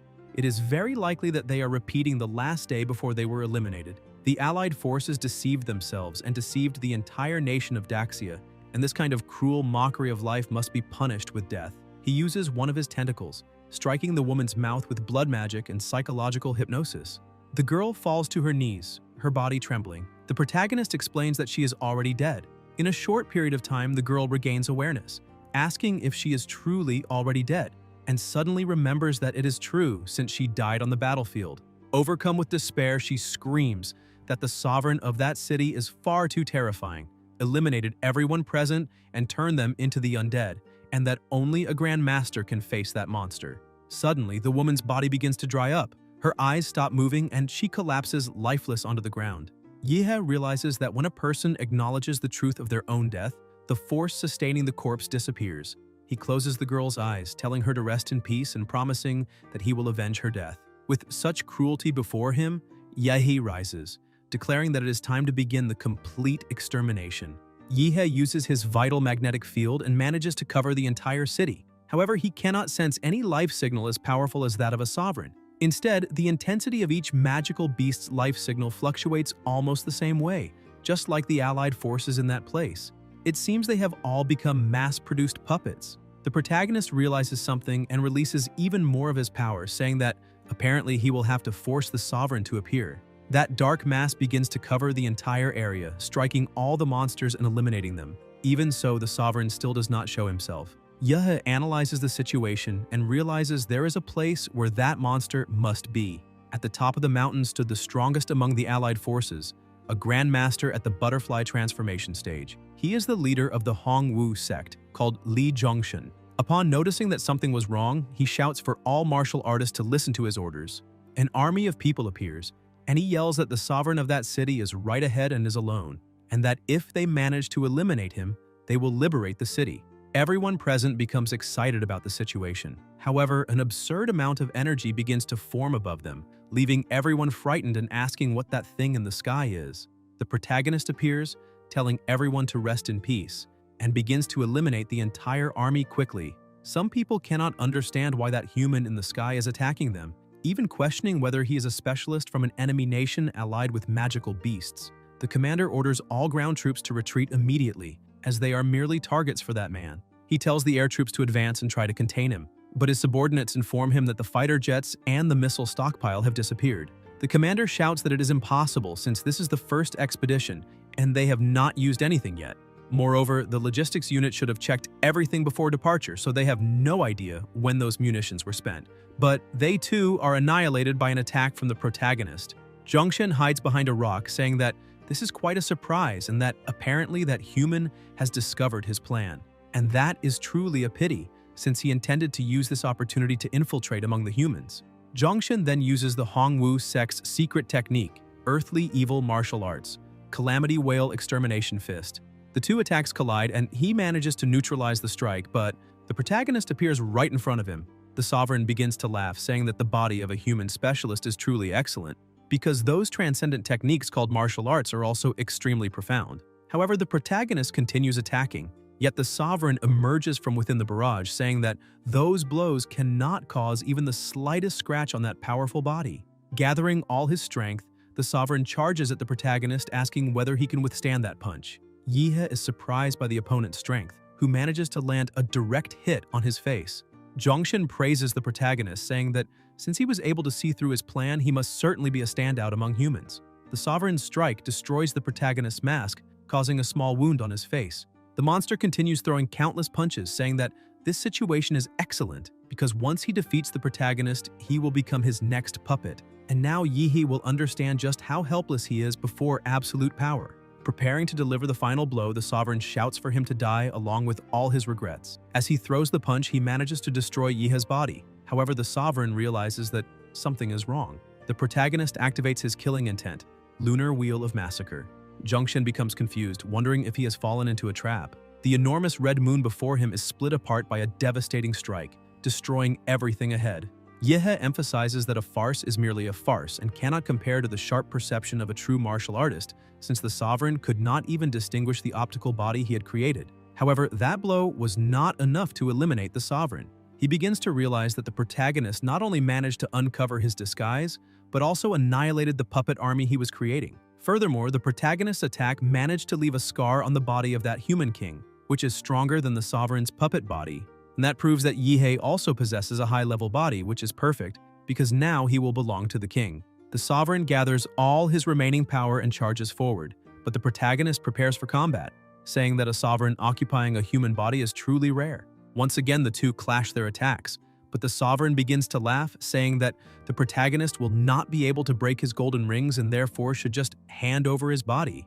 Yihe laughs as well, saying that giving the body of a true elite martial artist to a monster would be a waste. He emphasizes that the Sovereign needs to understand the true difference in power between them. He unleashes countless blows, telling the Sovereign that his right side is weak and his left is inaccurate, not to mention that his reflexes are slows and none of his movements are worthwhile, asking whether the monster still wants to face him using martial techniques, because that is nothing but a ridiculous dream. And now he will understand how weak and incompetent he truly is. The Sovereign begins to struggle against those attacks, thinking that the protagonist's strikes have become even more precise and that even with the strength and reflexes of a Grandmaster, at the butterfly transformation stage, he cannot fully predict the attacks. However, he realizes his judgment was wrong and that he has apparently been completely read by the protagonist.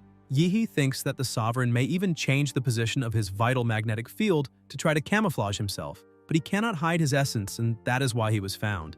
At that point in the fight, the Sovereign is completely defenseless, and he realizes it, asking how it is possible, because even possessing the powerful body of a Grandmaster, he cannot fight against something so strong. He decides to retreat and try to find an even more powerful puppet to confront absolute power. But when he tries to move, he cannot and asks what is happening, since his body does not respond, as if it were bound by some kind of force. Yihe attacks, showing the true difference between a divinity and a mere insignificant ant. The Sovereign screams, trying to beg for his life, but it is useless. A few seconds later, the system congratulates the host for completing the achievement of contributing to more than half of the territory's reclamation. Now he can perform a model draw with a guaranteed A rank. He confirms for the system to begin the draw. The models start shuffling, and a surprising glow astonishes the protagonist. He obtained an S rank model, the 10-headed Hydra S-rank model. He possesses the bloodline ability to gather the planet's natural energy and create 7 types of elemental energy. He also possesses the Sacred Tree bloodline, which can obtain sacred tree cells and control the essence of the Divine Tree, and the Eye of Causality bloodline, which awakens the ability called Eye of Causality. Currently, it has no evolved forms and synchronization is at 1%. Even the system is impressed, saying that he obtained a legendary model. Yihe shouts in happiness and excitement upon seeing that he obtained a model with infinite potential.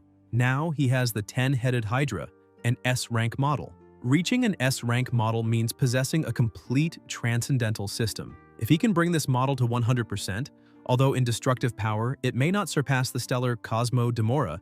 In terms of variety of abilities, it may even be superior. Just like the vampire model, that is a high-level ability model. While thinking about this, the system notifies that it has detected the host possesses a model of the same origin, so fusion is possible. The 10-headed Hydra model can be added to the plant attribute evolution path of the swift Demora Emperor model, the stellar Cosmo Demora. The system asks whether he wishes to confirm the integration, but first delivers a note of caution. Since the 10-headed Hydra belongs to a high-level panel, integration may cause unpredictable changes in the final mutation of the swift Demora Emperor model, the stellar Cosmo Demora. The protagonist is surprised, asking whether this is happening because the two models share plant attributes. Now he understands that models can complement and merge according to their characteristics. It is like card fusion in games. However, reality is far more complex than a game. Fusing two models with infinite potential with an unknown result is not something simple. Moreover, success means that the two models will become one. This will not only drastically reduce the burden of resources required to evolve, but will also grant him an even more powerful supermodel. However, in case of failure, he does not believe both would be discarded. Since the foundation of the two is excellent and their starting point is high, even if they were to decline, they would not be that weak, at the very least reaching the level of a D-class giant humanoid model. Moreover, even the resulting fused model could suffer a sharp drop in growth potential and rank evaluation. Another system message appears saying that the host possesses the high-level fusion material called Golden Gene. The Golden Gene has the ability to optimize bloodline genes, significantly increasing the probability that the genes will develop positively during fusion. Yihe finds it too coincidental, as if the moment the Golden Gene accidentally fell into his hands had been preparation exactly for that day and time. The protagonist suspects that perhaps in some invisible space-time, there is a guy called the Author guiding him, as if he were inside a comic story, like a manhwa. If that is the case, he has no right to refuse. And even if he did, he would not refuse, because if he must fight Hongsheng in the future, he needs to be 10 or even 100 times stronger than he is now. So without hesitation, he decides to carry out the fusion. The system begins the process, however it warns that the stellar Cosmo Demora cannot completely devour the genes of the 10-headed Hydra. Therefore, it is initializing metamorphosis and injecting the Golden Gene. Optimization and fusion are in progress. Zhongshen, who was completely defeated on the ground, opens his eyes and asks the protagonist if he was the one who managed to defeat him. Yihe says yes. The Grandmaster asks about the other martial artists of the allied forces. The protagonist replies that soon all of them will be annihilated. Zhongshen feels relieved, saying that is good, at least their corpses will not be desecrated. But Yihe shows a small monster, saying that this type of magical beast should not have been enough to defeat them in a direct confrontation, and asks who eliminated the allied forces of that city. Zhongshen warns the protagonist that he must be very careful because that sovereign-level beast called itself one of the 4 envoys of the Emperor. Its strength surpassed even that of a Grandmaster at the butterfly transformation stage. However, most importantly, it can skillfully use human martial arts and even comprehended a Grandmaster's domain. Zhongshen emphasizes that before being completely defeated, that sovereign had said it would head to Huadu. The protagonist is surprised, since Daxia has a total of 36 Grandmasters, and normally at least 20 remain on standby in Huadu. Currently, due to Daxia's reclamation plan, almost all those with high combat power have gone out to lead battlefronts and recover lost territories. Longke is in the same situation, because due to the reclamation plan, it sent a large number of specialists to guard the borders and prevent enemy powers from taking the opportunity to invade, which means the nation's guardian grandmasters are all absent, so Huadu is empty. Meanwhile, in Huadu City, at the military base within the secret realm of the Nine Dragons River, that place has a rift to a secret realm located at the bottom of a body of water. Longke established an underwater base there, but strangely, over the next 5 years, the magical beasts in the secret realm became extremely scarce and of very low level. Therefore, the danger level was reduced from B to D. Thanks to the extremely low danger level, the martial artists responsible for guarding that place were having a barbecue, saying that place is a blessing since they knew the positions in Huadu were the best. Martial artists from other places were all sent to war while they remained there in that relaxed post, drinking wine and eating barbecue while earning a fortune. The person tending the grill also speaks mockingly, saying there is nothing to be done if they were born to be rich. Because even as members of secondary branches of the 9 families of Huadu, if they cannot have the main power and wealth in this life, at least they can live freely and carefree. Zhao tells them to drink and let the music continue and the dance never stop. One of them is surprised to see him there, asking whether he should not be operating the radar monitor on watch duty. Zhao disagrees, asking why he should stand watch while they drink and eat. His companions eventually agree, saying there is nothing to watch in that secret realm, so they should drink and eat to their heart's content. However, something terrifying was approaching. A 3-headed monster was approaching. One of the heads begins to laugh, telling its brother that the humans up ahead were throwing a party and had no idea they were about to be completely wiped out. The brother says they should eliminate them all so they can feel the vigor of the true emperor. But the middle head simply tells the other 2 to be quiet. That being is one of the 4 envoys of the emperor of the domain of sin, Asura. The main head warns the other 2 that the emperor sent them there to eliminate the strong, to annihilate as much as possible the vital forces of human specialists, and that thanks to the strongest human called Hong Sheng, they have a list containing the locations of the human experts. Since their mission is to eliminate as many powerful humans as possible, they must focus on efficiency and not waste time on those mediocre humans ahead. The other 2 heads agree, and with that they begin to release their power, saying that now it is time to set out and make that planet bow before the emperor's hand. The group of people ahead, drinking and eating, is completely annihilated. The monster laughs, saying that even without fighting or intending to kill those humans, they could not withstand even the noise of the wind generated by its passing. It tries to cross the rift, but is repelled. However, that was already expected since powerful individuals suffer enormous rejection from spatial rifts.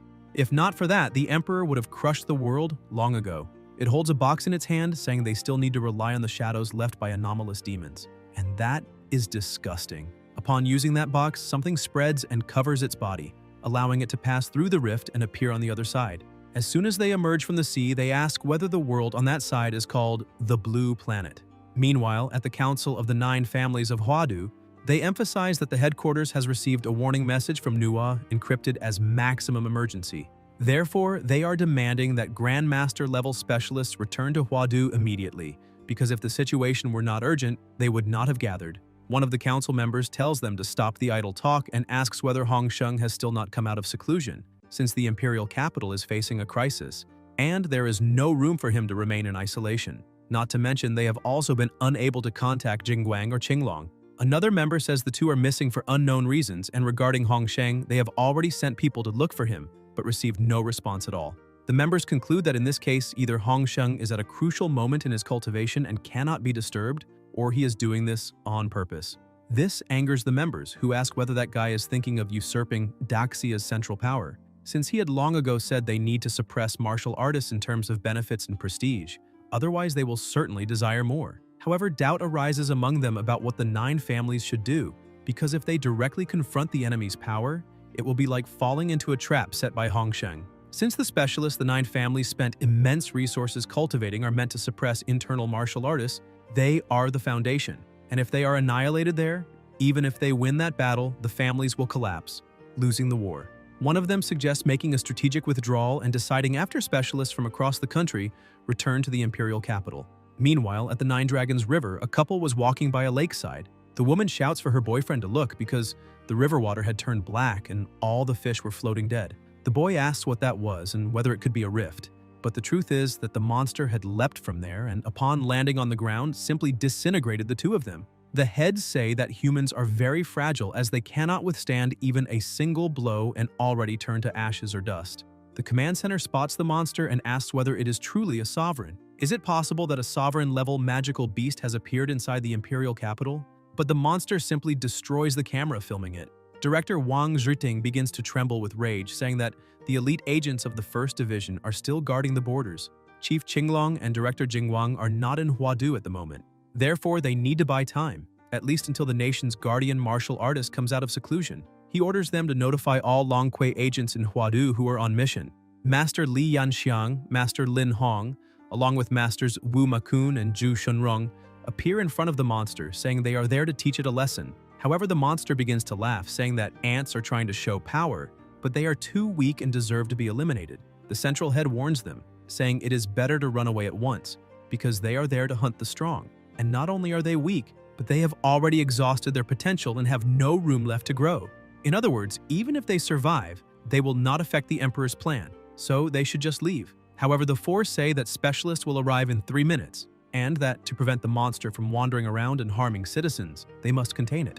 The four, together with their forces, create a barrier in front of the monster. One of the heads asks if that is truly what they want, because if so, it will respect their choice. With a single strike, it eliminates the men, leaving only the woman alive. The monster remarks that they have courage, but if they do not have the corresponding strength, it will only result in inevitable tragedy. The woman cannot believe they were eliminated so quickly. Soon, fighter jets across the city are deployed, and within minutes, a bombardment is launched against the monster. However, it activates its domain of deathly decay and expands it. The pilots realize the attacks are ineffective, as long-range weapons cannot penetrate the target's defensive field. Therefore, firearms have no effect, and the only choice is to rely entirely on martial artists. The commander begins coordinating the entire assault team, ordering the 2nd and 3rd divisions to initiate direct confrontation, while the 4th and 5th divisions focus on support and containment. The monster says that finally 1 or 2 human specialists worth hunting have appeared, and now it can have some fun playing with its prey. The 2 martial artists charge with everything they have, but soon a report arrives stating that the chiefs of the 2nd and 3rd divisions were heroically killed in action. In addition, 50 Long-K agents from those 2 divisions are dead or wounded. At the moment, the 4th and 5th divisions have opted for a strategic withdrawal. The chief of the 4th division has also been eliminated. Shortly after, another report informs that the chief of the 5th division also died heroically. Moreover, the presidents of the martial associations have arrived to provide support, but the battle situation remains unfavorable.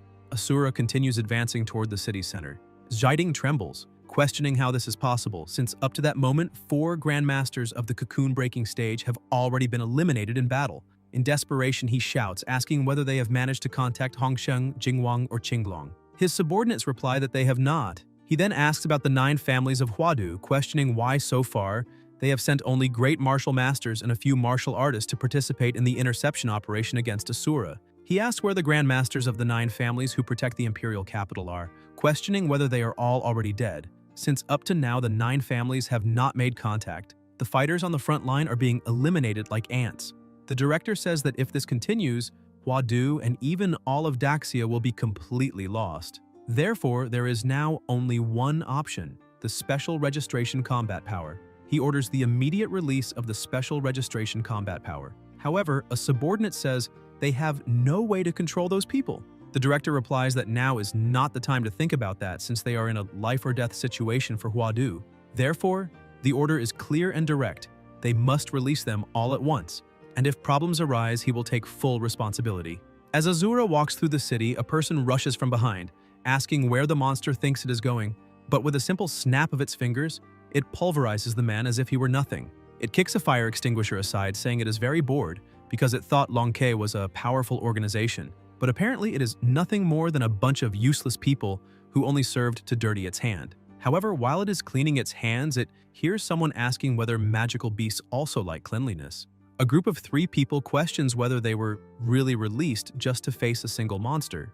The fully bandaged man remarks that he never imagined Huadu would be destroyed like that one day, saying it is fantastic, though it is a pity that the monster will have to die. The bluehead says that apparently they are being underestimated, while the redhead refuses to take any insult and declares that they will be crushed.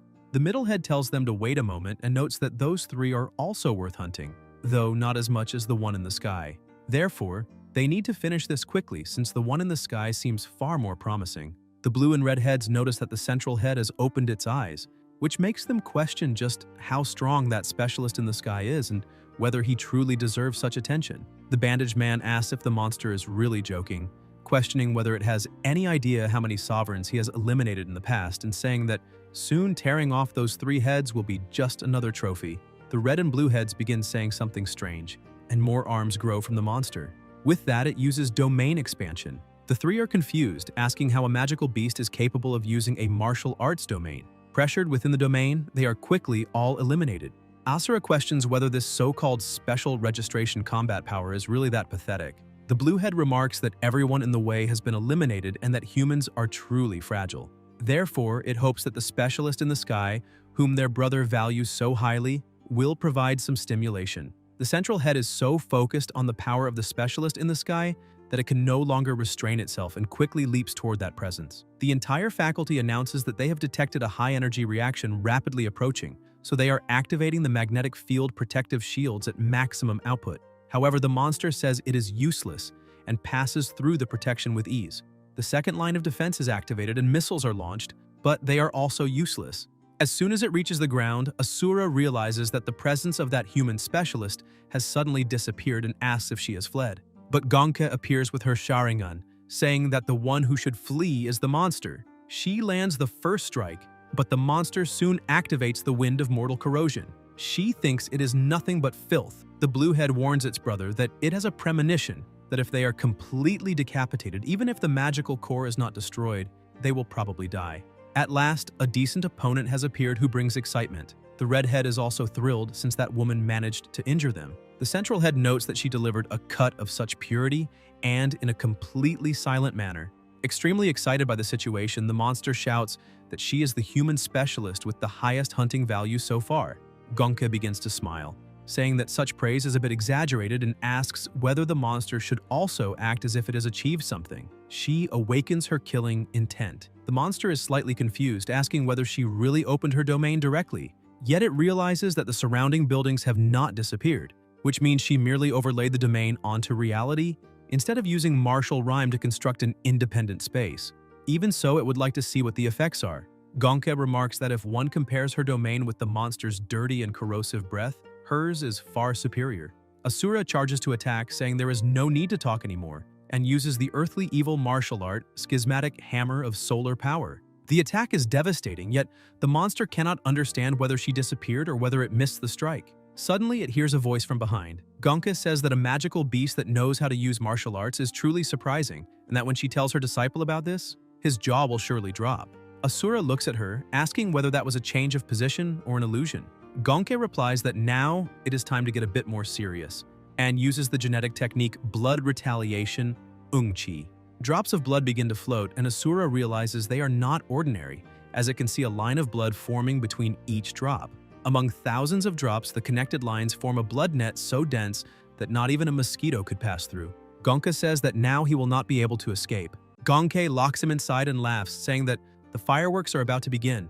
The monster starts to feel an immense pain and an absurd pressure over his body. He points out that Gonke managed to perform countless cuts in a single instant. And even a body of iron that ignores attacks from Grandmasters can block a blow, but cannot withstand thousands of them hitting the same point in 1 second.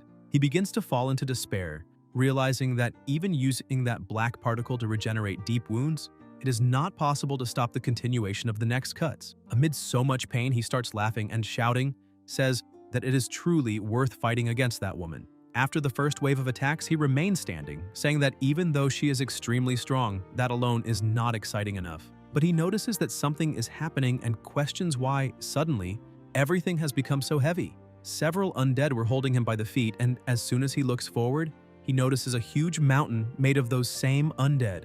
That begins to take over the monster's body, and he shouts that the blood karma of that human is truly excessive, combined with the talent for massacre. And if it were not for the mental trauma that prevents greater advancement, she would be a considerable obstacle in the Emperor's path.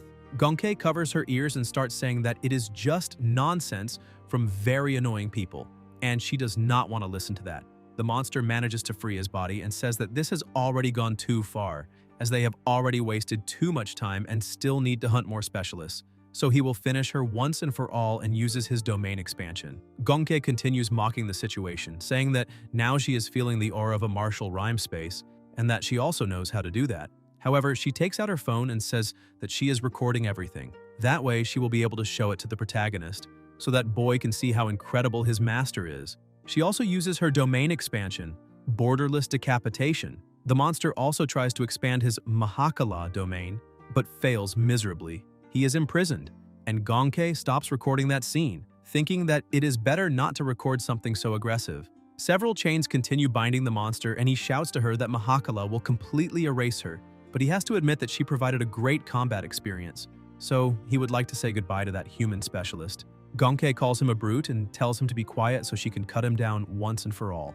The guillotine falls on the monster, but a spatial explosion happens, breaking both domains. Gonke falls to her knees on the ground, breathing heavily, saying that her beautiful legs and slender waist were almost lost, as the two martial domains collided to the limit at the same time and ended up collapsing. The monster, who is still standing, says that she is much stronger than that human grandmaster called Li Zhongshen, and it seems that he will have to use all his power to defeat her. Since human martial arts are not their true specialty, now they will show their real power. The monster begins to transform. Several blades come out of his body, and he holds them with all his 6 arms, saying that she deserves for that fight to be taken seriously. Gonke watches and thinks that this has become a bit problematic, and as an authority in the domain of massacre, at least before the illness struck, she can clearly perceive the intensity of the enemy's killing intent. With that, she can judge her chances of eliminating him or being eliminated by him. When that individual used the domain, perhaps due to lack of practice or instability in the martial rhyme, the threat of Asura's killing intent was only around 6 points. With that score, in a direct confrontation, she would not lose. But now things have changed. She has a vision of something attacking her and wonders, could this vision be of destined death?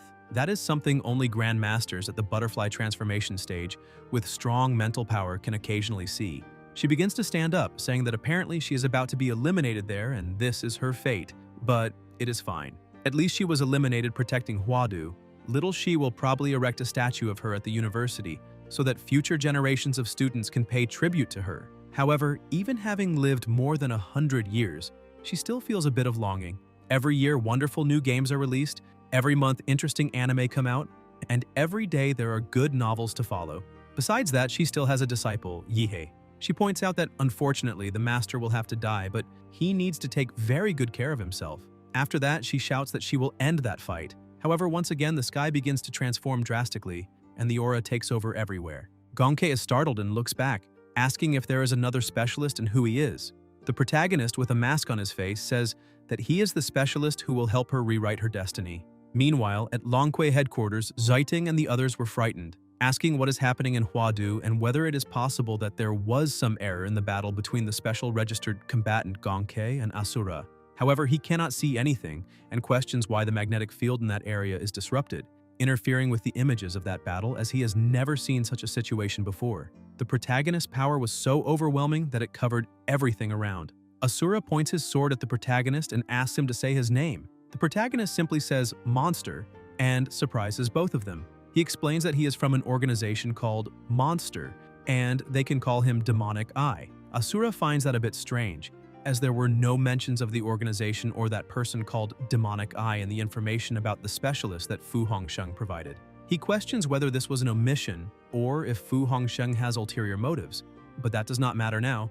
First, he will eliminate those two. Asura leaps, saying that the protagonist must die, and uses his original martial technique Black Massacre Destruction Fury. Yihei simply stands still and Asura manages to cut him. However, he realizes that the sensation of the cut was a bit strange and wonders if that boy died. He only hears Kuro Maru and notices a huge attack coming toward him. The attack hits him and the ground as well, causing enormous destruction in the area. The synchronization with the 10-headed Jenna model is still in its early stages, and the power of the abilities is not that strong. Yet it is more than enough to deal with a magical beast like that trash, since the Emperor is already evolved. The protagonist shouts for his opponent to get up quickly and stop pretending, as a magical beast of his level would not be eliminated so easily. Asura stands up, laughing, and says that this is very interesting, charging at the protagonist once again. Yihei says that ever since he obtained the passive 10-headed Jenna Eye of Causality, it is as if everything is in slow motion for him. The protagonist points out that this guy is his first opponent after unlocking the S model, so he will use him as a whetstone to discover a bit of his true powers. He activates the sacred tree bloodline using refined cellular creation. Asura is astonished. Countless protagonists begin to appear in front of him, leaving him completely surrounded.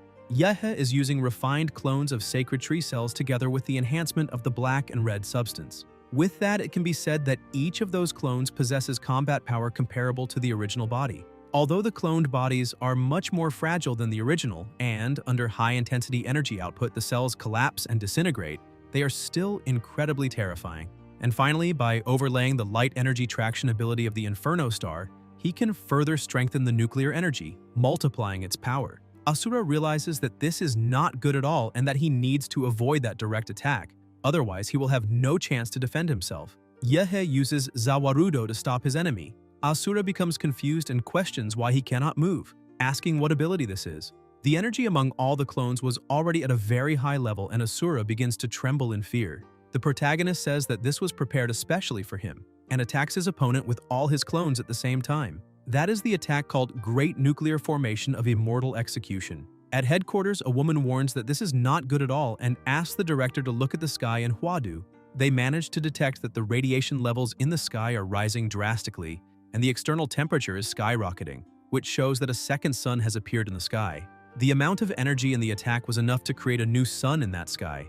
A few seconds later, a huge explosion occurs, destroying part of the city's buildings, and the shockwave spreads everywhere. 40 seconds later, the temperature returned to normal and radiation levels began to decrease. Ziding still does not understand what is happening there, thinking that Gonke was the one responsible for all of this and ended up going insane. Yahello looks ahead and says that his opponent lives up to the title of one of the elite specialists of the secret realms. The value of one of the so-called 4 envoys of the Emperor is truly not low. Asura managed to protect himself at the last second, and the protagonist points out that he did not expect there to actually be a creature capable of surviving the great nuclear formation of immortal execution. Even the -1 would not be able to adapt to the terrifying energy of the formation's core in just a few seconds. All adaptive evolutionary cells would be evaporated, which shows that Asura truly is a high-level example, and because of that, he is enjoying the fight even more. Asura orders the demonic sphere to restore his body. The protagonist asks if he really intends to recover right in front of him, as that will not go unpunished. He advances against Asura, landing a punch on his forehead, saying that he needs to take that fight outside the city because if they continue there, the city will not withstand the energy of a third sun. While being carried away, Asura tells the protagonist that, since his birth, this is the first time he has been seriously injured. Although he is still far from being eliminated, the protagonist should be proud of that. He remarks that he feels a hint of admiration for the talent demonstrated by the human specialist, but fortunately the Emperor has already fully perfected the conversion ritual of the ancient civilization. Asura asks Yahello if he is willing to stop being human to join their superior race, because with that talent, in a few decades, he could become the 5th envoy of the Emperor.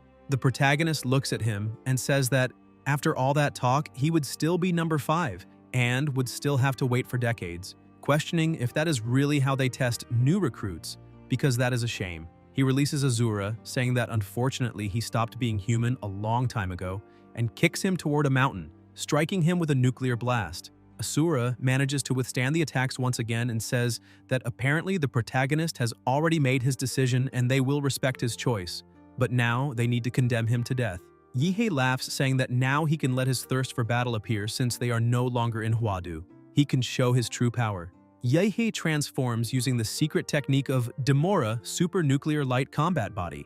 Asura is shocked to see that that human had not revealed all his power while they were fighting over the imperial capital. He grabs his blades again, questioning what kind of entity this organization called Monster is, asking if each of its members possesses such terrifying power, because if that is the case, the Emperor's grand plans may be affected. He charges with everything he has, saying that he needs to eradicate this organization called Monster. Yahello also grabs his sword, saying that he will have to eliminate him in the name of the Monster organization. The two clash their attacks, cutting mountains in half as if it were absolutely nothing.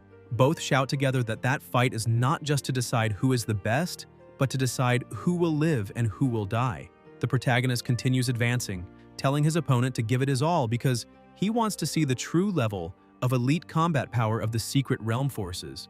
Asura tells the human not to be so arrogant. The two continue fighting as if it were a battle between gods, causing enormous destruction. Asura points out that although he lost his physical body and his strength and speed have decreased a bit, it is still something that a mere human, like the protagonist, cannot face. He attacks again and begins to gain a slight advantage in the fight, saying that the Monster organization will certainly be the greatest threat to the Emperor, so they will eliminate all its members that day. Yahello laughs since Asura manages to be even more arrogant than him. The protagonist pushes his opponent back, making him step on something. That black slime quickly begins to grow, Yahe explains that those spores are the product of the union between the cosmos cells of Demora stellar cosmo and the cells of the 10-headed Jenna. Their name is YH cells, and the effect is very simple. Asura asks what the protagonist did and why he cannot move. The substance continues to take over his entire body, and Asura shouts that his body is no longer responding to his will, and they still have not completed the Emperor's mission. Yahe explains that the Demora stellar cosmo can infect the entire biosphere of the planet through cosmos cells, the atmosphere, the land, the oceans, and the underground. Every part of the planet's biosphere will be contaminated by them. All living beings in the biosphere will be gradually assimilated, becoming part of him in a certain way. And since Asura was infected by the higher-level YH cells, what will happen now is that Asura will become the external incarnation of the protagonist. The transformation is completed and Asura looks at Yahe, calling him master. The protagonist says that this is very good and orders him to crouch and then jump, and his servant obeys. He picks up a stone and treats his new servant as if he were just a dog, throwing the stone for him to fetch. Asura flies after the stone, and Yahe says that this is very good and that he is obedient. He had the inspiration for the YH cells from the parasite sovereign of Bocheng, and apparently the result was very good. Back at headquarters, the woman arrives to give her report, saying that they have already discovered the cause of the phenomena in Huadu's sky. Zhaiding asks her to explain. The woman displays the images on the screen, saying that they managed to find out that all of this was the work of the same masked man. The man with the swirling mask appeared only in the last week, acting mainly in the various occupied cities of Daxia, using a different mask in each action. He did not have much contact with the allied martial arts forces of the occupied cities, focusing only on hunting the sovereigns of the dominated areas. In addition, he would always annihilate the magical beasts throughout the city. Whenever he appears, the clouds turn purple. Satellites capture that this purple glow comes from cosmic rays in the atmosphere. It seems that he possesses the ability to control the light of the universe. Zhaiding says that the masked man looks a lot like a villain from an anime he once watched, and that this light of the universe is something very frightening. He asks if he is planning to help Daxia recover the occupied cities. The woman tells the director that it is not quite like that because, according to the psychological profile drawn by Nua, the masked man's objective is not to recover the cities. He is simply hunting the sovereigns of each occupied area. Zhaiding cannot believe that such a being could exist, questioning how someone can hunt only the sovereigns. Suddenly, they receive a call. They inform the director that the former professor of Huadu and current special registered combatant Gong Ke is requesting communication. The director asks them to connect, and as soon as they open the communication, Gong Ke was hiding under some rocks, saying that that masked man comes from an organization. The director asks what she is talking about. Gong Ke shouts that that man claims to be from an organization called Monster, with the codename Demonic Eye. Zhaiding becomes even more confused, asking what all of this means. Everyone inside headquarters begins to worry about this, asking what kind of martial artist force that is, because by the name it does not seem like a very proper organization. Zhaiding keeps thinking about this name, Monster, since he, as director of the Special Intelligence Department, had no memory of it. He questions whether it is possible that each member of that organization is as strong as Demonic Eye, and why they have only now begun to show their claws, precisely at this crucial moment of Daxia's reclamation plan, which makes the director question what they are really plotting. The woman asks the director to immediately look at the screen because something was appearing in the sky of Huadu. Everyone becomes worried, asking if it is Asura, since the appearance is a bit different from before, but the size and aura match exactly as they were. They ask if it is possible that he has evolved, but the director says that this is not the case, because there is someone on that monster's shoulder, and that person is Demonic Eye. The director panics, asking how he can be together with Asura since he was someone specialized in hunting sovereigns. The protagonist simply laughs and the monitoring signal is cut off. The specialists say that it seems to be some special blocking method, but the vital detection system still works. They explain that Demonic Eye has already taken Asura away from the city, and apparently they are leaving. The director was completely furious, saying that Daxia was once the most powerful country on the blue planet, and now has fallen into the lamentable situation of having no one capable of stopping an enemy invasion. And now they are forced to place all their hope in a member of a mysterious organization to stop Asura. In a single day, 4 division chiefs were eliminated in battle, and most of the elite were killed or injured. He, as director, has failed the people of Daxia. The 9 families of Huadu corrupt, who chose to protect themselves and flee in times of war. This cannot end like this. News quickly spreads, and people cannot believe that Huadu was attacked, as it is the capital of Daxia, the place where countless specialists gather. So what enemy would be foolish enough to attack that place? The student council president's assistant asks if that is a lie because there is no way Huadu could have been attacked. Jiming says that unfortunately it is true, as he has internal information. The 3 presidents of the martial associations who remained in Huadu, the 4 chiefs of Longke, a total of 7 grandmasters, were all annihilated. He heard that Longke even used special registered combat power, but only one of those dangerous individuals survived. She asks what happened to the great masters who protect the nation. Jiming says that Director Shi and Chief Qinglong, even though they were at Daxia's border, would only take a few minutes to arrive in Huadu and provide support. In addition, there is also Mr. Fu Hongsheng, a nation protector-level expert. She asks if it is possible that none of the elite specialists appeared. Jiming takes a deep breath, saying that it is true. None of the elite specialists appeared, all of them lost contact. The severity of this incident surpasses even the fall of the 12 cities of Daxia during the Secret Realm invasion, so the world will change completely. On Daxia's island called Liuli Island, the head of the Kai family, the leading family of Liuli Island, welcomes the distinguished guest from the Federation of North Belton, coming from across the ocean. The two greet each other, and the family head says that although the countries have always had disagreements, business is still business, especially when it comes to a big deal. The guest says they should skip the formalities as both of their time is very short. If the information is real and the last 2 great masters, who protect the nation and martial artist protectors, are truly missing, then it will not be only North Belton taking action. Meanwhile, the protagonist was enjoying his journey, telling his new servant that from now on he is a member of the Monster Organization, and his codename will be Hook. Hook agrees with his master, and the protagonist says that he was very lucky, as he is the first member of the Monster Organization. And as they say, to get ahead in the world, you need influence. Although in the transcendental world, individual strength is always the main theme, having a powerful organization can solve many problems that he does not want to deal with personally. The situation of the world is becoming increasingly chaotic, and because of that, he intends to form his own army. Yehi says that he will leave Hook with the Mad Doctor for a while. That way he can take the opportunity to visit his secret base. He remembers that he cannot walk around with his new companion in such a flashy way, as news might spread saying that the Monster Organization is allied with the mysterious sovereign who attacked Huadu. Therefore, he will use the light control ability of the Inferno Star to become invisible. Shortly after, the protagonist arrives at a forest and notices that the trees were a bit strange. One of them had an eye that was directly observing the protagonist, leaving him quite surprised. Without thinking twice, he prepares to attack that eye, but a voice comes from inside it, calling the protagonist Sir, and asking him to wait. The protagonist stops and asks if it is the Mad Doctor. The doctor asks his master to calm his anger a bit and explains that he should apologize first. However, the entire forest is a synthetic biological monitoring system that he created through biotechnology. The protagonist is surprised and tells the doctor that he really is a genius, because the order was that he should research a plant field, but he managed to make the entire forest speak. A drone guides Yehe to the entrance of the base, and the doctor communicates with him through the drone itself, saying that the base has only been under development for half a month, so it is a bit modest, and he would like to apologize to his master because of that.